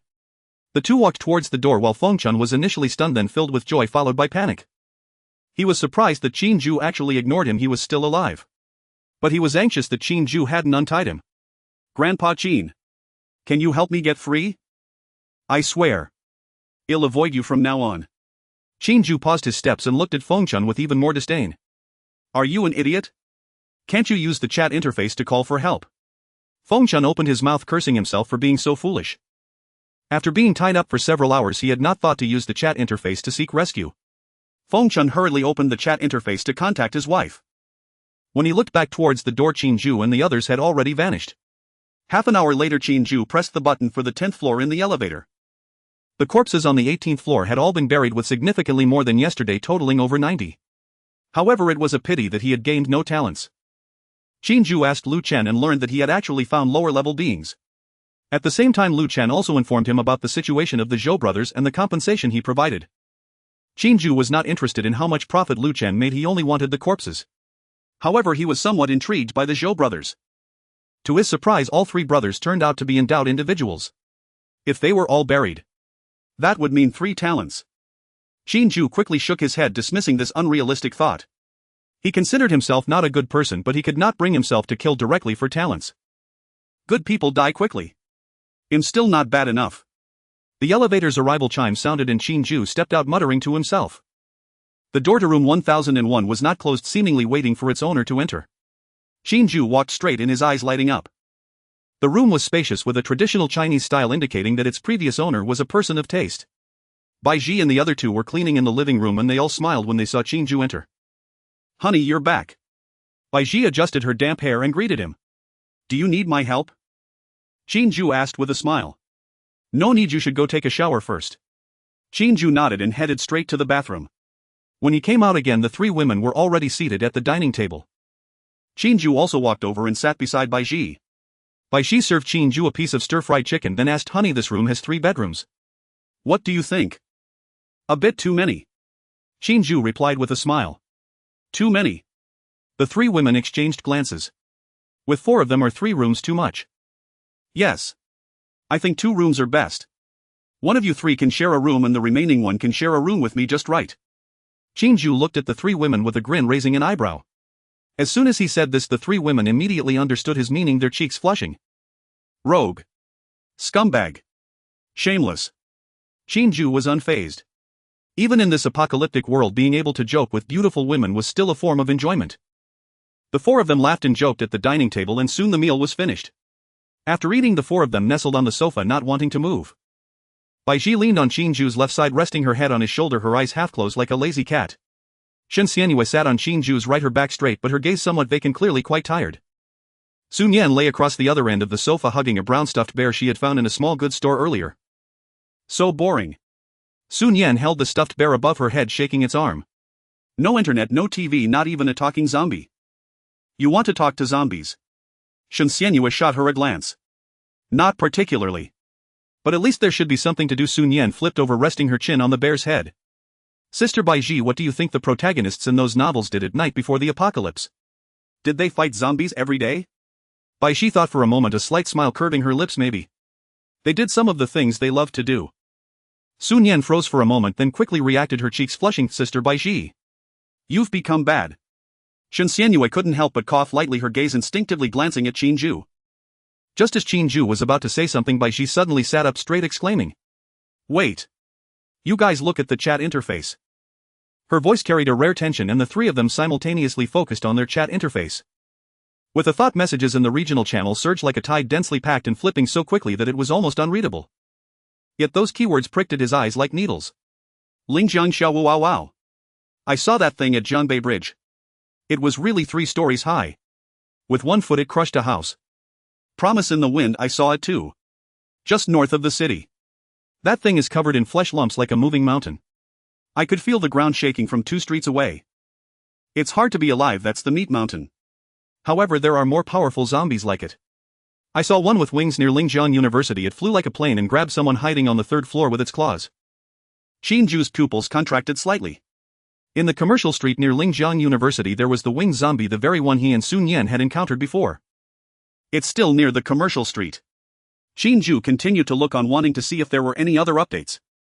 I've seen that winged one too. It's so fast that I couldn't see it clearly. I named it Winged Demon. It's only 2 meters tall but can burrow underground. I saw it emerge from the ground, grabbing a person's ankle, dragging them away before they could even scream. There wasn't even a hole left in the ground. I've seen that kind too. We have a level 3 awakened in our unit, and when they encountered that thing they couldn't even run away. Its claws are sharper than knives and it can decapitate a person in an instant. I call it Earth Shatterer. I've seen even stranger ones. A zombie that can become invisible. Yesterday at the Southern Building Materials Market, I felt like there was nothing in front of me, but my teammates suddenly felt 5 blood holes appearing on their neck. Then I vaguely saw a transparent silhouette crawling on the ground. It moved extremely fast. I named it Shadow. Qin Jue's brows furrowed tighter, unable to help but swallow nervously. This apocalypse is more terrifying than he imagined. The flesh-winged zombie and the flesh mountain that Qin Jue spoke of already seemed horrifying to Qin Jue, but he didn't expect there were zombies that could burrow and become invisible. Could zombies also have abilities? Qin Jue suddenly had this thought. If that's the case, if he buried the corpses of zombies like the flesh-winged one, could he obtain their abilities? Qin Jue pondered, then shook his head. This was just his guess. If zombies also had abilities, how would human survivors manage? They might as well restart. Qin Jue continued to look at the chat interface. The discussion about these terrifying zombies in the chat had already exploded. Some described the messages they heard, while others began to tally up the locations and times of sightings. But what caught Qin Jue's attention was a message from a user nicknamed Information Merchant. Information Merchant: I spent 3 days compiling all the sighting reports of special zombies from the regional channel and summarized the 4 most dangerous individuals currently known. 1. Flesh Mountain north of the city. Jiangbei Bridge, massive in size, over 10 meters tall with terrifying strength, capable of collapsing buildings. It moves relatively slowly and is still lingering near Jiangbei Bridge. 2. Winged Demon, East District near Commercial Street, has wings for flight, extremely fast, capable of launching surprise attacks from the air. Its claws and teeth are extremely sharp and ordinary weapons cannot inflict effective damage. Suspected to have sonic attack capabilities but not confirmed. 3. Earth Shatterer can burrow underground, freely traversing beneath the surface to ambush surface targets. Extremely stealthy, it seems to be wandering at will. 4. Shadow can become invisible, wandering at will. The data panels for these 4 types of zombies are all marked with red question marks, indicating they are not something the current survivors can deal with. Players who encounter them should run quickly and not confront them directly. It is recommended that the authorities organize a cleanup as soon as possible. The chat interface fell silent for a few seconds before exploding again. Countless people were asking for details. Some were cursing the authorities for inaction, others were seeking teams, while some were crying out that their family members had just died at the hands of these monsters. Qin Jue closed the chat interface, leaning back on the sofa, his expression dark. 4. There are actually 4 terrifying creatures similar to the flesh-winged zombie. This is just the current situation. Who knows if even scarier zombies will appear in the future? Qin Jue couldn't help but curse the rules of the apocalypse in his heart. Didn't that dog say this was the weakest time for zombies? What is the situation with these 4 zombies? Qin Jue felt that his strength among the survivors was already quite strong, but when faced with these zombies he could only run. He had to quickly increase his power. Honey, that winged demon. Is it the one you and Su encountered before? Bai Ji asked. Qin Jue nodded. Sun Yan tightened her grip on the teddy bear, her face pale. It's still over there in the commercial street. Does that mean we can't go there anymore? Qin Jue continued to nod, inwardly complaining. Why did that flesh-winged zombie keep wandering around the commercial street? Did it have something it wanted? Qin Jue wasn't sure, but it was clear that the area near the commercial street was currently off limits. Furthermore, they couldn't stay in the neighborhood for too long, as it was only a road's distance from the commercial street.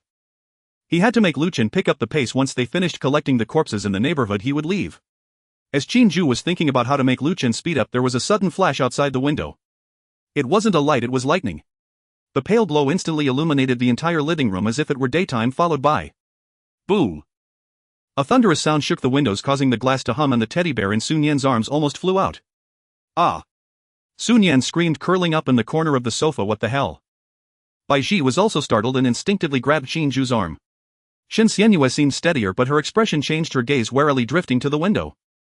Before the thunder completely faded, a strange sound came from outside. Pitter-patter, the rain had arrived. It came so swiftly without any warning, as if someone had overturned a bucket of water from the sky. The dense raindrops hammered against the window, creating a crisp sound that grew faster and more urgent. Qin Jue frowned, feeling that something was off. He got up and walked to the window, glancing outside through the rain-streaked glass. The outside was pitch black, the streetlights had long since gone out and he could only vaguely see the outlines of buildings through the rain curtain. The rainwater hit the empty ground below and the splashes reflected an indescribable sheen in the darkness. This rain. Qin Jue murmured, reaching out to open the window. What are you doing? Shen Xianyu's voice came from behind. Opening the window when it's raining? Have you lost your mind? Just taking a look. Qin Jue pushed open the window and a wave of damp air rushed in. Then he caught a whiff of a scent. It wasn't the fresh earthy smell of ordinary rainwater but a strange odor that was slightly fishy and sweet. Like rust. Or perhaps blood. Qin Jue stretched out his hand. The rainwater fell into his palm, cool and refreshing, but not in a normal way. It wasn't a refreshing coolness but rather a prickly pain, as if countless tiny needles were stabbing at his skin. He withdrew his hand and looked down. His palm was wet and in the light of the living room he clearly saw the color of the rainwater. His pupils dilated suddenly. Shen Xianyue paused for a moment, shook off the rainwater from her hands and frowned. I just felt a stinging sensation in my hand. Did any of you feel it? Qin Jue nodded. Bai Ji and Sun Yan also nodded. I felt it too. Sun Yan rubbed the back of her hand. It's like being pricked by many small needles. It doesn't hurt much but it's quite uncomfortable. Qin Jue did not hesitate, quickly closed the window and said in a deep voice, everyone stay away from the window. This rain is not right. How could there be light pink rain? Only a fool would not realize that the rain was abnormal. The three women immediately retreated behind the sofa and Bai Ji even drew the curtains. Qin Jue reopened the chat interface. As expected, the regional channel was buzzing with discussions about the pink rain. After glancing through a few messages, Qin Jue did not find any useful information and then closed the interface. The atmosphere in the room was somewhat heavy and none of the four spoke. After a while, Bai Ji suddenly spoke up. Honey, if this rain doesn't stop for a while, are you still going out to gather supplies? As soon as she said this, Sun Yan and Shen Xianyue turned to look at Qin Jue. Qin Jue smiled and nodded. Of course I will go out. He wasn't concerned about the rain, especially since he had just received 100,000 pieces of the constant temperature gear from Tangrua. He had been wondering how to use it and now the opportunity had arrived. However, Bai Ji and the others were unaware of this situation and looked at Qin Jue with some worry. Honey, you said this rain is definitely not normal. It stings when it touches the skin. Sun Yan pouted. Qin Jue smiled slightly and without further explanation he directly took out 3 sets of constant temperature gear and placed them on the table. These are for you. The 3 women took them in confusion and immediately 6 round eyes appeared in the room. This. Bai Ji stammered. She wanted to ask where these items came from but she also knew very well that Qin Jue would not tell her. Sun Yan and Shen Xianyue were also shocked but they did not ask further. Especially Shen Xianyue. She had never seen any other survivors mention such a tool, let alone produce 3 sets at once. Shen Xianyue looked deeply at Qin Jue. This man indeed had many secrets. Can we go out now? Qin Jue raised an eyebrow and asked. The 3 women nodded eagerly. Sun Yan bit her lip and frequently glanced out the window. She was eager to try the effects of the constant temperature gear. This was something that could not be seen before the apocalypse, it only existed in people's fantasies. The rain outside showed no signs of stopping. The light pink rain curtain poured down from the sky, making a continuous patter against the glass. Occasionally the distant sound of zombies' roars could be heard, sharper and more frenzied than during the day. Qin Jue leaned against the sofa, rhythmically tapping his fingers on the armrest. He was pondering a question: how long would this rain last? If it continues without stopping or if it drizzles intermittently for several days, the survivors outside would definitely not dare to venture out. After all, no one wants to risk getting hurt and itchy from the rain. It was certain that Lu Chen's side had stopped as well. Without anyone to move the corpses, he couldn't conduct burials or enhance his strength. Those 4 disaster-level zombies were getting drenched in the rain. He was growing stronger and those things were also becoming stronger. If he paused, the gap would only widen. He must let Lu Chen continue collecting corpses. But how to do it? Letting those people brave the rain to move the corpses required providing them with something to ensure their safety. Qin Jue glanced at the neatly stacked constant temperature gear in his exclusive space, a slight smile forming at the corner of his mouth. Just as he was thinking, a private message suddenly popped up in the chat interface. Lu Chen, Mr. Qin, are you there? Qin Jue raised an eyebrow and replied. Z, speak. Lu Chen, you've seen the rain too. I want to ask if the corpse collection is still going on. Z, yes. There was a pause on the other side for a few seconds. Lu Chen, but this rain has issues. It stings and itches when it touches the skin. The people under me are afraid to go out. Even Lu Z said he doesn't want to go. Only a few of us, including Hu Z, can barely move a few in a day. Qin Jue smiled slightly. Z, I have a way to keep you dry in the rain. Lu Chen, what method? Z, a kind of tool that can block rainwater and maintain a constant temperature when worn. Do you want it? Lu Chen, how much? Qin Jue grinned. Talking to smart people is easy. Z, 50 energy crystals for one set. There was a moment of silence on the other side. Lu Chen, Mr. Qin, that's too expensive.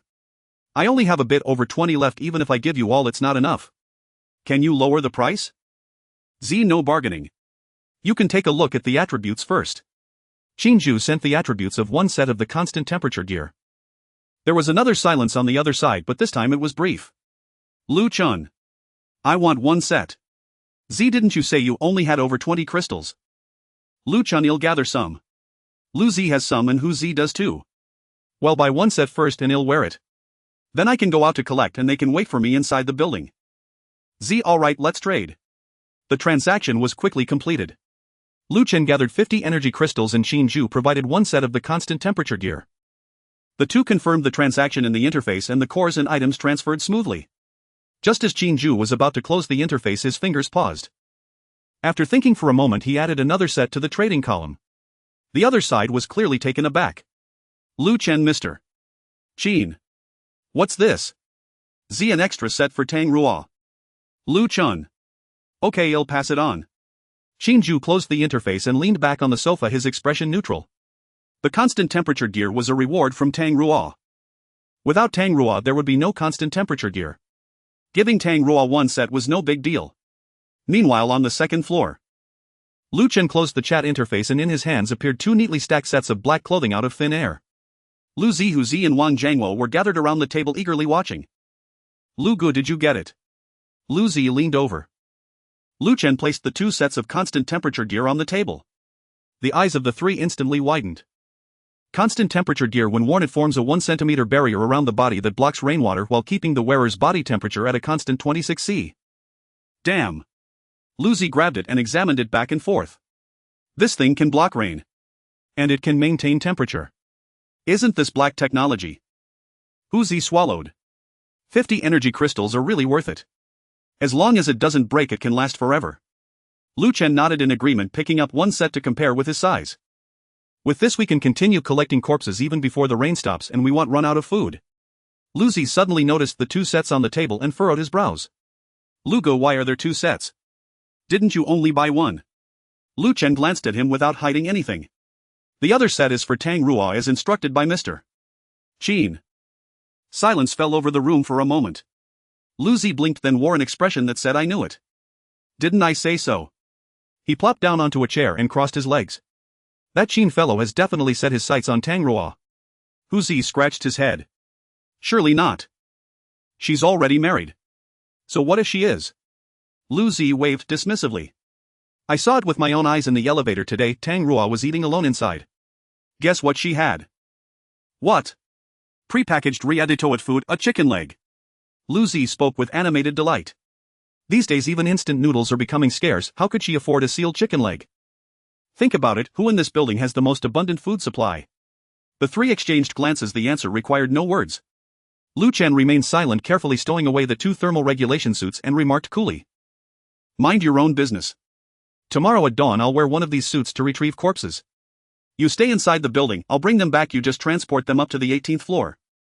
Brother Lu, can you carry them all by yourself? Asked Wang Jiangwo. Carry as many as possible. Anything is better than doing nothing. Wang Jiangwo nodded, then suddenly frowned in puzzlement. Where did that kid get these things? I've never seen anyone drop something like this after killing zombies. Lu Chen fell quiet. He'd been pondering precisely that question.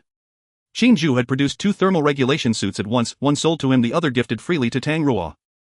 That meant he must possess even more. Lu Chen had no idea how Qin Jue had acquired so many thermal regulation suits, but only one explanation came to mind: innate talent. Beyond talent, nothing else could account for such a phenomenon. Yet Lu Chen had previously probed subtly into Qin Jue's talent and received only the answer: rank C fire serpent. Lu Chen didn't believe it for a second. He suspected Qin Jue possessed not one, but two innate talents. Who knows? Lu Chen gave a bitter smile. He thought his own rank A talent was exceptional, only to discover someone like Qin Jue living right here in the same building. And worse still, Qin Jue wasn't aligned with him. At present their relationship resembled little more than a partnership, yet within that partnership Qin Jue clearly held the dominant position.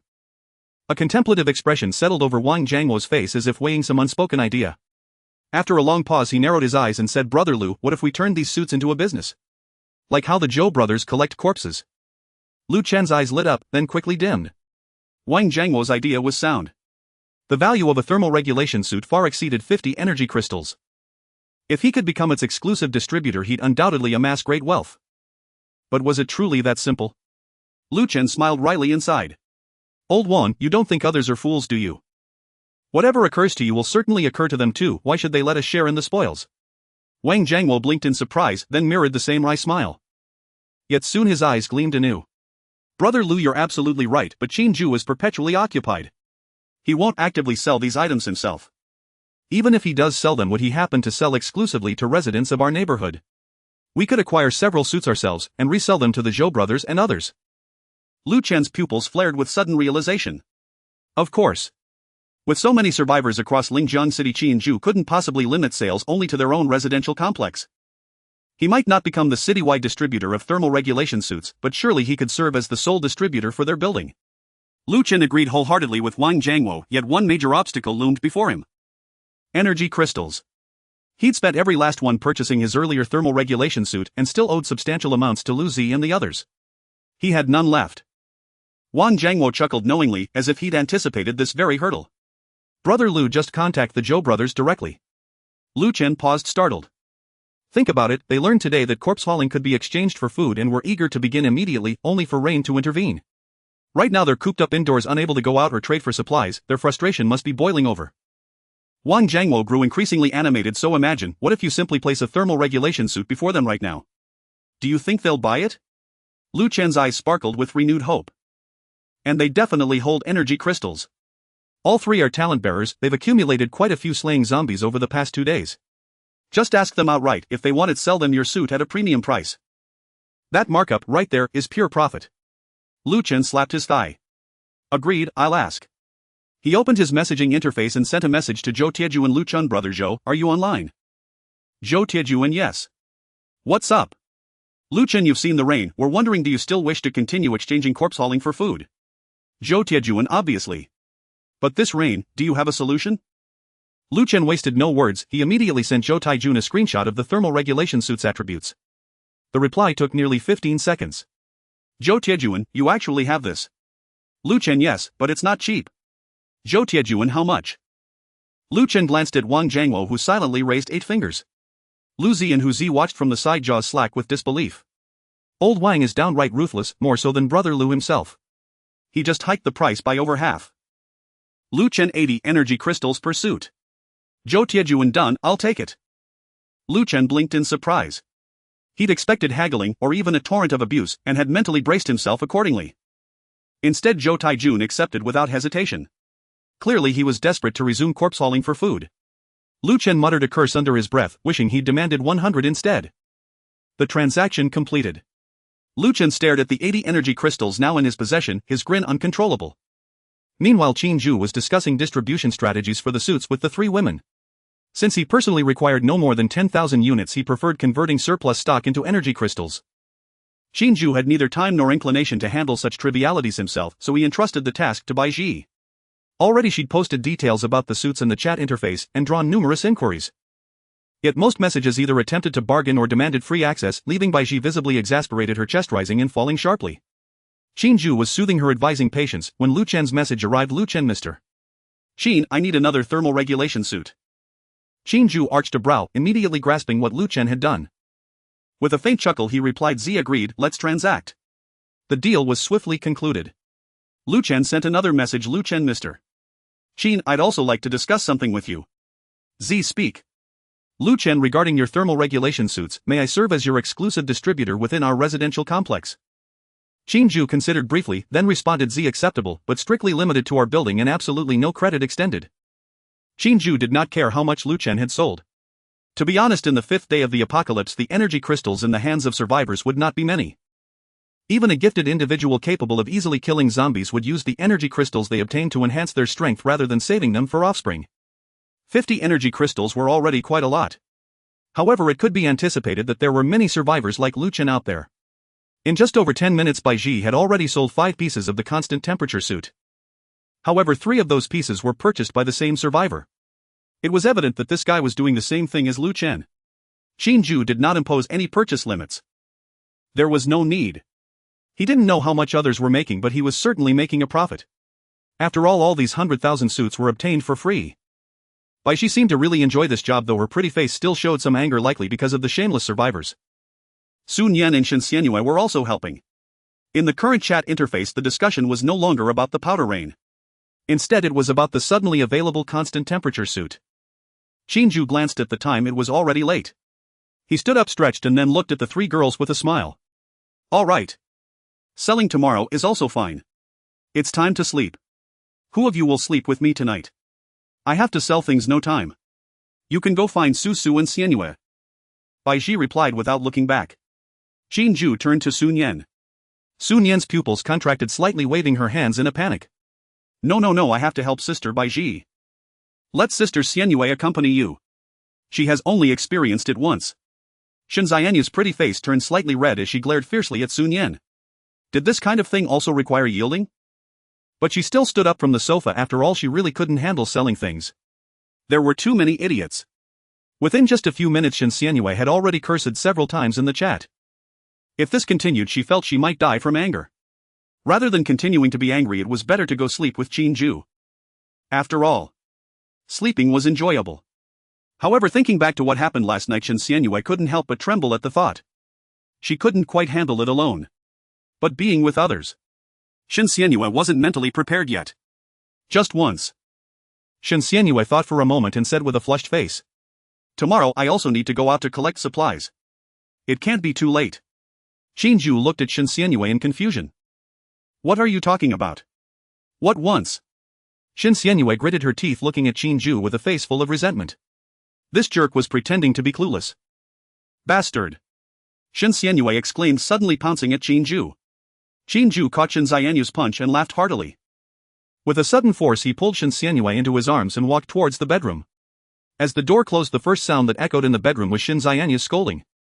But soon it transformed into a beautiful symphony. The other 2 girls in the living room scoffed, their faces slightly flushed. Let's go. Back to the room. Bai Shi could no longer tolerate Shen Xianyue's voice. If she stayed any longer, she might also have some peculiar thoughts. Sun Yan nodded blankly, but as she left, she kept glancing back at the bedroom door where Qin Jue was. At the same time, in a certain room in the second unit of the 3 buildings, Zhou Taijun had already put on the constant temperature suit. The black clothing fit snugly, and a layer of nearly invisible transparent film flickered around him, completely cutting off the external dampness and chill. His body temperature was maintained at 26 degrees, neither hot nor cold, so comfortable that he couldn't help but sigh. It's really damn magical. Zhou Taijun moved his arms. After putting it on, I can't feel the rain outside at all. Zhou Taiju sat beside him, watching his older brother's clothes with envy, his Adam's apple rolling. Big brother does this thing. Really keep out the rain. You see for yourself. Zhou Taijun walked to the window and reached out into the rain. Raindrops hit the back of his hand, sliding off the layer of transparent film, never touching his skin. He pulled his hand back, his hand dry and clean without a trace of water. Zhou Taiju swallowed hard, his eyes filled with envy. 80 crystals. It's worth it. It truly is worth it. Zhou Taijun closed the window and turned back. With this, we can go out and move the bodies before the rain stops. While others are holed up at home, all those corpses outside are ours. Zhou Taiju nodded but soon frowned. Big brother, where do you think Lu Chen got this stuff from? Zhou Taijun sat down on a chair, tapping the table with his fingers. Where else? It must be that guy with the surname Qin. You mean? The one who collects corpses. Who else? Zhou Taijun snorted. Lu Chen is just a second-rate peddler. He definitely got this stuff from that guy with the surname Qin. If we had contact information for that guy with the surname Qin, do you think I would buy from Lu Chen? He must have made a fortune in the process. Zhou Taiju nodded thoughtfully. What exactly is that guy with the surname Qin's background? He can collect corpses for food and produce this kind of high-tech clothing. How many good things does he have? Zhou Taijun did not answer, narrowing his eyes as he thought for a moment. Second brother, we need to find a way to connect with that line. How do we connect? Lu Chen has blocked the way completely. All corpses have to go through him to exchange for food. We don't even know where that guy with the surname Qin lives. There will always be opportunities. Zhou Taijun stood up, walked to the window and looked at the pale pink rain curtain outside. I don't know how long this rain will last. When it stops, those zombies outside will definitely be stronger. At that time those who can survive will not only be the strong but also those with resources. That guy with the surname Qin has both, so connecting with him is 100 times better than with Lu Chen. Zhou Taiju agreed with a sound. The room was quiet for a moment, then Zhou Taijun suddenly frowned. Where's third brother? Zhou Taiju was taken aback, then realized. Since just now he hadn't seen Zhou Taiden's shadow. He said he went out for a bit left before the rain started. Zhou Taiju thought for a moment. I thought he would be back soon, so I didn't ask more. Before the rain. Zhou Taijun's brow furrowed even tighter. It's been almost 2 hours since it started and he still hasn't returned. Zhou Taiju opened his mouth and a thought suddenly flashed through his mind. He recalled Zhou Taiden's gaze fixed on the woman in Lu Chen's team during the day. And the conversation between Zhou Taijun and Zhou Taiju. Big brother. Zhou Tai's expression changed. Third brother wouldn't go looking for that woman, would he? Zhou Taijun was taken aback. Which woman? The one in Lu Chen's team, the one who looks quite good. Third brother said he liked her during the day. Zhou Taijun's expression also darkened. He also recalled what he had said during the day. That was just a casual remark. He didn't expect third brother to take it seriously. He never expected third brother would go out in such weather. Damn. Zhou Taijun cursed softly and walked to the window to pull back the curtains. Outside was pitch black, the rain curtain thick like a wall, seemingly getting heavier. Zhou Taidan was probably trapped outside by the heavy rain. Fortunately he bought this suit from Lu Chen, otherwise Zhou Taidan would really not come back. Send a message to third brother, he'll first trade this suit to him. Before the rain fell, Zhou Taidan had already stepped out. He initially intended to take a chance wandering around the building where Lu Chen lived, hoping to encounter the woman who had stirred his heart all day. As soon as he entered the building, a muffled thunder erupted outside. Shortly after, a light pink curtain of rain descended from the sky, catching him off guard. Zhou Taidan cursed under his breath, standing in the doorway watching the rain, yet he felt a sense of amusement inside. Now he didn't have to rush back. Rain was just right for such things. He began to roam around the building using 2 sausages to gather information about Tang Ruo. In the apocalypse, food was the best pass. In less than 10 minutes he had extracted the desired information from an old man huddled in the corridor. That beautiful woman actually had a husband. Upon hearing this, Zhou Tiedan's lips curled into a grin. A husband. That's even better. He took the elevator to the 18th floor and knocked on the door of 1803. The door was opened not by Tang Ruo but by a man. At first Sun Yuxing was quite wary of him, but when Zhou Taidan produced a bag of peanuts and a few bottles of beer, Sun Yuxing's expression changed instantly. He didn't even ask Zhou Taidan what he wanted to do, cheerfully pulling him into the house. The two began drinking together. Initially Sun Yuxing maintained his composure, but after a few sips he became more talkative. They cursed the apocalypse, cursed Lu Chen, cursed the body collector Qin Jue, and cursed everyone who was doing better than them. Zhou Taidan chimed in, occasionally handing over a cigarette, serving Sun Yuxing comfortably. The bedroom door remained shut. Zhou Taidan knew that Tang Ruo was right behind that door. While drinking he calculated the timing. After 3 rounds of drinks, a message suddenly popped up on the chat interface. Zhou Tieju, third brother, big brother bought a set of rainproof clothes for you, hurry back. Immediately after, the transaction interface lit up. Zhou Taijun sent him a constant temperature outfit. Zhou Taidan glanced at it, clicked to accept, and then closed the interface. Go back. He glanced at the tightly shut bedroom door, licking his lips. He hadn't finished his business yet. He put down the bottle and the smile on his face slowly turned sour. Brother Sun, he leaned back on the sofa, legs crossed, speaking in a slow tone, I have something I want to discuss with you. Sun Yuxing was already red-faced from drinking, his tongue slightly thick. Speak. Let your wife come out to keep me company. Zhou Taidan's eyes fixed intently on Sun Yuxing. Sun Yuxing's grip on the bottle froze. He stared at Zhou Taidan for 2 seconds, his expression darkening. What did you say? I said. Zhou Taidan enunciated clearly, let your wife keep me company. Bang. Sun Yuxing slammed the bottle down on the coffee table, glass shards scattering everywhere. Are you tired of living? He stood up, gripping a piece of the broken bottle, pointing at Zhou Taidan. I let you in to escape the rain and you want to make a move on my wife. Zhou Taidan didn't move an inch, a cold smile playing on his lips. Escape the rain? Where can't I escape the rain? Why must I come to your house? Let me be honest with you, I have my eyes on your wife. This bag of peanuts, this alcohol is my price. You've eaten and drunk, now you can't refuse. But if you don't know how to appreciate kindness. He paused, extending a finger to poke Sun Yuxing's chest. What do you, a talentless drunk, think you can use to fight me? Through the gap in the bedroom door, Tang Ruo listened attentively to everything. She leaned against the door, hands covering her mouth, trembling uncontrollably. Zhou Taidan. She remembered that name. The man who had stared at her chest with filthy eyes earlier in the day. He has come. He has come to find her. A sense of panic filled Tang Ruo's heart. She didn't know what Sun Yuxing would do. While she pondered, a fight broke out in the living room. You're looking for death. Tang Ruo was his forbidden fruit. Zhou Taidan wanting her would definitely not be tolerated by Sun Yuxing. Sun Yuxing roared, seizing the broken bottle and lunging at Zhou Taidan's face. Zhou Taidan dodged to the side. The bottle grazed his ear and smashed against the wall, shattering into pieces. Damn it.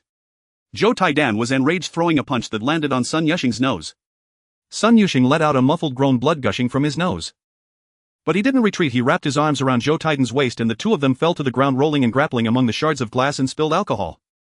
Zhou Taidan was a gifted individual, but his talent was not combat-oriented. The slight attribute boost from his second-level status was negligible and his strength and speed were not much different from an average person. Though Sun Yuxing was an ordinary man, the effects of alcohol doubled his strength. Additionally, being in a state of rage further enhanced his combat ability. The two rolled on the ground for 5 or 6 minutes, neither gaining the upper hand. The coffee table was overturned, 2 legs of a chair broke and a hanging picture fell from the wall, striking Zhou Taidan on the head, the glass frame shattering everywhere. But Zhou Taidan was young and his stamina surpassed that of Sun Yuxing. Seizing an opportunity, he flipped over, straddling Sun Yuxing, gripping his neck with both hands and pressing his knee firmly against his chest. You dare have designs on my woman? Sun Yuxing's face turned a deep shade of purple, his hands frantically clawing at Zhou Taidan's arms, his nails leaving bloody scratches on his skin. Today I'll take you down. Zhou Taidan grinned savagely, applying more pressure. Then let's see. Sun Yuxing's struggles weakened, his eyes rolling back. Tang Ruo could no longer hold back. She threw open the bedroom door and charged out. Let him go. Zhou Taidan looked up and saw Tang Ruo, his eyes instantly lighting up. She wore a gray sweatshirt, her hair down and her face was streaked with tears. The tear stains only enhanced her beauty, adding a fragility that made one want to embrace her tightly. The gray sweatshirt hung loosely, the collar slightly askew, revealing a dazzlingly white collarbone. Zhou Taidan swallowed, releasing Sun Yuxing's neck and standing up from the floor. He wiped the blood from his face on his pant leg and walked towards Tang Ruo. Sister-in-law, you finally came out. His voice carried the scent of alcohol and blood, each step stepping on Tang Ruo's heart. Tang Ruo took a step back, pressing against the wall with nowhere to retreat. Her fingers clutched the hem of her clothes tightly, knuckles turning white, her whole body trembling like a leaf in the wind. You. Don't come any closer. Don't come closer. Zhou Taidan laughed, revealing his yellow teeth stained by smoke and alcohol. Sister-in-law, I came all the way here, drank, fought, you want me not to come closer? He took another step forward, reaching out to touch Tang Ruo's face. At that moment, a bloody hand reached up from the ground, gripping Zhou Taidan's ankle tightly. You. Damn it. Dare. Sun Yuxing lay on the ground, his face covered in blood, his nose crooked to one side and one of his eyes swollen shut.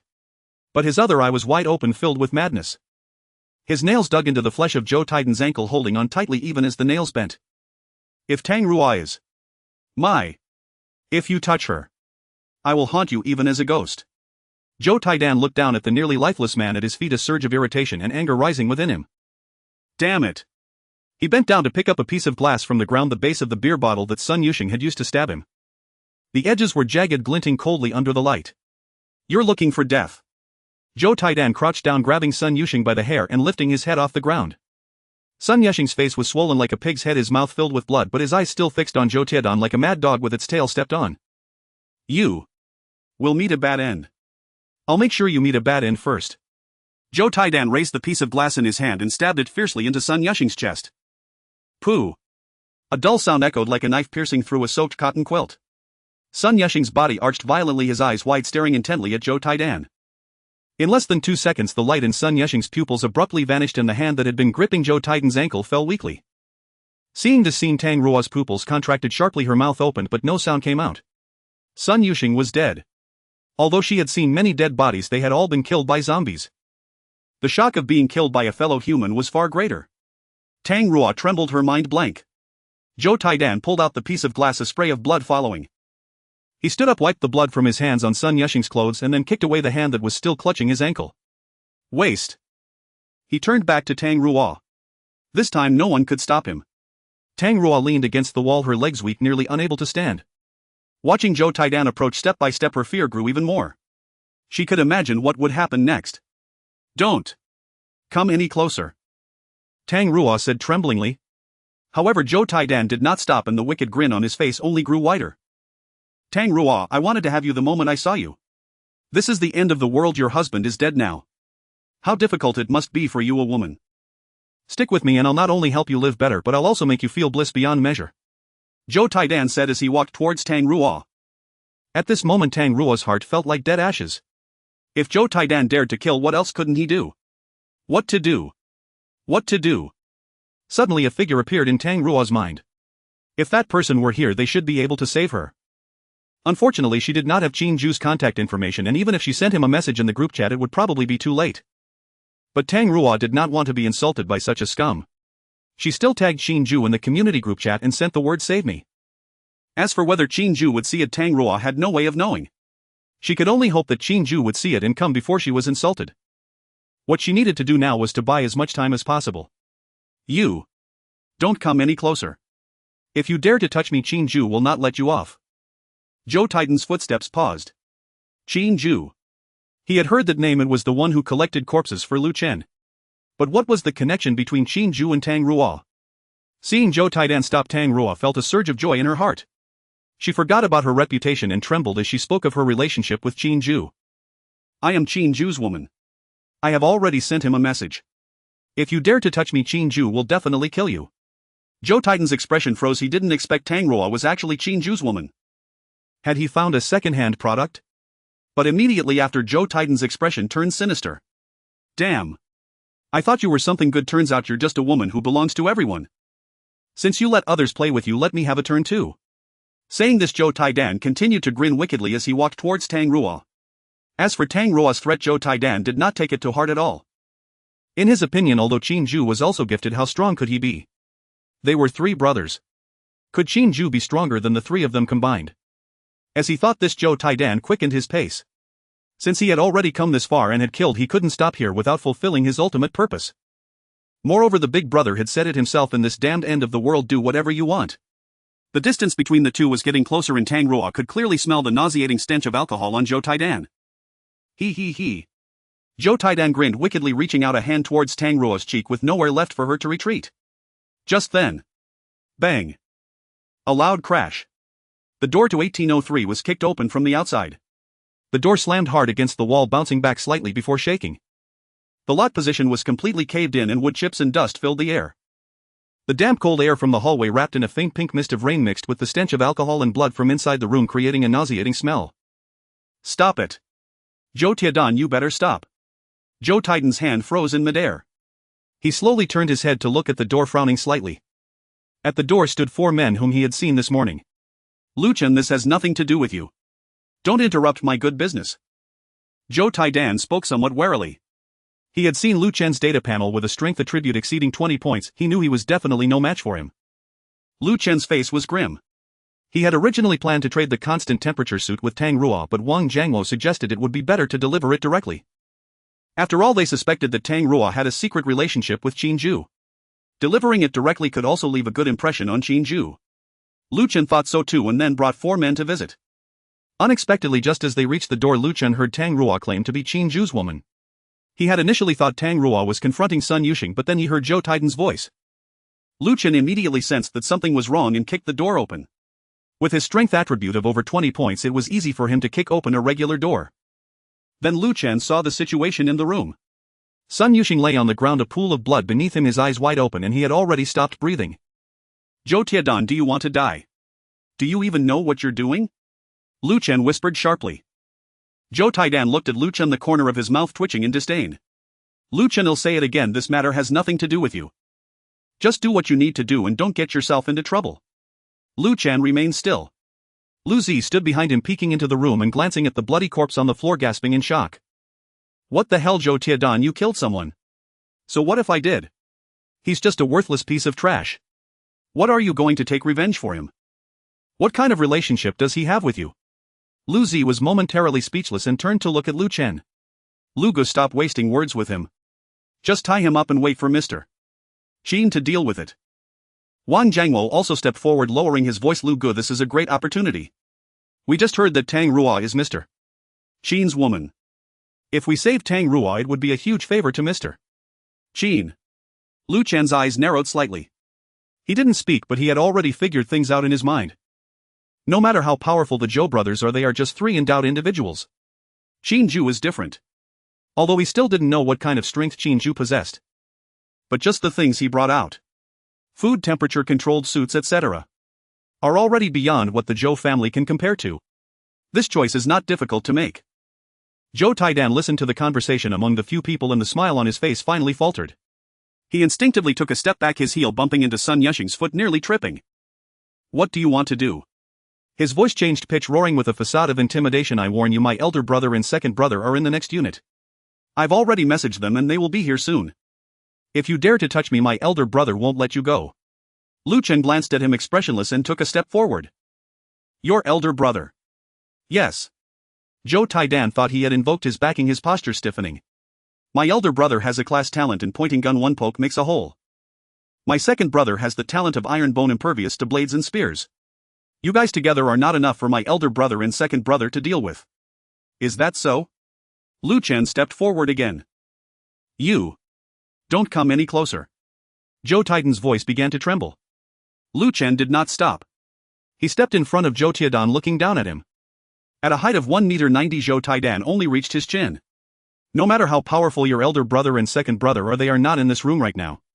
After saying this, Lu Chen punched Zhou Taidan in the stomach. Ugh.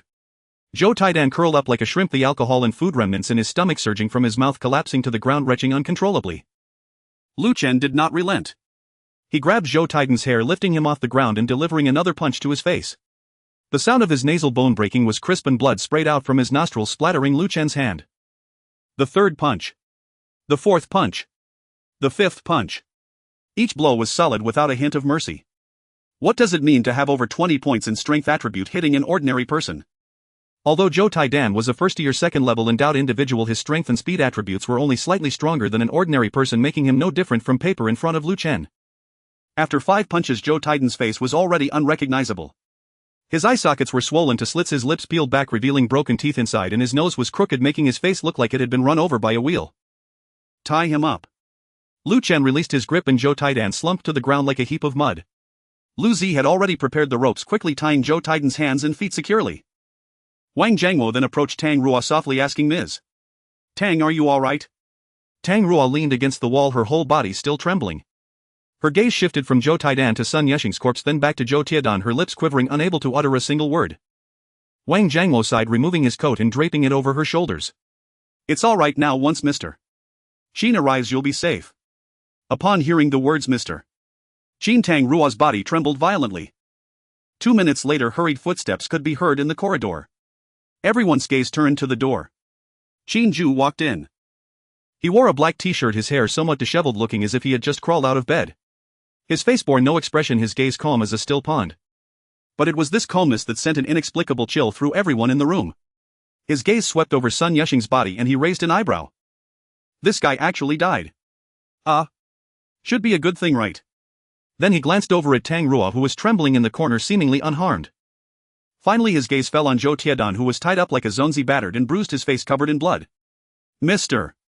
Qin, Lu Chen spoke first. We came to deliver a temperature-controlled suit for Tang Ruo and just happened to stumble upon this situation.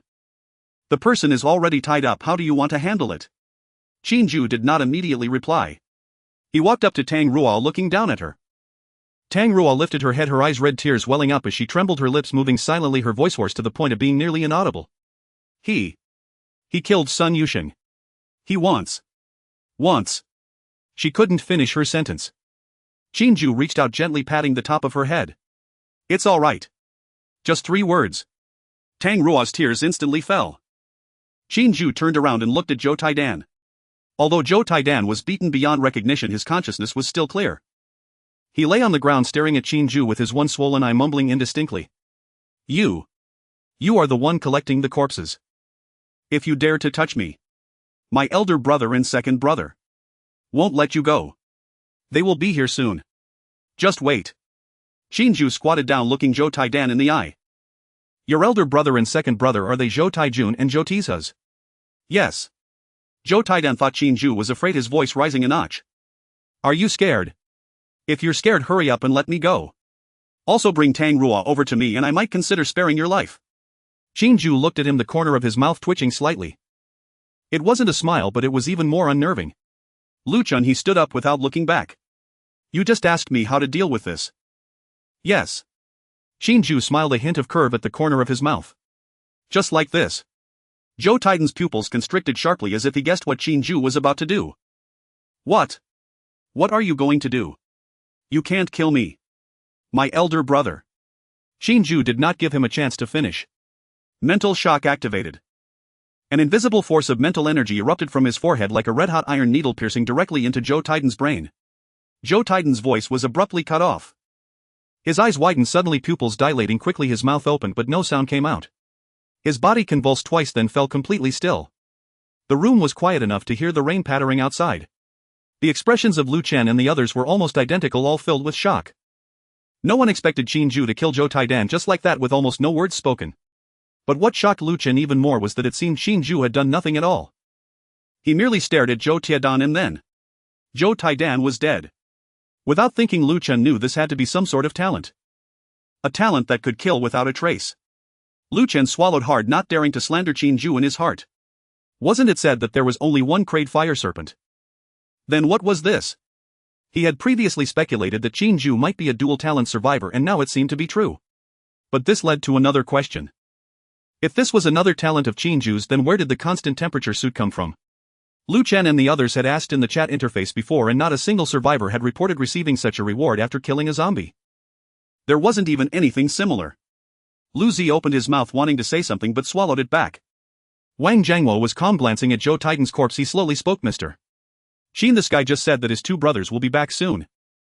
At that time, Wang Jiangwo's words were left unfinished, but everyone understood what he meant. It went without saying what Zhou Taijun and Zhou Taiju would do upon seeing Joe Titan dead. Qin Jue's expression remained unchanged, even somewhat expectant. If he remembered correctly, Lu Chen had previously told him that these three brothers were all talent holders. If they were all buried, his talents would increase by 3. Qin Jue glanced at Tang Ruo, stepped forward, and in full view of everyone picked up Tang Ruo and then sat down on the sofa. Tang Ruo's expression was somewhat unnatural. The people in the room all knew of Sun Yuxing's existence. Although he was dead, now being held like this by Qin Jue made Tang Ruo feel extremely ashamed. She didn't know how Lu Chen and the others would see her. She could only bury her face deep in Qin Jue's embrace like an ostrich. Little did she know that Lu Chen and the others had no thoughts about this, but they all knew that there would be one less person to carry the corpses in the future. With Sun Yuxing dead, Qin Jue would surely take Tang Ruo away. The others felt no contempt for Tang Ruo in their hearts, but rather a bit of envy. What a pity they were men. If they were women, following Qin Jue would mean not having to struggle for food. If you have things to do, you can leave first. I'll wait here for those two. Qin Jue said, lightly, gently stroking Tang Ruo's hair. Lu Chen and the others exchanged glances and all expressed that they would stay here waiting for Zhou Taijun and the others to arrive. They too wanted to know what would happen next. Mr. Qin, if we kill the two of them, there will be fewer people to carry the corpses, Lu Chen said. Zhou Taijun and the others were his newly developed subordinates, and he hadn't expected that within a day one would be gone. If the remaining two couldn't see the situation clearly, they would likely meet the same fate as Zhou Taidan. Qin Jue thought for a moment. Lu Chen had already told him about Zhou Taijun buying a constant temperature suit. Now that it was raining, the number of people to carry corpses would naturally decrease. If he killed Zhou Tieju, Lu Chen would be the only one left to carry the corpses. But this wasn't a difficult matter. Qin Jue glanced at Lu Chen and the others and smiled faintly. Then he casually tossed 3 sets of constant temperature suits onto the coffee table. Take these 3 and don't stop the corpse carrying business. You should keep the one you were going to give to Tang Ruo. Consider it a reward for your previous help. Lu Chen's eyes lit up. With this, they would have 5 constant temperature suits in their hands. Lu Zi and the others could also go together to carry the corpses, greatly increasing their speed.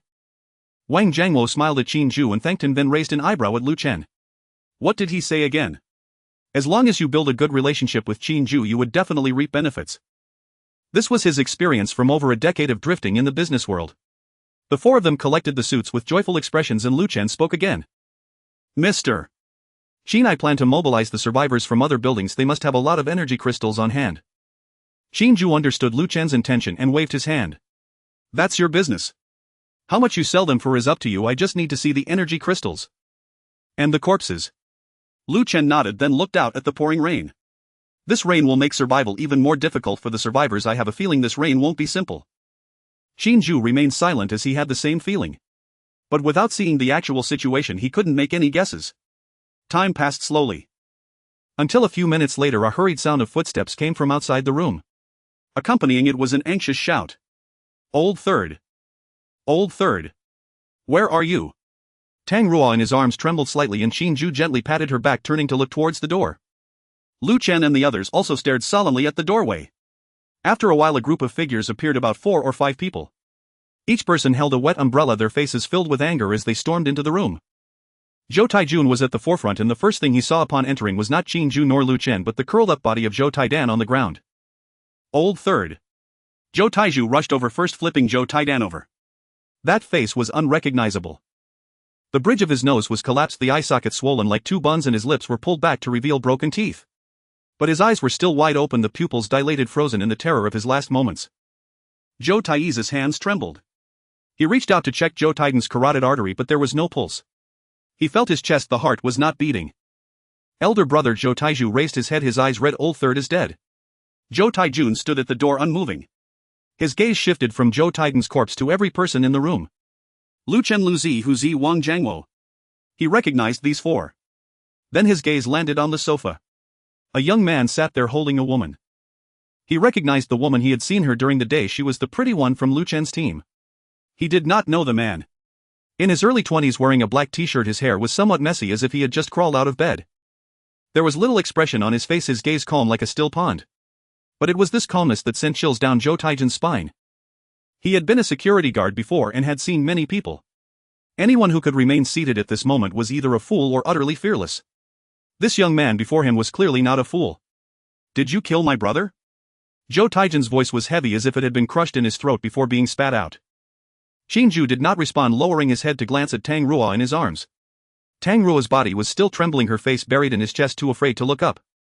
He gently patted her back, then lifted his head to look at Zhou Taiju, his face devoid of any expression. It was I. He wanted to lay hands on my woman, I killed him, is there a problem? Zhou Taijun's eyelids twitched. He glanced at Sun Yuxing on the ground, then at Tang Ruo, and finally fixed his gaze on Qin Jue. Your woman. He repeated these 4 words, the corners of his mouth twitching, his fingers turning pale as they clenched. Is this woman really your woman? Moreover, even if the third brother touched your woman, you could hit me or scold me and I could compensate you. But you killed him. Zhou Taijun's voice finally wavered, sounding like a low thunder rumbling from his chest. He is my biological brother. Qin Jue looked at him, his gaze remaining unchanged. So what? Zhou Taijun's pupils constricted slightly. Zhou Taiju behind him had already stood up, fists clenched, knuckles cracking. Big brother, don't waste words with him. Killing someone demands compensation. I will first break this brat's legs, then leave it to big brother to deal with. Zhou Taiju stepped forward, a layer of dark gray light shimmering around him as if coated in a layer of iron. Level talent, iron bones. Zhou Taijun did not stop him. Zhou Taiju charged at Qin Jue like an enraged bull, each step resonating with a thud against the floor. Qin Jue didn't even stand up. He glanced at Zhou Taiju. Mental impact. An invisible force of spiritual energy burst from Qin Jue's forehead, instantly piercing into Zhou Tai's mind. Zhou Tai's charge abruptly halted, his entire body frozen in place, his expression caught between anger and confusion. His body swayed, then collapsed like a wall. The iron gray sheen faded from his body, revealing his original skin color. The room fell silent for a moment. Zhou Taijun's pupils suddenly constricted. He hadn't even seen clearly what Qin Jue had done when the second brother fell. Without hesitation, he raised his right hand, pointing at Qin Jue. As Zhou Taijun's finger lifted, the tip hadn't even had time to gather the visible energy. Qin Jue's second mental impact had already arrived. This time he didn't hold back. The invisible force of spiritual energy struck like a red-hot hammer, smashing into Zhou Taijun's brain.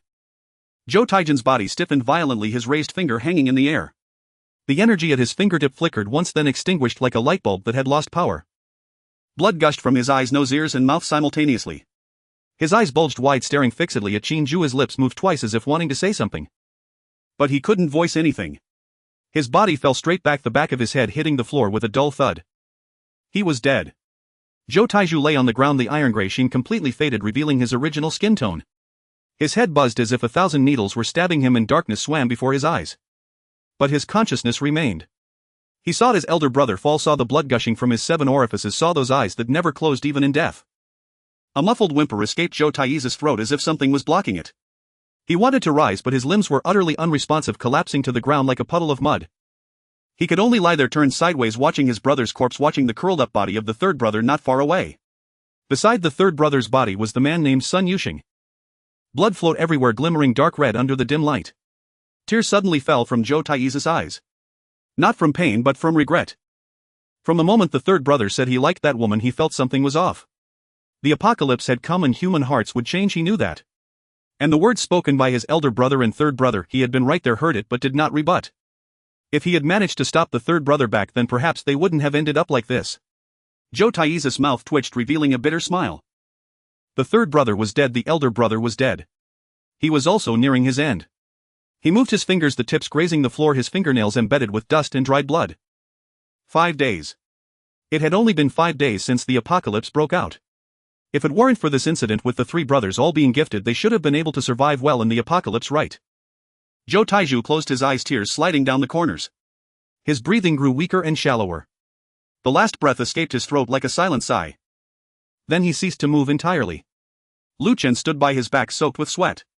He had seen Qin Jue kill Zhou Tiedan, but that was once, and from a distance the sensation wasn't as vivid. This time he stood less than 3 meters away, watching helplessly as Zhou Taijian's raised finger hung in the air, watching as blood flowed from his 7 orifices, watching as a living person turned into a corpse.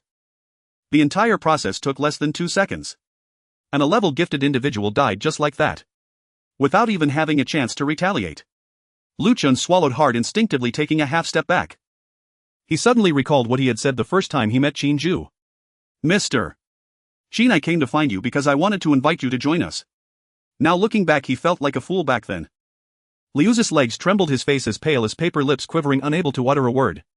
Togertzi was no better off, hands clenched into fists, knuckles cracking, eyes wide like copper bells. Wang Jiangwo appeared somewhat calm, but his expression also changed. They all had only one thought in their minds now. Never provoke this man in front of them. This man was no good, he killed without hesitation. Qin Jue of course was unaware of their thoughts, his gaze falling on the survivors who had come with Zhou Taijun. 2 people remained, a young man and a middle-aged man, both male. They stood at the doorway like 2 wooden stakes nailed to the ground, their expressions surprisingly uniform. Fear. Pure and unmasked fear. When Qin Jue's gaze swept over them, both men shivered simultaneously. The middle-aged man reacted first, kneeling on the ground with a thud. It has nothing to do with me. Zhou Taijun called us here saying to help bolster the momentum, we dared not refuse. Yes, yes.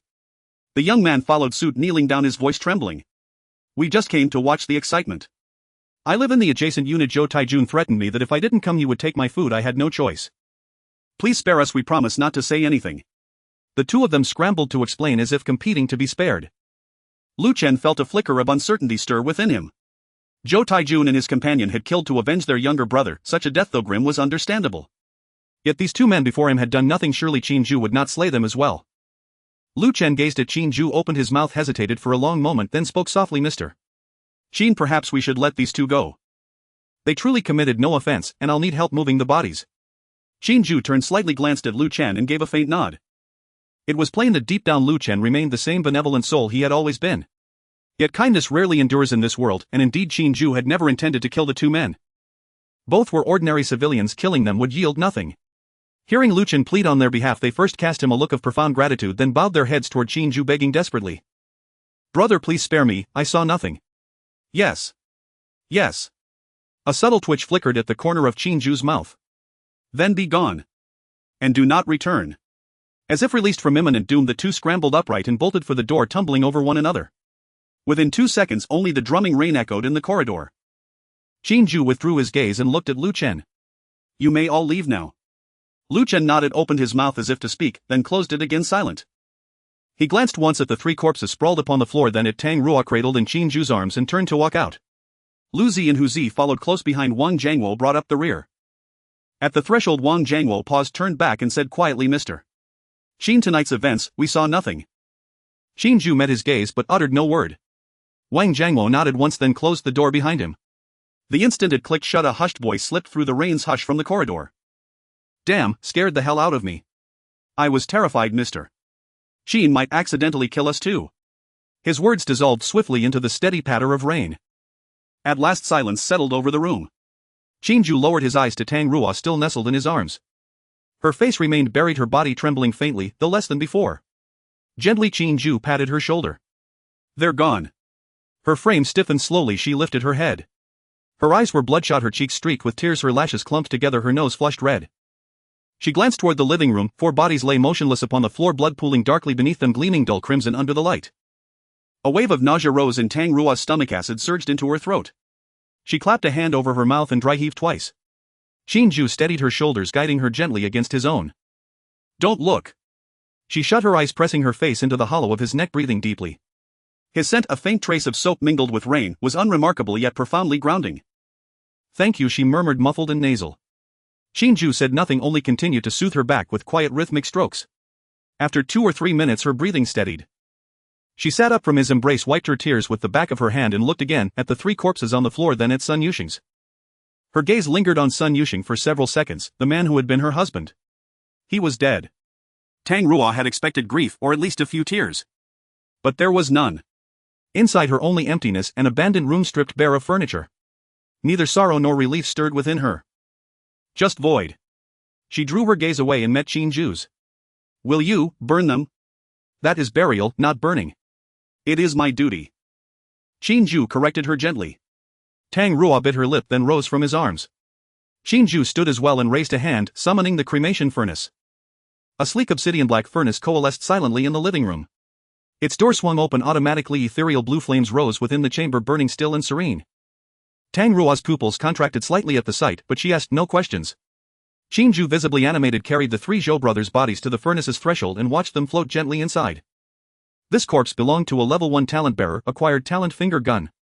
This corpse's innate talent was rank A. You have earned 500 funeral coins. Finger gun rank A, focusing wind elemental energy into the fingers to compress and launch high-velocity airbursts, maximum effective range 100 meters.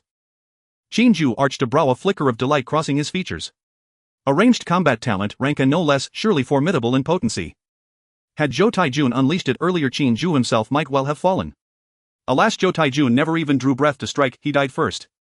In martial arts, speed alone is invincible. The slipper war god had spoken truth after all. This corpse belonged to a level 1 talent bearer, acquired talent iron bones. This corpse's innate talent was rank B. You have earned 200 funeral coins. Iron bones rank B grants steel-hard resilience to bones and permits brief dermal hardening during activation. A faint smile tugged at Qin Jue's lips. A fine talent, precisely what he needed to shore up his defensive frailty. Finally, the third. This corpse belonged to a level 1 talent bearer, acquired talent eagle eye. This corpse's innate talent was rank B. You have earned 200 funeral coins.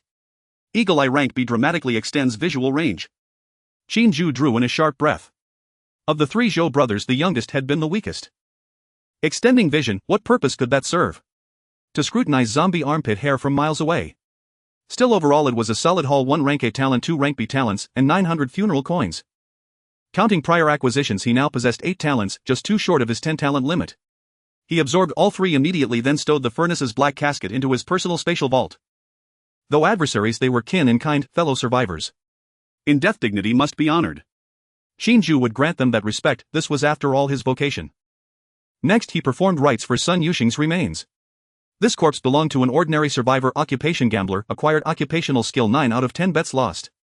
You have earned 2 funeral coins. Qin Jue's lips twitched uncontrollably. Since when had gambler qualified as an official occupation? And that skill, should he learn it, he'd likely lose every mahjong match henceforth. Unlucky indeed. Muttering inwardly, he turned his gaze back to Tang Ruo. Would you like to keep his ashes? Tang Ruo shook her head. Sun Yuxing's death stirred no emotion within her, she did not know why. Very well, I'll bury him properly when the time comes. Qin Jue said, offhandedly depositing the ashes into his spatial vault. Then turning to Tang Ruo once more, he asked softly, will you come with me? Tang Ruo parted her lips, a fleeting haze of confusion clouding her expression. With Sun Yuxing gone, remaining in this home seemed pointless. She glanced around the room where she had lived for years, then nodded. Yes. Tang Ruo did not pack much, it seemed she had long lost any feelings for this home. The 3 women were already sitting on the sofa waiting when they returned to room 1001. In fact, after Qin Jue left, the 3 women had prepared to follow, but Qin Jue stopped their intentions. His current strength was not weak, but not particularly strong either. The 3 brothers of the Zhou family were all gifted individuals, and if the 3 women followed along, it would be disastrous if anything went wrong. To put it bluntly, even if Bai Ji and the others died, they would have to wait 12 days to do so. When the 3 women saw Qin Jue walk into the room, they all stood up from the sofa. However, their gaze did not land on Qin Jue, but instead looked at Tang Ruo, who was behind him. Bai Ji stood at the front wearing a beige loungewear, her hair casually tied back and a gentle smile on her face. Sun Yan peeked out from behind Bai Ji holding a brown stuffed bear. Her eyes darted around Tang Ruo with a sly smile playing on her lips.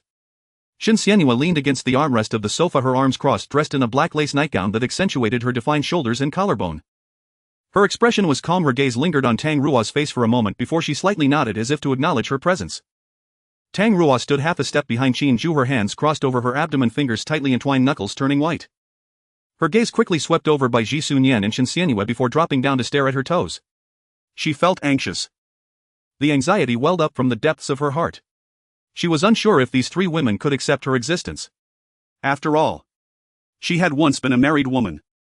Although Sun Yuxing was dead and that marriage had long been a mere formality, the term wife felt like a thorn embedded in her heart, impossible to remove. Tang Ruo was very afraid. Even more so, she feared that Qin Jue's interest in her was only momentary and that once the novelty wore off he would cast her aside. Bai Ji looked at Tang Ruo, her gaze resting for a moment on her entwined fingers before smiling. She stepped forward, reaching for Tang Ruo's hand, gently prying open her clenched fingers and enveloping them with her own. Sister, don't be nervous. Come sit down and talk. Bai Ji's voice was very gentle. Tang Ruo was taken aback, looking up at Bai Ji. Bai Ji was very close to her, close enough for her to see the curve of Bai Ji's eyelashes and the faint innate smile in her eyes. Tang Ruo opened her mouth, unsure of what to say. Bai Ji didn't say much more, just took her hand and led her toward the sofa. Sun Yan jumped out from behind Bai Ji, plopping down on the sofa and patting the space beside her. Sister, sit here. It's soft. The sofa is just as soft everywhere. Bai Ji shot her a glare. Sun Yan giggled, but this spot is softer since I've sat here before. Bai Ji ignored her, guiding Tang Ruo to sit on the sofa, then sat down beside her, still holding her hand tightly. From now on you'll live here. If you need anything, just tell me, don't hesitate. Tang Ruo felt a slight itch in her throat. She sniffed and nodded vigorously. Okay. Qin Xianyue remained leaning against the armrest of the sofa, not approaching or speaking.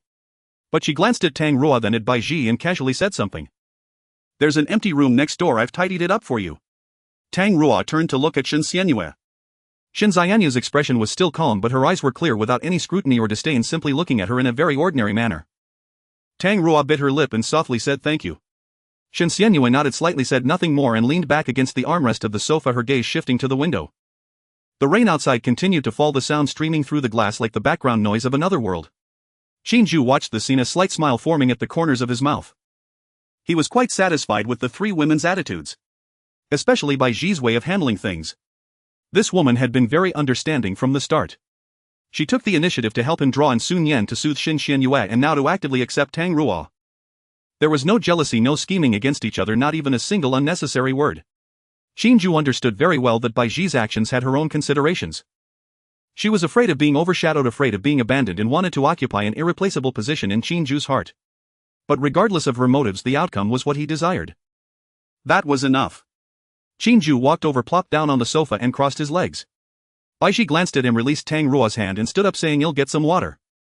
Sun Yan leaned closer to Tang Ruo, lowering her voice to ask, "Sister, how old are you?" Tang Ruo was taken aback. 31. Wow. Sun Yan's eyes lit up.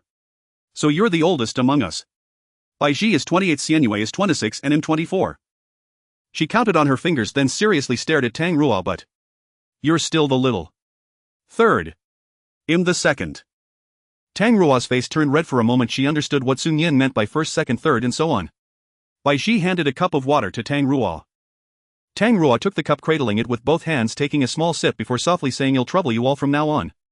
Bai Ji smiled and shook her head. Sun Yan shook her stuffed bear, playfully giggling, "Not a trouble at all, the bed is big enough." Bai Ji shot her a glare. Sun Yan shrank her neck, mumbling softly, "I meant the sofa is big enough." Qin Jue leaned back on the sofa, watching the four women sit together, each with their own thoughts, and his smile deepened. He stood up, patted Bai Ji on the shoulder, and raised an eyebrow. Bai Ji glanced at him, a hint of reproach in her gaze, but her lips were curved. Qin Jue didn't say much more, looking at Tang Ruo. "Let's go. Time for a shower. And let's reminisce about that day." Qin Jue wore a mischievous smile, causing Tang Ruo's face to flush instantly. The three women exchanged glances, their eyes filled with curiosity. What did that mean? Was Qin Jue's first time with Tang Ruo in the bathroom? The three women were eager to ask, but Qin Jue had already pulled Tang Ruo into the bathroom. Behind them, Sun Yan muttered to herself in a daze, "The bathroom. I've never tried that." Bai Ji took a deep breath and shot Sun Yan a fierce glare. She couldn't understand how this woman could have such thoughts.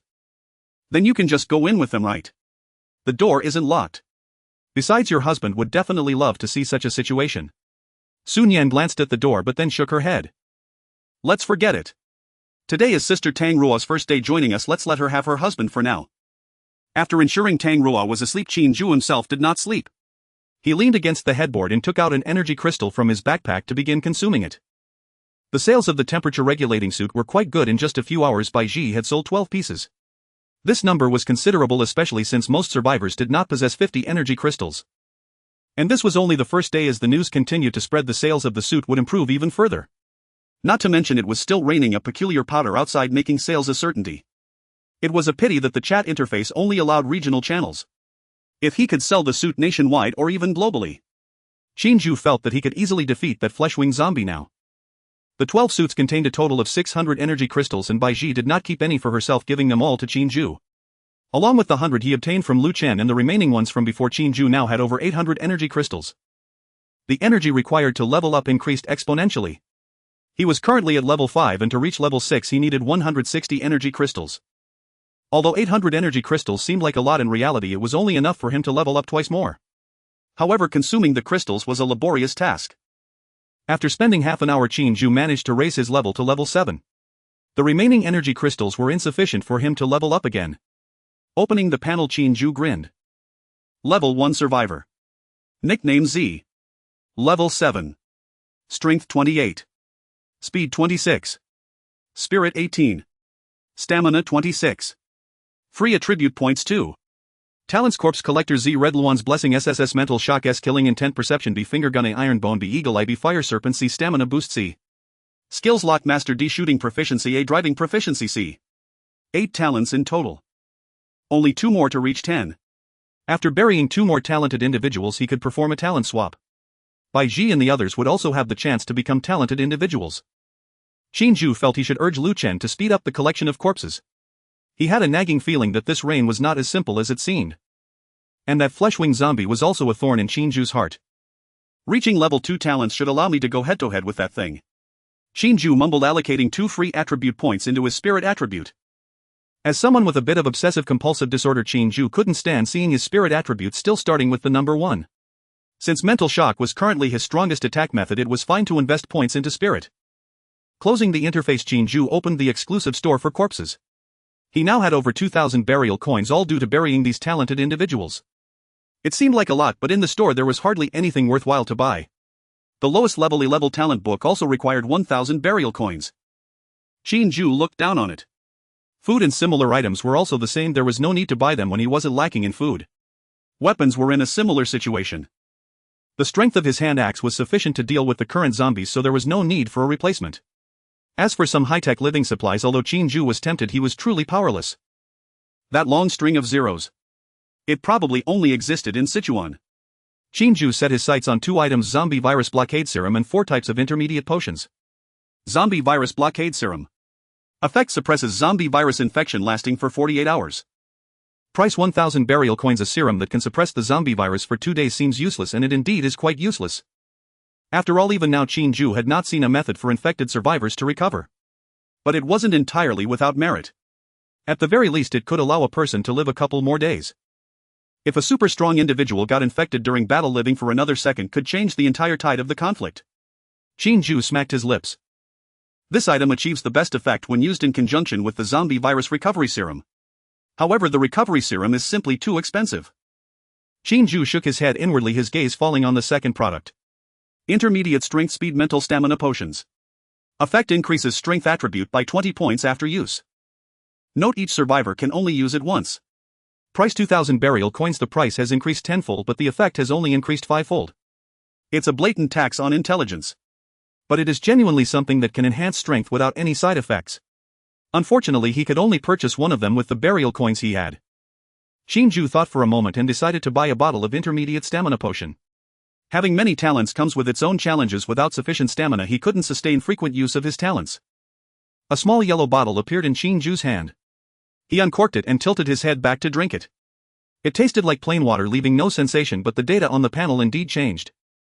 It rose directly from 26 points to 52 points. Qin Jue nodded in satisfaction and cast a longing glance at the items in the exclusive store before slowly leaving. A night passed without incident. The next day, when Qin Jue woke up, the sounds of laughter and play from the girls echoed in the living room.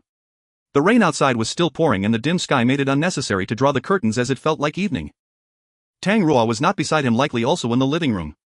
Qin Jue got dressed and went to the living room, only to see the 4 girls gathered around the stove chattering about something. It seemed they were cooking. But the chef was not Bai Ji but Tang Ruo. Wow, Sister Tang Ruo, your cooking is even better than Sister Bai Ji's. Sun Yan, wearing a fluffy dog-themed pajamas, exclaimed excitedly. Sister Bai Ji even used a skill. But I still think your food tastes better.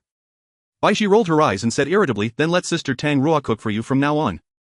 Sun Yan giggled and turned back to hug Bai Ji's arm. At the moment she turned around, Sun Yan also spotted Qin Jue coming out, her eyes lighting up instantly. Hubby, you're awake. Ah. Qin Jue yawned and walked toward the bathroom. Sun Yan released Bai Ji and trotted over, whispering beside Qin Jue, let me tell you. Sister Tang Rua's cooking is super delicious. I think it rivals those chefs at restaurants. Also. That. Sun Yan chattered on, seemingly with endless energy. In him Qin Jue could see no trace of the apocalypse's outbreak. 5 people were having breakfast and Qin Jue felt quite satisfied. To be honest, Tang Rua's culinary skills were even better than Bai Ji's, who used a skill book. However, to say she had reached the level of a restaurant chef would be far from sufficient. Nevertheless, Qin Jue did not care about this. In the apocalypse, having a hot meal was already a blessing. Tang Rua felt a bit shy from the compliments, but her heart was filled with joy. The scenario she had feared of being isolated had not occurred. Even the somewhat cold female police officer kept giving her a thumbs up. Bai Ji had no thoughts of feeling overshadowed by Tang Rua. She did not enjoy cooking. On the contrary, she preferred selling the constant temperature set in the chat interface. Tang Rua's appearance had helped lighten the burden of cooking for everyone. The 5 were playfully eating brunch when suddenly someone knocked on the door. Qin Jue instinctively looked towards the door, frowning slightly. Now nearly all the survivors in the entire unit knew that this house was where he lived. Who would come knocking on his door for no reason? It couldn't be Lu Chen, could it? Lu Chen was a very measured person. If he had something to discuss, he would most likely send him a message in the chat interface first. Qin Jue suddenly thought of that Fengchun from yesterday. Could it be that he wanted to come and mooch food again? I'll go answer the door. Shen Xianyue said as she stood up and walked towards the door. With just a meter away from the door, a black handgun had already appeared in her hand. Qin Jue raised an eyebrow at this. Sure enough, it was the female police officer. She had probably been in the same situation when she opened the door for Fengchun yesterday. Shen Xianyue tightened her grip on the gun and coldly asked towards the outside, who is it? A somewhat hesitant voice came from outside the door. I am Wu Ling. Is Mr. Qin at home? Upon hearing the name Wu Ling, Shen Xianyue relaxed her grip on the gun slightly but did not completely lower it. She knew this little boy Bai Ji, and Sun Yan had mentioned him, and he was not a bad person. She glanced back at Qin Jue. Qin Jue nodded. Only then did Shen Xianyue open the door, stepping aside to create a gap while keeping the gun pointed towards the ground. Wu Ling stood at the doorway, still wearing that faded school uniform with his sleeves rolled up to his elbows. His complexion was a bit pale and there were deep dark circles under his eyes, as if he hadn't slept well for several days. Yet his eyes were bright, filled with an undeniable excitement and nervousness. Mr. Qin. Is he at home? Wu Ling asked again, his voice a bit louder than before but still cautious. Shen Xianyue did not answer but slightly moved aside to let Wu Ling see the situation in the living room. Qin Jue was sitting at the dining table holding half a bowl of congee, glancing at Wu Ling. Come in. Wu Ling swallowed hard, stepping over the threshold and stopping at the entrance, afraid to walk further inside. His gaze quickly scanned the living room, and when it landed on the food on the dining table, he couldn't help but swallow again. Wu Ling could cook. Since his mother's health was poor, all the meals at home were prepared by him. However, he hadn't eaten hot food since the second day after the apocalypse began. Bai Ji, Sun Yan and Tang Rua, the 3 women, were sitting at the dining table all watching him. His face flushed slightly as he lowered his eyes, staring at the tips of his shoes. Mr. Qin, I have something to tell you. Qin Jue put down his chopsticks, leaned back in his chair and looked at him. What is it? I found a strange plant at my house. Wu Ling took a deep breath as if he had made some significant decision and looked up at Qin Jue. It's a plant. Is it the kind of plant you ate with Lu Zi before? Yes. Wu Ling nodded. But it's not mint, it's a pot of rose. That's what my mom planted, so I want to take good care of it. Last night I even watered them, but when I woke up this morning I found they had bloomed. Not just ordinary flowers but colorful ones, just like a rainbow. This was definitely abnormal. Because I know this pot of rose is just an ordinary rose, and even when it blooms it would only produce pink flowers. Qin Jue's eyes narrowed slightly.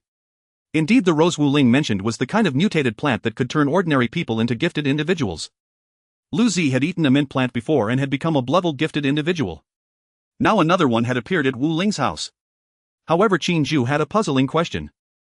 The matter of consuming mutated plants was no longer a secret among survivors. In fact, there were people offering high prices for them in the chat interface.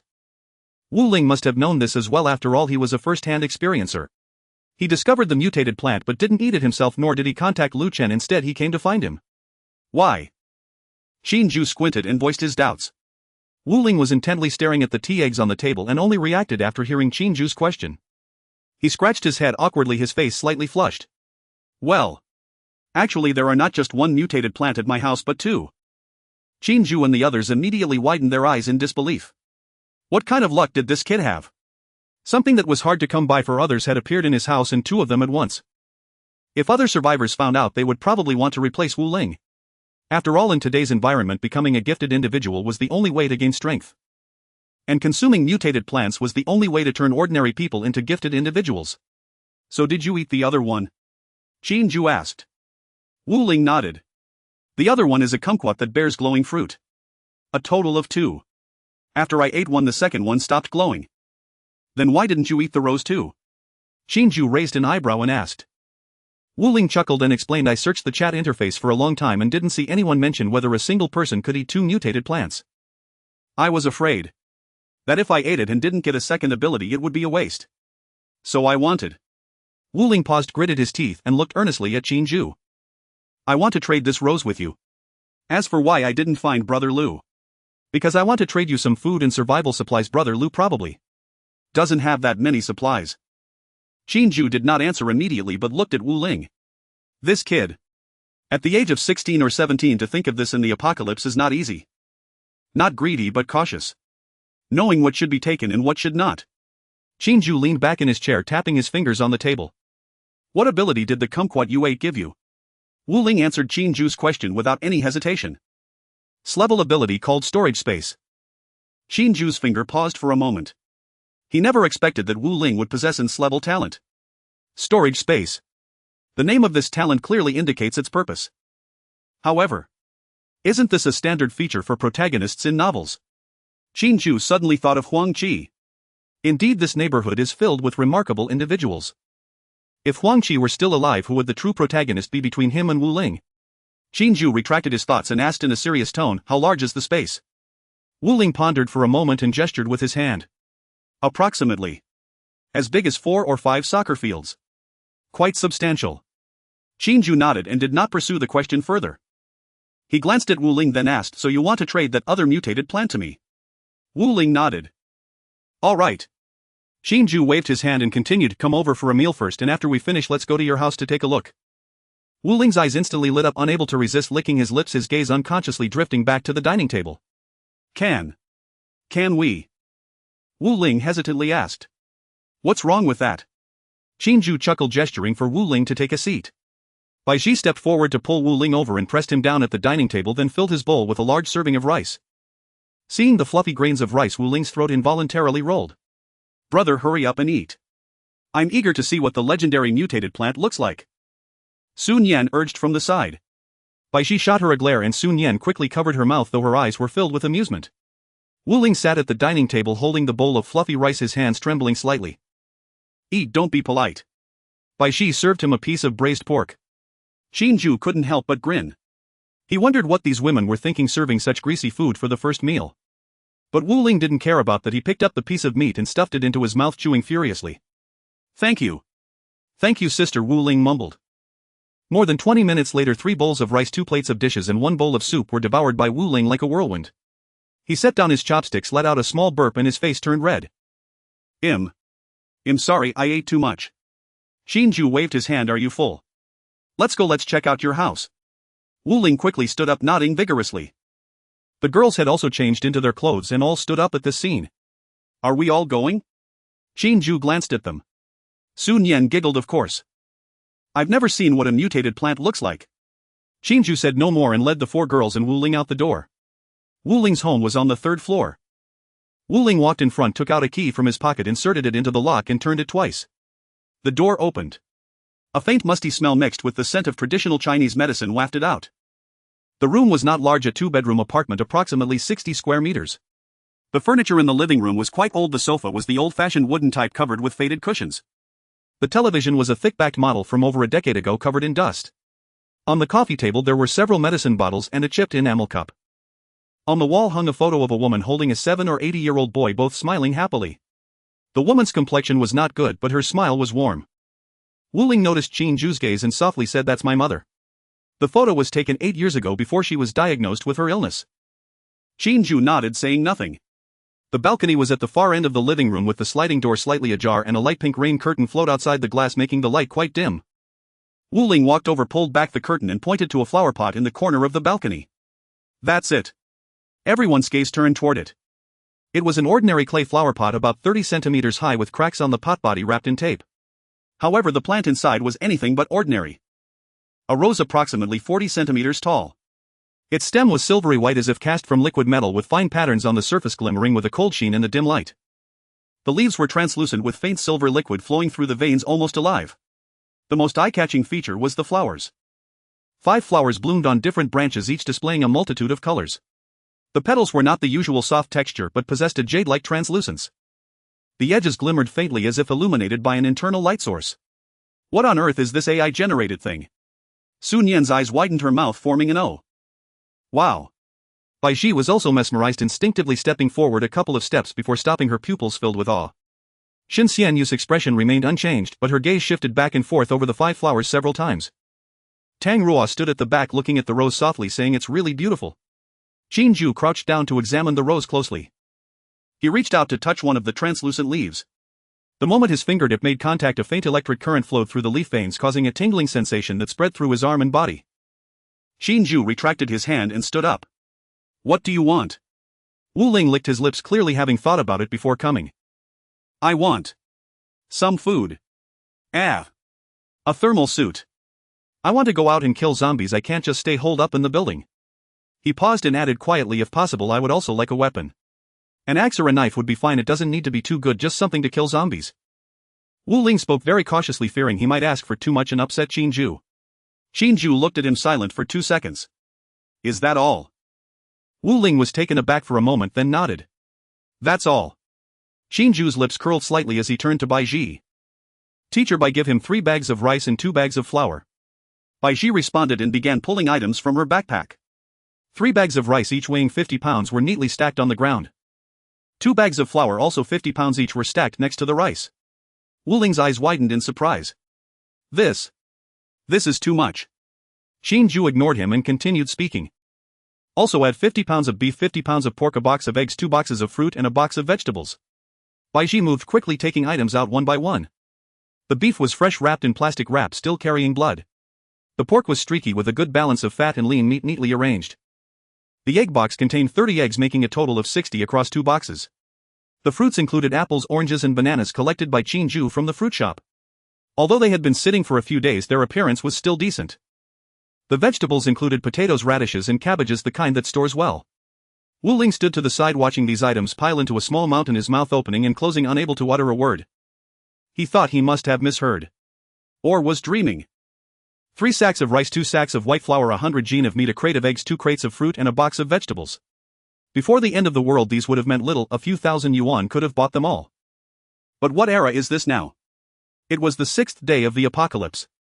Outside, a strange pink rain fell, the zombies were evolving and survivors were already struggling to afford even instant noodles. Qin Jue handed him that bounty without hesitation. Wu Ling felt as if something had lodged in his throat, his eyes grew warm and his nose prickled with the sting of unshed tears. He wanted to say thank you, but the words felt miserly and insufficient. "Take them, your space should be able to hold these," Qin Jue said with a casual glance. After all, it was in great storage space, merely not as large as his exclusive compartment. Accommodating such provisions was certainly no strain. Wu Ling nodded heavily and with a sweep of his hand stored the food Qin Jue had given him into his space. "Thank you. Thank you," he cried, then bowed to Qin Jue with solemn gratitude. With these supplies he would not need to worry about food for at least 2 or 3 months. Qin Jue waved it off, then on impulse produced a wooden bow and handed it to Wu Ling. "This is the only weapon I have. If you can't use it, there isn't much I can do." Wu Ling's eyes lit up. "I can use it," he hurried to assure him. "I will. I learned from my grandfather when I was a child." Qin Jue arched an eyebrow. He hadn't expected Wu Ling to know archery. Since Wu Ling could handle it, he gave it to him. Keeping the simple bow himself was pointless. The marketplace offered far superior arms. Wu Ling thanked him once more. Qin Jue waved and walked to the balcony, placing the potted rose into his exclusive space. The instant the pot vanished, the tiny rainbow on the balcony dissolved. The light dimmed abruptly, leaving only the faint glow filtered through the pale pink curtain of rain outside.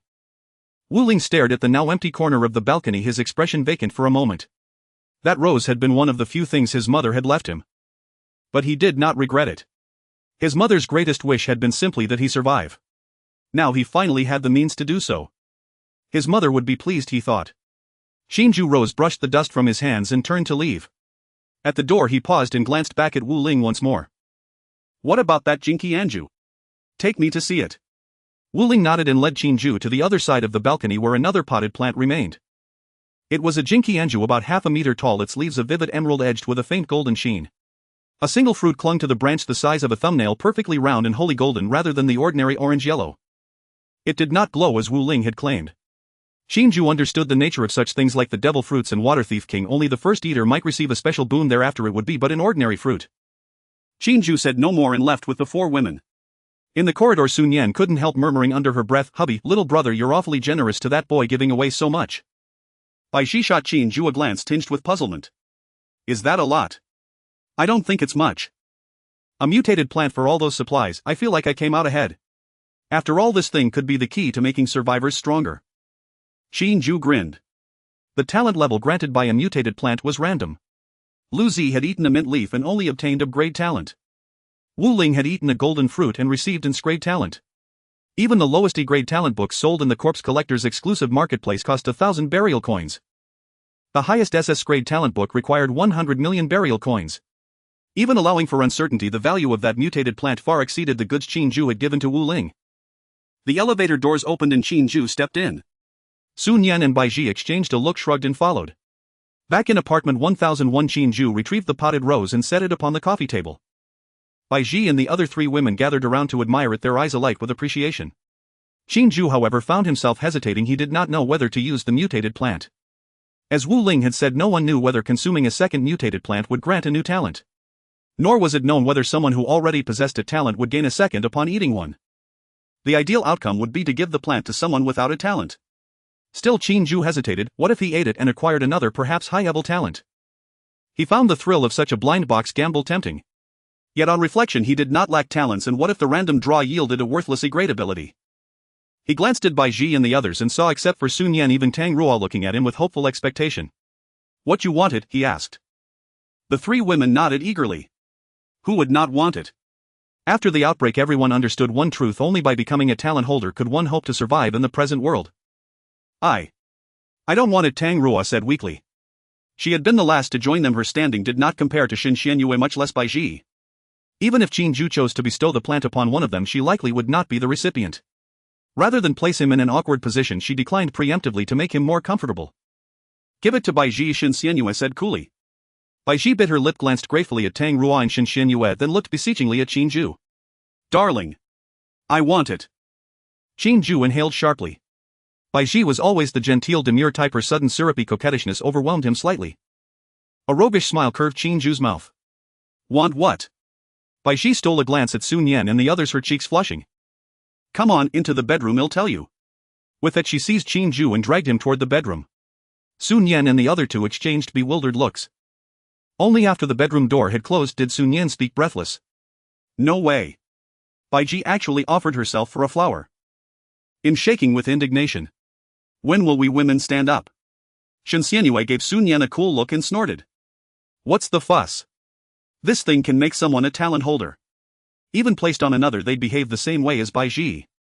You lucky one who awakened a talent, don't lecture us. Tang Ruo nodded in agreement. Sun Yan stuck out her tongue and giggled. Qin Jue is our man. What harm is there in coaxing him to get something? I was only teasing. Sun Yan said, then mischievously nudged Xin Xianyue with her elbow. Xianyue, Bai Ji becoming a talent holder is practically a certainty. You must strive for it. And Ruo, you too, do your best. The two women understood Sun Yan's implication and scoffed softly. They stared at the closed bedroom door, their faces flushed. That scoundrel Qin Jue. Even when gifting things to his women, he exacted a favor in return. Lecher. Xin Xianyue muttered as delightful music drifted from the bedroom. She turned and went back to her room. Given the current situation, today's plan to go out scavenging for supplies was likely dashed. Things did not unfold as Xin Xianyue had imagined. An hour later, Qin Jue and Bai Ji emerged from the bedroom. Bai Ji's face was flushed and she felt a bit shy upon seeing Sun Yan and the others. Even though she had already cried together with Sun Yan, it was still somewhat shameful for Bai Ji to initiate such actions with Qin Jue in front of others during the daytime.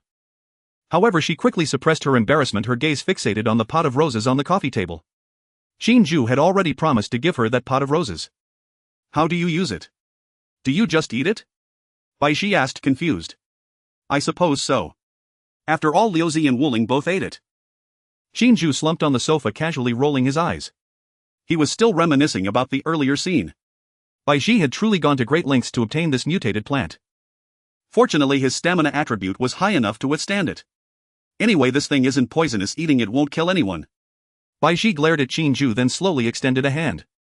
Her hand trembled slightly and she felt a sense of reluctance. After all, this pot of roses was simply too beautiful. Any action that marred its beauty would be a heinous crime. But in order to become a gifted individual, Bai Shi steeled her resolve and plucked a petal in front of everyone, bringing it to her mouth. 8 pairs of eyes were fixed on Bai Shi. How is it? What did you get? Sun Yan asked eagerly. Bai Shi's eyes sparkled as she nodded vigorously. She did not answer Sun Yan but instead leapt into Qin Jue's arms, planting a kiss on his cheek. Hubby. Thank you. Qin Jue chuckled and patted Bai Shi's perky backside. He had previously promised her that as long as she was obedient he would let her become a gifted individual. Now he had fulfilled his promise, albeit in a way that was somewhat different from what he had imagined. Hey! Sun Yan stomped her foot. Can you two save the lovey-dovey stuff for later? Hurry up and tell us what kind of talent you got. Bai Shi's face turned slightly red as she left Qin Jue's embrace, offering an apologetic smile to Sun Yan and the others. I got an S-level talent, Master of Illusions. Master of Illusions. Sun Yan's eyes lit up. Is it like an anime where you can make your opponent look foolish without moving? Bai Shi nodded, a wicked smile appearing as she looked at Sun Yan. Sun Yan's excitement was evident at first. However, the moment Bai Shi gazed at her, Sun Yan's expression turned bewildered. A flush crept across her face and her legs unconsciously rubbed together. She let out a tantalizing murmur. What the hell? Qin Jue stared at the scene in a daze, nearly dropping the cigarette from his hand. What did you do to her? Bai Shi playfully stuck out her tongue, her eyes squinting into a narrow slit. I let her experience the power of my hubby. With a thud. Just as Bai Shi finished her sentence, Sun Yan slumped to the floor, writhing like a fish. Demon girl. Quickly retract your divine abilities. Qin Jue hurriedly intervened. At this rate, Sun Yan was likely to be completely overwhelmed. Bai Shi obediently ceased her illusionary control over Sun Yan. Sun Yan's pupils regained their color, filled with resentment and grievance as she glared at Bai Shi. She breathed heavily, recalling the earlier scene, her face flushed to the point of nearly bleeding. Feeling several gazes upon her, Sun Yan became even more embarrassed. Ah. Bai Shi. How could you let me embarrass myself in front of so many people? I'll get back at you. Sun Yan yelled as she sprang up from the floor and lunged at Bai Shi. The two fell onto the sofa, rolling together. Hubby Xian Yue Ruojia, help me. Bai Shi pleaded with the others, but Qin Jue showed no reaction. Shen Xianyue rolled her eyes, not only failing to help Bai Shi but also uttering words that chilled Bai Shi's heart. Impossible. Bai Shi. Your talent is simply too despicable. I need to keep my distance from you in the future. Tang Ruo, despite saying nothing, nodded repeatedly and even took a few steps back. Although Bai Shi hadn't used her talent on them, the others had witnessed Sun Yan's situation. Fortunately, everyone present was on the same side. If it had been another woman creating such a scene in front of a crowd, she would likely wish she were dead. Su. I was wrong. I was wrong. Seeing herself abandoned by everyone, Bai Shi could only plead for mercy from the involved Sun Yan. Sun Yan viciously scratched Bai Shi's waist before finally letting her go. She got up from the sofa and suddenly turned to glance at Qin Jue, her pupils shimmering with emotion. Qin Jue shivered. What does this mean? Hubby, tonight you belong to me. Qin Jue chuckled dryly and nodded. Just kidding. At over 40, how could he be intimidated by Sun Yan? Tonight he would let Sun Yan truly experience real power. Shen Xianyue suddenly spoke up. Bai Shi, your talent isn't just about this, right? Bai Shi, panting on the sofa, her hair and clothes somewhat disheveled, responded to Shen Xianyue's question. Of course not, I just wanted to tease Susu a bit. Shut up. Sun Yan admonished quietly. Bai Shi pouted, sitting up from the sofa to tidy her disordered hair and clothes. In fact, I can create any illusion. Have you seen horror movies? Just like the vengeful spirits in those films. The others nodded, but Shen Xianyue frowned. But this talent wouldn't work on zombies, right? Aren't illusions only effective against conscious beings? Zombies are brainless fools. Upon hearing this, Bai Shi opened her mouth, realizing it was indeed the case. It doesn't matter if it doesn't work on zombies, as long as it works on survivors, that's enough. In the apocalypse, threats come not just from zombies but also from humans. Don't you remember that bald guy at the gas station? Qin Jue spoke lightly. He was quite satisfied with the talent Bai Ji had obtained. Even if it couldn't kill zombies, he had no intention of making Bai Ji and the others into zombie hunters. He couldn't always take Bai Ji and the others with him. With this talent, even when he went out, Bai Ji and the others would have the ability to protect themselves. An S-level attack talent likely indicated formidable strength. A trace of disgust flashed across Shin Xianyu's face, followed by a cold snort. But Qin Jue was indeed right. In the apocalypse, the terrifying aspect was not just the zombies but also human nature. If she had Bai Ji's talent back, then would Zhobin have dared to harbor any thoughts about her? Shin Xianyue looked at Qin Jue, hesitating for a moment before speaking slowly. Next. Is it my turn? Qin Jue naturally knew what she meant. He squinted at Shin Xianyue and Tang Ruo. Let's see how you perform. Shin Xianyue showed no expression, but Tang Ruo's spirit suddenly lifted. Qin Jue had not forgotten her. She also had the opportunity to become a gifted individual. Qin Jue glanced at the time. It was only a little past 2. Rain still fell outside, growing heavier. Pale pink droplets struck the glass, emitting a soft, steady patter. It's still early, let's go out for a while. Qin Jue rose from the sofa and stubbed his cigarette out in the ashtray. The women all turned to look at him. Going out at this hour? Not far, just around the neighborhood, Qin Jue said, casting a glance at the window. They would go out, of course. He had yet to test the thermostatic suit's abilities. But the commercial street was definitely off limits after all the Great Terror prowled there. Then let's go together. Bai Ji suggested to the other 3. Sun Yan and the others nodded and went to the bedroom to change. Qin Jue produced a set as well and changed on the sofa. The thermostatic suit was black and understated, a hooded athletic sweatshirt, tapered joggers and high-top trainers. The outfit was extraordinarily light, almost imperceptible on the body, yet the fabric felt solid with a slightly suede-like finish. Bai Ji was the first to step out, spinning in place and studying herself. Sun Yan came next, bounding into the center of the living room, flinging her arms and legs like an exuberant rabbit. So light. Feels like I'm wearing nothing at all. When Shin Xianyue emerged, every gaze turned to her. The black suit clung to her, outlining her figure with striking clarity. Broad shoulders and narrow waist, long legs, every line taut and powerful. Sun Yan glanced at herself, then at Shin Xianyue, and puckered her lips in a pout. Xianyue, did you secretly train? Shin Xianyue shot her a look. No secret training.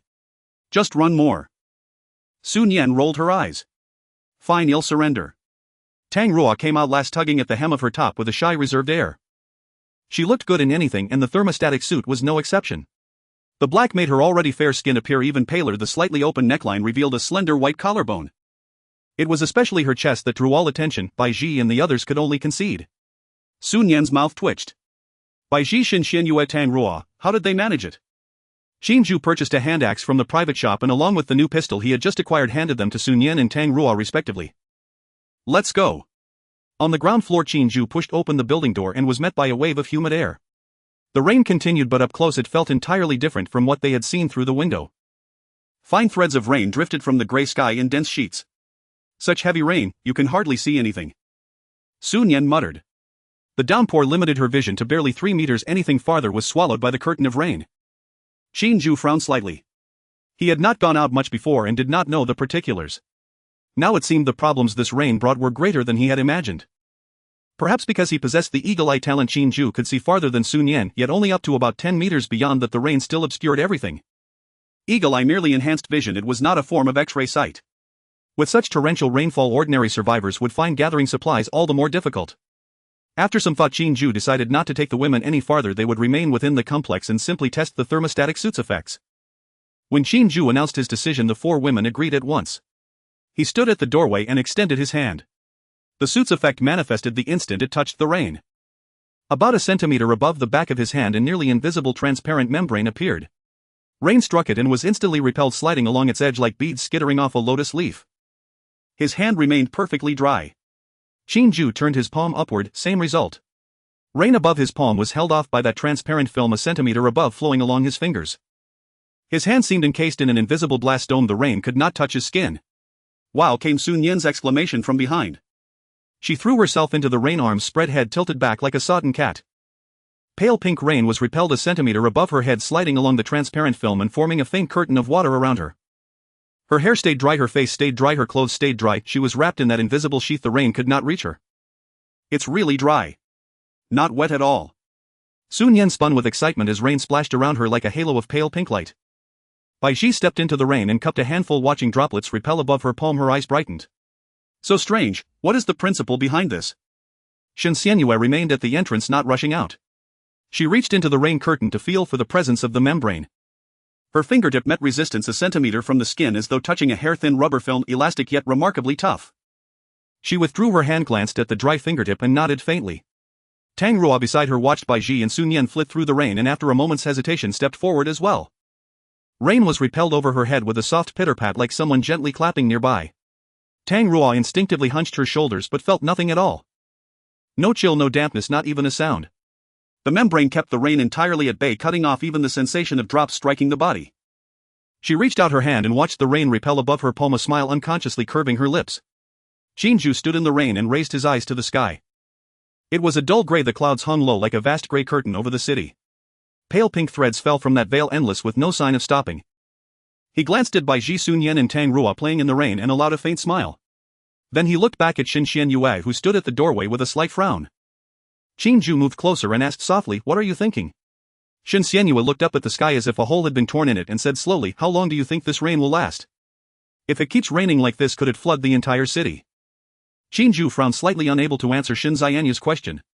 After all, no one knew how long this rain would last. Yet Qin Jianyu's words lingered in Qin Jue's mind. Indeed, if this rain continues, will the entire city be submerged? Lingjiang City is a coastal city. In time, the whole city would turn into a vast ocean. A drainage system that is unattended cannot handle such a massive amount of rainfall. At that time, survivors would find it even more difficult to survive. Would they have to sit on wooden rafts to collect supplies and fight zombies? But then again, Qin Jue felt it was impossible. If it really came to that, what would happen to the zombies? They surely couldn't move freely in the water, could they? If that were the case, humanity might as well go extinct and stop trying. I have another question. Qin Jue spoke again. She looked at Qin Jue, her delicate brows slightly furrowed, her tone somewhat cold. Plants have mutated, but what about animals? Qin Jue was taken aback upon hearing this. That's right. What about animals? At the outbreak of the apocalypse, animals like humans were infected and some turned into zombies. Moreover, mutated animals are often more dangerous than human zombies. After all, wild beasts are inherently more mobile and dangerous than humans. Once infected, their strength becomes even more terrifying. Yet to this day, Qin Jue had never heard of any rumors about mutated animals. Qin Jue suddenly raised this question, and Qin Jue was also puzzled. Since plants have already mutated, it made no sense for animals not to. Perhaps it was just not the right time, or there were other reasons, which is why mutated animals had yet to appear. But Qin Jue couldn't help but speculate. If mutated animals really appeared, would they, like mutated plants, allow people to gain powers after consuming their flesh? Or would they simply become stronger and more terrifying? At that time, would these mutated animals become enemies of humanity or allies of the survivors? Qin Jue swallowed hard, revealing a hint of a bitter smile. Whatever happens, happens. We will face whatever comes our way. All we can do is strive to survive in this apocalypse. One day alive is better than none. Qin Jue looked at Qin Jue, her gaze flickering. She had not expected Qin Jue to have such a mindset. Yet she felt he was right. What could they do? Could they end this apocalypse? Certainly not. At least not right now. With just their few abilities, it was impossible. This is not something one person or a few individuals can end. It requires all of humanity to confront it together. And for now, they could only live another day, as Qin Jue said. Thinking of this, Qin Jue couldn't help but feel fortunate to have met Qin Jue. Without him, she might have already been humiliated by Zhoubin. She surely could not have accepted such a fate. Had she not met Qin Jue, she might have already taken her own life. However, now she not only had hot food to eat but also wore a temperature-regulating suit that protected her from the rain and snow, and had the chance to become a talent. All of this was brought by Qin Jue. The only thing that made Qin Jue a bit unhappy was that she could not possess Qin Jue alone and had to share him with other women. If it were before the apocalypse, Qin Jue certainly could not have accepted that. But then again, if there were no apocalypse, Qin Jue would not have what he has now. She and Qin Jue likely would not have crossed paths at all. Qin Jue gazed at Qin Jue with bright eyes filled with gratitude. In this kind of rain, we can't see anything at all. Going out to collect supplies these days, following along would only slow you down. Qin Jue suddenly said. Qin Jue furrowed his brow upon hearing this. He had just been considering this matter. The heavy rain only allowed the women to see within 3 meters, and taking them outside would pose a significant risk. Qin Jue shook his head and slowly replied, "No need. Just stay at home. Let's talk when the rain stops." Qin Jue genuinely thought so. He currently did not have the strength to protect the women from harm in the heavy rain. The moment he stepped out of the unit door, Qin Jue tested his talent, the fire serpent. As he had guessed, the fire serpent could not be used under the heavy rain before him. As soon as it appeared, it was extinguished by the powdery rain. Although the fire serpent was just a clever talent, it was quite effective against carbon-based beings like zombies. Now that the fire serpent had lost its effect, it felt like he had lost an arm. Besides the fire serpent, the only offensive talents he had left were psychic shock and the recently acquired spear finger. Psychic shock was ineffective against zombies, and relying solely on spear finger and his own ability, Qin Jue could not guarantee the women's safety. The heavy rain had a significant impact. Bai Ji had already acquired her talent, and it was an S-level talent. She already possessed the ability to protect herself and the other women. Coupled with the handguns he provided them, they should be safe enough staying in the community. With her talent level and capability, she could easily deal with Lu Chen. The only difference was the gap between attributes. However, that was not a difficult issue. He still had plenty of energy crystals, which would be more than enough for Bai Ji to level up a few times. As for the other survivors in the community, Qin Jue did not pay them much mind. Firstly, he had not offended the survivors in other buildings, and those survivors would not come looking for trouble for no reason. Secondly, now that the heavy rain was falling, those survivors would not risk coming out to cause trouble. Qin Jue decided that before the powdery rain stopped, he would go out alone to kill zombies and collect supplies. Bai Ji and the other women would stay at home to help him sell temperature-regulating suits and gather some information about the apocalypse. Especially selling temperature-regulating suits, this was a crucial way for him to enhance his strength. Now that the ability of the temperature-regulating suit had ripened, it would soon reach a level of frantic demand. After all, those survivors couldn't possibly starve. Owning a temperature-regulating suit would be their perfect guarantee for going out to collect food. Bai Ji and the other women played around in the powdery rain for a while before panting back. Once the five returned to the room, Sun Yan immediately pulled Qin Jue to take a shower. She had not forgotten what she said earlier. However, just before entering the bathroom, Sun Yan shot a fierce glare at Bai Ji. If it weren't for Bai Ji, she wouldn't have felt this way. It was all Bai Ji's fault. The next day, Qin Jue said goodbye to Bai Ji and the other three women after having breakfast and left the community alone. The women stayed home to sell the temperature-regulating suits and gather intelligence. Qin Jue had no specific target today. He simply wanted to see what the zombies were doing under the pink rain. As Qin Jue pushed open the unit door, the pale pink rain immediately splattered against the barrier layer of the temperature-regulating suit, sliding off the transparent membrane without a single drop touching his skin. There was not much change in the community. Perhaps it was due to the peculiar timing of the apocalypse. There were not many zombies in the community. They probably followed the survivors into the apartments when the apocalypse broke out. Qin Jue headed straight for the community gate. As he exited, the sight before him made him swallow hard. Zombies. They were all zombies. A dense mass of zombies. On the main road, they stood crowded together like a forest of wooden stakes driven into the ground. With their faces turned to the sky and mouths agape, the pale pink rain poured directly into their mouths, flowing down their throats while their bodies swayed gently. This scene reminded Qin Jue of a marine creature he had seen before in the animal world. The garden eel. Those ocean eels as thick as a finger bury part of their bodies in the mud while hunting. The upper half of their bodies remained above the mud. Thousands of eels swayed with the ocean currents, resembling flowers swaying in the wind in a garden. The name garden eel comes from this. However, eels looking like snakes would certainly frighten anyone who has a fear of snakes, possibly even triggering a phobia of clusters. Interested friends can look up garden eels. The situation of the zombies before him was strikingly similar to that of the garden eels. Those zombies seemed completely oblivious to his arrival, still gaping and tilting their heads back to soak in the pink rain. Qin Jue frowned and two words suddenly flashed in his mind. Thirst. These zombies were thirsting for the nourishment of the pink rain. Perhaps the zombies lacked intelligence, acting purely on instinct. However, they certainly wouldn't engage in such meaningless behavior. He had previously suspected that this pink rain wouldn't be simple, and now it seemed he was right. A sense of unease inexplicably arose in Qin Jue's heart. What exactly were they doing? Instinctively, Qin Jue glanced at the data panel of the zombies. First tier zombie, strength 14, speed 10, spirit 3, stamina. Note: they are becoming stronger. What are you waiting for? The moment he saw the note, Qin Jue's pupils widened in shock. Indeed, the zombies were becoming stronger. This pink rain was not only a crisis for human survivors but also an opportunity for the zombies to evolve. It was falling for the zombies. Qin Jue took a deep breath. The rain had only fallen for one night and the zombies were already beginning to evolve. If this rain continued, to what extent would the strength of these zombies increase? Would it be a mere increase in attributes, or would they transform into those terrifying creatures with flesh wings? Qin Jue didn't know, but he knew he couldn't wait any longer. He stepped into the rain, heading toward the nearest zombie. When he was 5 meters away, the zombie suddenly stopped swaying. Its head jerked around and a pair of crimson eyes fixed directly on Qin Jue. The red was so intense it seemed as if it could drip with blood, completely different from the grayish-white hollow eyes of the previous zombies. The crimson represented violence, bloodshed, and a primal unrestrained desire to kill. Qin Jue's killing intent perception went into overdrive. The malice emanating from this zombie was more than double that of the zombies he had encountered before. It seemed he had disrupted this zombie's evolution. The zombie opened its mouth and let out a deep muffled roar as it lunged toward Qin Jue. Qin Jue sidestepped, swinging his right hand with the ultra-sharp hand axe, striking the zombie's neck. Crack! The axe blade sliced through the cervical vertebrae without resistance. The zombie's head tilted to one side, held only by a thin layer of skin, as black blood gushed from the wound and pooled on the ground, washed away by the rain. The zombie's body lurched forward for 2 more steps before crashing to the ground. Qin Jue did not look at the corpse but scanned his surroundings. The previous roar sounded particularly jarring in the stillness of the rain, causing a dozen nearby zombies to stop swaying simultaneously, their crimson eyes turning in unison. Qin Jue's pupils constricted. He hesitated not for a moment and turned to run. A dozen zombies were not insurmountable, but engaging them would surely attract more zombies.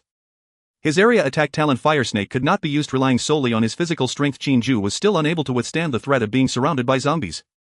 He swiftly turned into a side alley of a residential building where the zombies lost sight of him and finally stopped. After stopping, they immediately returned to their previous state. With heads tilted back, mouths agape, they swayed slightly as they stood in the rain. After observing this, Qin Jue squinted his eyes and then turned to leave. The evolution of the zombies was inevitable. All he could do was continue to strengthen himself. He had to become stronger than the zombies. While gathering supplies, Qin Jue killed the few scattered or isolated zombies. This area, being a residential district, had no commercial streets. There were only various service shops. Adhering to the principle of making the most of his visit, Qin Jue did not miss the supplies in these stores. A grocery store, a breakfast shop, a noodle house, a barbecue restaurant. Qin Jue collected everything, not even sparing the shelves. Qin Jue continued forward. Unknowingly, he had arrived at the center of Lingjiang City. Lingjiang Tower, belonging to the Lingjiang Group. This was the tallest building in Lingjiang City with a total of 42 floors. Before the apocalypse, it was one of Lingjiang's landmarks. The Lingjiang Group was the largest enterprise in Lingjiang City and one of the top 100 enterprises in the country. It was a comprehensive enterprise involved in dining, fast-moving consumer goods, logistics, and import-export trade, covering many industries. It was said that before the apocalypse broke out, they were preparing to enter the entertainment industry. Moreover, it was the company that Lingjiang University students most desired to join after graduation. Qin Jue had once fantasized about it. However, now, all of that had turned into a mirage. Qin Jue stood at the entrance of the tower and looked up. The glass curtain wall was shattered in large sections, the dark holes resembling empty eyes as the rain poured in through the broken windows, leaving dark streaks on the building. One of the glass doors in the lobby was shattered while the other was ajar with blackened bloodstains on the doorframe. The lobby inside was pitch black and nothing was visible. Qin Jue hesitated for 2 seconds before stepping inside. Before the apocalypse, one could not even get close to Lingjiang Tower without an appointment, let alone enter. But now anyone could come and go freely. Qin Jue was also curious to see what the once aspired great group would be like now. Qin Jue stepped into the hall where a strong stench of decay filled the pitch black space. His eyes quickly adjusted to the dim light. The hall was in disarray. The front desk was overturned, documents scattered across the floor, and the corporate logo on the wall hung askew, splattered with darkened blood. Several potted plants lay toppled in the corner, their soil mixed with blood dried into dark red clumps. At least 20 zombies wandered aimlessly in the hall. Their movements were sluggish, their skin pale and their eyes a hollow gray, unlike the bright crimson seen outside. The zombies that had not been washed by the rain still retained the strength of the early apocalypse. Qin Jue glanced at the panel. Strength 7, speed 5. Trash. These zombies were even weaker than the 2 he encountered on his first day. A smirk appeared at the corner of Qin Jue's mouth as he entered. The closest zombie heard the footsteps, turned its head and let out a garbled roar before lunging at him. Qin Jue sidestepped, swinging his hand axe upward. The blade sliced through the zombie's jaw, cleaving its head in 2, black blood splattering everywhere. Before the zombie's body even hit the ground, Qin Jue was already rushing toward the next one. With his axe in hand, cutting down these weak zombies was as easy as chopping vegetables. 1 swing for each. Occasionally 2 would attack at once. Qin Jue would kick one away while the other was decapitated by his hand axe. 3 minutes. The hall was left with nothing but a carpet of corpses. Qin Jue shook the blood off his axe and glanced at the elevator in the corner of the hall. The zombies here were weak, and with the protection of the building he could carry out the burial work. Today's resource collection was not much, and since he had come out he could not leave empty-handed. Qin Jue decided to clear the zombies in the Lingjiang building. The elevator doors were half open, revealing darkness inside with a corpse jammed in the door long since decayed. The elevator was unusable. He looked again in the direction of the emergency exit. The fire door was ajar, the handle smeared with dried blood. Qin Jue walked over and pushed the fire door open. The stairwell was even darker, with only a little gray light filtering in from the small windows at each landing. The stairs bore bloodstains, scattered documents, a broken mop, and a few corpses lying across the steps. Qin Jue lifted his foot to ascend. Second floor. Pushing open the fire door revealed a dining hall. Before the apocalypse, this should have been the staff cafeteria of the Lingjiang building. Now the tables and chairs were askew and the kitchen door stood open, releasing an even stronger stench of decay. There were not many zombies, around 7 or 8 wandering in the dining hall. Qin Jue took care of them in under 2 minutes. He glanced at the kitchen but did not enter, continuing upward. Third floor. This level was the office area, with open-plan offices densely packed with cubicles. The number of zombies had noticeably increased, at least 40 to 50 wandering between the cubicles. On the floor lay several corpses dressed in business attire, some slumped over desks, others sprawled in the aisles. One woman lay across a cubicle partition, her neck bitten through, her head hanging at an unnatural angle. Qin Jue walked in with an expressionless face. The zombies noticed him and surged forward with a roar. Qin Jue did not retreat. One hand wielded the axe while the other remained empty as he began to charge through the cubicles. The axe crushed a zombie's skull, his left foot kicked another over, and his right foot shattered a third zombie's knee. Black blood splattered across the white cubicle walls, the computer screens, and the ceiling. 10 minutes later, all 47 zombies lay defeated. Qin Jue stood in the middle of the office, catching his breath, wiping the black blood from his face. He glanced outside. Gray light streamed through the glass, revealing a pale pink curtain of rain outside. The windows on this floor were intact, keeping the rain out. Qin Jue continued upward.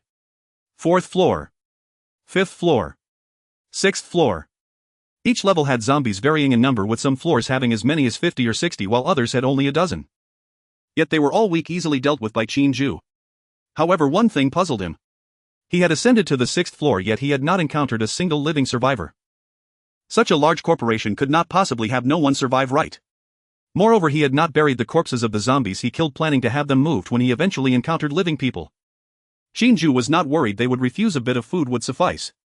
But now, with not a single living person in sight, he felt somewhat speechless. Looking up at the ceiling, Qin Jue speculated that if there were survivors, they might be gathered higher up. Humans instinctively cluster at higher locations when faced with dangers other than earthquakes. 7th floor. Qin Jue pushed open the fire door and a cacophony of sounds emerged from the corridor. It was not the roar of zombies but hushed whispers. Qin Jue raised an eyebrow. Finally, there were living people. Those corpses left behind could now be moved. Qin Jue pushed open the fire door and entered the corridor. The offices on either side of the corridor were glass enclosed, packed with people. Men and women, old and young, at least 100 individuals. Most wore business attire while a few were in casual clothes. Qin Jue even spotted 2 in pajamas. Wearing pajamas to work. They must be either connected or the department atmosphere was quite relaxed. The floor of the office was covered with cardboard boxes and documents used as makeshift mattresses. The air was thick with the stench of sweat, urine, and rotting food, making one want to vomit. Qin Jue's gaze fell upon a large office at the end of the corridor. A middle-aged man stood at the door addressing the crowd. "Everyone quiet down. Help will come, we just need to hold on for a few more days."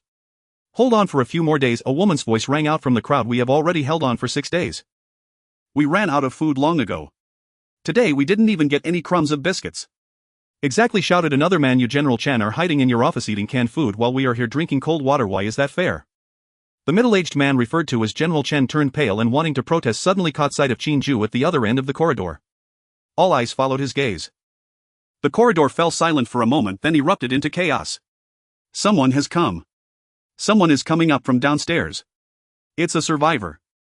There are still people alive outside. He has a weapon. He can kill zombies." Dozens of people surged out of the office surrounding Qin Jue. Qin Jue stood his ground, watching them with an expressionless face. An older woman around 50 or 60 was the first to rush up to him, kneeling before him. From her clothing, she appeared to be a cleaner for the building. "Young man, please take us with you.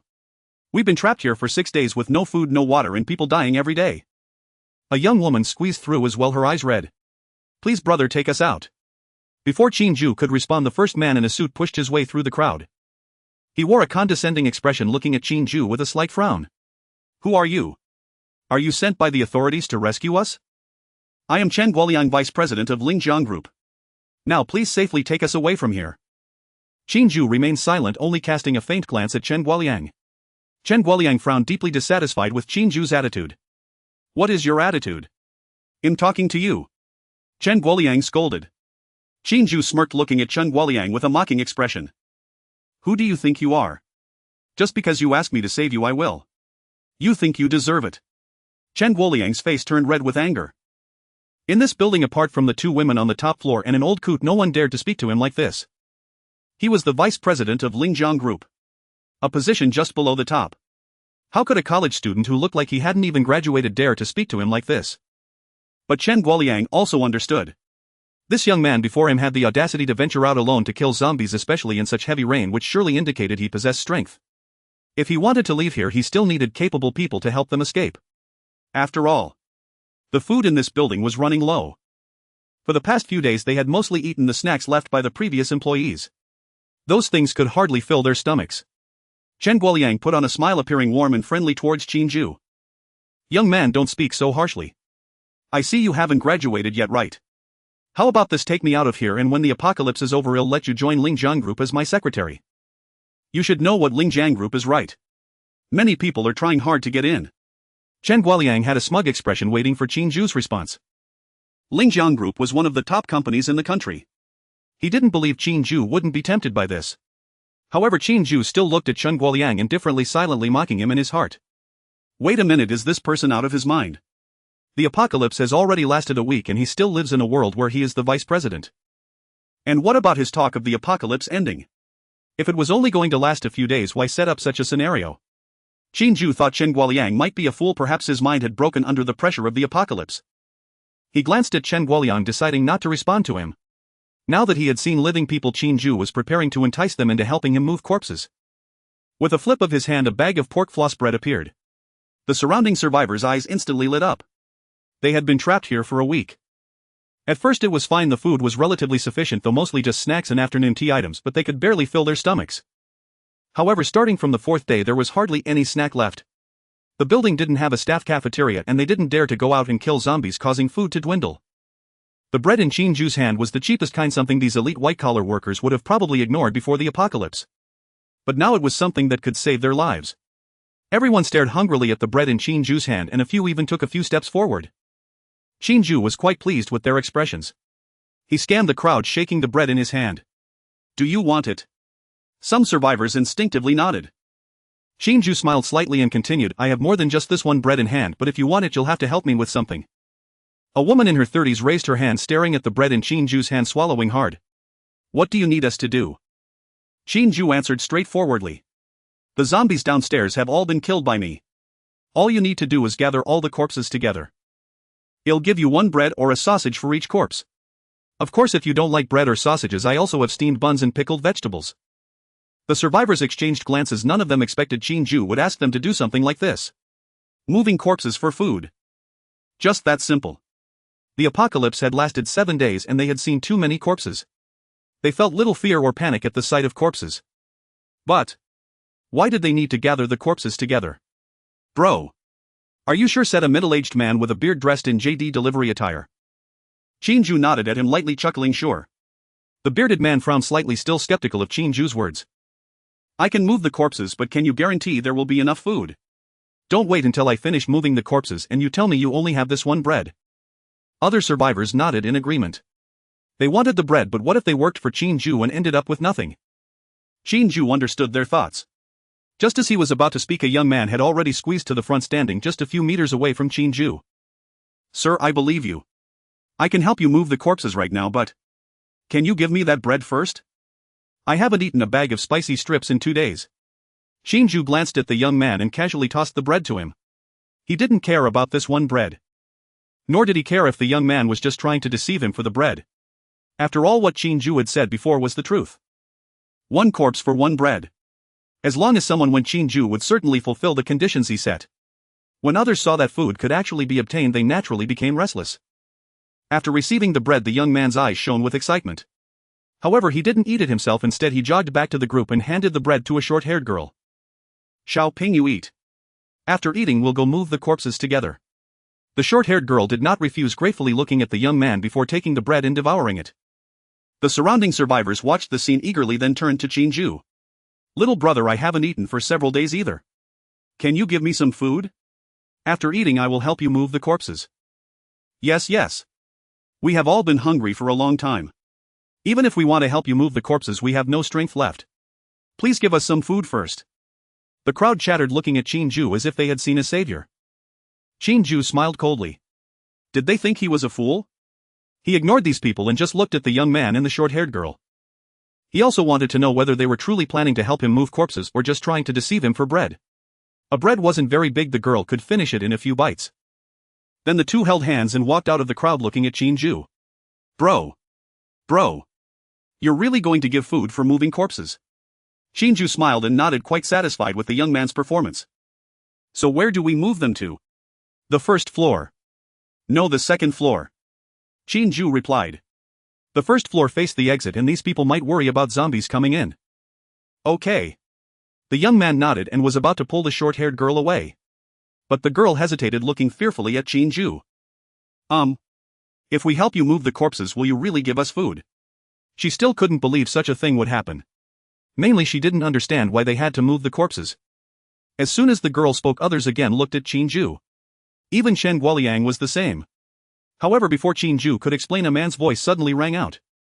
A middle-aged man dressed in a security uniform spoke. Are you all blind, sitting in your offices as white-collar workers? He pointed at Qin Jue and slowly continued. Look at his clothes, they are not even a bit wet. He came in from outside, and even if he had an umbrella, the cuffs of his pants would be wet, right? What does this situation represent? The bearded delivery man instinctively asked. The security guard shot him a glance, speechless. Idiot. It means the clothes he is wearing are not ordinary. What have you all been discussing in the chat recently? You don't know.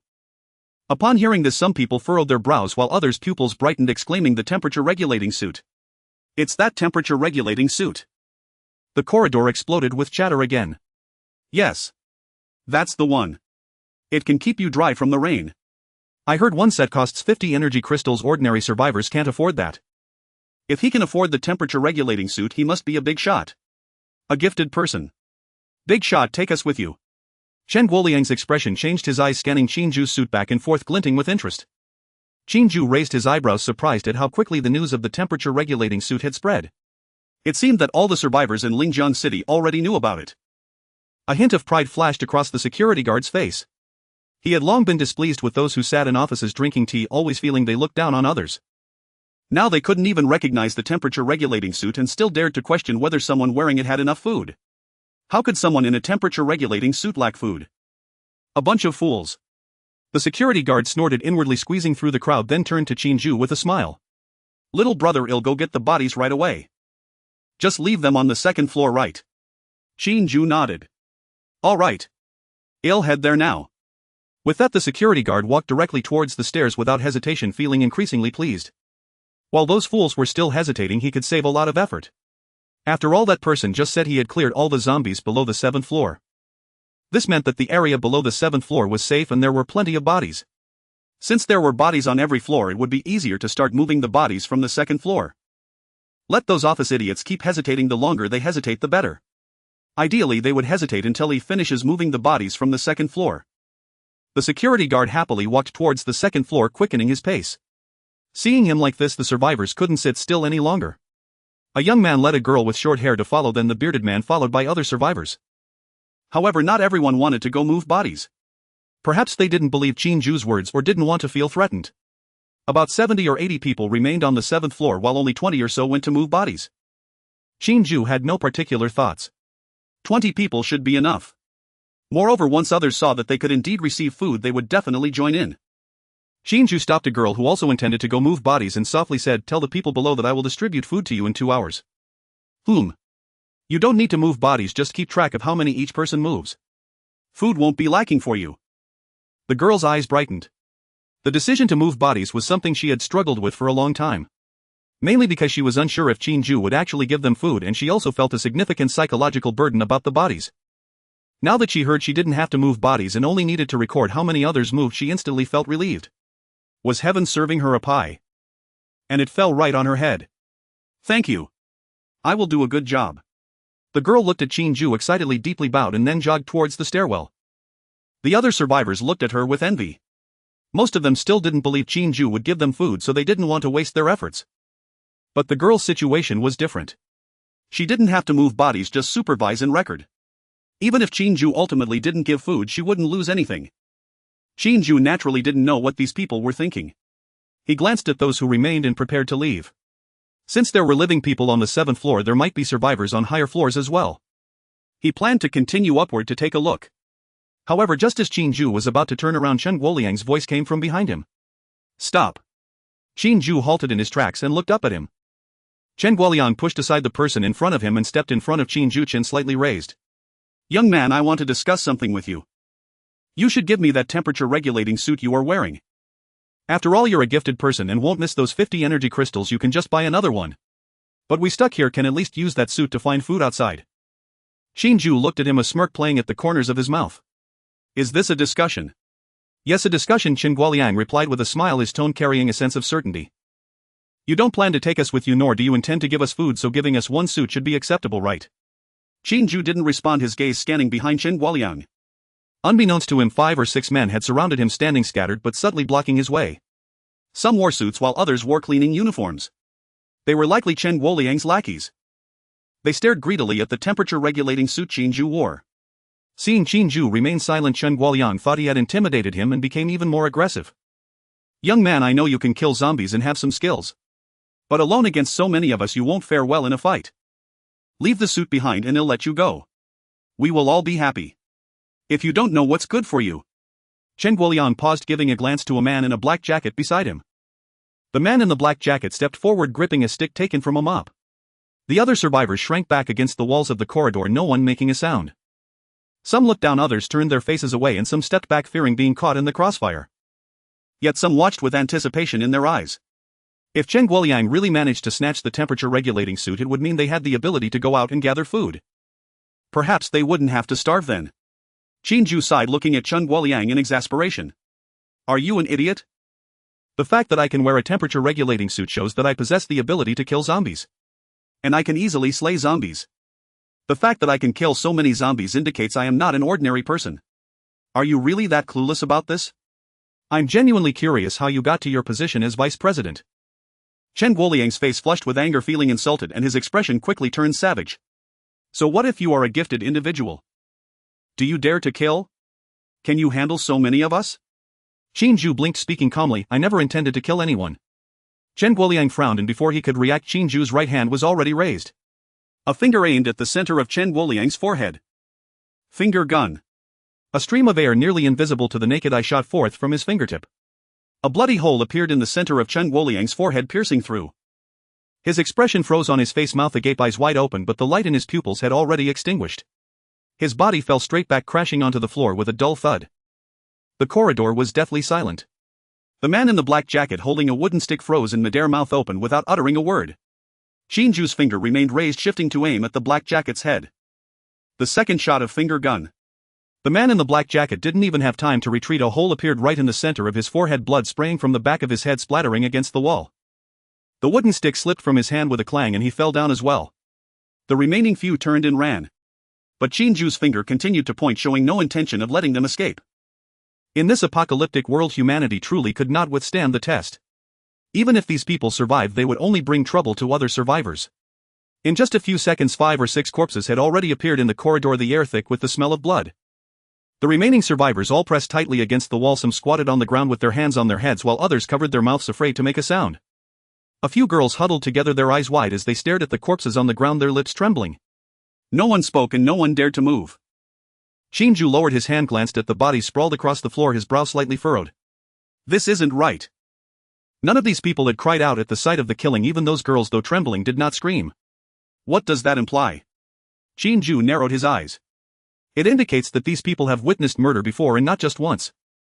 Recalling what Chen Guoliang had said, "Do you still dare to kill?"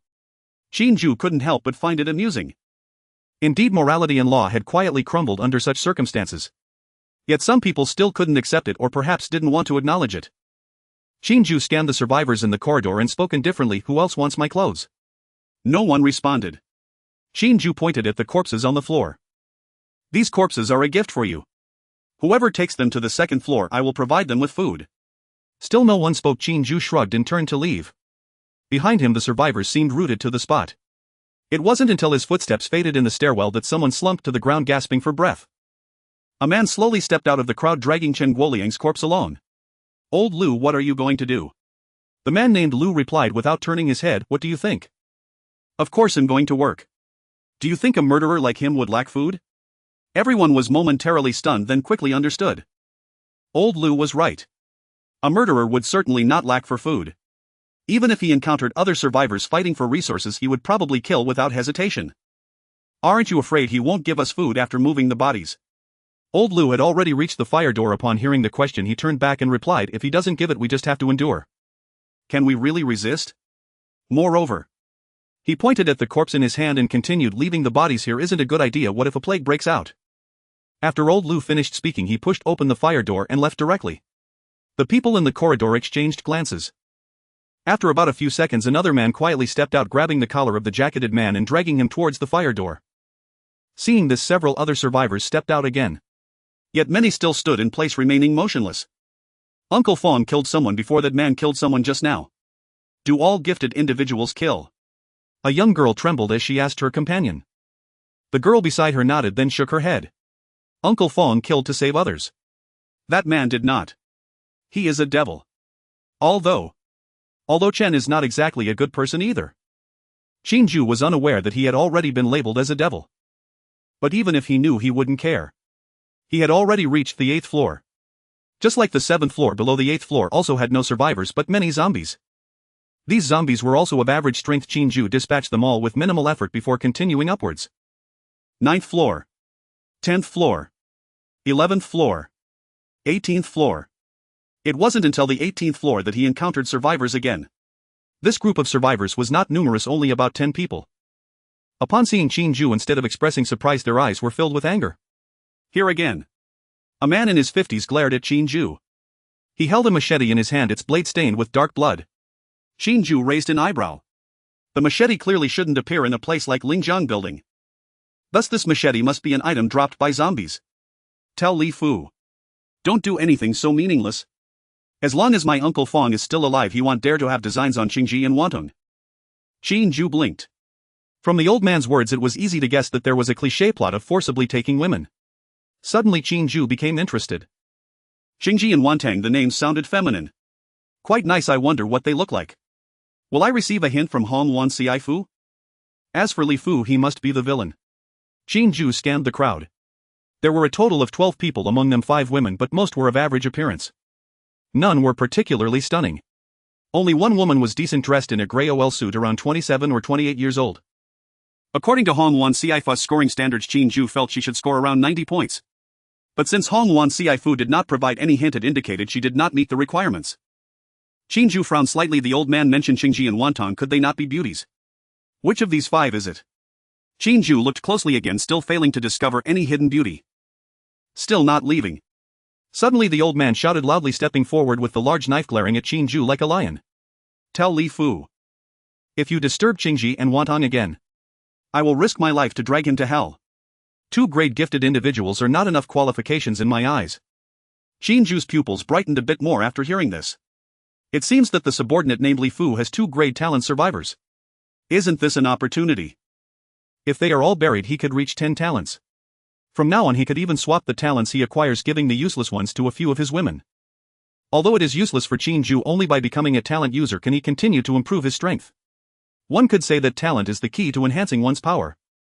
Qin Jue smacked his lips, suddenly feeling a surge of excitement in his heart. He planned to get involved. These 2 talents must be obtained. After all, he has already learned from the old man that the one named Li Fu should be no good. Moreover, the Qingji and Wantang he mentioned might also be beautiful women, possibly meeting the conditions for Hong Wan Ci Fu. Although the trope of a hero saving a beauty is cliched, it must be said that it is very effective. While Qin Jue was pondering how to get involved, the old man spoke again. He suddenly took a step forward and a layer of cold light condensed on the blade. Damn it! Didn't I tell you to scram? Do you want to test if my big knife is sharp? Qin Jue frowned slightly, feeling that this line sounded familiar. Almost instinctively he blurted out, my sword is also not without its advantages. As soon as the words left his mouth, Qin Jue regretted it. Sure enough, the old man's face turned dark instantly. The cold light on the blade seemed to intensify. Qin Jue forced a smile, just about to explain when a young man beside the old man tugged at his sleeve. Uncle Fong, don't be impulsive. This guy doesn't seem to be one of Li Fu's people. I've never seen him before. Qin Jue hurriedly nodded after hearing this. Yes. I don't know any Li Fu. Old man put down the knife. I don't like others pointing knives at me. Uncle Fong glanced at the young man beside him, but he still did not lower his knife. Are you sure? The young man hesitated, staring at Qin Jue for a while, then slowly nodded. I should be sure. As soon as he finished speaking, a woman's voice suddenly rang out. He is not one of Li Fu's people. The speaker was the OL woman whom Qin Jue found quite attractive. People around looked at her and the young man asked, Sister Hui, how are you so sure? Sun Yue fixed her gaze on Qin Jue and raised a finger pointing at his clothes. Look at his clothes, they are very clean. But whether it is Li Fu's gang or us, we are all covered in dirt now. But he is different. So he must not be one of Li Fu's subordinates. The survivors all looked at Qin Jue and then nodded secretly. Indeed, just as Sun Yue said. The man in front of them was too clean to the point that he didn't seem like a survivor in this apocalypse. Although there hasn't been a disruption in water and electricity yet, staying in an office like this does not allow one to look pristine. Yet this man before them had no dust on him and appeared very healthy. Completely different from them who were in a state of hunger. Then another question arose in everyone's minds. Since this man is not one of Li Fu's subordinates, who is he? Moreover, he appeared not to feel hunger at all. Uncle Fong slowly lowered his big knife, but the cold light on the blade still remained. Who are you? What do you want? Just as Qin Jue was about to explain, a loud bang suddenly rang out. Qin Jue turned to look at the sound and raised an eyebrow. He noticed that behind these survivors there was actually a space he hadn't noticed before.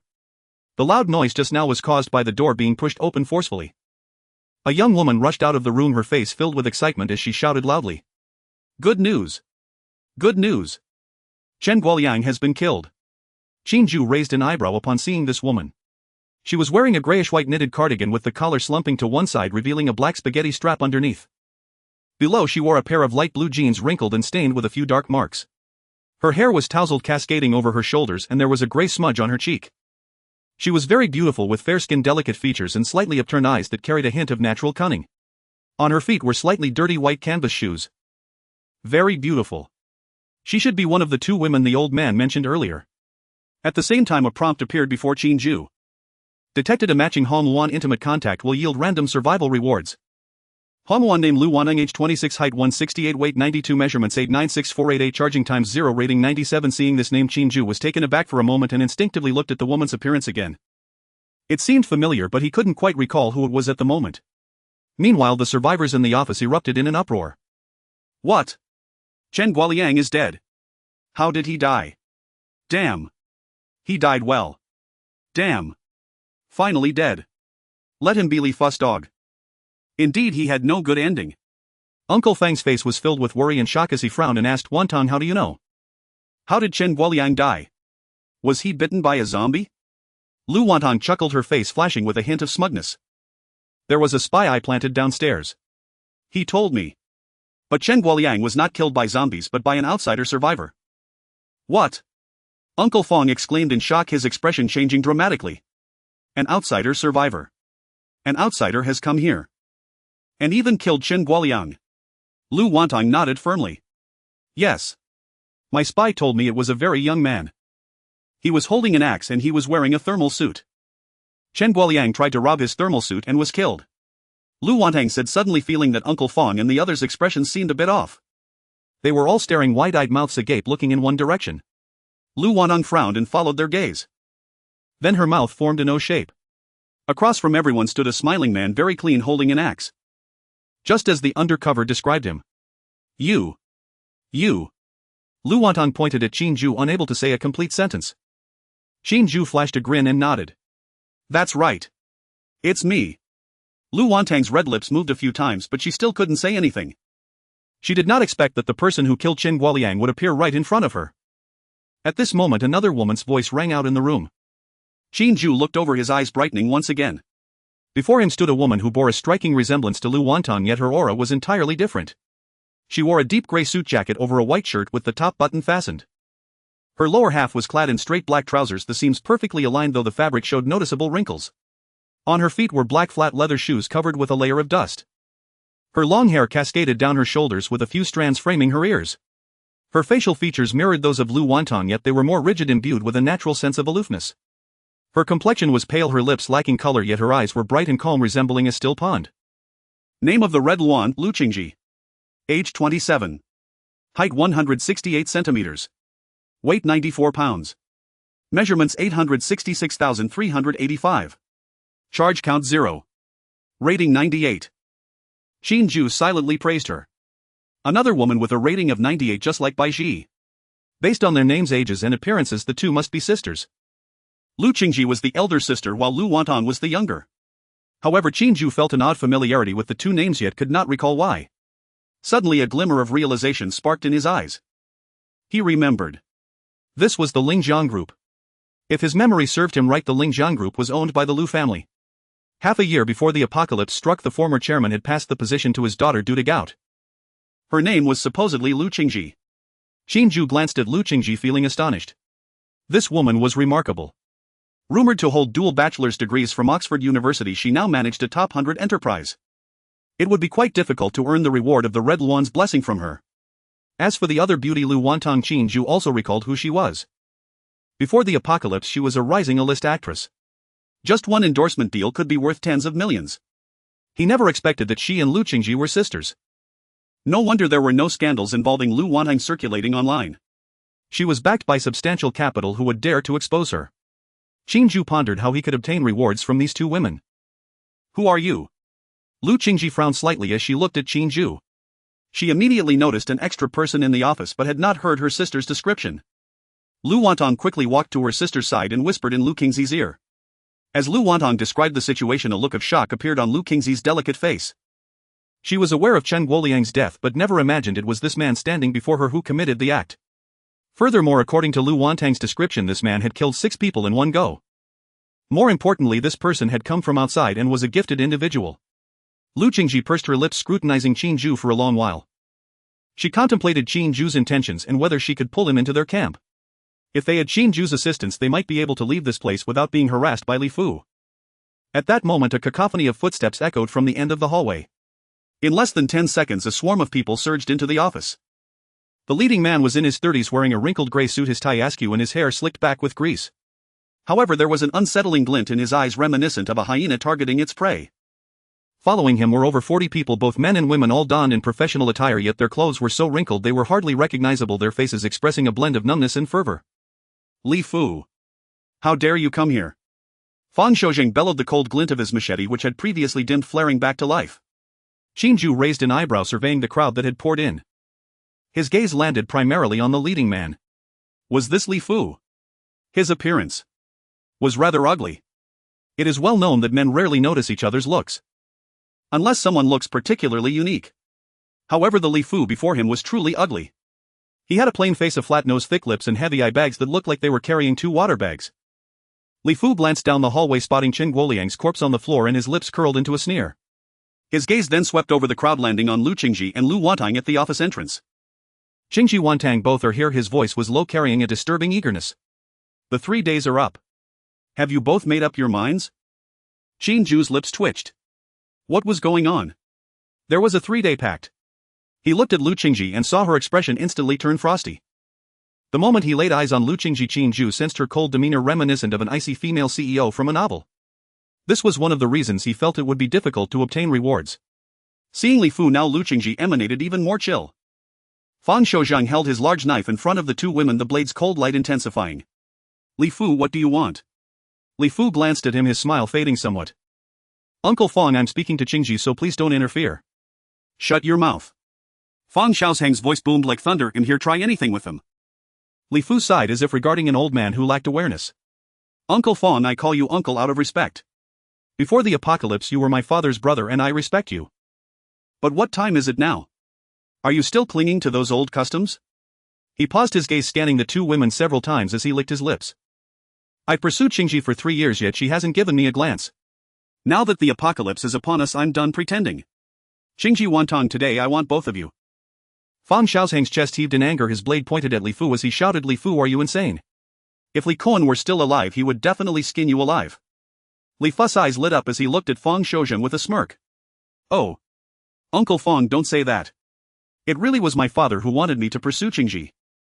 Before he was bitten by a zombie, he insisted that I must get Qingji into bed. You bastard! You bastard! Fang Xiaoheng's face turned crimson, his expression twisted like a beast. Neither of you father and son are good people. If you want to lay a hand on Qingji, you'll have to step over my dead body. Li Fu's smile faded as he coldly stared at Fang Xiaozheng. Uncle Fang, you said that yourself. If someone really dies later, don't blame me. With that, he turned back to Lu Qingji with a grin. Qingji, don't say I didn't give you a chance. You wouldn't want to see Uncle Fang die just like that, right? He considers you like a daughter. As long as you agree to be with me, you'll let Uncle Fang go. Oh, by the way, I almost forgot about Wanheng. You both must come together. Lu Qingji did not respond, her expression growing colder. You must be dreaming. Even if I were to marry a pig, I would never let you this beast succeed. Li Fu's face instantly darkened, followed by a cold smile. Then there's nothing to be done. I hope both of you have the courage to end it all later. Otherwise. He. With that, Li Fu's smile vanished and his expression turned fierce as he looked towards Fang Xiaozheng. Uncle Fang. I'm sorry. Zhengzi will deal with Fang Xiaozheng. The rest of you grab those two women. Whoever catches them will have their turn to enjoy after I'm done. At these words, the office erupted into chaos. The moment Li Fu finished speaking, the more than 40 survivors behind him seemed to be injected with some stimulant, their eyes simultaneously lighting up. Catch those two women. Damn it. I've lived over 40 years and have never had the chance to play with a female CEO or a star. Go. Charge. Dozens of people surged forward, rushing towards Lu Qingji and the others. Lu Wantang's face turned pale in an instant. She instinctively took a step back, her heel hitting the desk with a dull thud. Sister. Her voice trembled and her hand instinctively reached out, grasping Lu Qingzi's sleeve. Lu Qingzi's expression was also grave. Her lips pressed tightly together, her chin slightly raised as she tried to maintain an appearance of calm, yet her clenched fists trembled incessantly. Including the two sisters, there were only 14 people on their side. Among them 7 were women, making up a significant portion of their number. Among the remaining 7 men, only Fang Xiaozheng was a gifted individual. None had any decent weapons, only mop handles and brooms. The only weapons with any lethality were 2 small utility knives. Facing more than 40 wolves, they were simply not on the same level. Protect Qingji and Wantang. Fang Xiaozheng shouted, already charging forward. Li Fu. I'll take you down. The blade of the knife in his hand shimmered with a visible cold light, as if coated with a layer of silvery frost. A level talent, sharp. When activated, it could enhance the sharpness of the weapon in hand several times, cutting through iron like mud. Swish! With a sweeping slash, the 3 men at the forefront had no time to react before their chests were slashed open, blood oozing from the wounds as they screamed and fell back. Fang Xiaozheng did not stop, quickly swinging his knife again, striking a man on the shoulder. The moment the blade cut into flesh, it produced a sound akin to metal clashing. But the opponent had already activated his talent. Wang Gang. Level talent, steel arms. His arms instantly turned a dark gray, gleaming with a silvery metallic sheen. When Fang Xiaozheng's knife struck his shoulder, it only left a shallow white mark, unable to even break the skin. Wang Gang let out a ferocious laugh, grabbing the back of the knife and forcefully pushing it forward. Fang Xiaozheng was pushed back 3 steps, his back colliding with the doorframe, letting out a muffled grunt. Old man. Don't resist. Li Fu's voice came from behind Wang Gang. He walked over slowly, hands in his pockets, wearing a condescending smile. A level talents are indeed formidable, but you're only level 3. Both Gangzi and I are level 4. Although we only have level talents 2 against 1, how long do you think you can hold out? Fang Xiaozheng gritted his teeth, remaining silent. He tightened his grip on the knife handle, the veins on his hand bulging as the cold light on the blade solidified further. But deep down he knew that Li Fu was speaking the truth. Wang Gang's talent was steel arms, which perfectly countered his own talent. Meanwhile, Li Fu's talent was wind blade, a ranged attack talent. There wasn't much difference between level 3 and 4, but with their coordinated attack and defense, he really had no advantage. But Fang Xiaozheng could not retreat. If he retreated today, Lu Wantang and Lu Qingji would certainly need a bad end. He had lived his life without marrying or having children, almost regarding the 2 women as his own daughters. Today, even if he died, he would drag Li Fu down to hell with him. Come again. Fang Xiaozheng roared and charged forward once more. The blades flashed, the cold light flickering. Wang Gang braced himself against the knife's edge, taking a half step back with each strike, yet he refused to retreat. Li Fu slithered behind Wang Gang like a poisonous snake, occasionally swinging his arms, sending invisible attacks straight at Fang Xiaozheng. Before long, Fang Xiaozheng's body was covered in wounds. The 3 battled fiercely in the small office, the clash of blades and fists intertwining, the sounds of metal colliding and muffled grunts echoing. But anyone with keen eyes could see that Fang Xiaozheng was merely holding on. His movements had begun to slow and his breathing grew heavier. Sweat beads formed on his forehead, trickling down the wrinkles on his face. Meanwhile, Wang Gang and Li Fu's coordination grew increasingly seamless like a finely tuned meat grinder, gradually compressing Fang Xiaoheng's movement space. In other parts of the office, the fighting was overwhelmingly one-sided. Ah! A female employee was grabbed by two men screaming as she was dragged to the ground. Her fingers left white marks on the floor, two nails torn off, blood streaming. Another man pounced on her, riding her back and reaching for her collar. "Let me go! Let me go!" The female employee's screams echoed in the corridor, but no one came to her rescue. The situations of the others were not any better. A male security guard swung a steel pipe and knocked one person down, but was immediately pinned to the ground by 3 or 4 others, fists and feet raining down like a storm. A young woman curled up in a corner, hugging her head, trembling like a leaf. A man crouched in front of her, reaching out to touch her face. She screamed and shrank back, but behind her was a wall with no escape. "Don't! Please don't!" On the office floor, documents were scattered everywhere, desks overturned and chairs lay strewn about. Blood splattered on the white walls, appearing especially glaring in the dim light. Out of 12 people, 7 or 8 fell in less than 2 minutes. The remaining few were forced into a corner, standing back to back, their faces ashen, lips trembling, gripping their weapons so tightly that they creaked. Lu Qingji was backed into the innermost corner of the office. Behind her was a floor-to-ceiling window, and in front stood 3 men. 3 men with eyes gleaming with greed. "Director Lu, don't make it difficult for us." One of them licked his lips. "You come over by yourself and we won't have to get our hands dirty, otherwise you won't have a good ending." Lu Qingji said nothing. Her back pressed against the cold glass, fingers gripping a utility knife she had hidden behind her, the blade already extended 3 centimeters, glinting coldly in the dim light. Her heart raced so fast it felt like it might leap out of her throat. Yet her face showed no expression, just that cold demeanor that kept people at bay. "Step aside." Her voice trembled slightly, completely at odds with her outward calm. The 3 men exchanged glances and laughed. "Mr. Lu, don't pretend. Who are you trying to scare with a utility knife?" One of them reached out to grab her wrist. Lu Qingji violently swung the knife, the blade slicing across the back of the man's hand, causing a stream of blood to spurt out. "Ah!" The man let out a shriek, retreating 2 steps with a look of shock turning into anger. "Damn it! How dare you!" He grabbed Lu Qingji by the collar and yanked her out from the corner. Lu Qingji's body slammed against the edge of the desk, causing her to let out a muffled groan, but she still did not release the utility knife in her hand. On the other side, Lu Wantan was also cornered. Her situation was worse than her sister's. 2 big men blocked her path, one of them already gripping her wrist and dragging her toward the crowd. "Let go of me. Bastard. Let go of me." Lu Wantang struggled desperately, her nails scratching the man's arm, drawing blood. But his grip was like a vice, impossible to escape. Her shoes screeched against the floor and her jeans had worn a hole at the knees. "Stop wasting your effort, little beauty." The man grinned, revealing a set of yellowed teeth. "Just come with us obediently and you'll suffer less." Lu Wantang's eyes turned red, tears welling up but not falling. She bit her lip, staring hard at the man, her lips trembling, but her eyes were filled with unwillingness and rage. Suddenly, out of the corner of her eye, Lu Wantang spotted someone. The person was less than 3 meters away from her. Although leaning against the wall, his face bore a faint smile. In front of him, a man lay slumped on the ground, blood flowing from his nose and eyes. He was clearly dead beyond recovery. It was him. A glimmer of hope surged in Lu Wantang's heart. This man was a gifted individual and likely a powerful one. If she could get him to help, perhaps she could escape the imminent danger. Without any hesitation, Lu Wantang shouted toward Qin Jue's direction. "Save me." Hearing the voice, Qin Jue shifted his gaze from Lu Qingji to Lu Wantang. Earlier, many of Li Fu's subordinates had also tried to take action against him. But after he dealt with one using psychic impact, no one dared to approach him within a 3-meter radius. No one was a fool. They knew Qin Jue was not an ordinary person, and seeing that he had no intention of making a move, they would not provoke him. Qin Jue leaned against the wall, watching the show. Fang Shoujing was very strong. Qin Jue had sensed his unusual power before. The cold glint on the machete was sharper than a hand axe. But it was only a matter of time before defeat. Mainly because that gifted individual with arms of steel was too much for him to contend with. Whether it was Fang Xiaoheng's talent or the ultra-sharp hand axe, while it was indeed sharp, it couldn't cut through iron like mud. Fang Xiaoheng's failure was a foregone conclusion. Qin Jue had no intention of intervening. He was waiting.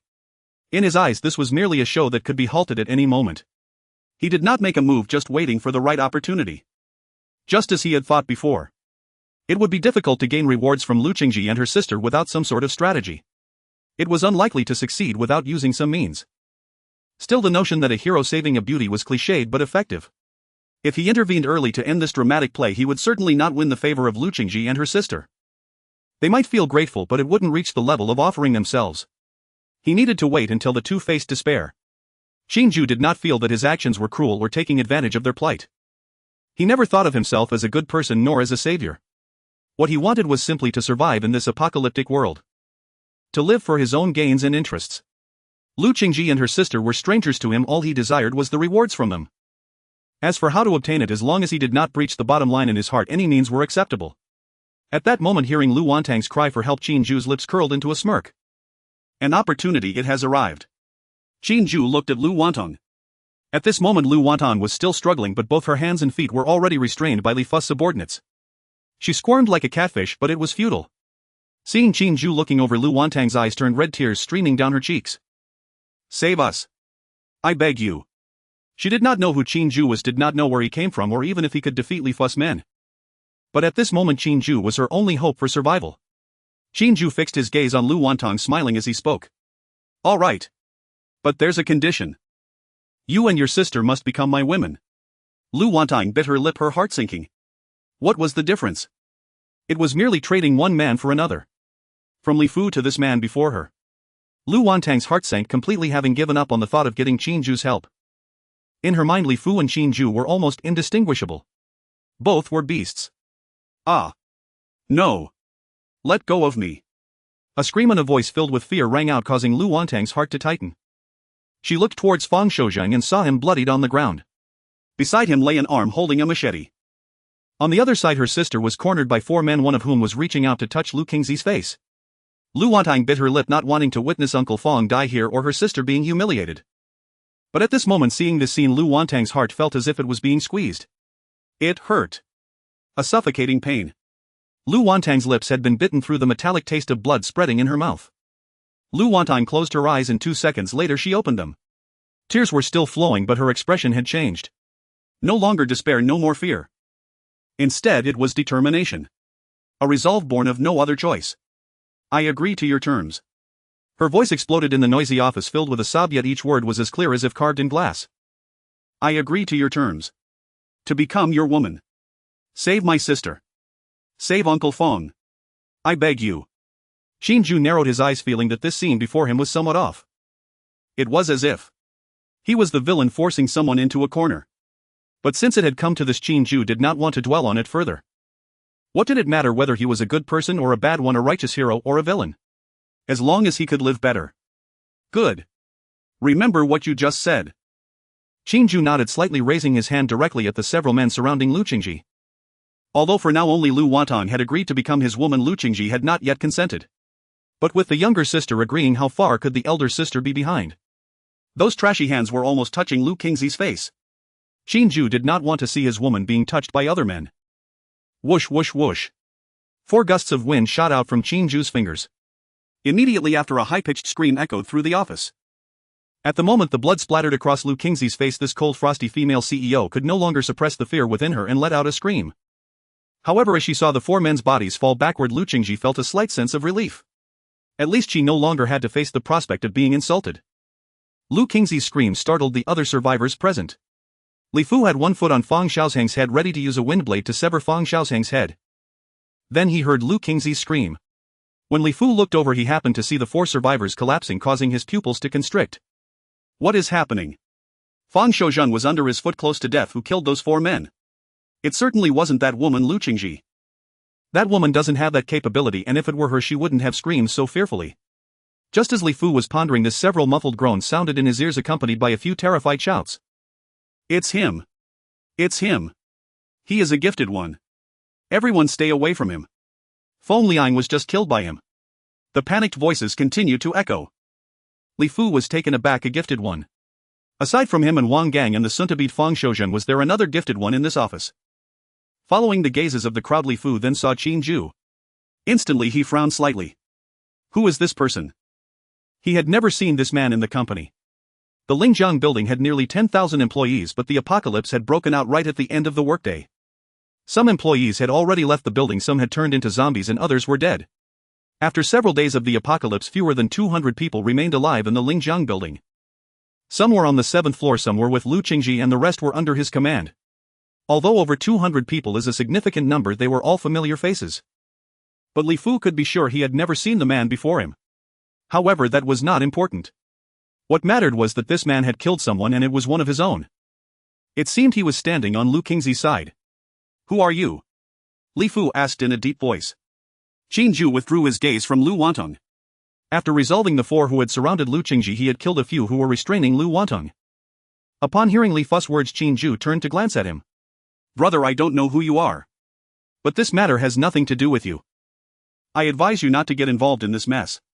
Li Fu spoke while a current of air suddenly swirled in his palm. Qin Jue glanced at him dismissively, not responding, but raised his right hand. The villain dies from talking too much. Although he was not a villain, he didn't want to listen to Li Fu ramble. Lu Wantong had already agreed to be his woman, and he would naturally keep his word to help Lu Wantong completely eliminate the threat posed by Li Fu. Invisible breezes continuously gathered at the fingertips of Qin Jue, causing Li Fu's pupils to constrict.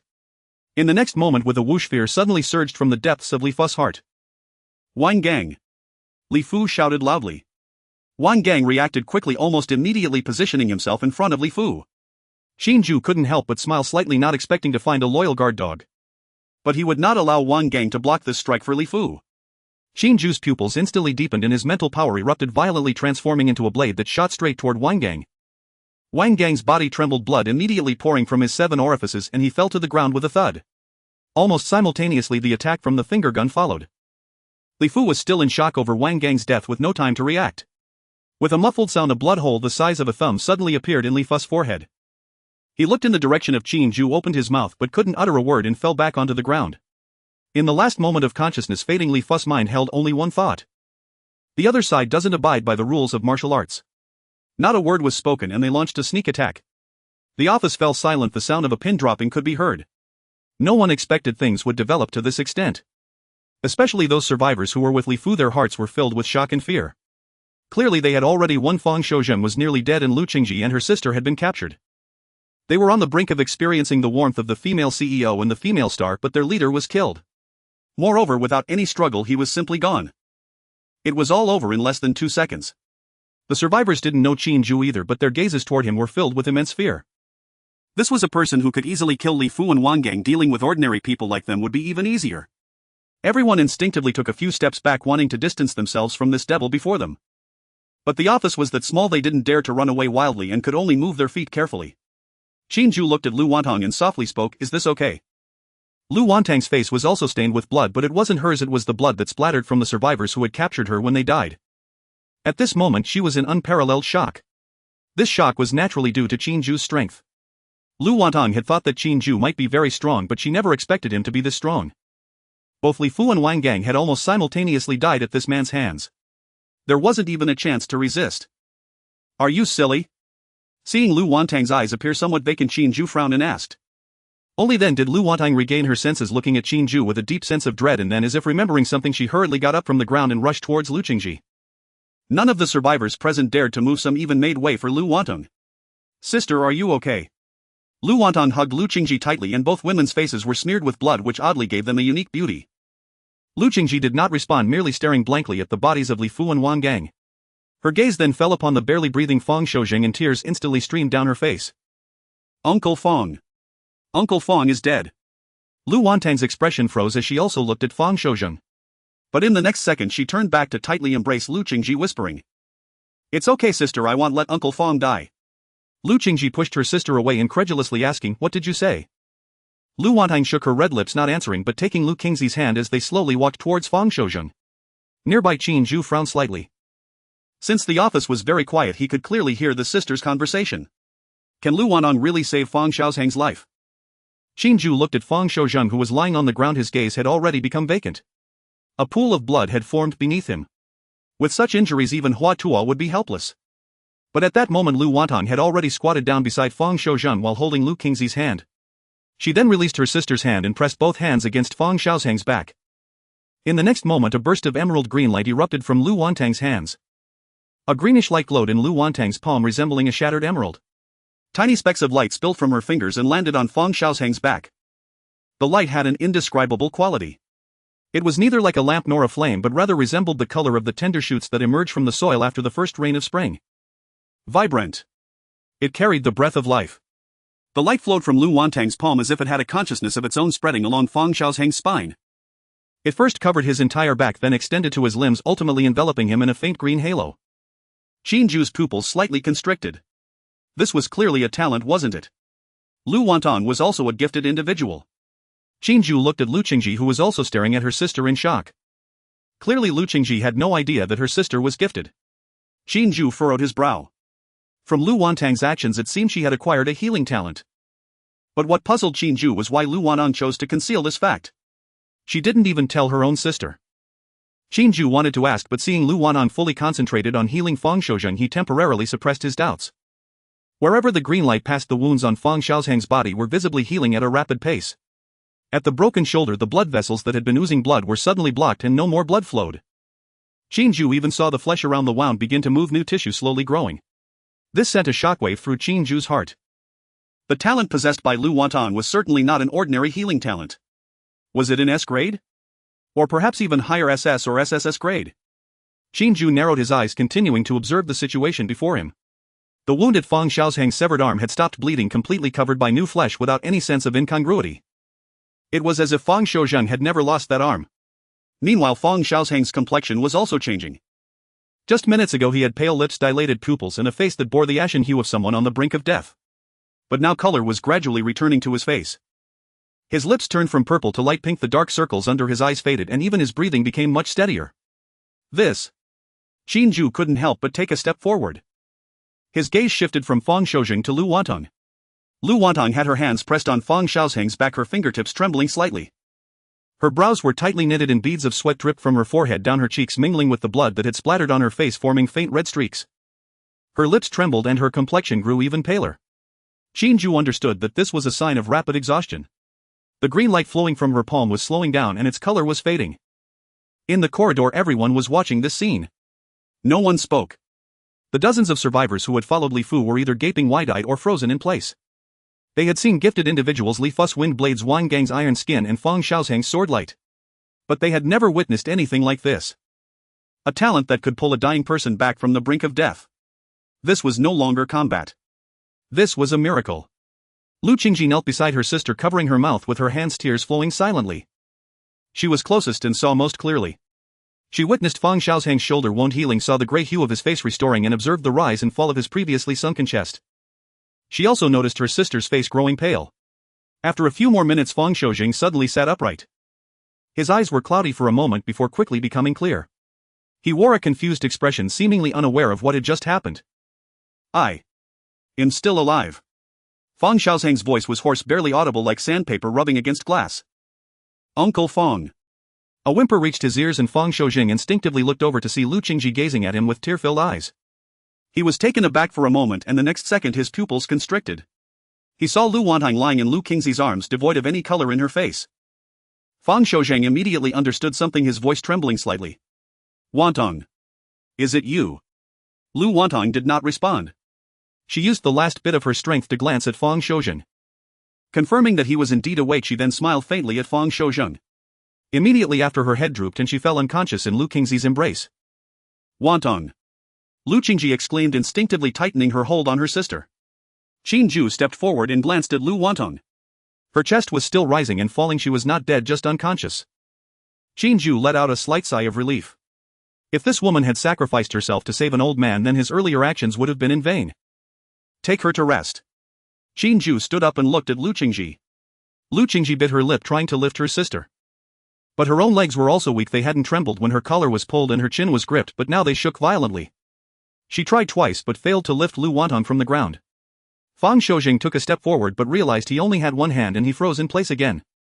Qin Jue glanced at the elderly and frail pair and bent down to pick up Lu Wantong. Lu Qingzi's body stiffened suddenly. She instinctively tightened her arms, holding her sister closer, and looked up at Qin Jue. Her eyes conveyed gratitude, fear, vigilance, and an indescribable feeling of suffocation, as if someone had clutched her throat.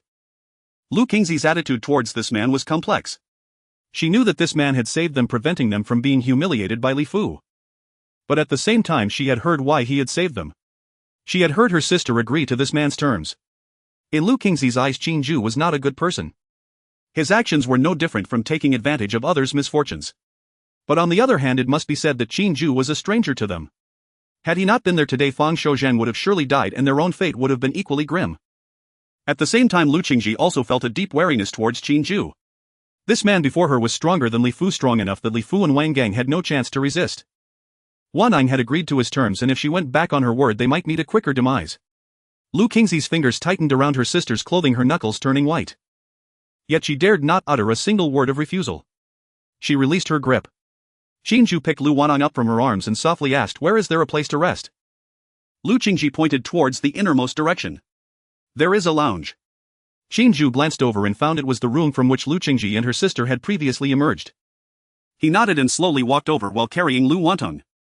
The restroom was compact, yet it held a double bed piled with several pieces of women's undergarments. Qin Jue glanced briefly before averting his gaze and gently laid Lu Wantang down upon the bed. Seeing Lu Wantang breathing steadily, Qin Jue did not linger, immediately departing the room. He harbored no such intentions. Given her current condition, what if something went awry? After all, Lu Wantang had already accepted his terms. Qin Jue felt no anxiety over her reneging. Should she truly attempt to withdraw, however, he would show no mercy. He was no paragon of virtue. Upon stepping out, every eye in the corridor fixed upon Qin Jue. He could clearly see Fang Shoujing and Lu Qingji exhale deeply, long trembling sighs of relief. Qin Jue suppressed a wry smile, their expression suggested they feared he might do something untoward to Lu Wantang. His gaze swept the surroundings. Li Fu's survivors stood huddled in the corner, faces etched with raw terror. As Qin Jue's eyes fell upon them, their bodies flinched in unison. "How shall we deal with these people?" Qin Jue pointed toward Li Fu's henchmen and turned to Lu Qingji for her judgment. At once the survivors shuddered, several dropped to their knees wailing and begging for clemency. "Brother! Spare me! We were coerced by Li Fu." "True. He'd withhold our rations if we refused." "Ms. Lu, don't kill me. I'm old Wang. I watched you grow up. Please, spare my life. My mother is 80, my son just 3 years old." A chorus of sobbing pleas erupted, some even prostrated themselves before Lu Qingji, forehead striking the floor. After all, Qin Jue had directed the question to Lu Qingji. Her face remained utterly impassive. With a cold glacial sweep of her eyes she spoke, clear, detached and unyielding. "Kill them all. I want them dead, every last one." Qin Jue stiffened, startled. He had not expected such words from Lu Qingji. Truly a formidable CEO, decisive, unflinching and utterly ruthless. "You mean to execute them?" Qin Jue asked again. Lu Qingji's delicate features were frozen in icy stillness. Perhaps once these men had been her most trusted lieutenants, key architects of her conglomerate's ascent. But the moment they aligned with Li Fu and raised hands against her, every vestige of past loyalty dissolved from her heart, replaced solely by seething hatred. Had they not colluded with Li Fu, Uncle Fawn would never have lost his arm or nearly bled to death here. Qin Jue hesitated not. He raised his right hand, index finger aimed precisely at the nearest man. Shoo! An almost invisible jet of compressed air lanced forth, a crimson blossom bloomed at the man's brow, his expression locked in shock as his body collapsed backward, rigid and lifeless. Pandemonium erupted in the corridor. "Run!" No one knew who shouted, but in an instant dozens whirled and stampeded toward the stairwell. Yet no human leg could outrun the speed of his finger gun. Qin Jue's fingers flicked again and again, each motion unleashing a shrieking torrent of force down the hallway. Each muffled thud signaled another corpse collapsing. One survivor lunged for the office door, only to find Fang Shoujing already standing sentinel there. "Mr. Fang, spare me. Let me go." Fang Shoujing's face betrayed nothing, only a hollow, unwavering stare fixed upon the man before him. Before the survivor could utter another word, a fingerbolt pierced his skull from behind. Others scrambled into the office, hiding beneath desks, collapsing to their knees, begging, sobbing, but Qin Jue spared none. 3 minutes. The office floor was strewn with corpses. Blood seeped through tile grout, converging into sluggish dark red rivulets. The air thickened with the coppery stench of blood, so pungent it clawed at the throat. Qin Jue lowered his hand, surveyed the carnage and showed no trace of emotion. He turned to Lu Qingji. She leaned against the wall, her face paper white. Her lips trembled, her fingers clenched her ham so tightly her knuckles blanched. She had commanded death, but had not imagined Qin Jue would carry it out so thoroughly, so clinically, not a single soul left alive. A sour wave churned in her stomach, acid rose in her throat, but she swallowed it down. Fang Shoujing stood beside her, left arm limp at his side, his own expression stunned. He had slain zombies in the apocalypse, and humans too. But slaughtering dozens in one breath.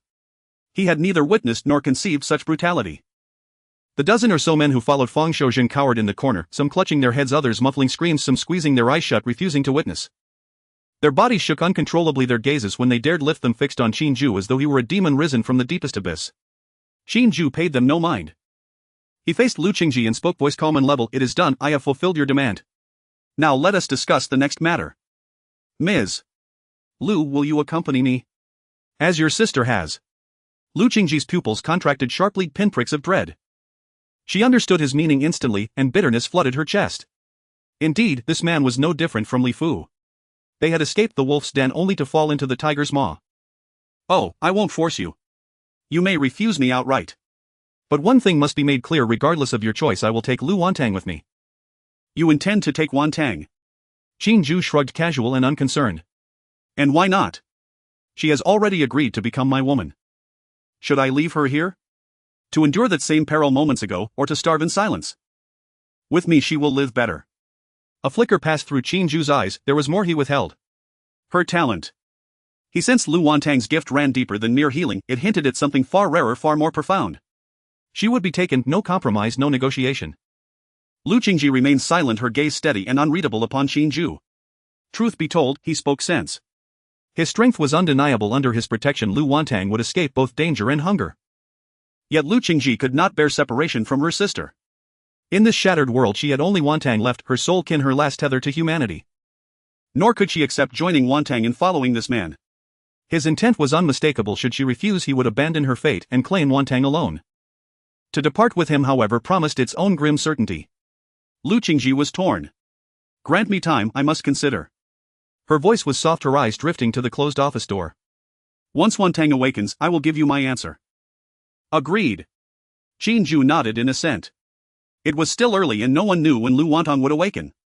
Qin Jue estimated he would not make it back to the residential complex today. Yet the building still housed numerous zombies and the corpses of survivors, requiring time to properly enter. Elder Sir, please tell me what exactly transpired here.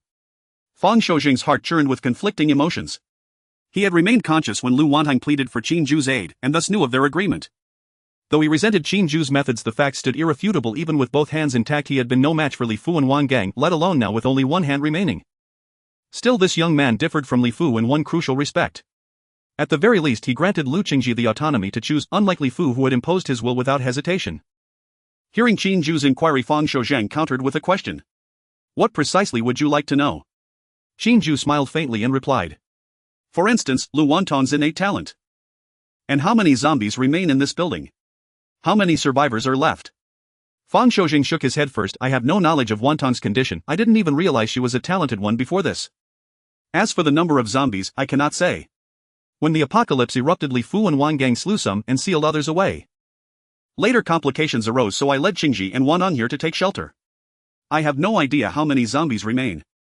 Regarding survivors, Fang Shoujing glanced at Qin Jue before continuing. Aside from those here and those on the lower floors, there are likely no other living souls left. Qin Jue nodded slowly, gleaning no useful intelligence. His gaze swept across the remaining survivors, then flickered toward the corpses still strewn across the lower floors, which he had already cleared of threats. With danger now eliminated, it was time to mobilize these survivors. Though most bore wounds, carrying a few corpses posed no insurmountable task. Qin Jue explained his plan to the group and offered the same compensation as he had downstairs. Upon hearing him, the dozen or so survivors stared, disbelief etched across their faces. Young sir, do you truly mean it? 1 loaf of bread per corpse. Qin Jue smiled warmly. Absolutely true. I lack for nothing of that sort. And my surname is Qin. Understood. Mr. Qin, I'll begin at once. Unlike the survivors downstairs, hesitant and suspicious, this man acted immediately, hauling corpses from the office without further delay. The others followed suit. They had little choice compared to those below. They were far hungrier. Though their group included one talented one, their numbers were too few. In truth, far more people had ascended to the 18th floor with them, but many had perished en route. Fang Shoujing dared not venture out to scavenge food, leaving them starving, more desperate than even those below. Mr. Qin, why do you wish to move these corpses? Fang Shoujing voiced the question, weighing on everyone's minds. The others leaned in, ears pricked. They too found Qin Jue's actions puzzling, but fear of his overwhelming strength silenced all questions. Now Fang Shoujing spoke for them, and they awaited his answer with quiet intensity. To this, Qin Jue simply repeated his practiced refrain, I cannot bear to witness human suffering. Lu Qingji cast him a sidelong glance, her face impassive, yet her heart dismissed every word as hollow. Cannot bear to witness human suffering. Could such words truly issue from the lips of a demon who slaughtered dozens with a single gesture? Even if Qin Jue merely enacted her own unspoken desires. Lu Qingji moistened her lips. She hadn't eaten in over a day. Her last meal had been a single flattened French roll. She looked at Qin Jue, mouth parting slightly, then hesitated. She longed to ask for food, but quickly abandoned the thought. Once the door opened, control would shift irrevocably into Qin Jue's hands. Lu Qingji was not yet prepared. She needed to consult her sister upon waking first. The office reeked of blood and Qin Jue had no desire to linger. Above lay over 20 floors teeming with zombies, a formidable undertaking. Qin Jue scanned the room and declared, "You may begin your work. I'll ascend for a brief patrol. I'll return in 2 hours to settle your wages." As he spoke, he turned to Lu Qingji. "Ms. Lu, you've been assigned a lighter duty. Record how many corpses each person carries. Your rations will be guaranteed. Whoever hauls the most shall receive half their count in food." Lu Qingji opened her mouth, yet uttered no protest. She had already resolved to join the others in moving corpses until Qin Jue abruptly assigned her a far easier task. She had no grounds to refuse. "Truly? Of course. And what of my sister and elder Feng?" Lu Qingji asked. Qin Jue rolled his eyes. "This woman demanded much. Your sister is now mine. Her sustenance is none of your concern. As for the elder, you may share your own portion with him." At those words, Lu Qingji felt a sudden constriction in her chest. What was this favoritism? Yet logically it held merit. Wanong had already pledged herself to Qin Jue while she had not. Qin Jue bore no obligation to feed her gratis. Lu Qingji bit her lip and exhaled a single quiet word. "Agreed." Qin Jue did not press further. He turned and strode from the office. Securing the Red Phoenix blessing reward from Lu Qingji would not be simple. The key did not lie with her. Nor did he fear their escape in his absence. The sky outside rained crimson ash, confining them entirely within this tower. Moreover, Lu Wanong remained unconscious, and Fang Shouzheng, maimed and frail, left them nowhere to flee.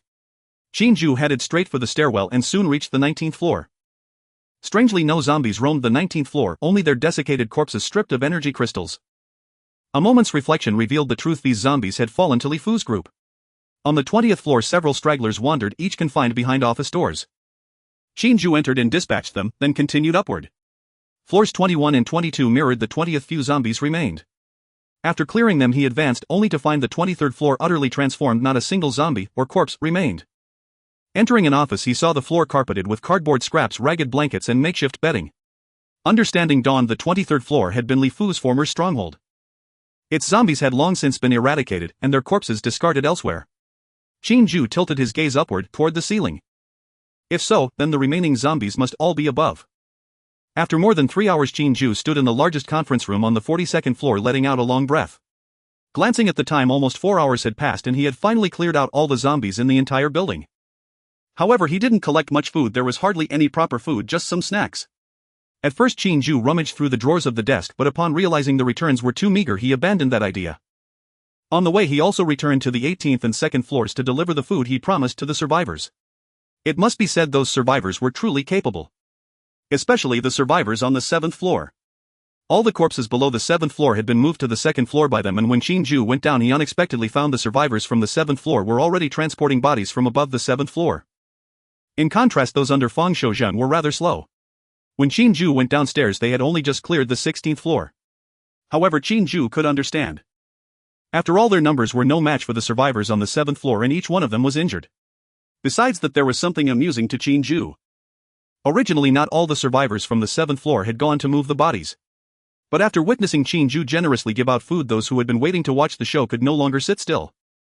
Qin Jue didn't care about them. After all, the number of bodies wouldn't change and the amount of food he had to provide was fixed. Whoever moved them, it was all the same. Shaking the super sharp hand axe in his hand, Qin Jue stowed it in his backpack, then pulled out a bottle of soda from his space and drank. The flow of time in his exclusive space was frozen, so this bottle of soda was still icy cold. Burp after burping, Qin Jue checked the time. It was almost time to settle the bill with those survivors. Of course, what Qin Jue was most curious about was whether Lu Wantong had woken up. He was very curious about her talent. Even more curious about why she was hiding her abilities. Leaving the conference room, Qin Jue walked downstairs. Passing the 26th floor, he saw the figures of survivors. There were those who originally belonged to the 7th floor as well as those under Fang Shouzheng. Qin Jue raised an eyebrow, surprised to see these two groups congregated together. One man in a delivery uniform greeted Qin Jue with a smile. "Mr. Qin. Are we doing all right with our speed?" "Not bad, Lao Zhang." Qin Jue nodded casually. He had a deep impression of this bearded man. Because this guy had taken over 30 loaves of bread and more than 20 sausages from him during the first trip downstairs. Plus 2 cases of mineral water. The best salesperson is called the sales champion. For that bearded man moving bodies, Qin Jue was willing to call him the body champion. Calling him corpse champion works too. The bearded man chuckled and effortlessly hoisted a grotesque corpse onto his shoulder, stepping lively down the stairs. He showed no fear of the corpses at all. A slight smile crept onto Qin Jue's lips. Humanity is a species with a strong ability to adapt to its environment. People like the bearded man could survive better in the apocalypse than other survivors. On the 18th floor, Qin Jue returned to that office again. The office had changed completely. Not a single corpse was in sight, and even the previously bloodstained floor had been cleaned. There was only one person in the room, Lu Qingji, who had moved a chair and was sitting on the left side of the lounge door. Qin Jue frowned slightly. "Director Lu, I asked you to work and you're slacking off here." Lu Qingji seemed to be pondering something and hadn't noticed Qin Jue's entrance. It was only after Qin Jue spoke that her pupils trembled a few times and she snapped back to reality. "What did you say?" "I asked why you're slacking off." Qin Jue casually walked to a chair and sat down. Lu Qingji licked her lips and softly replied, "Uncle Fong is helping me with work, I need to keep an eye on Wantong." Qin Jue raised an eyebrow. "Has she woken up?" Lu Qingji gently nodded. "She woke up half an hour ago. But soon fell asleep again. If you want to see her, it's best not to go in now." As she spoke, Lu Qingji seemed to recall something and added, "This isn't an order, it's just my suggestion." Qin Jue narrowed his eyes and didn't respond. He had already prepared for the possibility that Lu Qingji would not wake up today. Moreover, the work of collecting corpses was not yet complete. Even if those people worked continuously, they wouldn't be able to move all the bodies tonight. There were still quite a few corpses in the building, and once buried they could level up and still have some left over. If it were Lu Chen's group moving these corpses, it would probably take 2 or 3 days. Qin Jue didn't want to waste these corpses, so he didn't feel much about Lu Qingzi's suggestion. However, Qin Jue suddenly thought that he hadn't informed Bai Ji and the others about this matter. He hurriedly opened the panel and sent a message to Bai Ji. "I'm not coming back tonight, you all be safe." Bai Ji quickly replied. "Bai Ji not coming back? What happened?" "Z encountered a group of zombies, all have been dealt with, but the bodies haven't been collected yet." "Bai Ji, is that it? No other issues?" Qin Jue raised an eyebrow. "Damn. Do women have such a strong sixth sense about these matters? Z, what else could there be?" "Bai Ji honey, I feel like we might be getting another sister." "Z, you might be wrong. Maybe it's 2. "Bai Ji bastard scumbag." "Bai Ji, no need to worry, at home the 4 of us have 2 gifted individuals. Plus we have 4 handguns. Rest assured." "Bai Ji, we sold another 13 pieces of the constant temperature suits, I'll trade the energy crystals to you in a bit." Qin Jue couldn't help but grin.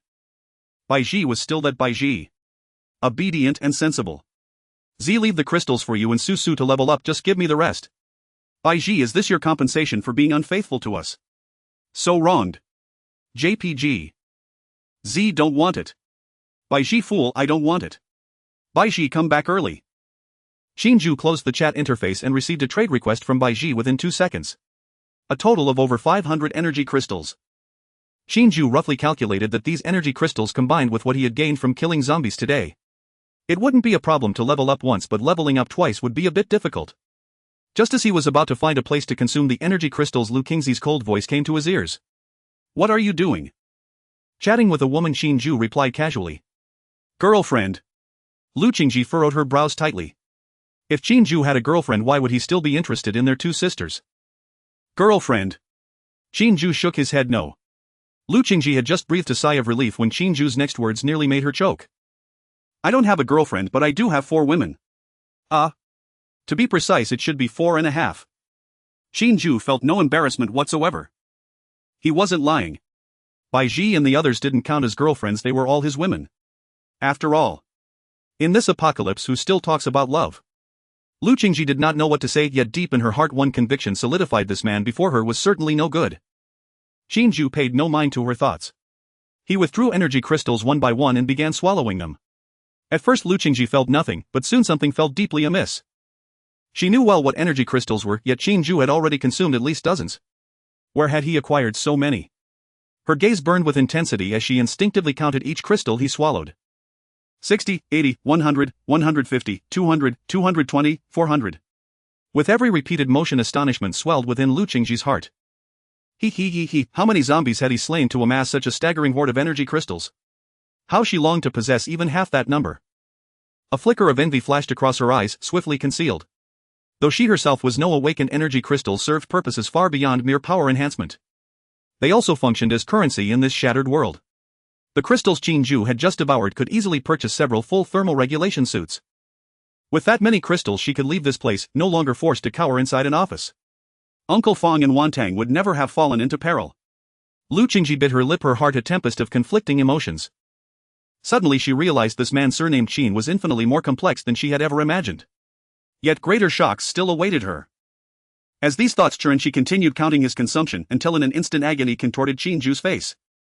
Just as swiftly it vanished, replaced by serene calm. Lu Qingji froze, alarmed, thinking something had gone terribly wrong. But the next moment comprehension struck. She had seen this before. Awakened individuals experienced such pain when ascending in rank, a phenomenon she had witnessed firsthand on Fang Shouzheng. So, he just leveled up.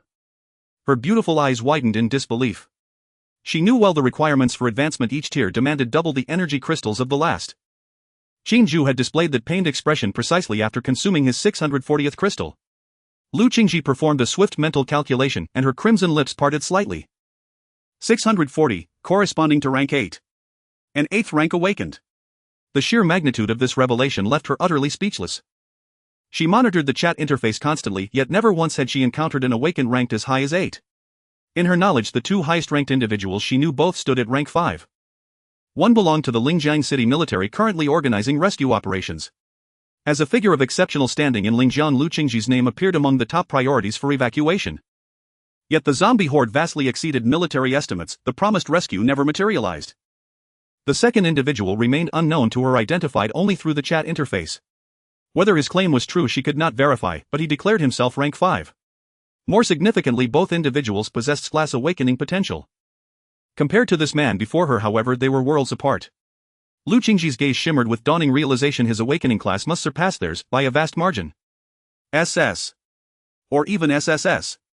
She moistened her lips. A strange thought bloomed unbidden. With this man, Wantang would surely survive the apocalypse far more securely.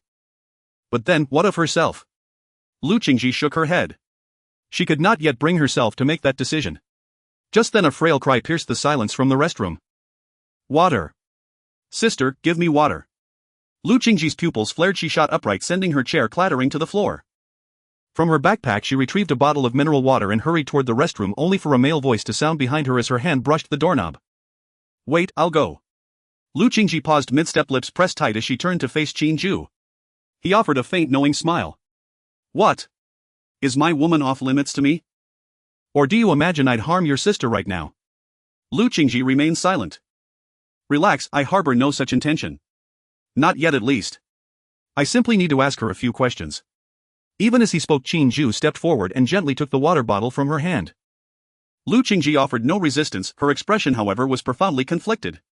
She had no means to prevent him from seeing her younger sister. She's extremely weak. Lu Qingji murmured an incomplete sentence, but Qin Jue understood its weight. I've said it, I hold no such intent. At least not for now. Qin Jue replied, then pushed open the door and entered. It clicked shut behind him with a soft final thud. Through the narrow gap Lu Qingji glimpsed her sister, and her heart dissolved into chaos. Inside, Lu Wantang, seeing Qin Jue instead of her sister, flinched, panic and fear flickering across her face. How did you get here? Where's my sister? Qin Jue smiled lightly and sat casually at the foot of the bed. She's taking a break. He studied Lu Wantang closely, her pallor, the dullness in her pupils. Clearly she had expended tremendous reserves. But she was alive, that was all that mattered. Qin Jue unscrewed the cap and extended the bottle. With great effort, Lu Wantang sat up against the headboard and drank slowly, sip by careful sip. After nearly half the bottle she lifted her gaze to him. How is my sister? And Uncle Fong? They're unharmed, working for me now. Working? Lu Wantang frowned. Qin Jue nodded. Sensing she would probe further, he cut her off swiftly. They live. Details can wait, you'll see for yourself shortly. Enough talk. I have questions. Lu Wantang opened her mouth, then closed it again, words swallowed whole. Qin Jue's gaze, deep and unwavering, locked onto hers as he voiced the question burning in his mind. You're an awakened, aren't you? What is your ability, and what rank? And why conceal it? Lu Wantang's expression twisted, hesitating. She gave no immediate reply. My patience wears thin. You aren't waiting for me to utter those clichés about speaking only if you wish to, are you? Qin Jue's voice lowered, grave and resonant. Lu Wantang stiffened, her mind flashing instantly to the image of him killing without hesitation. This man was a demon. She raised her eyes, weakly, reluctantly, and managed a bitter, trembling smile. It's not that I won't speak, but I don't know how to explain. Yes, I am an awakened. But my rank is unlike any other. Qin Jue raised an eyebrow, instantly intrigued. A talent level that is very strange. What could be stranger than his level talent of the Gravekeeper? Qin Jue had been asking Bai Ji to keep an eye on the chat interface for any survivors with strange talent levels. So far none had been discovered. Now that Lu Wantang mentioned that his talent level was very strange, the first thing Qin Jue thought of was his own talent. Could it be that Lu Wantang's situation was the same as his? Tell me, in what way is it strange? Qin Jue sat at the edge of the bed looking at Lu Wantang. Lu Wantang pressed her colorless lips together, seemingly organizing her words. After a few seconds she slowly spoke. Ordinary talents have talent levels graded as SSS. ABCD like this. But my talent level is different. My talent level is L. Qin Jue's pupils suddenly glimmered with intensity. L. Just as he suspected, Lu Wantang was of the same kind as him. He was Z and Lu Wantang was L. Originally Qin Jue thought he might be a freak among the talented. Now it seemed that such freaks were not limited to just him. Lu Wantang was one too. However, could there be even more? Z and L easily brought to mind the 26 letters of the alphabet. Qin Jue still felt the need to confirm Lu Wantang's situation. Are you sure it's L? Lu Wantang looked at Qin Jue with an annoyed expression, snorting softly. What would I gain by lying to you? From the moment I obtained my talent I felt something was off. I looked for a long time on the chat interface, but I didn't see any survivors in the same situation as me. That's also why I hid my talent. I felt there might be something wrong with it. Qin Jue narrowed his eyes. Lu Wantang's actions were quite similar to his. Both concealed the abnormalities of their talent levels. What is the name of your talent? Vitality. Level talent Vitality. Qin Jue frowned slightly. The name of the talent made its purpose clear. Lu Wantang had previously demonstrated this with practical examples. But Qin Jue felt that Lu Wantang's talent was more than just healing injuries. After all, it was as peculiar as his Gravekeeper talent. Can you elaborate? Lu Wantang took another sip of water before speaking. Although my talent level is very strange, it's also quite strong. Not only can it heal others' injuries, but it can even regenerate severed fingers. Have you tried it? Qin Jue asked. Lu Wantang nodded, smiling a bit sheepishly. I was curious, so I tried it, she said, lifting her right hand to wiggle her pinky. At that time I cut off a piece of this finger. It hurt a lot. But look now. Under my talent, how much has it healed? Just like it was never severed. Qin Jue's features scrunched up as he looked at Lu Wantang in disbelief. Could this woman have a screw loose? Or was she just insane? Cutting off her own pinky just to experiment with her talent. You cut off your own finger just to try it out. You didn't even conduct a test and you dared to do that. What if your finger didn't grow back? Lu Wantang shook her head at want.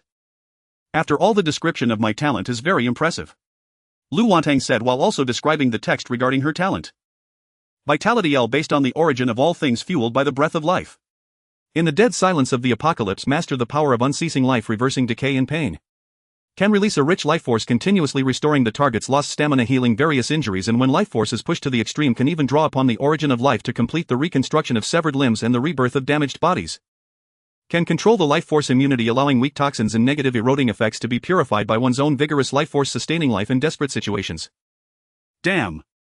Qin Jue's eyes lit up after hearing this. This was the vibe. Just like the Gravekeeper, it had a prefix description and was impressive. Indeed, Lu Wantang's talent was a peculiar one, just like his Gravekeeper talent. So, you cut off your finger just based on this description? Yes. Lu Wantang nodded. The talent description can't be lying, right? Qin Jue was left speechless. After thinking for a moment, he asked again, according to your words, not only can you allow other survivors to regenerate severed limbs, but you can also be immune to weak toxins. So you are immune to the zombie virus? Lu Wantang blinked slowly, shaking her head. I haven't tried that, I'm too scared. What if I turned into a zombie? Qin Jue's mouth twitched. She would dare to cut off her finger for an experiment, but she wouldn't dare to test the zombie virus. Women really have double standards. But then again, if it were him, he wouldn't dare. It's a shame my level is only one. I can't fully restore Uncle Feng. Lu Wantang's expression suddenly dimmed, her tone somewhat low. Qin Jue didn't comfort Lu Wantang, he was considering something else. What do Z and L actually represent? Do you have any guesses about your talent level? Upon hearing this, Lu Wantang smiled awkwardly. I do. But it's just a random guess. My talent level is L and my name is Lu Wantang. The first letter of my surname is L. Qin Jue facepalmed in silence. If that's the case, his surname is Qin, so the level of gravekeeper should be Q, not Z. Lu Wantang pouted, murmuring softly. I already said it's just a random guess. Have you encountered any other talent holders like me? Without any comparisons, how would I know what it represents? After hearing this, Qin Jue narrowed his eyes, pondering. It had already been proven that Lu Wantang's talent was as bizarre as his. The two were indeed of the same kind. Furthermore, since Lu Wantang had previously agreed to be his woman, Qin Jue was considering whether to tell Lu Wantang his talent level. After a moment's thought, Qin Jue decided to tell Lu Wantang. What if she could figure out the specific meaning of Z and L? My name is Qin Jue. Qin Jue cleared his throat, seriously staring into Lu Wantang's eyes. Lu Wantang was perplexed, unsure why Qin Jue was introducing himself all of a sudden. Thinking of the conditions she had agreed upon with Qin Jue, Lu Wantang's heart suddenly jolted. Could it be? This man wanted her to fulfill her promise. Before Lu Wantang could say anything else, she heard Qin Jue continue, my talent is called Gravekeeper. Its level is Z. Lu Wantang looked at Qin Jue in shock. You are not joking, are you? Do you also possess an unusual talent level? No, wait a minute. The ability you used when you killed before doesn't match what you called the Gravedigger. You are lying. A wicked smile curled at the corner of Qin Jue's mouth as he replied lightly, who says a person can only have one talent? After a moment, Qin Jue waved his hand. Well, talk about this later. Now tell me, can you think of a connection between L and Z? Lu Wantang suppressed the doubts in her heart at Qin Jue's words, biting her finger with her brows slightly furrowed. I had a guess before, but without a reference I didn't dare to confirm it. But now that you've mentioned it, I am somewhat sure of that guess. Of course, this is under the premise that you are not lying. Qin Jue immediately urged, what guess? Lu Wantang blinked her big eyes at Qin Jue and slowly uttered a word. To be precise, it was an English word. Life. It means life, which is very similar to my talent vitality, and the first letter is also L. Qin Jue nodded slightly in acknowledgement. Lu Wantang's explanation was indeed sound. But according to this logic, what could Z represent? Qin Jue's English was not good, he hadn't even passed level 4. For a moment he couldn't think of the connection between Gravedigger and Z. But that was not a big deal. Previously he had obtained many skill books when burying the dead. Among them were many skills similar to fluency in foreign languages. Without hesitation, Qin Jue immediately learned one skill. At this moment Lu Wantang had already provided her answer. She was not just an ordinary actress, whether in professional studies or cultural classes she excelled. Even if she hadn't entered a film academy, she could easily gain admission to prestigious universities like Tsinghua or Peking University. The reason she became an actress was merely to help reduce costs for her family's corporation. After all, the endorsement fees for stars are quite expensive. Zomber, a synonym, can be completely explained as your talent Gravedigger. Zenith originally means peak, but it can also be interpreted as the end. Zero, I don't need to elaborate on that, right? Zero or nothingness. Lu Wantang's voice rang out softly, and at this moment Qin Jue had finished using the skill. Indeed, according to Lu Wantang's description, these words were quite compatible with his talent. If you are not lying, then your talent level Z should represent Zomber. Qin Jue smirked, withholding his opinion. What is Zomber? It lacks any sense of prestige. The description of Gravedigger is quite impressive.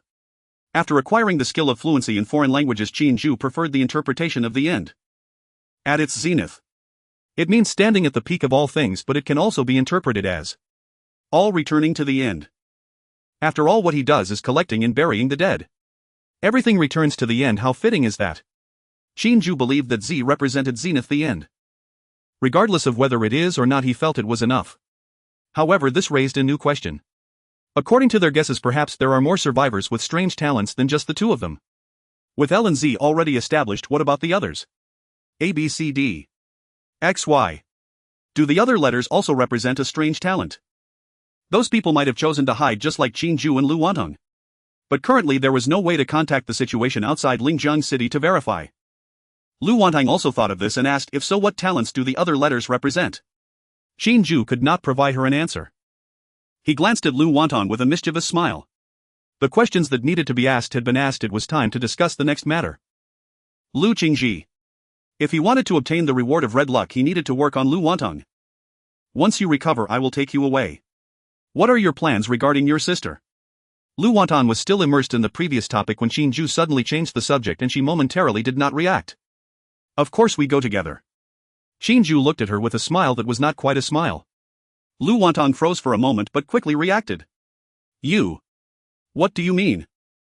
Are you only taking me away? Qin Jue shrugged and said matter-of-factly, why not? You are my woman, she is not. It is only right that I take you away, after all you also know what my talent is. We are like two grasshoppers on the same rope. But she is not. I have no reason to take a woman who has no relationship with me. Qin Jue's smile widened, becoming even more wicked. If you do not want to part with your sister, then convince her. You know what I mean. Lu Wantang bit her lip, fully aware of the implications in Qin Jue's words. She had not expected the man before her to be so greedy. One was not enough for him, he was also eyeing her sister. However, in her heart she felt the same as Lu Qingji, she did not want to be separated from her sister. If I were to backtrack on what I said before, what would happen? Qin Jue's smile remained unchanged, but his words sent a chill down Lu Wantang's spine. You will die. I do not like those who lie to me. Qin Jue raised an eyebrow. To be honest, even if Lu Wantang rejected Qin Jue now, she would not feel anything. But as he said, Lu Wantang would die. Coincidentally, he also wanted to test if the talent of Gravedigger could obtain Lu Wantang's talent. He even hoped Lu Wantang would refuse so he would have no psychological burden. However, to directly kill Lu Wantang to seize her talent, Qin Jue felt he was not a bad person, but he had not reached the point of senselessly killing for talents. Most importantly, Lu Wantang and he were not in an antagonistic relationship. If they were enemies, it would be different. Qin Jue would not waste any words with her. This was Qin Jue's principle and the bottom line for survival in a post-apocalyptic environment. If he killed everyone he saw, how different would he be from a soulless zombie? Lu Wantang stared intently at Qin Jue, her heart filled with bitterness. She had no doubt about the truthfulness of Qin Jue's words. This man was so cold-blooded that it was frightening. During the earlier incident, he had merely watched from the sidelines. If she had not actively sought help, Qin Jue might have just watched her and her sister die there. I can go with you, you can do whatever you want to me. But can you spare my sister? Lu Wantang made her last struggle. Qin Jue frowned slightly and said in a deep voice, Miss Lu, it seems you have misunderstood something. I will not force your sister to make any decision no matter what. However, if the outcome is not what I desire, then I will definitely not take her alone. Lu Wantang lowered her head and Qin Jue could not see her expression. After a long pause, Lu Wantang finally lifted her head, her voice tinged with helplessness. I want to see my sister. I will try to persuade her. Qin Jue left the room, and as soon as he opened the door he saw Lu Qingji glancing over at him in an instant. She was sitting not far from the entrance, her face filled with concern. Seeing her expression, Qin Jue smiled faintly. Don't worry, I haven't done anything to your sister. She wants to talk to you, go on in. Lu Qingji nodded, quickly getting up and entering the room, her footsteps swift. The door closed gently and Qin Jue glanced at it before casually finding a chair to sit down. He had no interest in what the two sisters were saying. But his decision would not change. If Lu Wantang could not convince Lu Qingji, he certainly would not care about Lu Qingji's fate, only taking Lu Wantang with him. Taking out an energy crystal, Qin Jue continued to consume it. In the room, Lu Qingji hurriedly walked to the bedside and held her sister's hand. Wantang, how are you feeling? Lu Wantang leaned against the head of the bed, her complexion still pale but slightly better than when she had just woken up. She grasped her sister's hand in return without answering, instead looking up into Lu Qingji's eyes and softly spoke, Sister, let's leave together. Lu Qingji's eyelashes fluttered slightly, her face showing little emotion, but she tightened her grip on her sister's hand. Wantang, what are you saying? I know. Lu Wantang revealed a faint bitter smile. But sister, we have no choice. What do you mean we have no choice? Lu Qingji's voice turned cold. We can wait for rescue the military people. Sister. Lu Wantang interrupted her. The military said they would come on the first day of the apocalypse, and now it's already the 7th day. Where are they? It's not that they don't want to rescue us, it's that they can't. I know you've been in contact with the military, but when will they come to save us? Lu Qingji opened her mouth but couldn't find the words. Even if the military arrives and takes us away, then what? Lu Wantang continued. Will they settle us in some camp, giving us a little food each day, living like we're waiting to die? Lu Qingji stared at her sister, her face somewhat pale. So you plan to let me go with that man? Are we both going to follow him? Lu Qingji's words trailed off, but Lu Wantang understood exactly what was meant. Her face turned red and she felt extremely embarrassed. The idea of both sisters being with one man was something Lu Wantang had never considered. But for now it was the best choice. Sister, he is different. What is different about him? Lu Qingji asked coldly. Do you know what kind of person he is? Moreover, he has 4 women. 4. Lu Wantang's mouth dropped open, her beautiful eyes wide with disbelief. Qin Jue has 4 women. This was something she had no idea about. So where is he different? To me he seems like a lecher. Lu Wantang was at a loss for words, she thought the same. But if she didn't convince her sister, the two would really be separated. After a moment's thought, Lu Wantang gently spoke. Sister, he truly is different. He is a talent bearer and not just any talent bearer. Upon hearing this, Lu Qingji frowned as she looked at her sister. By the way, you are also a talent bearer. Why didn't you tell me? Lu Wantang smiled and replied, my talent is somewhat different and so is Qin Jue's. For now I can't explain it to you, but just know that if we follow him we can stay together and live better. You saw it just now. That person killed Li Fu and Wang Gang with ease. And I feel he has more than one talent. Besides, you should have seen it too, he's wearing the very popular thermal suit from the chat interface. And as for what you mentioned, he has 4 women. A man with 4 women means he is not lacking in food. Sister, I'm not trying to speak for him, but this is our best choice. Mom and Dad are currently missing. I don't want to be separated from you. Lu Qingji remained silent. This statement was like a needle pricking the softest part of Lu Qingji's heart. She turned her head looking out at the pale pink rain curtain, remaining silent for a long time. Indeed, Qin Jue's strength surpassed Lu Qingji's understanding. Following him might truly be the best choice. But just thinking about what would happen by following Qin Jue, Lu Qingji still found it hard to accept. Sister, I'm not saying you have to do anything with him right now. Just follow him out of here, leave this cursed place and survive first. Staying here we don't even have food, only a dead end. As for what happens next, we can talk about it later. Lu Wantang's voice softened, carrying a hint of pleading. Lu Qingji closed her eyes, feeling a whirlwind of chaos inside. She didn't know how to decide. After a while, Lu Qingji slowly opened her eyes, her face devoid of any expression. What about Uncle Fong? Will he take Uncle Fong with him? Lu Wantang was taken aback and then tentatively asked. Sister, does this mean you've agreed? Lu Qingji smiled bitterly, stiffly nodding her head. What else could she say? Should she just watch Qin Jue take Lu Wantang away, leaving the sisters separated like this? Or should both of them not leave with Qin Jue and end it all here? What was the point of their struggle to survive for so long? No one wanted to die, and even Lu Qingji as a female president felt the same. She had no other choice. What about Uncle Fong? Lu Qingji asked again. They could leave with Qin Jue, but there was no way they would leave Uncle Fong behind. After all, Uncle Fong had treated them like his own daughters and had even sacrificed an arm for them. Lu Qingji couldn't abandon him. I will convince him to take Uncle Fong with him, he will agree. Are you sure? Lu Qingji was skeptical. She could tell that Qin Jue was a heartless and selfish person. Moreover, he was a lecher. Convincing him to take Uncle Fong alone would likely be difficult. I can try. Lu Wantang was also uncertain. But just like her sister said, they couldn't abandon Uncle Fong. She had already made up her mind, Qin Jue would surely agree. Then it's up to you. Lu Qingji snorted lightly, directly passing the difficult task to her sister. This is the first time I've seen my younger sister help an outsider persuade her sister. Especially for something like this. Lu Wantang stuck out her tongue. There was no other option, this was their best choice. Especially after learning that Qin Jue also had an extraordinary talent like hers. If they followed their previous assumptions, their talents were quite remarkable. Following Qin Jue was the way to survive better. You rest well, we'll talk about other matters later. Lu Qingji said, getting up to leave.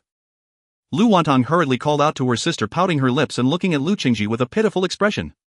Sister, I'm hungry. Go find your man. Lu Qingji left these words and directly pushed the door open to leave. Behind her, Lu Wantang was not unhappy at all, instead she was quite excited. She did not expect her sister to be so easily persuaded. In her heart, Lu Qingji would never agree to such a ridiculous matter. It really was a very absurd thing. Even Lu Wantang herself had not thought of this. But then again, they had no other way. Now that her sister had been convinced, all they needed was for Qin Jue to agree to take Uncle Fong and leave. Lu Wantang was confident that she could persuade Qin Jue. If she couldn't persuade him, then she would seduce him. What he wanted was just her body right. At worst, she would just give it to him. After all, she had agreed to be his woman, it was only a matter of time. The door was pushed open again and Qin Jue slowly walked in. His expression was not very good, somewhat gloomy. This was because when Lu Qingji called for him, her expression was also quite dark, even carrying a hint of disdain. Qin Jue speculated that the two sisters must not have come to an agreement. He wondered what decision Lu Wantang had made. So what's it going to be? Are you coming with me or are you going to die here? Qin Jue said coldly. Lu Wantang blinked, her big eyes full of confusion. What are you talking about? Why would I die here? This time it was Qin Jue who was somewhat taken aback. What was going on? Was Lu Wantang planning to abandon Lu Qingji and leave with him? That was certainly an option. Getting a reward of Hong Luan Ci Fu would be enough. Have you made up your mind? Are you leaving Lu Qingji here? Qin Jue still asked. Lu Wantang was even more confused. What are you talking about? My sister agreed to leave together. Qin Jue was momentarily stunned, looking at Lu Wonton with disbelief. Lu Qingji plans to leave with us. Yeah. Lu Wonton nodded. Qin Jue rubbed his chin, his expression strange. Since Lu Qingji planned to leave with them, what was that expression earlier? The last pride of the female CEO. Qin Jue found it amusing, but he was very satisfied with the outcome, a smile suddenly appearing on his face. Poof. Lu Wonton snorted, looking at Qin Jue with disdain. Don't get too happy too soon. Although my sister agreed to leave together, there's a condition. What condition? Qin Jue asked. It's not something like you can't touch her without her consent, right? If it's that, then it's out of the question. What a joke. He wasn't lacking in women. Each of the 4 at home was not Lu Qingji's. The purpose of taking Lu Qingji away was for the reward of Hong Luan Xiaifu. If he couldn't touch her, what would he take her for? He didn't lack for vases. Even less did he need a mouth that could only eat. You really are no good. Lu Wonton's eyes were filled with disdain. Qin Jue smiled but remained silent, his face showing an attitude of no negotiation. Not that. Lu Wonton huffed. My sister said she can go with you, but you need to take Uncle Fong with you. Qin Jue immediately frowned. No way. I don't have any other men at home, just me. Lu Wonton glared at Qin Jue. I'm just asking you to take Uncle Fong away. I didn't say he had to live with us. That's still not okay. Qin Jue said in a deep voice. With only women at home, it felt strange to have an unfamiliar man around. Even if he was an old man. Really not okay. Lu Wonton stared at Qin Jue intently. No way. Qin Jue answered very firmly. The atmosphere in the room suddenly became tense. Qin Jue and Lu Wonton stared at each other, neither saying a word. Suddenly Lu Wonton made a move that left Qin Jue dumbfounded. She gently tugged at the collar of her shoulder, revealing a glimpse of fair skin and delicate collarbones. Her pupils turned watery and she lightly bit her lower lip. How about this? Qin Jue's eyes brightened, but he quickly returned to calm, scoffing. Lu Wonton, I remember you're an actress, right? Are you trying to seduce me with your acting? Lu Wonton was immediately choked with anger, her chest rising and falling. Damn it. How could he say she was performing? You jerk. Lu Wonton exclaimed angrily. Qin Jue was completely unmoved, letting out a cold laugh. Still acting? Your body hasn't even recovered and you want to use this method to coax me into agreeing to your conditions. Besides, haven't you not bathed for days? You must smell. Lu Wonton was so angry that her chest heaved violently as she grabbed a pillow and threw it at Qin Jue. You smell. Your whole family smells. Qin Jue caught the pillow with a smile, standing still while looking at her. Lu Wonton, unable to stand it, pointed towards the back of the room. There's a bathroom there. My sister and I bathe every day. Qin Jue followed her finger and raised an eyebrow. Sure enough, he saw a small door slightly ajar with light reflecting off the tiles through the gap. Damn it. There was not only a resting area in the office but also a bathroom. Could this be some executive's hidden space? Qin Jue withdrew his gaze and looked at Lu Wonton again. I said it's not okay. It's fine to take you and your sister, but that old man is out of the question. Lu Wonton bit her lip and got out of bed, her legs still weak, as she leaned against the bed for a moment before slowly walking up to Qin Jue. Standing at 168 meters, she looked up at Qin Jue with a determined gaze. The next second, Lu Wonton directly grabbed Qin Jue's wrist and turned to head towards the bathroom. She walked slowly, her steps unsteady, but her grip was tight, her knuckles turning white. Qin Jue didn't move when Lu Wonton tugged twice and couldn't pull, and she turned back to glare at him. Let's go. What for? What do you think? So anxious.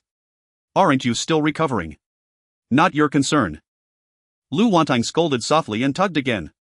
This time Qin Jue took a step forward, following her force. When they reached the bathroom door, Lu Wonton pushed open that small door. The bathroom was not large, only a few square meters, with a shower and 2 towels hanging on the wall. Lu Wonton released Qin Jue's wrist and turned to face him. Her fingers pinched the hem of her clothes as she looked up at Qin Jue's eyes, her eyelashes trembling slightly. Qin Jue leaned against the door frame, arms crossed as he watched her. Lu Wonton took a deep breath and suddenly tore off her clothes. The gray knitted cardigan fell to the ground, revealing a black camisole underneath. She didn't stop. The camisole slipped down her shoulders, sliding down her body and pooling at her feet. Her fair skin glowed faintly in the dim light of the bathroom. Her collarbones were exquisite, her waist was slim, and her chest rose and fell slightly with her breathing. Lu Wonton's face had turned red to her ears, her neck flushed all the way to her collarbone. She lowered her eyes, not daring to look at Qin Jue, her eyelashes trembling like butterfly wings, her lips tightly pressed together, fingers clenched at her sides, knuckles white. Having lived for 26 years, she had never done this in front of any man. Even during kissing scenes and acting, she used a stunt double, let alone this. Have you seen enough? Her voice was as small as a mosquito's buzz, trembling. Qin Jue said nothing, just looked at her. Lu Wantang bit her lip and closed her eyes. The next second a greenish light shone from her palm. The light spilled from her fingertips, spreading up her arms and enveloping her entire body. Damn! Qin Jue's heart jolted. This woman actually used her talent to restore her strength. He saw with his own eyes Lu Wantang's pale complexion gradually becoming slightly flushed. A few seconds later the light faded away. She raised her head to look at Qin Jue. Her chin slightly raised, her eyes carrying a hint of pride and provocation. Come on. Qin Jue stared at her for 2 seconds, a smile slowly forming at the corners of his mouth. This is impressive. Using your talent to restore strength while consuming energy to use your talent. I'm willing to call you the Eternal Motion Princess. Lu Wantang glared at him with her almond-shaped eyes, annoyed. Are you still rambling? Qin Jue grinned, reached out and pulled Lu Wantang into his arms, using his other hand to close the bathroom door. With the atmosphere set like this, he naturally had no reason to refuse. The sound of water began in the bathroom, mixed with low laughter and teasing curses spilling out from the gap of the door. Jerk, turn off the light. There's no light. Then close your eyes. If I close my eyes, I won't find it. Shut up. Jerk. Ah. Hug, take me to bed.